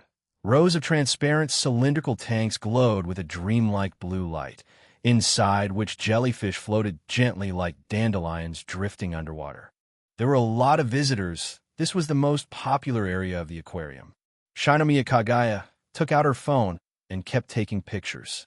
She was like a little girl on a spring field trip, finding everything fascinating, wanting to look closer at everything she saw. Sakurai Saki approached one of the tanks and placed his hand against the glass. Very soon, the jellyfish began moving toward his palm. Creatures as unintelligent as jellyfish couldn't resist the influence of his ability. They blindly followed his hand, circling around it. The scene immediately caught Shinomiya Kagaya's attention. How'd he do that? Looks like the jellyfish really like me, Sakurai Saki said, turning toward her. That's amazing. Shinomiya Kagaya didn't know what else to say. Sakurai Saki took her hand and placed it on a glass. Try it? Shinomiya Kagaya moved her hand, and before long, the jellyfish began swimming toward her fingers. Lately, you seem to have something on your mind. If you ever face difficulties, don't be like these jellyfish, just drifting aimlessly with the current. Okay? Sakurai Saki spoke softly. Then, he released the hand he had been holding. Shinomiya Kagaya stopped her movements. After a while, she spoke. My father's health has some problems. She had only learned about this a few days ago. There were signs of it last autumn. He had to be hospitalized once back then. This time, it seems more serious. Shinomiya Kagaya's voice was calm. Her hand glided over the surface of the water tank, but without Sakurai Saki's influence. The jellyfish no longer swam along with her movements. How sudden! A word suddenly surfaced in Sakurai Saki's mind: decapitation. If the Shinomiya family lost its head, it would be nothing more than a pile of scattered sand. Within the family were all kinds of factions. Even without external interference, they would end up tearing each other apart. It must be the Shijo family making a move. He wondered what his mother was doing. She had once granted Shinomiya Ganon longevity. Such a thing shouldn't have happened. Could this be a lure for the enemy? Forget it. Thinking too much is useless. Let the Shinomiya family handle their own mess. But don't take the initiative to get involved. As long as you stay in Tokyo, no one can lay a hand on you. Sakurai Saki reassured her. Amen. In truth, Shinomiya Kagaya never thought she could escape this matter. As a member of the Shinomiya family, unless she left home completely, she could not stay uninvolved during a life-or-death struggle like this. She had enjoyed the privileges of being a Shinomiya. Therefore, she also had to bear the corresponding responsibilities. Last time, when her brother summoned her home, he had told her to seduce Sakurai Saki. Kagaya still remembered that clearly. Today, it was Sakurai Saki. Could it be someone else tomorrow? After all, for a girl like her, what did she have besides her looks? Knowledge? No matter how smart she was still just a high school student. Ability? That went without saying. As long as you're in trouble, they'll be there by your side. That I can guarantee. Sakurai Saki patted her head. Shinomiya Kagaya snapped out of it, brushed his hand away, and said irritably, "You can't teleport, so how could you always be by my side? My strengths aren't many, but acting fast is one of them." Sakurai Saki replied cheerfully. Shinomiya Kagaya didn't argue. That fireworks festival during the summer break, from the moment Sakurai Saki learned she couldn't attend, to the moment he took her to Kyoto to watch fireworks, all of it had happened in less than a day. That alone showed how strong his ability to act was. "I hope your prince keeps his promise. Let's wait and see." "My princess." Seeing his serious expression, Shinomiya Kagaya couldn't help but let out a soft laugh. He sounded so sincere. But still, if only he really had superpowers, how wonderful that would be. "Take me away from this cage called the Shinomiya family, my prince." Note, sweet. They finished watching the jellyfish. The announcement speakers in the aquarium sounded, announcing that a dolphin show would begin soon. Although Sakurai Saki wasn't particularly interested in animal performances, Shinomiya Kagaya seemed quite intrigued, so the two decided to go watch. But the moment they arrived at the dolphin show entrance, Sakurai Saki froze. "Shirogane, why are you here?" "Sakurai, that's my line." Today, Shirogane Miyuki was working part-time here. The question was, as a dolphin fanatic, how could Shirogane Miyuki manage to visit the aquarium for free every week? Answer: get a part-time job. Just like how Jotaro became a marine biologist because he loved dolphins, Shirogane also came to work here. He earned money while satisfying his own passion. Win-win. Kagaya said she'd never been to an aquarium before, so I brought her here today. Shinomiya Kagaya poked her head out from behind Sakurai Saki. A moment ago, she had even been planning to play ostrich. To be caught on a date by someone you know, how embarrassing. Even Kagaya-sama, who normally didn't care about others' opinions, at that moment just wanted to find a hole to crawl into. "Kagaya." Shirogane Miyuki was silent for a few seconds. These two were obviously on a date, no doubt about it. But he had no intention of exposing them. He only reminded them, when you go in, don't sit too close, you'll get splashed. Also, you can rent raincoats. They're not expensive. Chapter 377. Disney Prince. After renting raincoats, Sakurai Saki and Shinomiya Kagaya sat in seats fairly close to the front. There were quite a lot of visitors coming to watch the dolphin show, and most of the seats were already full. The front rows were rather empty, perhaps because many people were afraid of getting splashed. During the day, the show mainly targeted children, so the atmosphere was lively and cheerful, while at night it was more suitable for dating couples. In the central pool, a staff member wearing a diving suit was performing, and the dolphins followed her gestures and movements. Under the lights and special effects, the entire scene became dazzlingly magnificent. Sakurai Saki noticed that Shinomiya Kagaya was watching in deep fascination. Every time the dolphins leapt high into the air, Shinomiya Kagaya's eyes sparkled as she followed them intently. "So cute," Shinomiya Kagaya whispered. This was her first time visiting an aquarium. Previously, she never had the chance. No friends, no acquaintances, and too many daily affairs to handle. Each week, there were already plenty of guests to entertain at the mansion. "Huh?" Shinomiya Kagaya let out a small sound. The reason she suddenly made a noise was that the three dolphins performing with the trainer suddenly started swimming toward her. Even the trainer herself had never seen such a scene. She had performed hundreds, even thousands of times, but this was the first time she saw the dolphins abandon her commands on their own and rush off. Soon, she spotted the two people sitting at the edge of the pool. If one had to describe them with a phrase, it would surely be a handsome man and a beautiful woman. A truly well-matched couple was sitting there. There was a trace of awkwardness on the young man's face, as if he had no idea how to handle this situation. The trainer quickly apologized. "I'm so sorry, dear guests." Then, she tried gesturing and signaling with her hands to call the dolphins back, but the three of them still crowded by the railing gap, poking their pointed snouts towards Sakurai Saki. "So they've come after all." Sakurai Saki sighed inwardly. He knew it was because of his ability. "Name?" Dolphin description: a not-so-common animal current status, longing to be touched. Can I touch them? Sakurai Saki asked the trainer. Of course. The trainer realized that all the audience's attention had now shifted entirely toward the shore. Sakurai Saki reached out his hand and lightly patted each dolphin's pointed snout in turn, the part that protruded forward like a mouth. The dolphins let out slightly sharp cries, then dove back into the water and leapt high in the center of the pool, just as the trainer sighed in relief. Thinking the show could resume, the three mischievous dolphins once again swam towards Sakurai Saki. As for the person involved, he was already covering his face with his hands. At this moment, the eyes of hundreds of spectators in the stands were all fixed on him.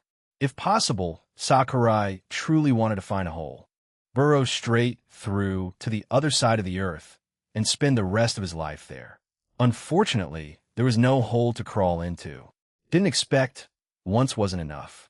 These dolphins were far too greedy. Shinomiya Kagaya watched him interact with the dolphins, and a hint of envy appeared on her face. Can I try touching them too? She asked. The trainer nodded. Anyway, this show was already completely ruined. Might as well just let it be. Shinomiya Kagaya carefully reached out her hand, and then the dolphins dodged. They dodged very decisively, immediately swimming several meters away, as if they had just seen something terrifying. Shinomiya Kagaya. She looked down at her own hand, starting to doubt her life. Since childhood, this was the first time Kagaya had been avoided by animals. Normally, animals were quite fond of her. Sorry, our dolphins are trained not to get too close to guests. It's not your fault. The trainer, seeing that sadness appear on that beautiful face, quickly tried to comfort her. Even when a beautiful person cries, they still look better than ordinary people smiling. Today, the trainer realized a truth that made her feel a little sad. Puffed. Sakurai Saki looked at Shinomiya Kagaya's expression and couldn't help but laugh. The scene was just too funny. Shinomiya Kagaya didn't bother asking why the dolphins were friendly with Sakurai Saki, but avoided her. Asking such a thing would only make her look even more foolish, and it wasn't like it mattered anyway. Still, it was infuriating. After watching the dolphin show, the two of them went to the undersea tunnel on the second floor. When they had finished touring the aquarium, it was just about noon. After that, they went to have lunch. In the afternoon, they stopped by a nearby park for a walk. During that time, Sakurai Saki was surrounded by a group of crows, stray cats, and stray dogs.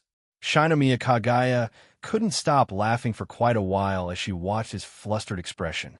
It seemed that being overly loved by animals wasn't necessarily a good thing. On the last day of Golden Week, Sakurai Saki had promised to go play games at a net cafe with Fujiwara Chika. The location was in Shinjuku, which was close to Chika's home. She said that if her father suddenly returned home, she could quickly go back and avoid getting caught. This girl really went to extreme lengths just to play games. Childhood wounds sometimes take an entire lifetime to heal. When she was young, Chika had been far too strict with herself in learning piano, leaving no room for fun. If it hadn't been for Shinomiya Kagaya's words awakening her, she might have continued to live like a machine forever. Since high school, Fujiwara Chika had started playing board games, and on her days off she would go to net cafes to play video games. This had a lot to do with how strict her family was. Where there is oppression, there will be resistance. And ahead of her was freedom. Sakurai Saki entered the high-end-looking net cafe. After telling the receptionist that he had made a reservation, he headed toward the private room at the very back. In Japan, many homeless people choose to live in net cafes. The cost is very cheap, about 2,000 yen per night. In addition to internet access, there are also showers and other services available, though the space is cramped and staying long-term can feel suffocating. He knocked on the door. Who's there? Chika's voice came from inside. It's me. We don't entertain salespeople here, you know. I'm coming in. Sakurai Saki no longer had the mood to play around with her jokes. In Japan, there's a type of scam where a swindler pretends to be an acquaintance to trick someone out of money, called Urda, meaning it's me. But Fujiwara Chika had obviously recognized his voice. She was just teasing him for fun. After opening the door, Sakurai Saki glanced inside. The decor was fairly simple and ordinary. There was a faint smell of disinfectant, which meant the place was well kept. Some other net cafes were dirty and filled with all kinds of strange odors. Yahalo Fujiwara Chika waved to greet Sakurai Saki. What the hell? What kind of weird greeting was that? Was she Fujiwara Chika or Yokohama Chika now? Good morning. Sakurai Saki took off his baseball jacket and hung it on the nearby coat rack. On the rack, besides his own jacket, hung a light-colored coat that Chika had just taken off. So, what are we playing today? Inside the room were two computers. Chika had already turned one on. On the screen was League of Legends? Sakurai Saki had never seen her play that game before. Previously, because the senior in the board game club, Mega KO, liked playing shooters, even when Chika talked about games. Her topics were always about shooting games. So why was she suddenly switching to MOBA today? Anything's fine. Fujiwara Chika glanced around the small, enclosed space, her heart filled with excitement. When there were only two people together, the smaller the space, the better. The game was just an excuse. She had already checked carefully. There were no surveillance cameras here. Chapter 378. Red pill or blue pill? In the middle of the game. Damn it. Why is this guy flaming me? Fujiwara Chika pointed at the black and white computer screen, where lines of chat messages kept popping up in the bottom left corner. Sakurai Saki, holding a manga head borrowed from the shelf, flipped through it silently. He was dead too. In this match, he and Chika were on the same duo lane. Everyone knew, sometimes, no matter how skilled you were, you just couldn't carry your teammates. Especially when you were playing a fragile marksman with zero survivability. If it had just stopped there, fine. But no, their team also had a guy who was both bad and loud, blaming everyone else whenever anything went wrong. Sakurai Saki honestly no longer felt like carrying the match. All you have to do is type him a girl, and he'll stop flaming you right away. There wasn't even the slightest hint of a dating mood. Today felt no different from hanging out and gaming with a friend. That's what Sakurai Saki thought. All right then. Fujiwara Chika started typing. A dozen seconds later, he said, I'm bad and just making excuses. Fujiwara Chika let go of the mouse and keyboard, flopping back onto the bed. Indeed, this net cafe had a bed that was fairly wide, though it would be a bit cramped for two people. So annoying. Fujiwara Chika looked at Sakurai Saki's calm expression and grumbled, Saki-kun, aren't you mad? He's flaming us, you know. No, you got it wrong. He's flaming you. Sakurai Saki put down the manga, glancing at Chika lying lazily beside him, and at the pair of mountains on her chest that seemed enough to rewrite Newton's laws of gravity. If back then, Newton had been hit not by an apple, but by a woman's breasts, then universal gravitation would have been replaced by universal boob attraction. Shaking off those stray thoughts, he turned to look at the screen. Instinct kicked in, time to move. The Nexus was about to be destroyed. But didn't you just say that the overall strength of the duo lane depends on the average skill of both players? Chika, have you ever heard of the water barrel theory? The moment Sakurai Saki finished speaking, Fujiwara Chika immediately sat up straight from the bed, glaring at him. All right, it seems she got it. No, I don't get it. But really, this match has nothing to do with our bot lane anyway. Sakurai Saki glanced at the bottom left of the screen where the insults were getting worse, his brows furrowing slightly. Normally, he wouldn't bother arguing with random people online, unless they truly pissed him off. Chika, have you ever watched The Matrix? While speaking, Sakurai Saki reached into his pocket and took out two pills. One red, one blue. Of course. Fujiwara Chika was instantly captivated. Of course she'd seen it. The blue pill represented continuing to live inside the illusion, while the red pill represented awakening to the truth and returning to reality. The protagonist had chosen the red pill without hesitation. What do these do? Can it let us enter a virtual game world? Fujiwara Chika looked excited. She was always in a VR-type stuff. No. Then what do they do? The red pill can make you feel good for a day, and the blue one makes people feel bad for a day, right? Fujiwara Chika guessed. Sakurai Saki looked toward the bottom left of the screen, where filthy insults were still appearing like machine gun fire, and said calmly, "No. It lets me slap that idiot on the other side of the screen." Inside a dark room, a tired-looking young man sat cross-legged, hammering on his keyboard furiously. Watching his teammates struggle to defend the Nexus on-screen, the corners of his mouth curled up slightly. Heh, as if you losers could win without me. So what if I quit mid-game? Not only will I AFK, but I'll also spam until you're all pissed off. Feels great. Mad yet? Haha, you're mad, but you can't touch me. Online, as long as you don't break the law, there are no consequences. After all, it's anonymous, just a cable between us. Who can hit me through that? The young man was typing when suddenly, in front of him, a hand appeared. He rubbed his eyes, the red veins from sleepless nights, making his disbelief even clearer. Am I hallucinating from staying up too late? The next second, smack! A loud slap landed straight on his face. Before he could even react, another smack followed right after. Mother F, I met a damn ghost. He sprang up from the chair, rolling backward in a panic. His movement was so frantic that he even yanked the power cord right out of the socket. A teammate has left the game. How refreshing. The internet is not a lawless place. Sakurai Saki withdrew his hand, looking at the notification on the screen, feeling as though his very soul had been enlightened. If this were a cultivation novel, he probably would have just attained enlightenment. It really worked. Fujiwara Chika had only seen Sakurai Saki wave his hand a few times in the air, and then the teammate on the other side just quit the game. Of course it did. Sakurai Saki had thought this trash ability was useless, but who would have guessed some idiot would walk right into his trap? What a shame, though, the other two teammates were actually pretty nice. Though their niceness was a bit peculiar, they were busy cursing out the toxic guy instead. The online world truly was mysterious. It's fine, we can still win. Sakurai Saki straightened up, grabbing his mouse and keyboard. The thing that pisses off blame-happy players the most is when they leave a match and the team still wins. Besides the fact that quitting mid-game means no ranking points, the more important thing is to make him understand one truth.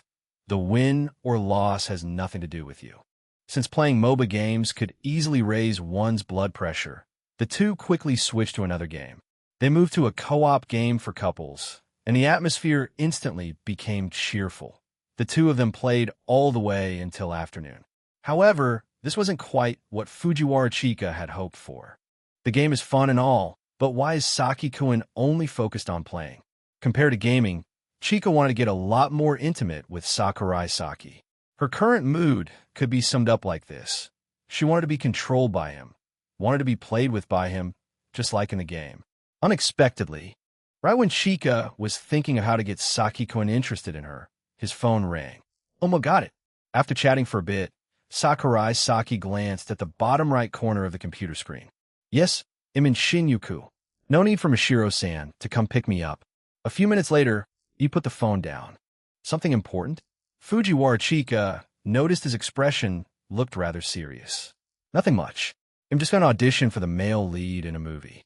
Sakurai Saki answered calmly. Oh, I see. Fujiwara Chika thought for a moment, then suddenly reacted. Wait, did I hear that right? The male lead in a movie? Since when did Saki-kun join a talent agency? No, that can't happen. If Saki-kun really became a famous star, had soon become the dream lover of countless girls. At that point, he wouldn't just be Shuchiin's shared boyfriend anymore. Had become Japan's national boyfriend. If that really happened, then wouldn't she and AI-chan be facing millions of girls trying to give them a green hat?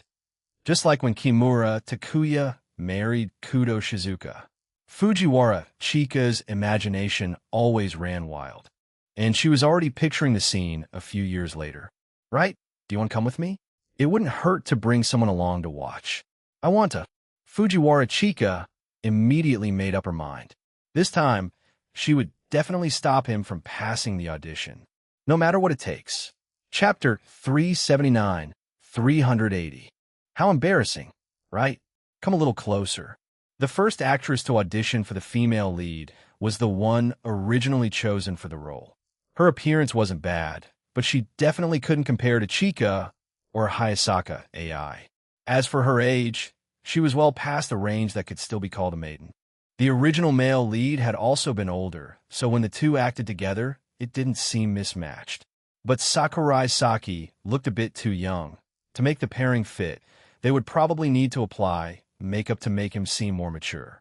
At the side, Chika was still watching the progress of the audition. Seeing the director's expression, she could tell that she wasn't very pleased. That actress seems decent, so why does the director look like that? Hearing her question, Minamoto Mashiro smiled and replied, Director Kinoshita doesn't like actors whose acting traces are too obvious. She prefers something more natural. Acting traces that aren't obvious, huh? For a moment, Fujiwara Chika didn't even know where to start with her sarcasm. You're an actor. Of course you're supposed to act. Next, the actress for the second female lead entered, but the director still didn't seem satisfied. It wasn't until Nakano Ichika, who was playing the third female lead, stepped through the door. Ichika's gaze quickly landed on Sakurai Saki, then shifted to Fujiwara Chika. It made sense for Sakurai Saki to be here, but why was Secretary Fujiwara here too? Sure, that girl appeared everywhere around Shuchiin, but this wasn't Shuchiin territory. From Shinjuku to Minato was quite a distance. Even by car, it had taken Ichika quite some time to get here. Still, she didn't think too much about it. This time, if luck was on her side, she might just be able to secure the position of female lead. After greeting the director and producer, she was handed the script. After a few minutes of reading, the director gave the outline for this part of the audition. Look towards Sakurai-kun. That's right, just like that. Ichika felt like all the lines and emotional notes she had prepared just went out the window. What? That's it. She thought it was going to be simple until she saw Sakurai Saki's face up close. No way. Was he always this handsome? Nakano Ichika's focus began to waver, and soon, a faint blush spread across her cheeks. Excellent. Director Kinoshita clapped her hands together, her face lighting up with delight. That look of a girl feeling her heart flutter. It didn't look like acting at all. Nakano-kun, you did wonderfully, though you're a bit too shy. But that's fine. You haven't read the full script yet. Hearing that, Nakano Ichika's embarrassment only deepened. Being praised like that felt like being publicly executed in front of everyone. Though she genuinely liked Sakurai Saki, having her true feelings seen through so easily made Ichika want to flee from this terrifying place right away. Still, if the director said that, didn't that mean the role was basically hers? Soon after, the audition ended.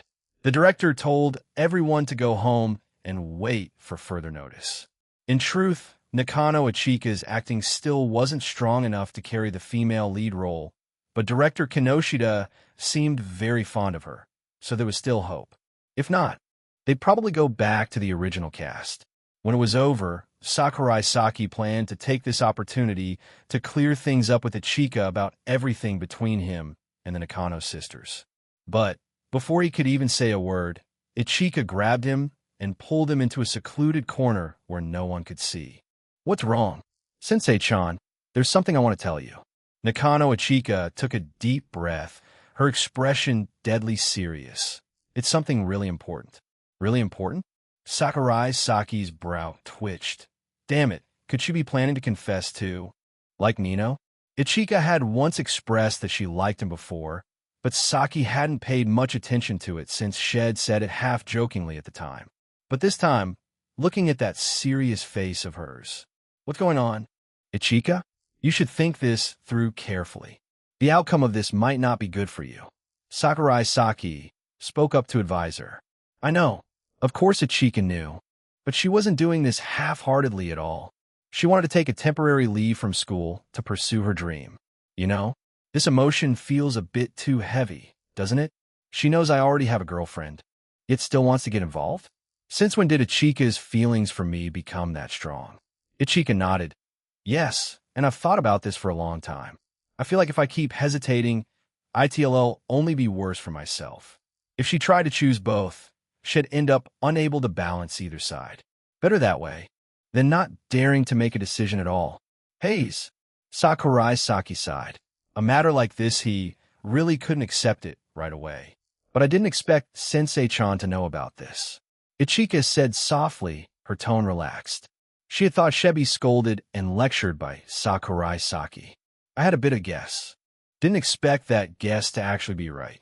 Sensei-chan, I want to take a leave of absence. You're a good person, but sorry. HM? Sakurai Saki was just about to say, I only see you as a friend, when he realized her words weren't what he thought. Wait, you want to take a leave from school? Sakurai. Huh? Hold on. Weren't we talking about two completely different things this whole time? Ichika. Nakano Ichika was surprised for a few seconds, then immediately understood, showing a teasing expression. Era Sensei-chan. What did you think I was trying to do? I thought you were about to confess to me, scare me half to death. In his heart, Sakurai Saki felt a bit disappointed, but also quite relieved. Confess? Nakano Ichika leaned in close, her gaze like a beast staring at its prey, her breath brushing lightly against him. Her voice ambiguous. If you want me to, then I suppose it's not impossible. Ichika-san, please have some self-respect. Sakurai Saki stepped back, his back hitting the wall. Too embarrassing. He actually misunderstood her. Thinking she was about to confess, if he listed the top most humiliating moments of his life, this would definitely make the list. Seeing his reaction, Nakano Ichika giggled, then stepped back a few paces. Sensei-chan isn't angry, I'm honestly surprised. It's just a temporary leave from school. You already guessed it, and taking leave doesn't mean dropping out. As long as you understand that, it's fine. Nakano Ichika smiled softly. She didn't want to betray the effort Sakurai Saki had put in for her over the past year. Taking a leave felt like betraying him. So Ichika felt she absolutely had to explain this to Sakurai Saki. Actually, you didn't have to tell me. No, you're our tutor. Sakurai Saki cut her off. You're wrong. I'm no longer your tutor. Starting this semester, Nakano-san has ended the contract with me. A look of surprise appeared on Nakano Ichika's face. What do you mean? Actually, I no longer have any obligation to teach you all, so of course I also don't have a right to interfere in your decision to take a leave. This is something you should discuss with Nakano-san, not me. The words Sakurai Saki spoke carried a hint of distance. But at that moment, Nakano Ichika didn't seem to hear any of it. A few seconds later, she gathered herself, her tone lowering as she spoke. I see. So, from now on, we're just friends, no longer teacher and student. Friends, huh? Nakano Ichika softly repeated the word. That's fine too, isn't it? Chapter 380, 381. Chika-chan, the girl at the bottom of the class, what were you talking about with Nakano-san just now? When they left the film set, it was already late at night. The three of them went together to a nearby Chinese restaurant. It was crowded and nearly full. After sitting down, Fujiwara Chika asked about the conversation between Sakurai Saki and Nakano Ichika earlier. The two of them suddenly went off on their own, which made Chika certain they were hiding something from her. Nothing much, just some things about teaching. Sakurai Saki didn't like revealing private matters, and he didn't want to involve unrelated people either. Chika was simply worried that there was something shady going on between him and Ichika. But that worry was completely unnecessary. Oh, so Saki-kun is still working as a tutor. I actually quit a while ago.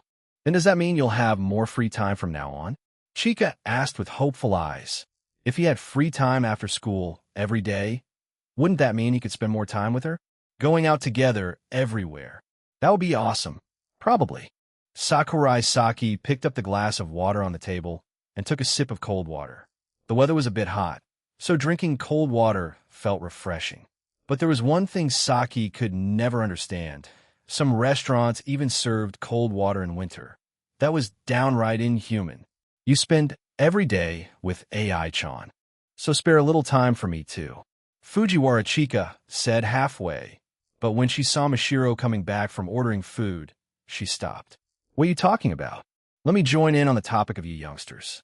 On Minamoto Mashiro's mature, oval face appeared a hint of curiosity. Time management. Time management? The beautiful woman repeated. Umo, young people have limited time each day, so deciding what to spend it on is important. Sakurai Saki changed the subject. He didn't want to talk about his scumbag history in front of this older sister. In the image Minamoto Mashiro had of him, Saki didn't want to ruin it. Men always have a few stubborn points like that. For example, length. For example, time.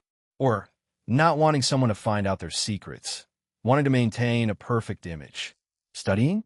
Minamoto Mashiro seemed quite interested in the kid's topic. Her own student days had passed more than 10 years ago and were now just memories. And in those memories, aside from a few fun things like cultural festivals or school trips, everything else was just textbooks and exams. Especially during the year, she prepared for university entrance exams. Even though her grades were good, it still took a lot of effort. Fortunately, she passed in the end and didn't become a Renin. If she hadn't gotten into her first choice, she probably would have chosen to study another year. In Japan, students who retake the exam are called Renin. Retaking once is called Ichiar, then Nar, Sanar, and so on. In Minamoto Mashiro's memory, during each university entrance exam season, up to 1/3 of the candidates from prestigious schools were Renin. Each day, we have at least 10 hours of classes. And homework after that takes at least 2 more hours to finish. I think studying that much is already a lot. Sakurai Saki joined the topic he had just made up. The university entrance exams were approaching, and, as a candidate himself, he didn't feel any pressure at all. First, he had already accumulated quite a lot of knowledge. Second, he had a memory far superior to ordinary people. Now that the side effects of his ability had gradually lessened, he no longer suffered headaches, so bad that he couldn't even finish writing during exams. Sakurai Saki's confidence came from past experience, not from thin air. When I was in my final year, I studied every single day. It felt like my brain was about to break. Minamoto Mashiro said as she took a sip of cold water. The small room didn't have air conditioning on. It wasn't summer yet, after all. May had just passed. The temperature was rising, but it wasn't hot yet. Since I'm really smart, I don't need to try that hard. Sakurai Saki praised himself. Yes, Saki-kun is so smart. Minamoto Mashiro said helplessly. I'm different though, I'm dumb. Even though I worked that hard back then, in the end, I only got into Wazita. Was that a roundabout way of bragging? What's wrong? Chika-chan hasn't said a word this whole time. My grades aren't very good. Fujiwara Chika recalled her own scores and felt this topic wasn't something worth talking about. Minamoto Mashiro teased, then as Saki-kun's girlfriend. You probably won't be able to get into the same university as him. Then let Saki-kun go with me. Sakurai Saki was sure that Chika was about to say, let him give up a prestigious university and go to the same one as me. Chika, since I've already finished tutoring at the Nakano household, do you want me to tutor you after school? He didn't want Chika to just drift along aimlessly. This girl had potential, but without motivation, she'd simply give up. Clearly she was quite smart, but she never put her heart into studying. No need. Even Kudo Sayaka, the gyro girl from the movie Flying Colors, was able to raise her deviation score by 40 points in 1 year. Chika, you can do it too. He was referring to the contents of a movie. In Flying Colors, the main character Kudo Sayaka, under the guidance of her tutor, raised her deviation score by 40 points in 1 year and successfully got into the prestigious Keio University. But that's a movie. Fujiwara Chika truly didn't want to spend every day working hard at studying. That movie was adapted from a true story. It's an inspirational film, not science fiction. I think it's science fiction. AI-chan's grades weren't good a year ago either, and now she's in the top 10 of the whole grade. But in truth, Hayasaka Ace case didn't really count. It wasn't that she couldn't score well, but because she was serving as Shinomiya Kagaya's maid, she couldn't stand out too much. So she intentionally held herself back. You could only say someone who could control their grades that precisely was terrifying. Fine, Fujiwara Chika said reluctantly. Compared to spending time after school together drowning in the sea of knowledge at the library, she'd rather go on dates with Sakurai Saki. But what Minamoto Mashiro said was also true. She still hadn't managed to win Sakurai Saki back from Hayasaka AI.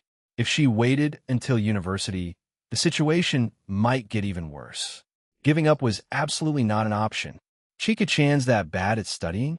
Minamoto Mashiro joined the two's conversation. My deviation score is around 68. Not that good. Minamoto Mashiro. I see. Students from Shuchiin really were terrifying. A deviation score of 68, statistically speaking, was in the top 3 of all students. For a moment, Mashiro didn't even know what to say. Back in her own school days, her grades might not even have been as good as Chika's. Fortunately, the restaurant service was quick, so she didn't have to stay awkward for long. Customers, the Mapo tofu is here. A waiter entered carrying the dish.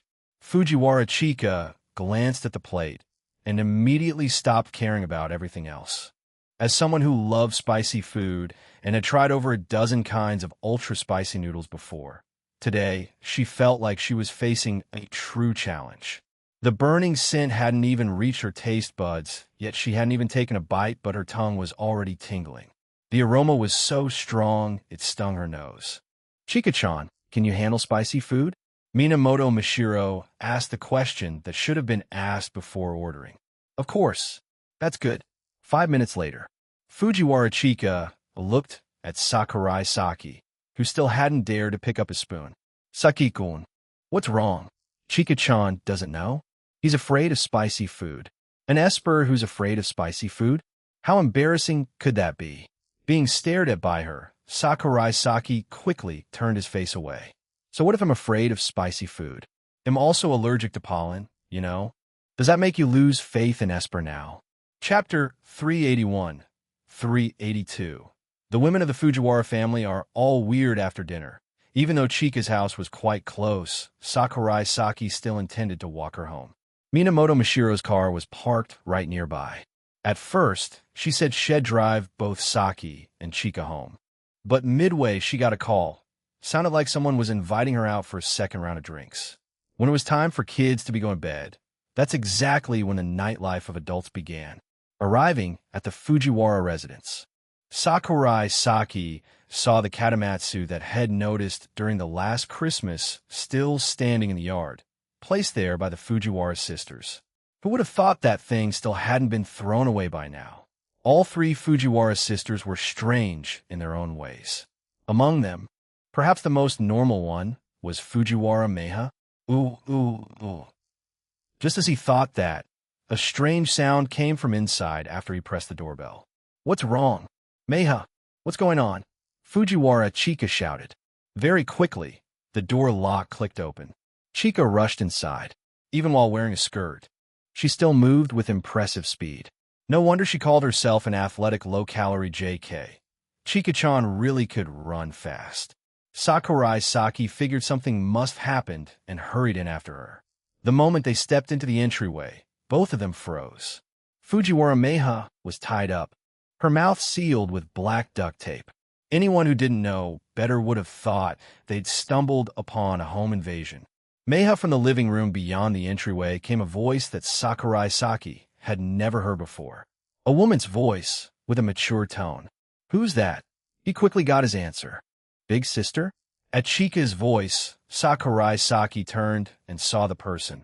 Long pink hair tied into a side ponytail, dressed casually in comfortable home clothes, looking light and airy as if she were floating. Unlike the lively Meha and the somewhat scheming Chika, this one looked like a genuine airhead. A guest? Fujiwara Toyomi tilted her head, smiling sweetly with the gentle aura characteristic of an older sister.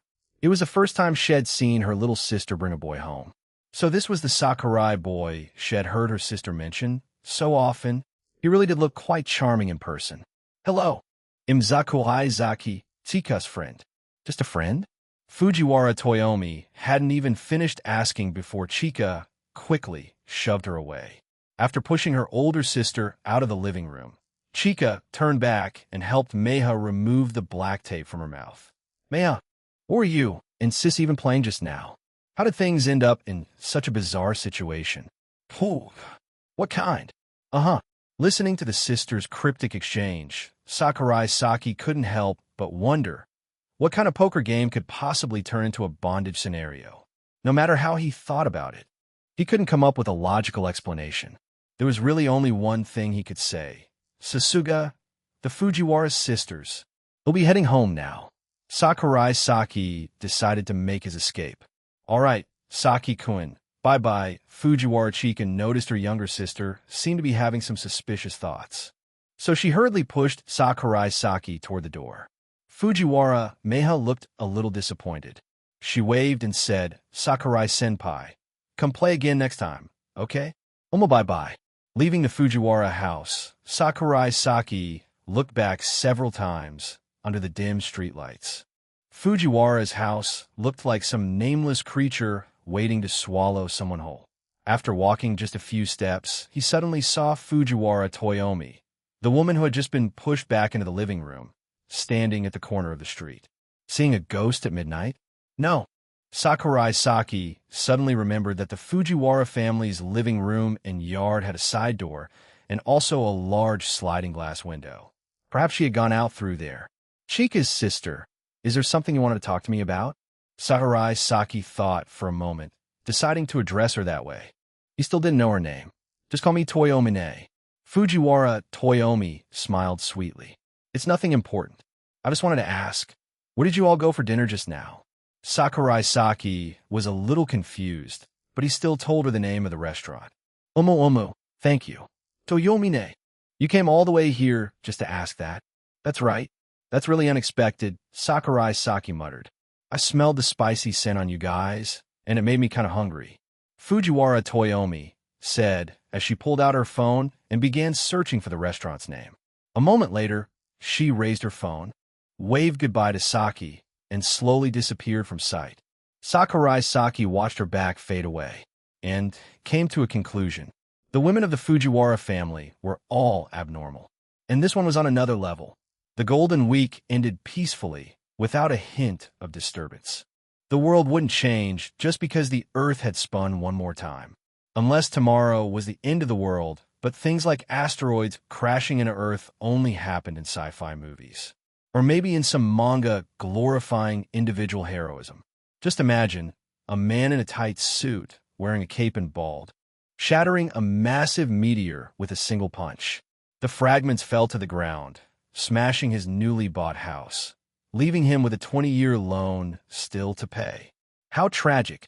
Pulling himself out of that train of thought, Sakurai Saki looked at the chalk marks on the board and tossed all the manga he'd read yesterday out of his mind. So what if you're a superhero? In the end, you're still dirt poor. And even if you're not poor, you'll still have some kind of weakness. Superman has a weakness called kryptonite. Apparently, kryptonite wasn't enough, so later they added the red sun and magic too. In one piece, those who eat devil fruits are restrained by the sea and sea stone. Sakurai-kun, stand up and answer the question. The homeroom teacher, Owabayashi Hikaru, called him to stand. Sakurai Saki stood up, went to the board, solved the problem, and returned to his seat. On the way back, he saw his little sister. With her shining golden hair, she looked like a doll, staring straight at him. In the last quiz, she had ranked in the top 5 of the entire school. Saki had originally worried she might not keep up with her studies. Recently, Yami and Chika had gotten really close. He still couldn't understand what on earth those two found in common. The night of the second day after Golden Week, the welcome party for the French exchange students was proceeding as usual. The sounds of clinking glasses and cheerful laughter filled the grand hall. At the entrance, the group of student council members, having just finished the opening ceremony, were standing and chatting. Phew, we made it in time. Fujiwara Chika placed a hand on her chest, her tone a little uneasy. That's because Secretary Fujiwara forgot to prepare the script. Isn't it? Shirogane Miyuki said irritably. Eihei Fujiwara Chika tilted her head, making a cute face. You were the one who volunteered for it, weren't you? Sakurai Saki pinched her cheek. You, that hurts. Fujiwara Chika teared up, whining. I already said I'm sorry. Shinomiya Kagaya watched the two interact, covering her mouth and letting out a small laugh. She smiled as she said, Fujiwara-san's French is really good. The exchange students under the stage were all completely stunned. Fujiwara Chika puffed out her chest proudly and replied, Kagaya-san, my mom's a diplomat, you know? At that moment, Shirogane Miyuki suddenly wanted to ask something. Does everyone here speak French? Sakurai Saki let go of Chika's cheek and answered indifferently. Not really. I only know some basic stuff like bonjour. Shinomiya Kagaya am about the same. That was a lie. Unfortunately, Shirogane Miyuki didn't notice at all. Crap. Don't tell me they'll make me go on stage later? Shirogane Miyuki longed to be a superhero, the kind whose house gets destroyed by a meteor. Chapter 382, 383. A battle that cannot be lost. Sakurai Saki was never good at dealing with ballroom parties like this. After thinking for a while, he chose to hide in a corner and eat. He didn't want to dance, didn't want to socialize. Being alone was fine too. Enjoying solitude is the privilege of the strong. By a Shigami Yu. Halfway through his meal. Yes, it's... Sakurai faintly heard Shirogane Miyuki's voice. It sounded like the guy was about to freeze up. Pop, pop. Footsteps sounded nearby. Saki turned and saw Nakano Ichika. Tonight's prom was open to all interested students, unrestricted. In theory, as long as you were a student of Shuchiin, you could attend. Unfortunately, since few people spoke French, Saki hadn't run into many familiar faces. What's wrong? Seeing me here, are you surprised? It's like going to the zoo and seeing a shark dancing. That's an interesting comparison. Nakano Ichika held a plate of food with very little on it. The two of them ate quietly, as if there were a whole world separating them from the lively atmosphere around. Several girls who had planned to come over and talk stopped in their tracks when they saw Saki sitting with her, hesitating. You've made me miss quite a few good opportunities, you know. At least 10 girls were eyeing me just now. Saki smiled at her. Plenty of guys were looking at me too. At least 11. What did you want to talk to me about? Saki steered the topic away from the boring prom. The heroine role has been decided. It's you? So I came closer to you to find some acting inspiration. People with natural talent are truly scary. Without any formal training, and within just 1 year, Shed managed to land the lead role. Yesterday, I told Dad about it. Nakano Ichika said gloomily and got scolded, just as Saki was about to comfort her. She added, but in the end, he still agreed to let me take a leave from school. Did he set any conditions? If I fail, I have to go back and continue studying. That's what he said. Nakano Maruo was a bit more lenient than Saki had expected. Or perhaps he was capable enough to support his daughters. Even if Ichika didn't become famous, he could still let her live a better life than most. That's good. About what you said before, I already told everyone. As the eldest sister, Ichika couldn't keep quiet after hearing something like that. As it turned out, after asking around, only Yatsuba and Miku didn't know yet. So, what did everyone say? Saki speared a piece of meat, dipped it in sauce, and put it in his mouth. This time, the dishes had been specially prepared by a professional chef. Mika didn't say anything. She just went straight back to her room. Yatsuba looked a bit disappointed. In the end, she just nodded and said nothing. And Itsuki? She was eating meat buns. Nino, her face full of a none of my business look. This time, even Ichika could guess. Perhaps Nino had already had some kind of relationship with Sakurai Saki before. Otherwise, how could she be so relaxed about it? When a market collapses, only those who pulled out early can act that calm. Why? Because they've already made their profits. In the end, the 5 of us sisters have all basically been ruined by you. Nakano Ichika said, looking at him helplessly. Herself, Miku Nino. Perhaps even Itsuki had feelings for him. As for Yatsuba, it was unclear. Ichika, I have a girlfriend. I want to take the initiative to approach other girls. Scumbag. Nakano Ichika didn't believe him for a second. Ever since Head stopped being a tutor, it seemed Sakurai Saki couldn't even be bothered to maintain the dignified demeanor of a teacher. Back then, he never used to say pretty words to her at all. Got found out by you for who I really am. And now you want to stay away from me. Huh? But you're about to take a leave from school anyway. Keeping your distance from me now seems a bit pointless, doesn't it? Sakurai Saki wiped his mouth with a napkin. He was full. You've said it all already. What else can I say? Ichika Nakano replied with clear dissatisfaction. Want to change the topic? The two talked quite a bit afterward. No longer as tutor and student. As friends, Ichika felt much more at ease. Before long, the exchange segment ended. The prom music began to play softly with a slow rhythm. Pairs of boys and girls started dancing together. Dance with me? Ichika Nakano invited. My girlfriend might get mad. She's not here anyway. And a scumbag like you still worries about that sort of thing? A gentleman never refuses a lattice invitation. Sakurai Saki said nothing more. He simply took her hand. Ichika, do you know how to waltz? Not really. If I step on your shoes later, don't be mad, okay? Ichika Nakano said playfully. Sakurai Saki sensed danger for his toes. But before long, he realized his concern was unnecessary. No one familiar noticed the two of them slowly dancing in the corner. When the first dance ended, they finally separated. Returning to where the student council group was, Sakurai Saki continued dancing for a bit with Chika, then Kagaya, and midway through, even Miko joined in for fun. The exchange students watched Saki dance with various girls. A few tried to ask him for a dance as well, but unfortunately, he turned them down. Sakurai Saki didn't take the initiative to approach girls. He hadn't lied to Ichika about that. The prom ended.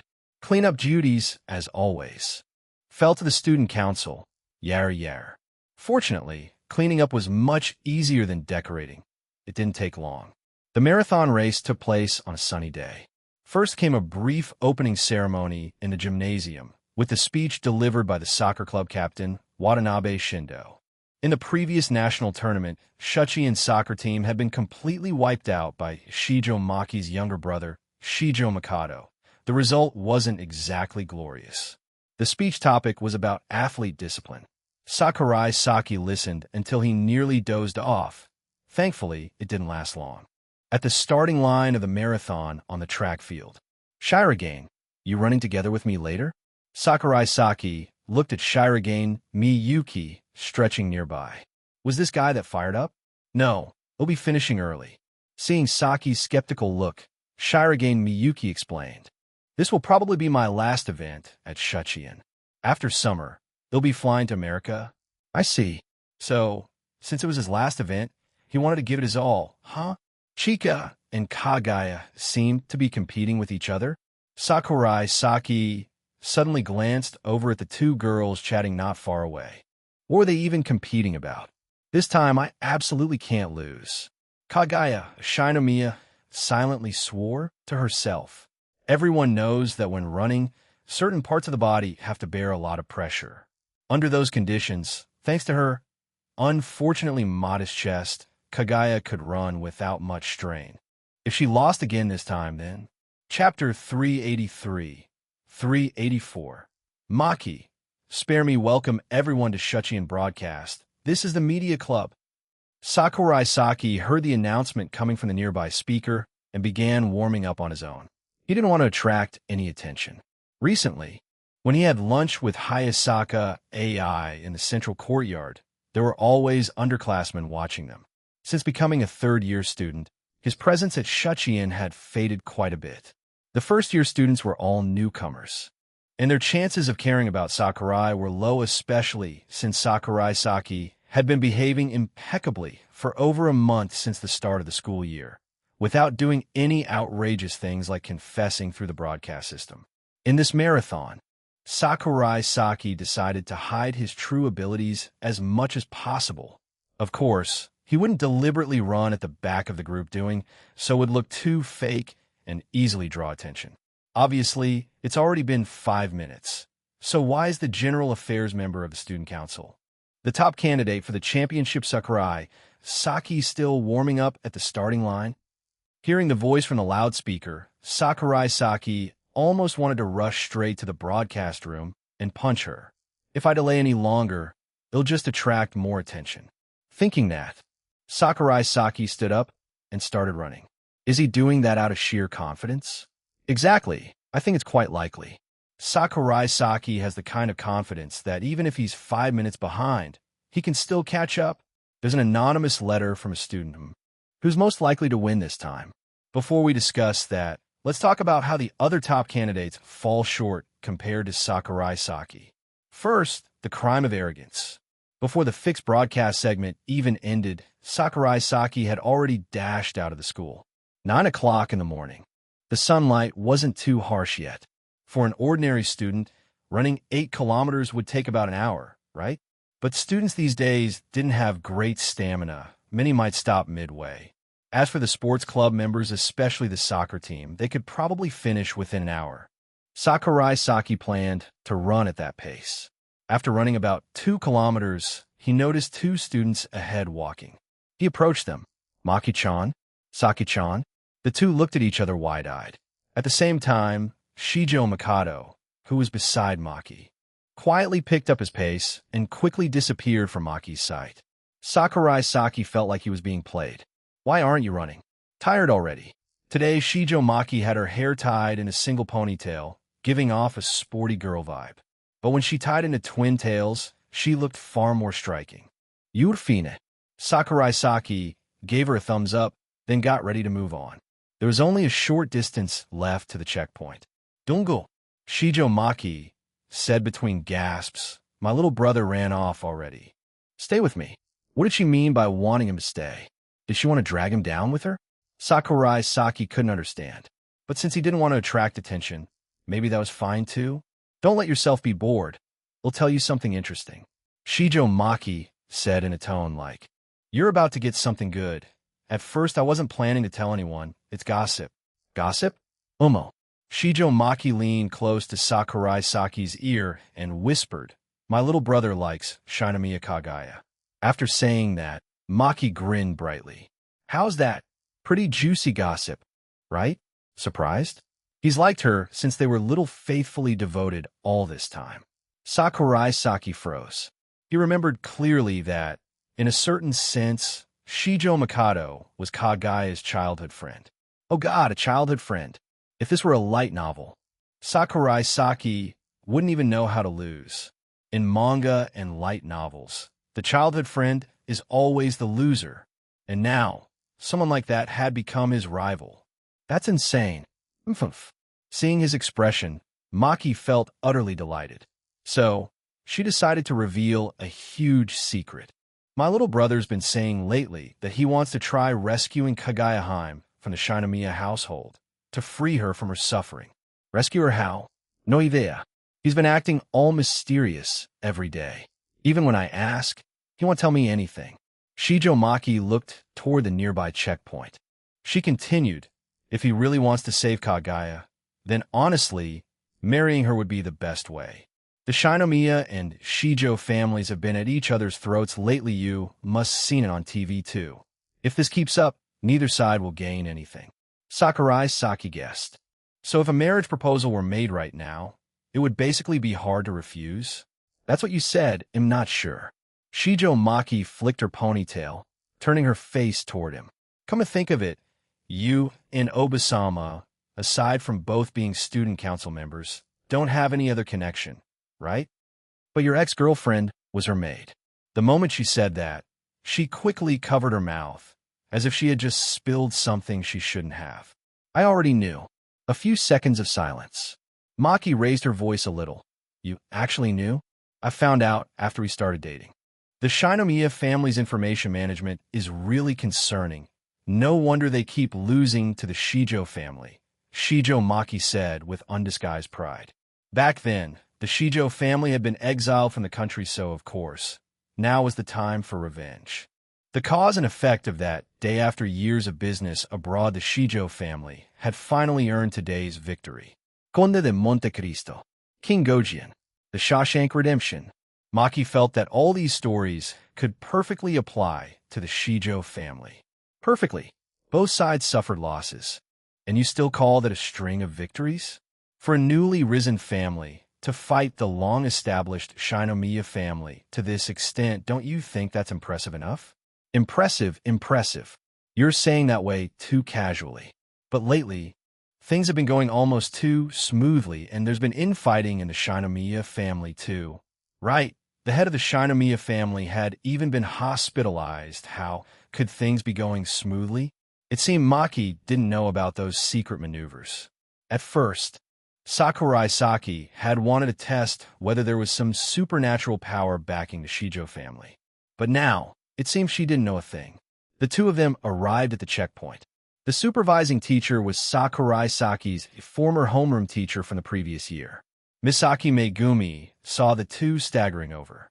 She handed them water while reminding them, "All the other students have gone far ahead already. You two better hurry up." Shijo Maki took the clear water bottle and looked at Sakurai Saki, who was getting his card signed. To pass the checkpoint, the teacher had to sign each student's participation card. "Maki, why aren't you taking out your card?" "I didn't register." Shijo Maki looked at him with "Are you stupid?" expression. Sakurai Saki, "You didn't register, so why the hell are you running? Is your brain broken?" "My little brother said I lacked exercise, so he forced me to run, and halfway through, he regretted it." Shijo Maki seemed rather proud of that. "So I became the unlucky guy who's stuck carrying this dead weight for you?" Sakurai Saki pointed at his own face. "You've only been running for a few minutes. If you hurry now, you can still catch up, right?" Shijo Maki said while covering her mouth, giggling quietly a few times. She planned to rest at this checkpoint the remaining distance. If she kept running, she might literally die. "You're running too." Gritting his teeth, Sakurai Saki grabbed her hand directly and pulled her along. "Wait, don't pull me. If I keep running, it'll before we reach the next checkpoint, don't even think about stopping. I know I was wrong. Spare me." The pitiful wails of Shijo Maki echoed along the racecourse. She deeply regretted teasing him. Chapter 384, 385. The marathon ends finally. Shijo Maki sat on a park bench, panting heavily. She had just been dragged by Sakurai Saki to run a 2-kilometer distance. For her, someone who hadn't exercised in a long time, this was more painful than being killed. There are a lot of people who couldn't keep running. Sakurai Saki held the signed registration sheet in his hand and looked around, seeing many people resting. It was only 4 kilometers. Itsum had already given up. He didn't know what to say. No wonder the school didn't organize an official marathon. They couldn't even handle a mini-marathon of 1/5 the distance, let alone 42 kilometers. Even the members of the sports clubs probably have to rest after running 8 kilometers. Huh? Shijo Maki opened a water bottle, drinking in small sips, her voice weary as she spoke. Not everyone was like Sakurai, who could run that long and still barely sweat. For girls to rest, I think that's reasonable, but for boys, it's a bit strange. This wasn't any kind of gender discrimination. There was a natural difference in physical ability between men and women, something innate. Moreover, Maki's words had a premise. They referred to members of sports clubs. For example, Nakano Yatsuba, who practiced track and field every day, was probably almost finished by now, wasn't she? "All right, go on already." Shijo Maki waved her hand as if shooing a fly away. Seeing her expression, Sakurai Saki could guess what she meant. "I'm not some kind of demon. How could I possibly drag her to keep running? More importantly, she's way too slow. 2 kilometers in over 20 minutes. Impressive, barely faster than walking. At this rate, by the time the second-year students start running, she still won't be done." Today's event was divided into 3 rounds, and the times for each grade were deliberately staggered. That was why the media club went into the broadcasting room, probably to liven things up so people in the school wouldn't get bored. Watanabe-san, the soccer club captain, is about to reach the finish line, and right behind him is unbelievable, it's Shijo Mikado. And where's General Affairs? Sakurai. What? He's still at the second checkpoint? No way. Did he give up on winning entirely? General Affairs Sakurai is talking with Shijo Maki again. "Call Hayasaka-san. Call Hayasaka-san right now." Ei-chan. Your boyfriend's running with another girl. Karen, if we make up stories like this about Sakurai-san, won't he come after us later? Probably not. Sakurai-san's really gentle. The voices of Kino Karen and Ko's Erica echoed from the broadcast speakers. Near the starting area at the athletic field, the second-year marathon was about to begin. Didn't expect Sakurai-senpai to have no intention of competing for the championship, Ishigami said as he listened to the broadcast, speaking to the person beside him. Aino Miko. Sakurai-senpai isn't like other boys who love to compete, said Miko, Sakurai Saki's little fangirl, who felt that his actions surely had a reason. Maybe he ran into someone who needed help along the way? Could be. After all, Sakurai had already wasted a few minutes at the start, beginning much slower than the others. In Ishigami Yu's eyes, it seemed Sakurai didn't care about the competition at all. Winning or losing made no difference to him. Near the athletic field, a large screen was live-streaming the race. Shuchiin Academy had a car following the marathon group to record, and each checkpoint had cameras installed. It's President Shirogane? I can't believe he's right behind Shijo-senpai and Watanabe-senpai. Miko looked at the screen, exclaiming in surprise. Shirogane Miyuki wasn't even part of any sports club. She hadn't thought he could run that fast. Miyu-senpai too? Ishigami Yu's excitement rose as well. On the screen, the three of them were staring straight ahead, all starting to accelerate at once. Just 1 kilometer left. They had conserved their stamina in the first half. Now was the time to unleash it. After a few minutes of shoulder-to-shoulder sprinting, all three of them almost simultaneously passed through the checkpoint set before the Shuchiin Academy gate. The ribbon marking the finish line was torn by Shirogane Miyuki as he crossed. The champion has appeared. Let's all congratulate President Shirogane. After the champion was determined. Nearly 10 minutes later, Sakurai Saki finally reached the finish line. When he arrived, quite a few other students crossed the line at the same time, most of them being members of sports clubs. Counting from the start, only about 45 minutes had passed. Sakurai's plan to control his pace had worked. If Shijo Maki hadn't slowed him down, he probably would have avoided most of the attention. Now, let's hear what the media club is saying on the broadcast. Shinomiya-san, she's competing with Chika-chan again. As everyone knows, Shinomiya-san is the ace of the archery club. As a member of a sports club, her explosive strength must be very strong, but her endurance. Archery isn't exactly a sport that uses much leg power. Chika-chan, on the other hand, jogs with her dog at the park every week, so her stamina shouldn't be bad. But since she's carrying a heavy load, it might be a bit harder for her. Heavy load? Girls with large chests are at a disadvantage when running. But it looks like Chika-chan is wearing a specialized sports bra. Yeah, that's right, Karen. You nailed it. As for Kagaya-san, hers are rather... Say one more word and it's dangerous, whispers. Sakurai Saki happened to run past Chika and Kagaya, but both of them were focused on running and didn't notice him. This truly was a battle between the flat and the busty, and Sakurai could completely understand it. To be honest, Kagaya really didn't need to care about that size issue at all. It's fine. Small ones are cute too. Running a bit slower, having a bit less endurance, no problem. Just lasting 5 minutes was already impressive. Standing near the finish line, Sakurai waited for about 10 minutes. Amid the cheers of the surrounding crowd, he saw the two girls panting heavily as they ran toward the finish. Shinomiya-senpai, you can do it. Chika-chan, don't give up. In the end, the winner was Kagaya. Sakurai Saki handed her the towel he had prepared in advance. Kagaya took the towel, wiped the sweat from her forehead, then, with a serious yet thrilled tone, said, "Sakurai-san, I won." Sakurai Saki honestly had no idea why she was so excited. Beside her, Chika pouted, looking clearly unwilling to accept the result. A few seconds later, she suddenly thought of a way to turn the tables. "Kagaya-san, you're sweating so much. Let's go take a bath together." Kagaya seemed to have been hit right in her weak spot and immediately fell silent. Even though she had won, it seemed she hadn't won completely. Watching the two of them walk away, Sakurai Saki decided to go to the Kendo Club's locker room to change his clothes. Since he had run today, he was wearing the school's sports uniform. After changing back into his regular uniform, Sakurai returned to the athletic field. There, he unexpectedly ran into a little wild bunny. "Yatsuba?" He blurted out. Nakano Yatsuba, her hair still damp, was sitting on a bench near the athletic field. "Sakurai-san?" Hearing his voice, she turned her head and waved for him to sit down beside her. Yatsuba had finished slightly earlier than Sakurai Saki, so she had taken the chance to go shower first. Chapter 385, 386. Preparing to unleash a massacre. Why are you sitting here alone?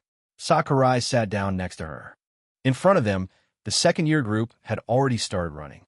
The media club had shifted their attention to them and was now narrating the situation. My sisters haven't finished running yet, so I'm sitting here waiting for them. Today, Yatsuba had run with the girls from the track and field club. The other Nakano sisters couldn't keep up with her pace. Not training today? Umu, the marathon is enough. Running too much would actually be counterproductive for training. Yatsuba lightly lifted her calf, looking down at her toes. She wanted to talk to Sakurai Saki about her future direction, even though he was no longer her tutor. Did you enjoy running? Sakurai Saki was waiting for Hayasaka AI, and since he was free, he decided to chat with Yatsuba for a bit. AI-chan hadn't participated in the marathon today, as she was on her period and couldn't run. Girls have those few days each month when their bodies don't feel comfortable. It was fun. Nakano Yatsuba tilted her face slightly toward him. Sakurai-san, since you're no longer our tutor, have you found a new job yet? Why do you care about that? Because Sakurai-san must be short on money, right? Nakano Yatsuba thought that back then, Sakurai must have taken the tutoring job for the money. The salary for that job had been quite high, probably hard to replace with any other work. Do I really look like someone short on money? Sakurai Saki smiled bitterly. He had never been short on money. Shuchiin Academy offered scholarships, and he had also saved quite a bit from his part-time jobs last year. Nakano Yatsuba blinked. If I were really short on money, I'd probably go work as a host in Ginza. That'd earn me way more than tutoring. Sakurai joked. Back when he took part-time jobs, it was only because he wanted to lessen his mother's burden. After all, back then he still thought Jinguji Tamaki was just an ordinary woman running a wagashi shop in Kyoto, who would have thought her true form was actually a fox, and a super rich one at that. Nakano Yatsuba let out a few awkward laughs. You've been looking like you wanted to tell me something for a while now. What's the topic? Is it about what I told you before? Trying to learn how to say no to people? Looks like I guessed right. Recently, I received an invitation from a sports university. Nakano Yatsuba hadn't told anyone else about this yet, not even her sisters. Right now, she had two choices. One was to take the entrance exam for a liberal arts university. The other was to accept the offer from the sports university. I'm stupid. Studying never sticks for me. Might as well quit early. Nakano Yatsuba said with a discouraged tone, I only have a bit of confidence when it comes to sports, so I want to develop in that direction. You're not stupid. Who said you're an idiot? Yatsuba, if you're an idiot, then it's Suki would cry. That dumpling-head girl works so hard.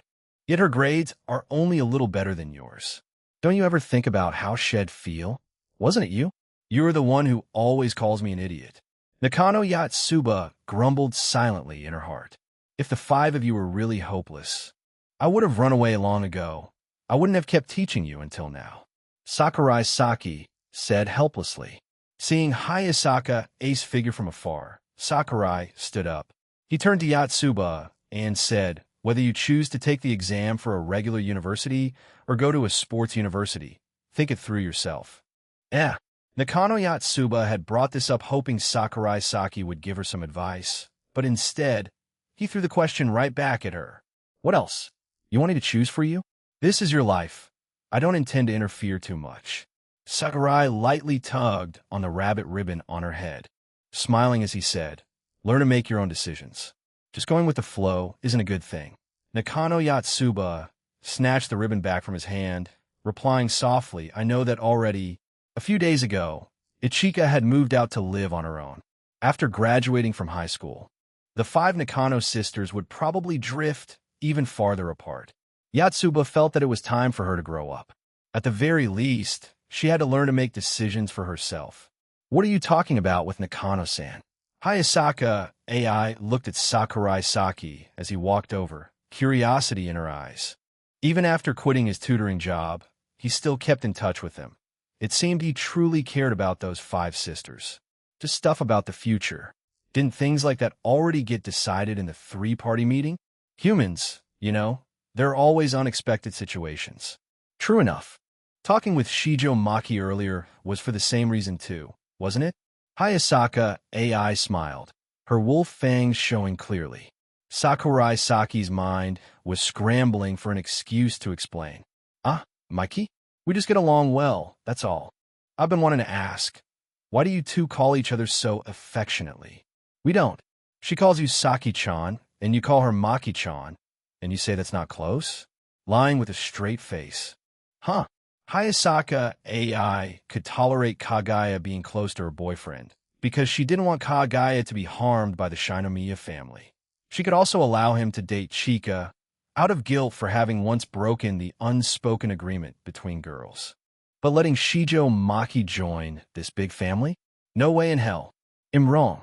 I won't call her that again in the future. I'm not mad. Woman, do you really think you'll believe that I'm not mad line? Sakurai stared straight at Hayasaka AI. Really am not mad, but playboy like you. Probably only an idiot like me would agree to date you. Hayasaka AI emphasized once again. Sakurai Saki felt like AI-chan was manipulating his psychology. But what she said wasn't wrong either. If it were another girl, they probably would have broken up long ago.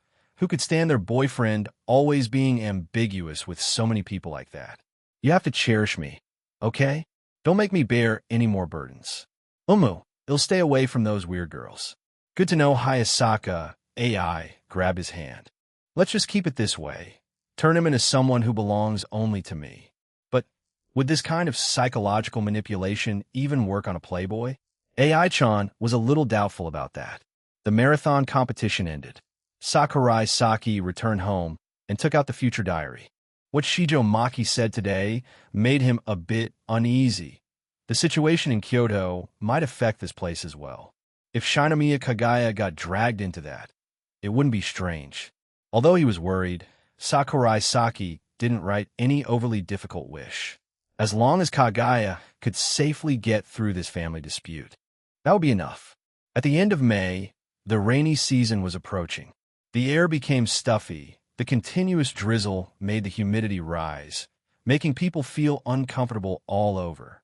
The next morning, when he arrived at school, throughout the whole morning, Sakurai Saki didn't see any trace of Shinomiya Kagaya.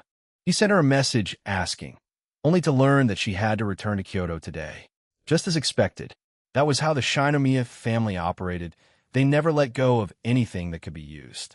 Today's superpower, Death Note effect, can curse to kill anyone in the world, and can specify the way they die, no matter how bizarre. Side effect: none, so this is asking me to start a massacre. Huh? Sakurai Saki looked at the blackboard in front of the class, spinning the mechanical pencil in his hand. Recently, his ability to control powers had improved quite a lot. Now, he could maintain 2 types of abilities at once. It could only be said, what a coincidence. But before going on a killing spree, he still needed to consider Shinomiya Kagaya's feelings. Killing a whole family just because of one disagreement didn't seem quite right. Chapter 386, 387, Student Council Memorial Ceremony inside the Student Council room. Many people had come today, only one person was missing. Kagaya-san hasn't come to school for several days now. Fujiwara Chika frowned as she sipped the coffee brewed by Sakurai. If Kagaya-san doesn't come back, he'll have to keep drinking this bitter coffee. He'll die. Sorry, I guess the coffee doesn't really suit your taste. Sakurai Saki held the cup and poured her a second one. As for Shinomiya Kagaya's safety, there was no need to worry for now. He had already arranged someone to protect her. It's not terrible, just not good. A classic throwaway comment. There's sugar here. Add a lot, and it'll taste better. After handing it to her, Sakurai brought another cup of coffee to Shirogane Miyuki. Come to think of it, these coffee beans were actually brought by Shinomiya Kagaya. Thanks. Shirogane Miyuki was reviewing documents as he accepted the cup. Shinomiya-senpai's been on leave for so long. Is something wrong? She said yesterday that she was at the Shinomiya main house. But isn't that basically being detained? Illegal detention is a criminal offense. Aino Miko was flipping through documents related to the disciplinary committee, but her mind wasn't focused on that at all. When someone you're always around suddenly disappears, it's hard not to worry, especially since recently, news about the Shinomiya and Shijo families have been appearing on TV all the time. If something really did happen, we couldn't interfere anyway. What? Are we supposed to rush to Kyoto to rescue her? Ishigami sighed as he spoke. We're just high school students. Even anime wouldn't dare write a plot like that. If a story had students fighting against a financial conglomerate, that work would definitely be trash. In summary, what he meant was wait and hope. That was also the best approach for now. Everyone, Fujiwara Chika, looked around and saw that all the members were silent. Only Sakurai Saki was still drinking his coffee. Saki-kun looked calm on the outside, but he must be really worried inside, right? Normally, he and Kagaya-san are quite close. What would he be thinking right now? Should I let the Shijo family die, or the Shinomiya family die, or maybe make a gotcha? Sakurai was thinking about how to balance the power between both sides. Listen, Shinomiya Kagaya, and he had quite a good relationship. But Shijo Maki was also someone very close to him. How was he supposed to decide what was the right thing to do here? Fujiwara Chika lowered her head. Even someone as lively as her couldn't help but feel gloomy at this moment. Everyone, do you want to play a game? Shinomiya-senpai isn't here. Let's just skip it. Ishigami, though he often called Shinomiya Kagaya a devil and all that, actually respected her deeply inside. Playing games while Kagaya was losing her freedom? He couldn't bring himself to do that. Let's play Joker Draw. Sakurai Saki, on the other hand, could. Saki-kun. Fujiwara Chika looked at his expression, thinking he had already given up on thinking about the situation. It made sense. No matter what the student council members did, they couldn't possibly rescue Kagaya. Let's play. Fujiwara Chika rubbed her reddened eyes, sniffled, and took out the deck of cards. Kaguya-san, I'm sorry. We're truly powerless. After all, this was the Shinomiya family we're talking about. The Shinomiya clan, the very heart of the entire country, wasn't something a group of high school students could go up against. A few minutes later, as Fujiwara Chika's face gained yet another turtle doodle marking her loss, Shirogane Miyuki spoke to comfort everyone. Let's not worry too much, everyone. Shinomiya can still make phone calls right now, so she probably hasn't been treated as badly as being imprisoned or anything. Listening to everyone's conversation just now, an outsider might think that Shinomiya Kagaya had already become a lamb waiting to be slaughtered. But things weren't that serious. The Shinomiya family, I've heard my dad talk about them before. Back when they were just starting out, quite a few concrete barrels at the bottom of Tokyo Bay were dropped there by them. Recently, a lot of scandals about them have surfaced online too. When a wall collapses, everyone pushes it. Those dirty rumors are all over anonymous forums, even normal social media. Imprisoning their own daughter. Maybe they haven't done it yet, but that doesn't mean they won't tomorrow.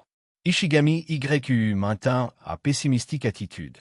Shinomiya-senpai is the eldest daughter of the Shinomiya family. It shouldn't come to that, right? Shirogane-senpai has a point. Shinomiya-senpai will probably be back in a few days. Aino Miko held an optimistic view. Chika, you lost again. Ooh, don't draw on my face. Fujiwara Chika and Sakurai Saki were still playing Joker Draw. Sakurai Saki didn't take any of this to heart at all. Fujiwara Chika, feeling powerless, decided to just let things be. Aino, do you even believe what you just said? Ishigami sighed. A feudal-style family like the Shinomiyas, imprisoning their daughter to protect their own weaknesses was as easy as turning over a hand. That's right. Aino Miko put her pen down and didn't argue with him. As the eldest daughter of the Shinomiya family, if something happens to Shinomiya-senpai, it will definitely affect the family's balance of power. In a situation like this, for the main family to call her back, or even detain her to prevent her from acting on her own, is quite a normal measure. That kind of approach could actually be seen as a form of protection. Shirogane Miyuki also added a line. I wasn't going to draw a turtle on your face. Fujiwara Chika grabbed the black marker, raising her sinful little hand. Fujiwara-senpai, we're having a serious conversation here. Can you please be quiet for a bit? Ishigami, you suddenly snapped at her. God damn it, you've been playing Joker draw this whole time, not caring about Shinomiya-senpai at all, and now you're being this noisy? You afraid we won't hear you, or what? Being spoken to like that, Fujiwara Chika's eyes moistened again, and she said in frustration, I also want Kagaya-san to come to school, but we're high school students. What can we possibly do? The person I like the most is Kagaya-san. Do you think I can be happy? Ishigami clenched his fists. A few seconds later, he helplessly let go. That's right. Even if they gathered all the students in the school, it might not help. What's the point of saying more? Can they rescue Shinomiya-senpai? The answer, of course, was no. Don't worry. This isn't as bad as you all think. Sakurai Saki reassured them. Keep going like this. The student council would just turn into a memorial for Kagaya's loss. He really couldn't help but want to laugh. But still, what is Kagaya doing now? Kyoto, the Shinomiya main house, in the small residence belonging to Kagaya. Shinomiya Kagaya was taking selfies with her phone. This seems like that special effect photo app that Secretary Fujiwara used last time. In the frame, a pair of cat ears appeared on her head. Looks pretty cute, actually. I can't go outside. How boring. Shinomiya Kagaya muttered to herself. She had returned a few days ago, yet no one paid attention to her. Her eldest brother, Shinomiya Oko, hadn't invited her over. Shinomiya Yinyo hadn't come to visit either. On the other hand, Sakurai Saki's mother had come once, and she even brought a maid to take care of Kagaya. Kagaya-sama, if you want to go out, I can take you. A girl with silvery white hair, wearing a white kimono, slowly stepped out from the corner and approached her. The girl's name was Shirley.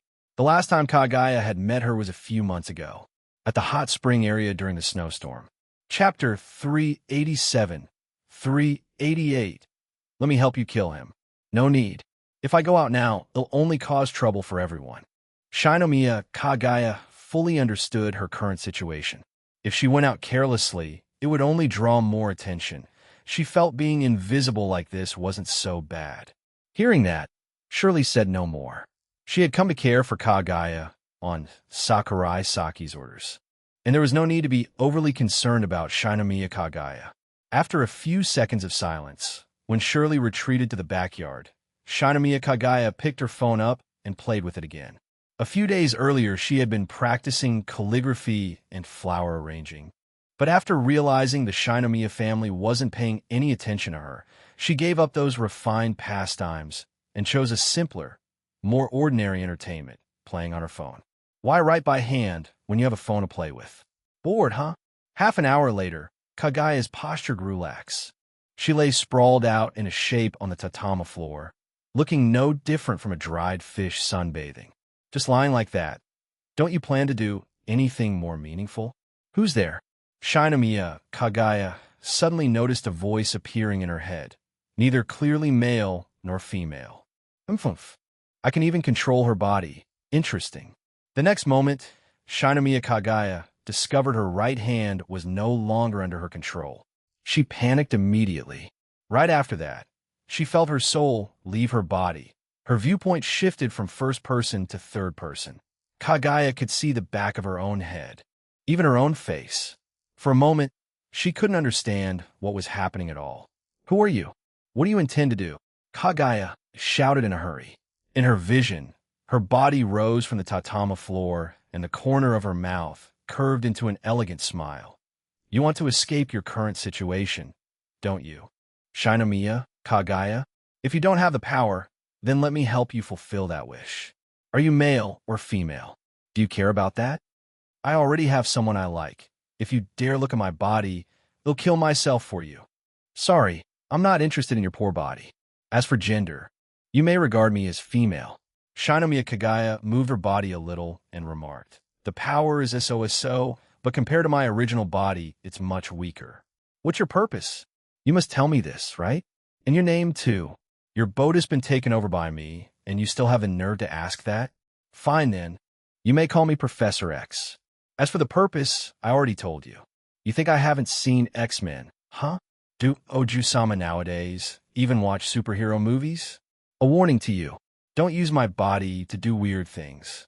Your rate of comprehension surprises me. Professor straightened the folds of the kimono. You have no ability to resist, other than accepting it. What else can you do? There's someone coming. You deal with that part yourself. I'll observe the situation first. When the words ended, Shinomiya Kagaya felt she had regained control of her body. What on earth was that a moment ago? Was it another personality of mine? Kagaya, whose body already contained many personas like Ice Kagaya, Bakagaya, Child Kagaya, thought this was probably a newly born personality. Personality? Don't demean me like that. Shinomiya Kagaya was about to speak. At the small gate, a male servant stepped in. Kagaya-sama, Oko-sama invites you over for tea. Yeah, ID say it looks more like a pig slaughtering party. Shinomiya Kagaya paid no heed to that voice, quickly took Shirley, and followed the servant to Shinomiya Oko's residence. In the main compound of the Shinomiya house, many people passed back and forth, all looking exhausted, as if they had been busy for a long time without rest. Since the head of the Shinomiya family, Shinomiya Ganon, was hospitalized, under pressure from the Shijo family, the Shinomiya's living space had been steadily shrinking. Among everyone's gazes, Shinomiya Kagaya entered Oko's courtyard. It was a building facing a pond where rare fish were raised. Outside, beside the pond, the flowers, plants, and bamboo looked different from the last time she had seen them. They seemed to have all been renewed.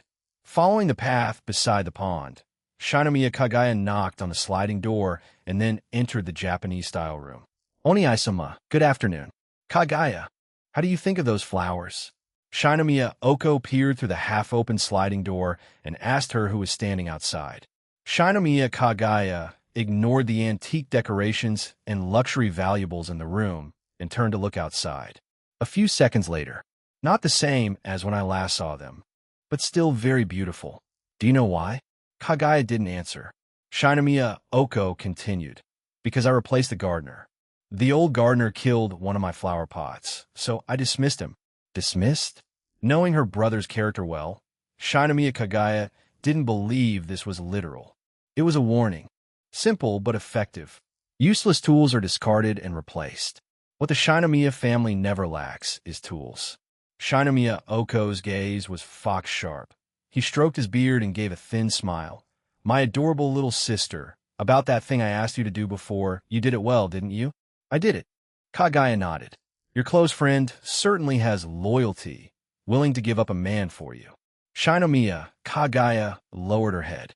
But that's still not enough. That brat Sakurai Saki won't help the Shinomiya house. He only helps you. Oni-sama, this really isn't his affair? Shinomiya Oko sneered and cut her off. Not as affair. Do you know who's backing the Shijo family? Not as affair. At first Head wondered why Jinguji Tamaki didn't dare oppose the Shijo family. After investigating thoroughly, he came to understand. The supernatural force behind the Shijo family has deep ties with Sakurai Saki. A force behind the Shijo family? Shinomiya Kagaya could not imagine why a gigantic financial clan like the Shijo would even have a power behind them. Seeing her expression, Shinomiya Oko immediately lost interest in the conversation. After all, she was just a foolish woman. Conveniently, the Shijo family had sent over a step to descend on. Simply follow along. When that old man dies, he'll sit firmly in the position of head of the Shinomiya family. Not a terrible outcome. In the future, if Kagaya bears a child for Shijo Mikado, then him seizing control of the Shijo house would not be impossible. The Shijo family has sent a proposal of marriage alliance. I refuse. Kagaya's face clearly showed opposition. Don't be hasty, I haven't accepted it yet. Shinomiya Oko stroked his beard and continued. I'm not forcing you. Only that, as a descendant of the Shinomiya family, you should do something for the family. Your reputation has already been damaged by that person. Now the Shijo have someone willing to marry you, so you should be glad. Once your standing is ruined, the value of the alliance drops sharply. Know this, some families only care about a bride's background. Not to mention lovers. If the wife is seen as second-hand goods in their eyes, it's humiliating. Kagaya, I can help you kill him. Kagaya looked at it with a blank expression. He treats you like merchandise, and you can still endure that? If you wish, I will kill him now. 7 bleeding holes. 10,000 arrows through his heart. Whatever death you want. How do you want him to die? If you refuse, I will not force you. Shinomiya Oko watched Kagaya's expression and noticed she had relaxed a bit. Huh, a foolish woman will remain a foolish woman. Tonight, the Shinomiya family will hold a family banquet. The executive directors of the subsidiary companies will all attend. Don't forget to be present. Yes, Kagaya replied softly. Kagaya, have you ever heard of Death Note? I can predict his death. Chapter 388, 389. Heavy Footsteps Death Note? Stepping out of Shinomiya Oko's mansion, Kagaya prepared to return to her small residence. Just by writing someone's name in the notebook, you can kill them. You don't need much information, just the name alone is enough. A person with supernatural powers really can do anything. But what exactly is her purpose? Helping me escape from the bondage of the Shinomiya family, what could she possibly gain from that? Could this person have been sent by the Shijo family? From Shinomiya Oko's words earlier, Kagaya had already guessed a few things. After all, right now, there is a strange being residing within her body. Is that person really Kagaya-sama? On the way, several servants and guests who were invited to tonight's banquet passed by. She really is beautiful, but her mother, I heard that she's... To have a scandal like that break out at such a sensitive time. What is the Shinomiya family even thinking? Stop talking. She's looking over here. The voices gradually faded away, but those words that entered Shinomiya Kagaya's ears were not something that would easily disappear.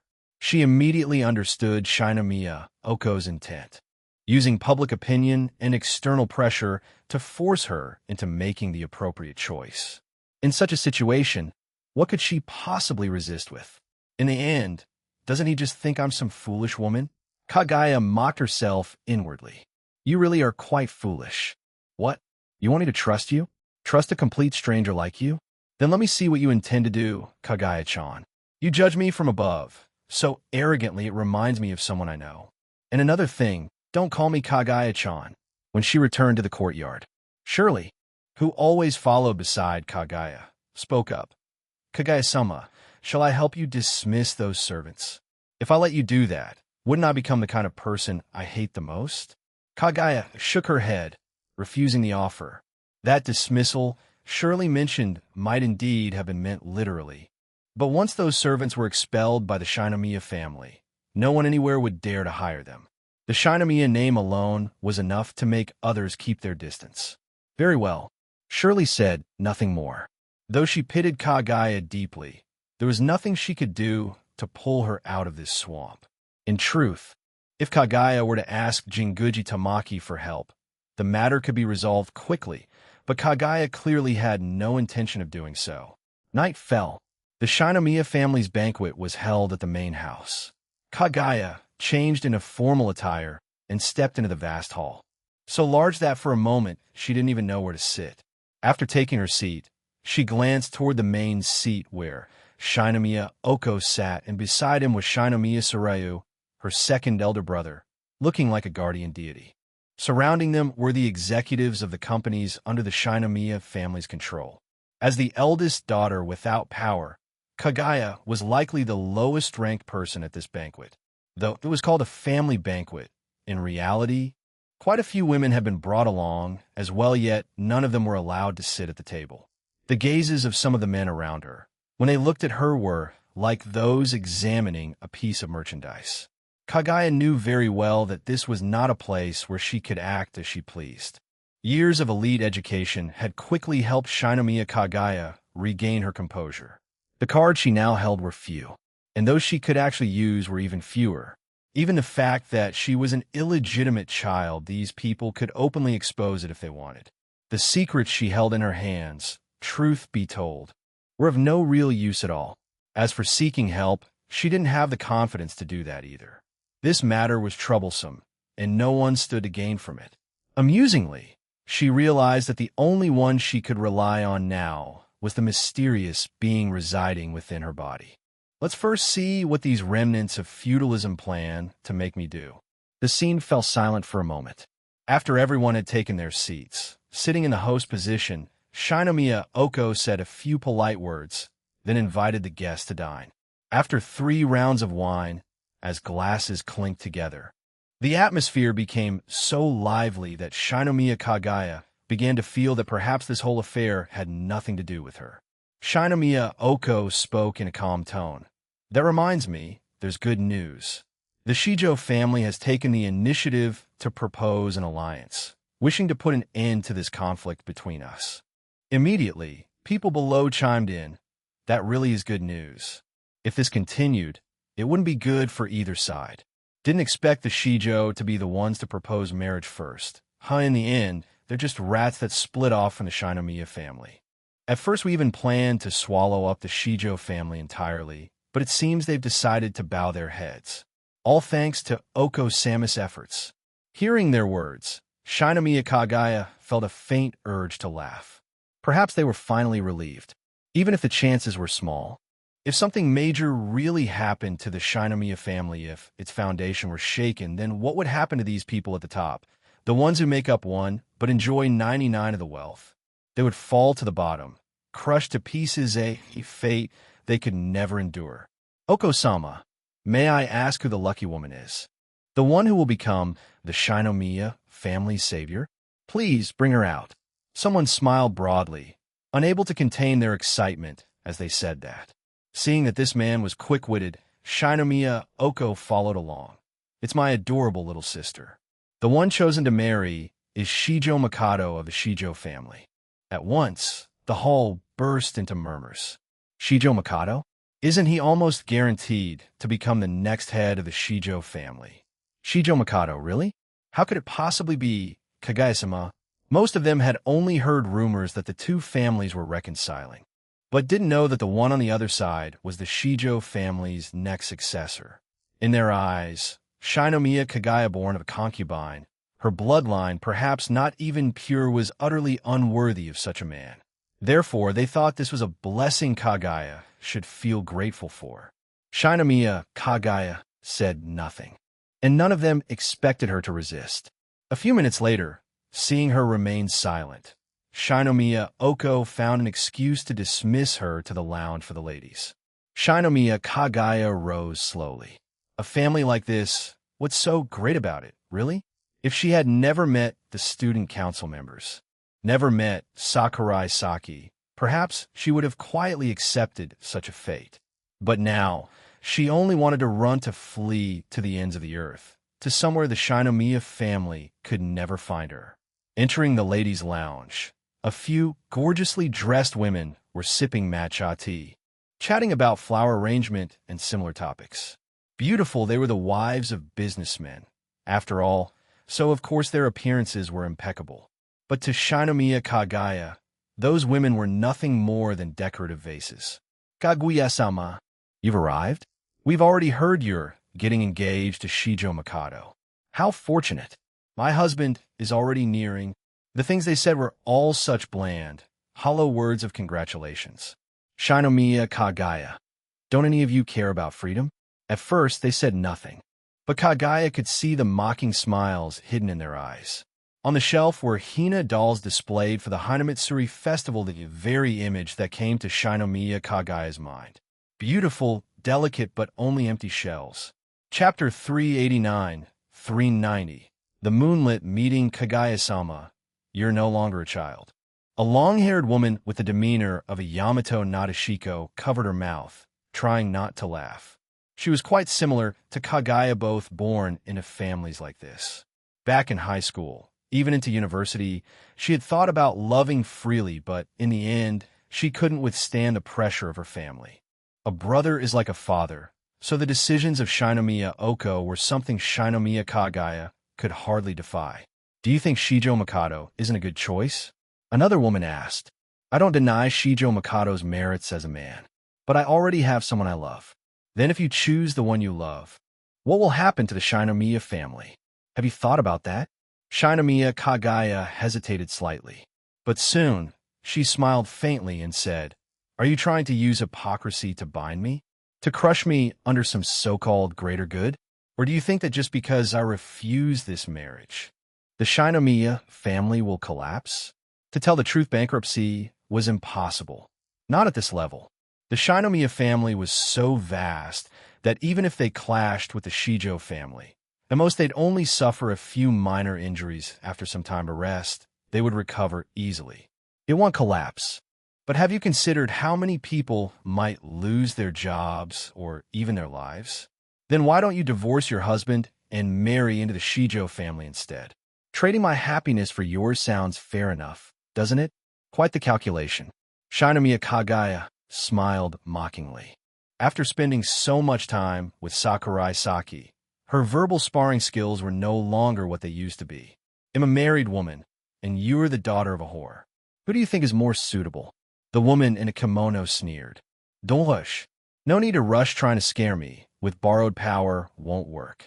Besides, your so-called tiger's hide is just as easy to peel off as that disgusting thick layer of makeup on your face. Careful now.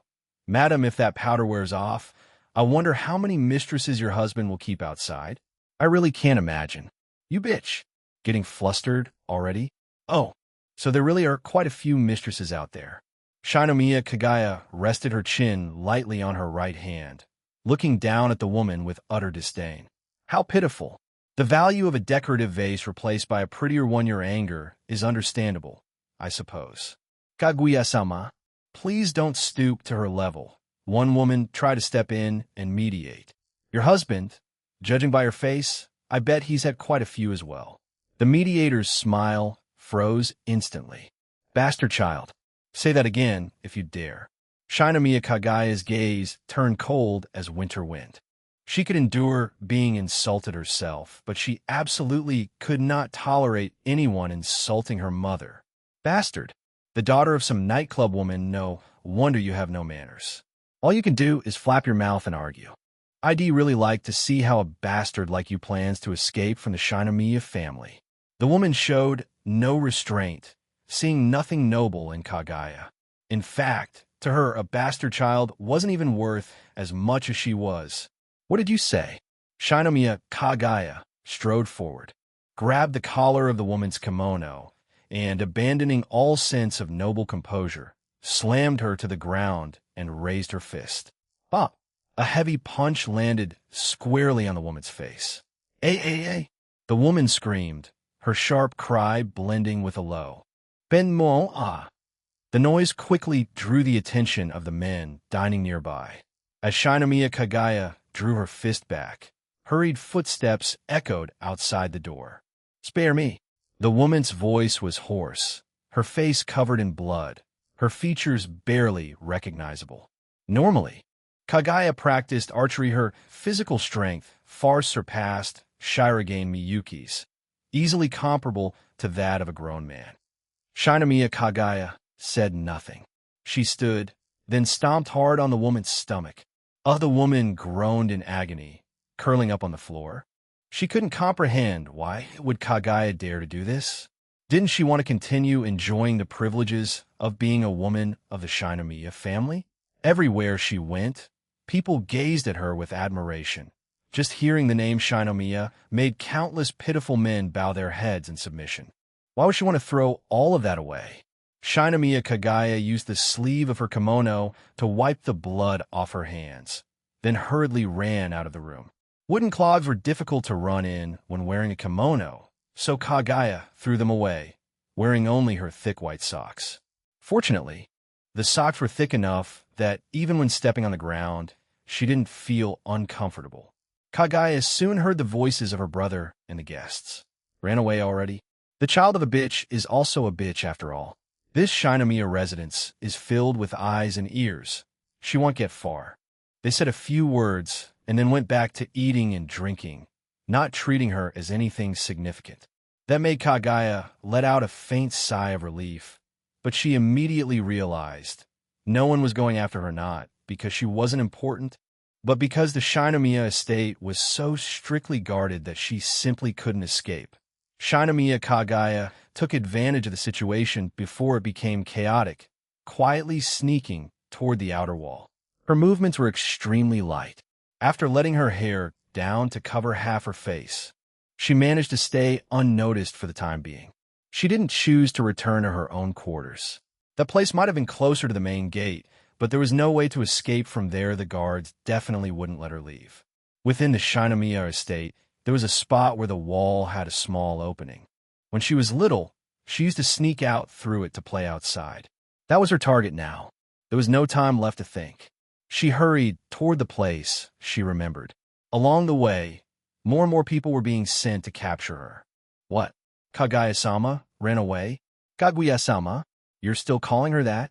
She's just the daughter of a concubine, and no one even knows if she's really his child. Haha, that's true. Come to think of it, who would have thought Ganon-sama would ever fall for a woman? The tiger who built up the Shinomiya family business has grown old at last, drowned in lust. How lamentable. Hearing those infuriating words, Shinomiya Kaguya struggled to suppress the urge to act. She knew she couldn't possibly fight against these grown men, let alone train guards. Her destination was getting closer. Shinomiya Kaguya felt like a survivor seeing the first light of dawn. There she is. Suddenly, a shout rang out from behind. Kaguya-sama is over here. Come quickly. Hearing that, Shinomiya Kaguya immediately sped up. Luckily, the path ahead was still fairly even, so even without shoes, she could still run fast. Almost there. She was almost there. Just ahead. Shinomiya Kaguya turned a corner, looking toward the place she remembered. And then, how could this be?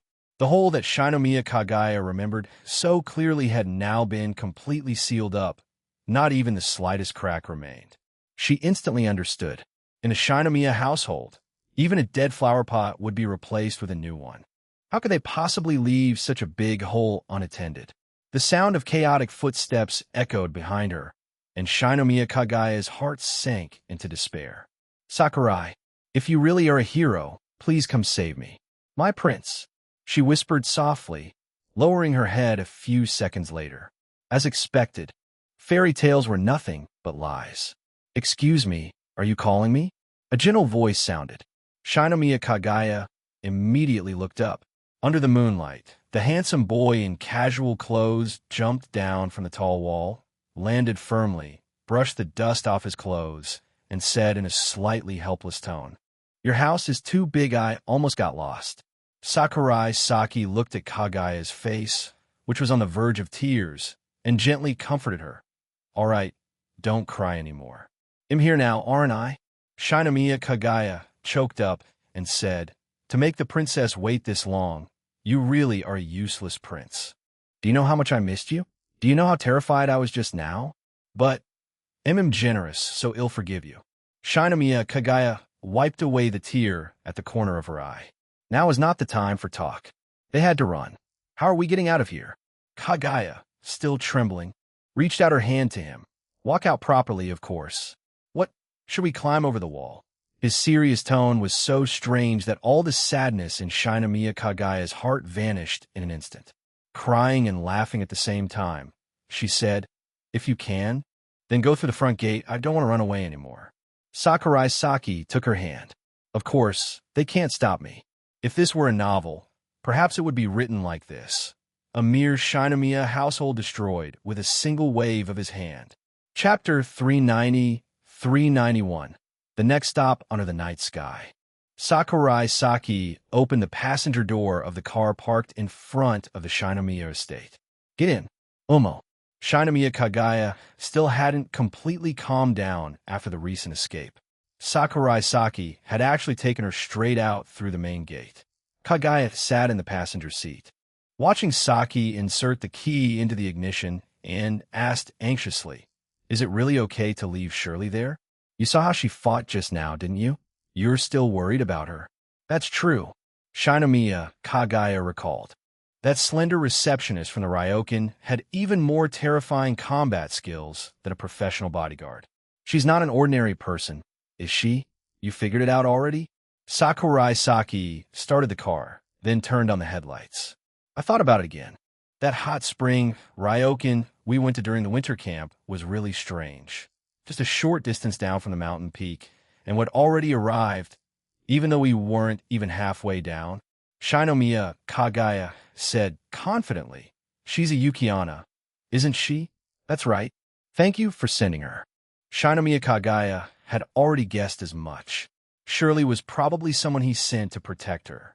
But suddenly diving into my body like that, you really went too far. Huh, I thought my disguise was pretty good. Which line gave me away? Sakurai Saki checked the messages on his phone while setting the GPS. The only person who calls me Kagaya-chan is you. Didn't my mom call you that too? Shijinguji-san likes to call me little cute. As she said this, Shinomiya Kagaya's cheeks turned faintly red. Sakurai Saki didn't even need to look to know, because her voice softened, clearly showing her embarrassment. The names of those men who looked at you with contempt, I've remembered them all. And those women too. You plan to. Hearing that, Shinomiya Kagaya felt a little uneasy. What? You still want to forgive them after what they said to you? The Shinomiya Kagaya, I know, isn't the type to be that compassionate. Didn't I already vent my anger? Although Shinomiya Kagaya had been educated as an elite since childhood and deeply influenced by the Shinomiya family code, when it came to killing, she simply couldn't do it.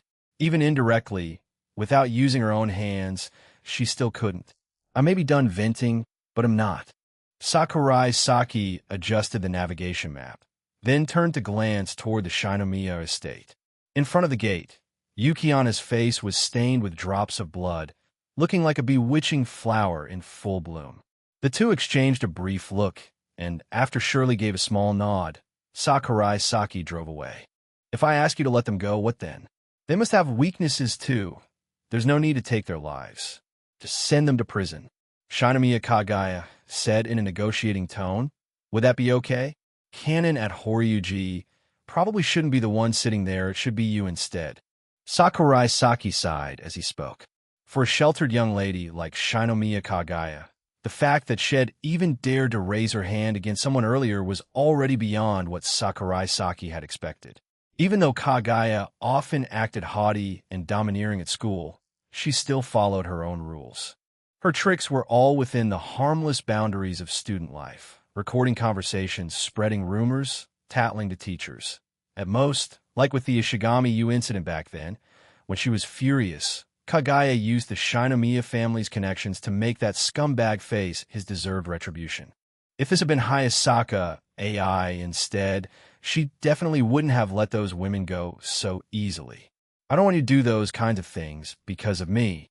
Shinomiya Kagaya pressed her lips together and whispered, a prince should be upright and righteous. That's just your bias, isn't it? A villainous prince can be cool too. Sakurai Saki focused his attention on the road ahead. So where are we going now? Back to Tokyo? Shinomiya Kagaya just wanted to get away from this place as soon as possible. Going back without settling this doesn't suit my style. Settle this? This matter wasn't just about her being forced into a political marriage. The Shijo and Shinomiya families were entangled like a complex lock, and she herself was the key that could open it. Who do you think can calm everything down now? I don't know. Shinomiya Kagaya fell silent, thinking deeply. The answer's simple. Your father, Shinomiya Ganon. Honestly, conflicts between great families like this aren't something people our age should get involved in.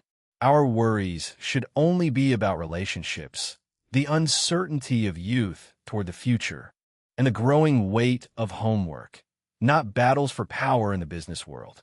Just like Ishigami you once said, any manga where high schoolers have to solve a conglomerate's problems is definitely trash.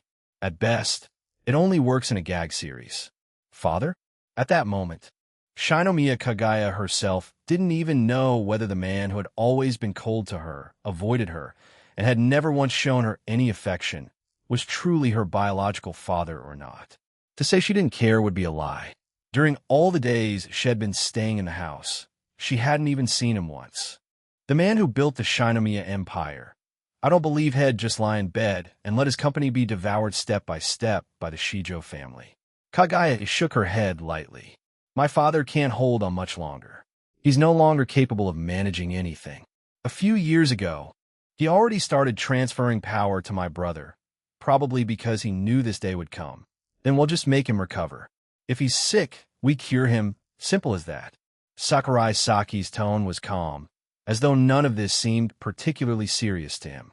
In truth, Ever since he learned about the matter between the Shijo and Shinomiya families, he hadn't cared much from the start. That's impossible. Shinomiya Kagaya trailed off, but then suddenly recalled all the strange things that had happened today and froze. In a world where yokai and supernatural powers existed, what was truly impossible anymore? For all she knew, someone from the future might show up one day. Sakurai Saki said, "Your father suddenly became clear-headed again last autumn. He's not as simple as you think." Shinomiya Kagaya fell silent. After all the chaos that had just happened, she felt utterly exhausted. Sleepiness washed over her, and she slowly closed her eyes. The scenery outside the car changed quickly. Neon lights began to appear, and pedestrians filled the streets. The car eventually stopped in front of a private hospital. Sakurai Saki had been here before. 6 years ago. How could those 5 academically hopeless sisters have gotten into Shuchiin Academy? After all, Shuchiin was essentially under the Shinomiya family's covert control. Sakurai Saki parked the car neatly in the lot. The sound of the engine made Shinomiya Kagaya stir awake. She slowly opened her eyes, her voice still drowsy. "We've arrived? Omo, the hospital where your father's staying." All he wanted now was to get this matter over with quickly. His flight was scheduled for tomorrow morning. If delayed, he wouldn't have time to sleep tonight. "Let's go," Sakurai Saki said as he opened the door and stepped out. Shinomiya Kagaya followed from the passenger seat. The kimono she was wearing was incredibly eye-catching.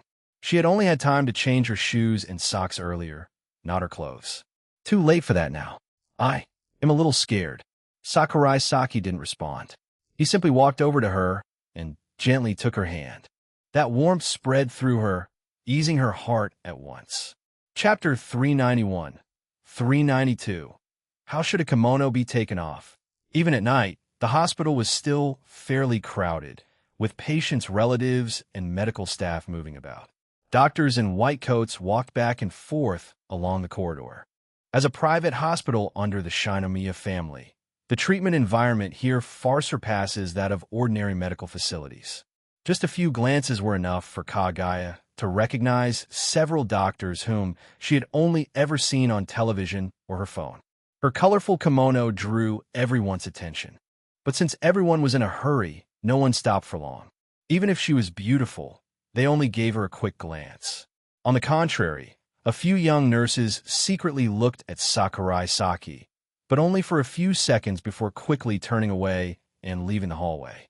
The medical staff leading them stopped before a ward door and softly said, "Sir, miss, it's here." After saying that, she immediately left. Her face showing clear fear, she looked exactly like someone fleeing from a disaster. The Shinomiya family didn't even send anyone to guard this place. A business tyrant ending up like this truly makes one sigh. Sakurai Saki felt that this old man was rather pitiful. Shinomiya Kagaya said nothing more. She gently knocked on the door and opened it. Sakurai Saki stood at the entrance. He didn't step in immediately. Father and daughter meeting, he didn't want to intrude. Under the moonlight, the man on the hospital bed leaned against the headboard, turning his face toward the moon. Tonight's moon was exactly the same as the one on the night he first met Kagaya's mother, a full moon unforgettable in its beauty. Its pure light, just like her Shimizu. Shimizu Neotake. Even her name sounded far more beautiful than Shinomiya Neotake. Knock knock. The sound of knocking echoed from the ward door. Shinomiya Ganon didn't turn his gaze away from the moon. He continued to stare outside, listening to the approaching footsteps. He spoke. "Is that you, Oko?" His voice was hoarse just by hearing it. One could tell how frail he was now. "Father."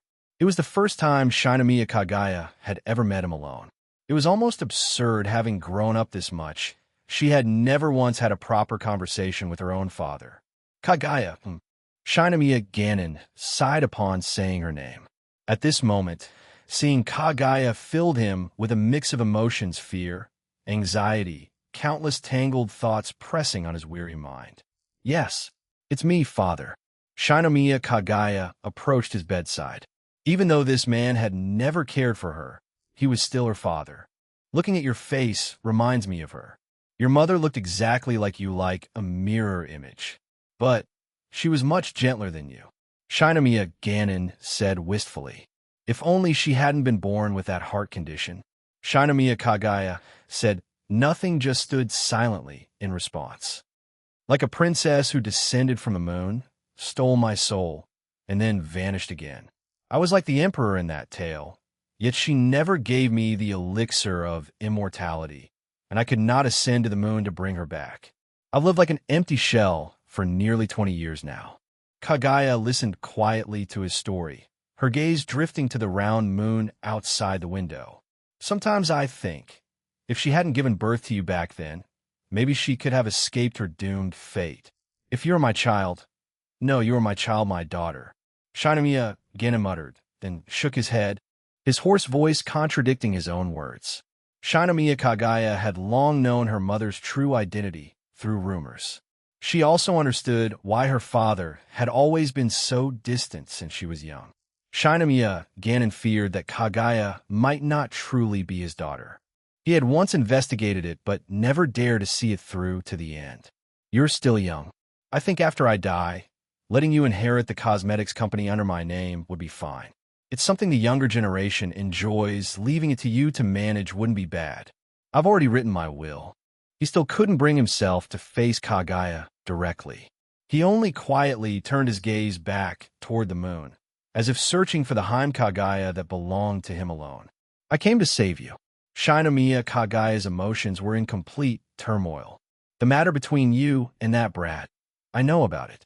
But I don't need to prolong my life, nor do I need his alms. Shinomiya Ganon seemed already mentally prepared to die. Otherwise, this time he would not have refused the treatment plan proposed by the hospital. I understand Oko's decision. Perhaps I would also force you into a marriage alliance. I won't let you do that. Kagaya denied. Shinomiya Ganon fell into silence at her words. If Kagaya didn't want it, would he force her? The answer, of course, was no. Because she was Neotake's child, even if not by blood, Ganon would still take care of her properly. Footsteps sounded again at the door. Sakurai Saki entered the top-floor ward, where the moonlight shone brightly. You're much better than the others in the Shinomiya household. At least you don't make me nauseous, he said. That tone of yours, brat, is as annoying as your mother's. Shinomiya Ganon did not look at him. Sakurai Saki didn't care. He spoke plainly. I will call people to keep you alive for at least 20 more years. During that time, don't let the Shinomiya family interfere with Kagaya. You, a Showa-era monster, intend to let the Shinomiyas be trampled by the Shijo? I have no interest in gambling my life for you. Shinomiya Ganon's hoarse voice sounded while he still stared at the moon. It seemed he had truly resolved himself to death. Shinomiya Kagaya pressed her lips together. Counsel flickered at the edge of her mouth, but she couldn't bring herself to say it. If you want to die, I won't stop you, but think carefully first. Sakurai Saki continued to raise the stakes. I will make Kagaya leave the Shinomiya family after you die. That's easy for me. From then on, she can bear the name Shimizu Kagaya or Jinguji Kagaya, even Sakurai Kagaya. The daughter of Shimizu Neotake will no longer be connected to you. Shinomiya Ganon remained silent. After a long pause, the promise your mother made to me still isn't fulfilled. Once that's done, I will sell my life for you. What my mother couldn't do, I can. At the latest in 2 years, at the earliest in half a year. Sakurai Saki didn't know the exact terms of their agreement, but he could guess most of it. Ask what Ganon desired most. To make the Shinomiya clan dominate the globe? Or was it to resurrect Shimizu Neotake? The answer was clearly the latter. That fox lied. You're its adopted child, I can't believe it. Meaning, if he's going to do it now. He couldn't wait even half a year. Old man, believe it or not, it's up to you. Sakurai Saki was no longer in the mood to bargain. The two sides were unequal. If not for the expression on Kagaya's face a moment ago, Sakurai Saki would be too lazy even to promise him anything. If he wanted the man dead, the man would die. Conversely, if he wanted him alive, he could keep him alive. Father, Kagaya called softly. Shinomiya Ganon was silent for a long time, then said, 1 year. All right, Sakurai Saki nodded. Saving an ordinary person wasn't difficult. Outside the hospital, Sakurai Saki looked up at the moon. I've thought it through pretty well. He muttered softly to himself. After all, a game had still been arranged, but it wasn't entirely a loss. A debt owed by his mother will be repaid. He hoped he could make his mother's bad name better. In the ward, Shinomiya Ganon leaned against the headboard, as if reminiscing about something. Seems that brat has figured it out. Since learning about Sakurai Saki with Hayasaka AI and Shinomiya Kagaya, he had arranged this mess, or rather a gamble, with one end being the Shinomiya family and his life, the other being the person had always longed for. Otherwise, how could the Shinomiya clan have been step-by-step defeated by the Shijo family? Although old, his arrow was still sharp. A business monster who lived from the Showa era to now, having to adopt this lowly posture to face the young. It was somewhat stifling. But as for the result, Shinomiya Ganon was very satisfied. He only hoped Sakurai Saki wouldn't be like his mother, promising but not delivering. In the car, Shinomiya Kagaya's expression was relaxed, her whole body at ease. Where next? She asked. That kimono of yours is pretty nice. Sakurai Saki turned to look at her. By the way, I still don't know how to take off such complicated clothing. Maybe we could try tonight. A few seconds later, a schoolgirl's shy voice rang out in the car. Pervert. Hey, you just call me Prince, changing your tune so fast? Perverted Prince. Chapter 392, 393. Being too handsome seems to be a flaw too. In the morning, Sakurai Saki sat in the dining room, listening to the news from the living room. The eldest son of the Shinomiya family, Shinomiya Oko, was in a car accident and is currently being treated in the intensive care unit. You did something like that. I don't know what Kagaya will think.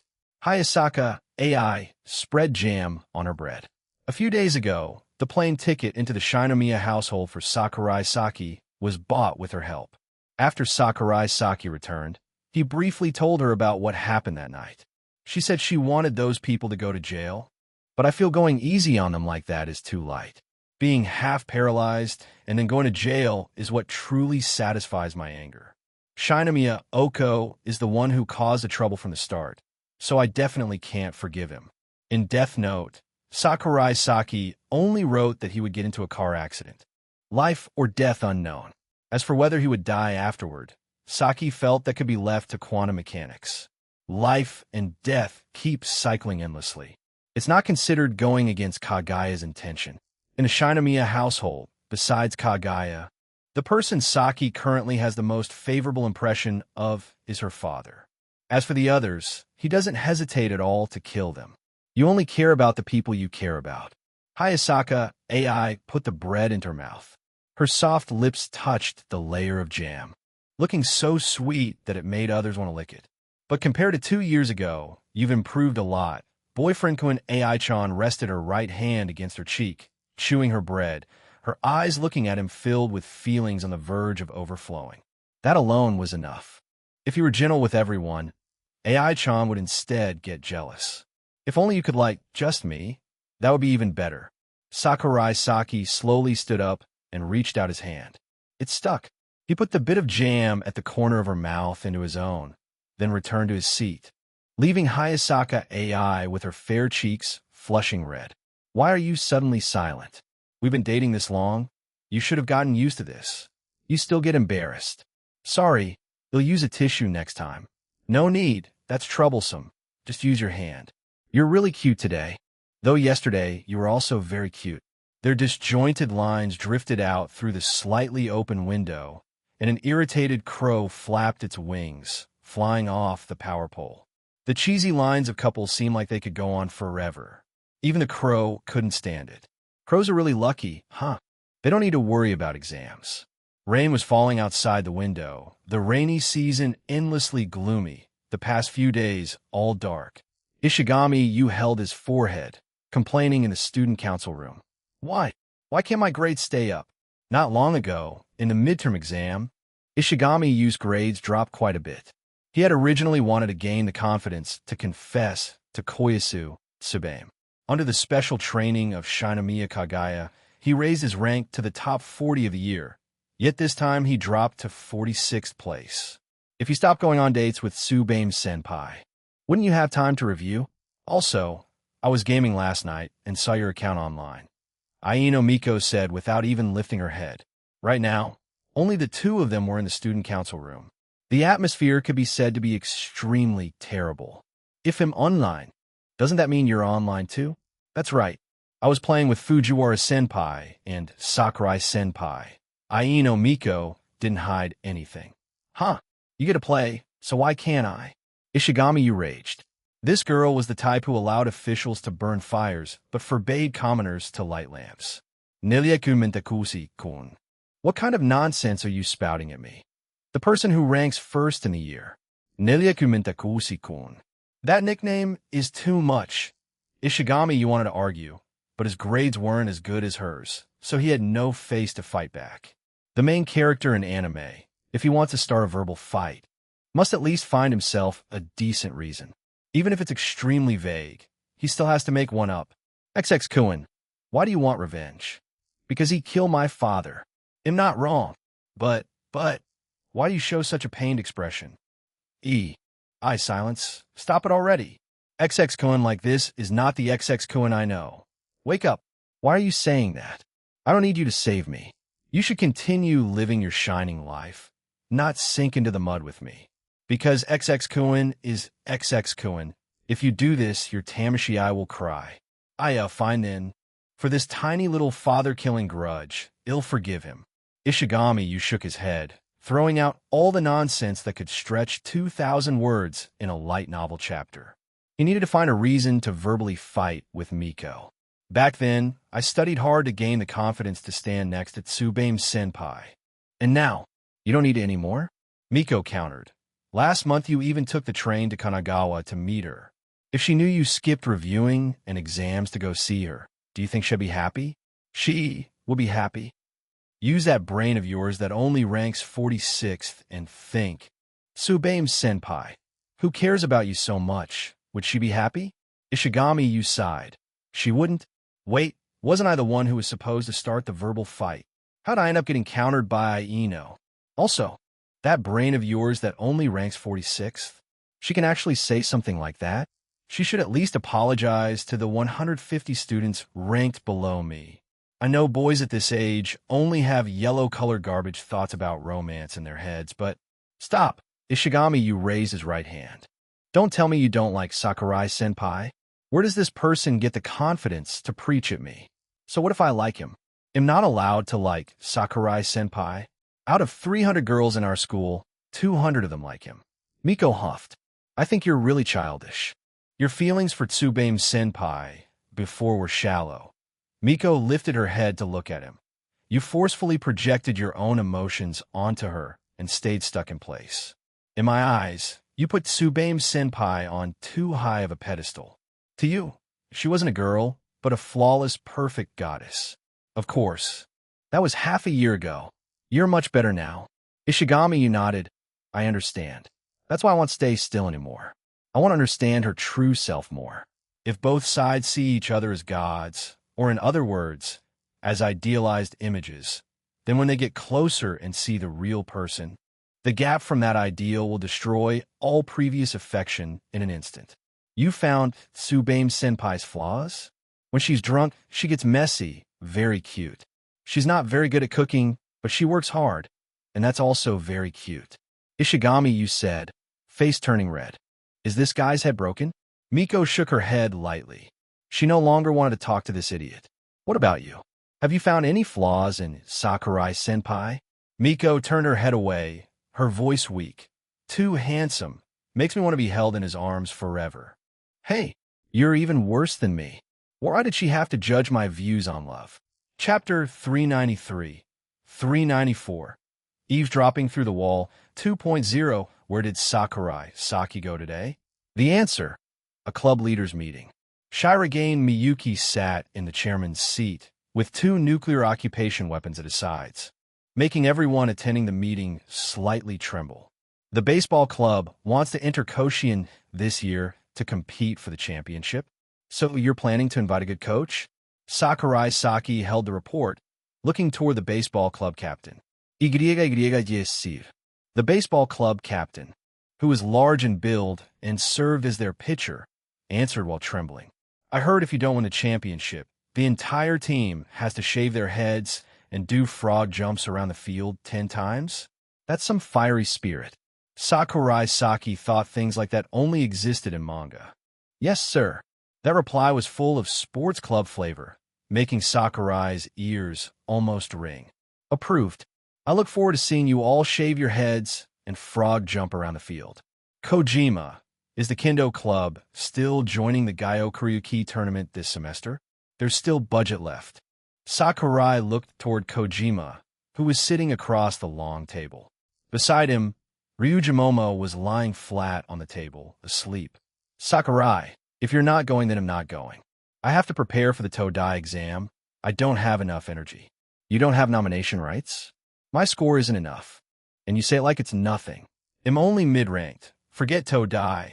Even Kyoto University is hard. Kojima rested his chin on his hand, displeased. The reason he had to take the Todai exam was because the career path for rising in the Japanese police force now worked like this: pass a famous university entrance exam, then pass the civil service exam to enter the police. People like that are called the career group, their starting point incomparable to regular police. Higher than that are graduates of Todai and Kyodai. Todai grads enter Keishik, Tokyo Metropolitan Police Department. Kyodai grads enter Osaka Fukiai, Osaka Prefectural Police. These two groups are called the Gold Watch Group. You're someone from Keishik, you can only take the Todai exam, right? My old man already said if I don't pass, I'll break my legs. That's rough. The two of them were third-year seniors and both members of the Kendo Club. No one dared interrupt. Half a minute later, Sakurai, pause for a bit. You two can finish that discussion later. Shirogane Miyuki cut in. Okay. Sakurai nodded and continued the reports. Shinomiya Kagaya held a pen and recorded the content of the meeting. Half an hour later, the meeting ended. Trying to intimidate me is pointless. You might as well call Aino over here. In the hallway, Shirogane Miyuki turned to look at Sakurai Saki, who was checking data beside him. Mika's matters should be handled by herself. Besides, she has a lot of authority now. You didn't know? Miko, she can manage herself without Senpai worrying. Aino has authority? In Shirogane's impression, Aino Miko was a cute, weak kohai who ate an unbelievable amount, and also liked arguing with the Shigami-yu. At first, her approval rate was only a little lower than yours. After running things for half a year, Miko having authority isn't surprising, is it? Yeah, that's true. Shirogane found his words reasonable. But inside, he still felt a tragic sense of the waves behind push the waves before. The waves before die on the sand. Shinomiya, when you went back to Kyoto before, you weren't forced to do anything, right? Why? President, why are you suddenly asking? Shinomiya Kagaya turned to him. Ishigami and Secretary Fujiwara kept wanting to ask, but didn't dare, so I had no choice but to ask for them. Why don't you all just go ask Sakurai? Shirogane froze for 2 seconds, then said in shock, Ask Sakurai? This involves him? He really hasn't told you? Shinomiya Kagaya felt that this hero saves the beauty kind of situation was super cool. A boy would definitely brag about it. Not bragging now, was he planning to wait until middle age to brag? A guy wanting to show off prepares 20 years ahead? Isn't that too exaggerated? Sakurai, you really don't know your place. No wonder you weren't nervous at all back then. Shirogane Miyuki criticized. Why did you have to play the lone hero? If you wanted to save someone, we could have gone with you. Afraid you'd slow me down. Sakurai Saki shot him a glance. That day, I went into the Shinomiya house empty-handed, took down more than a dozen bodyguards in one go, and negotiated with her father alone. And you think you should have barged in too? Wait, which Shounemanga did you run out from? A single person storming a conglomerate? Shirogane Miyuki couldn't believe it. No one will believe it. To be precise, I brought along one bodyguard. Kagaya rested her snow-white chin and corrected him. Hey, even 2 people would have been too much. Ordinary people really haven't seen the vast world. It's truly helpless. Shirogane Miyuki clenched his fists. If these two didn't want to talk, fine, but why make up this story to fool me? Just now, that baseball club captain, he's related to the Shinomiya family. Taking down or injuring a dozen executives from major corporations at once. You went a bit too far. How will they replenish the staff so quickly? Hearing that, Shirogane Miyuki shook his head slightly. All he felt inside was helplessness. These two, they talk nonsense as if it's real. Nowadays, high school students soloing a tycoon isn't popular anymore. Hero saving the beauty? Way too over the top. Back in the student council room, Sakurai Saki hadn't even stepped in yet when he heard Micah's voice. Even Sakurai-senpai has a runny nose, gets angry, feels sad, sweats after exercising. I don't deny that many romances start from illusions, but when you cling to illusions, they usually end in shattered illusions. That kind of breaking will surely hurt the one you love. Then Ishigami's voice followed. That's true. If you want to love seriously, you must see the other person with a normal mindset. Outside the door, three people glanced at each other, whispering, why are these two suddenly talking about love? Shirogane asked, puzzled. They're just adolescent boys and girls. Talking about love is normal. Kagaya added, Aino doesn't hide her feelings for you at all, Sakurai-kun.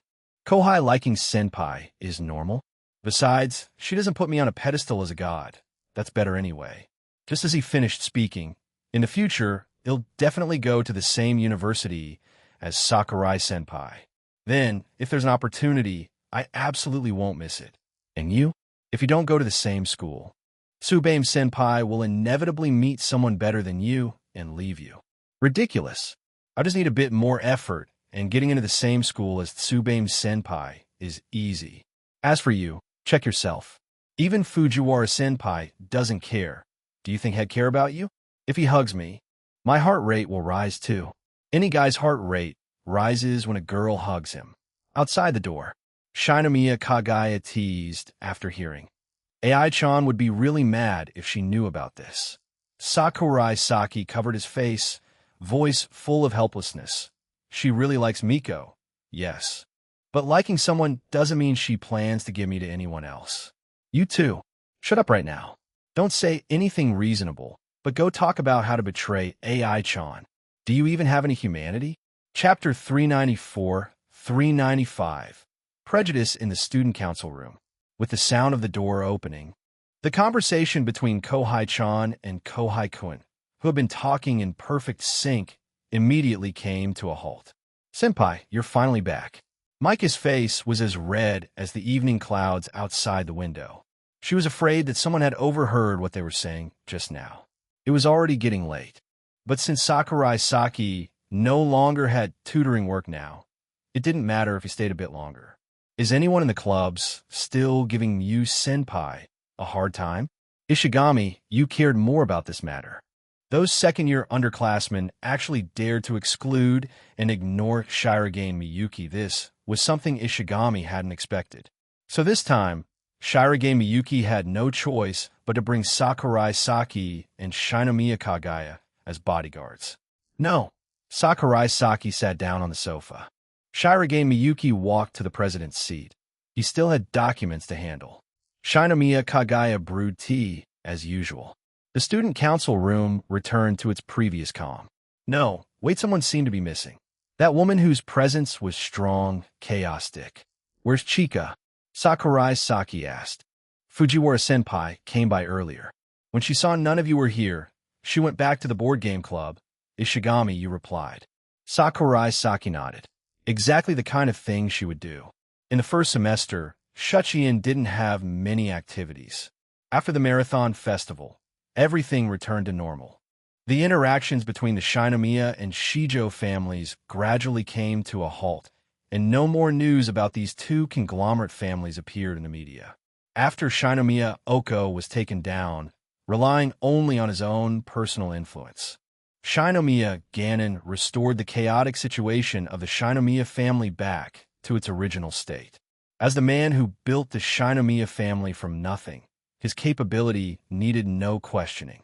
I'm gonna die. I'm seriously gonna die. On a certain Tuesday in June, in the library, Fujiwara Chika frantically shook her head, desperately resisting Sakurai Saki's tutoring. The two had promised to spend as much time as possible studying together to avoid the situation where, after graduation, they wouldn't get into the same university. Chika, we've only been studying for half an hour. You know, Sakurai Saki sighed. Her reaction made it seem like he had forced her into a brutal Sparta training session lasting several hours. Sakurai Saki felt that his teaching ability wasn't bad. Therefore, Chika's recent reactions made him feel a little sad. If it were just the two of them studying alone, Fujiwara Chika definitely wouldn't be complaining like this. But what the hell was that thing sitting next to them? What's wrong, Chika-chan? Shijo Maki asked while flipping through her materials, her signature twin-tail hairstyle gently swaying, looking extremely cute. Why is Maki-chan even here? Fujiwara Chika said helplessly. I know you're sick of me already. After all, this is supposed to be your private time together. But this is the only place in school where I can study. Otherwise, I'll have to go home to study. Shijo Maki said ambiguously. What will happen if you study at home? From her tone, Fujiwara Chika picked up a very strange implication. My little brother is living with me right now. He's been heartbroken recently, and he complains every single day. I can't take it anymore. Shijo Maki rested her chin on her hand, her voice full of grievance. While I was heartbroken, I didn't act this dramatic at all, so what's he complaining about?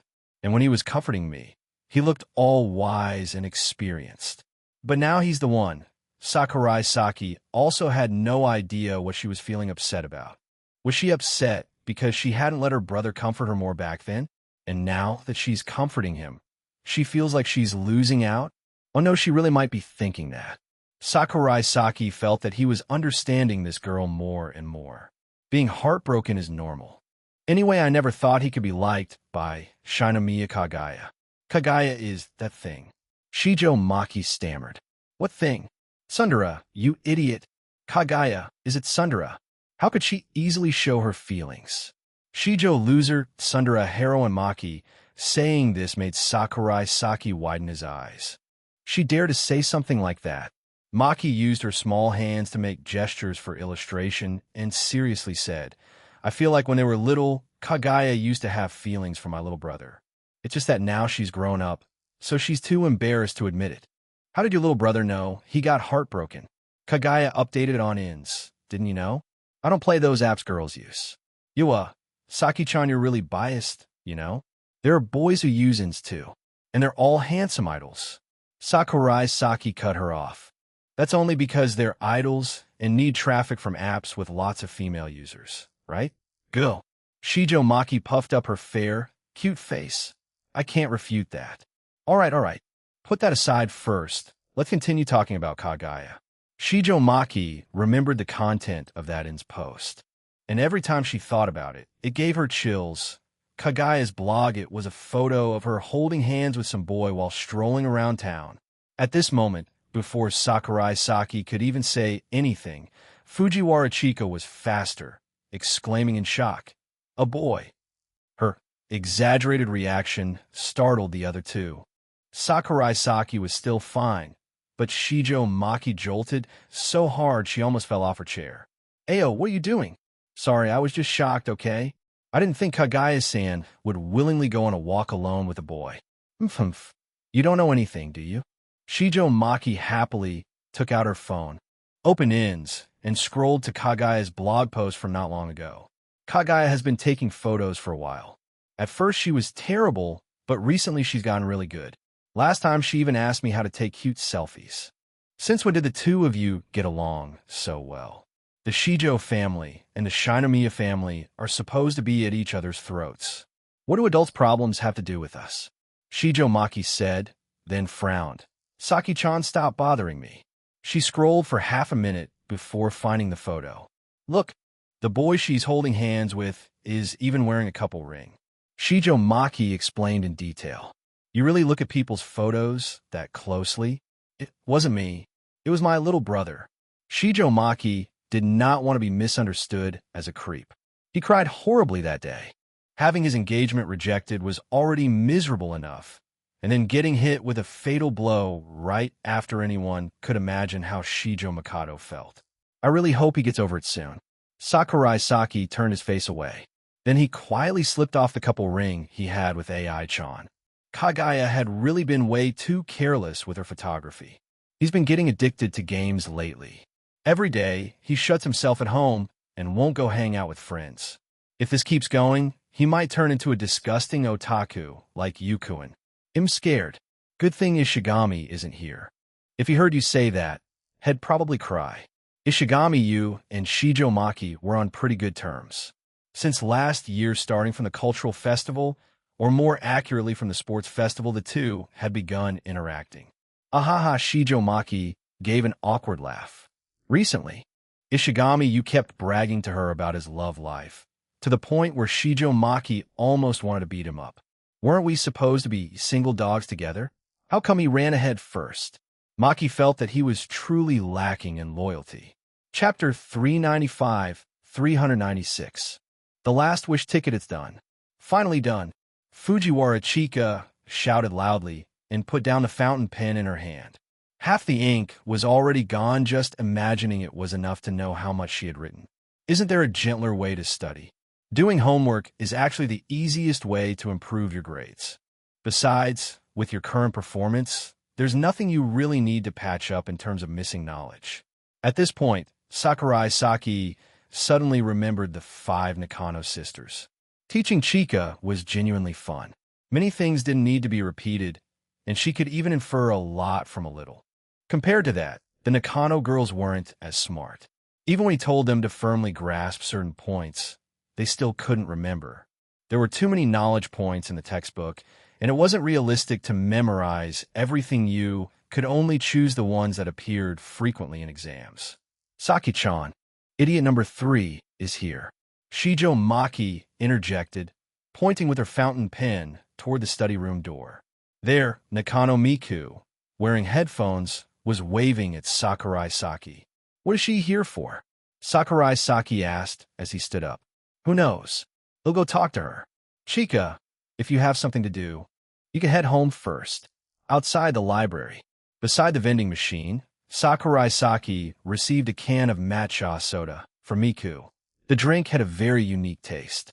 At first, Saki couldn't drink it, but over time he got used to it, and sometimes even bought a few cans to keep at home. This is for you. Mika took a piece of paper out of her bag.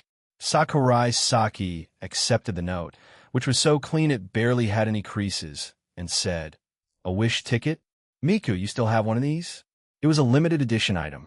Sakurai Saki remembered he only made 4 tickets. This is the last one that Nino gave me. So that's how it is. After Sakurai and Nino's relationship improved, she no longer had any reason to use these anymore. Saki-kun, when summer vacation begins, can you go to Kyoto with me? Sakurai Saki fell silent. Seeing this, Miku asked sadly, You don't want to? Sakurai Saki's feelings were extremely complicated. He and Miku once had a promise. Even if Saki had all the reasons in the world to explain, the result was still, he broke that promise. Back in their first year, Saki's attitude toward Miku had been cold, while she had been extremely enthusiastic. After being ignored by him for several months, Mika finally managed to start talking to Sakurai Saki again. He didn't know what Mika thought during that time, but he knew he truly owed her. You still remember the promise from that day, right?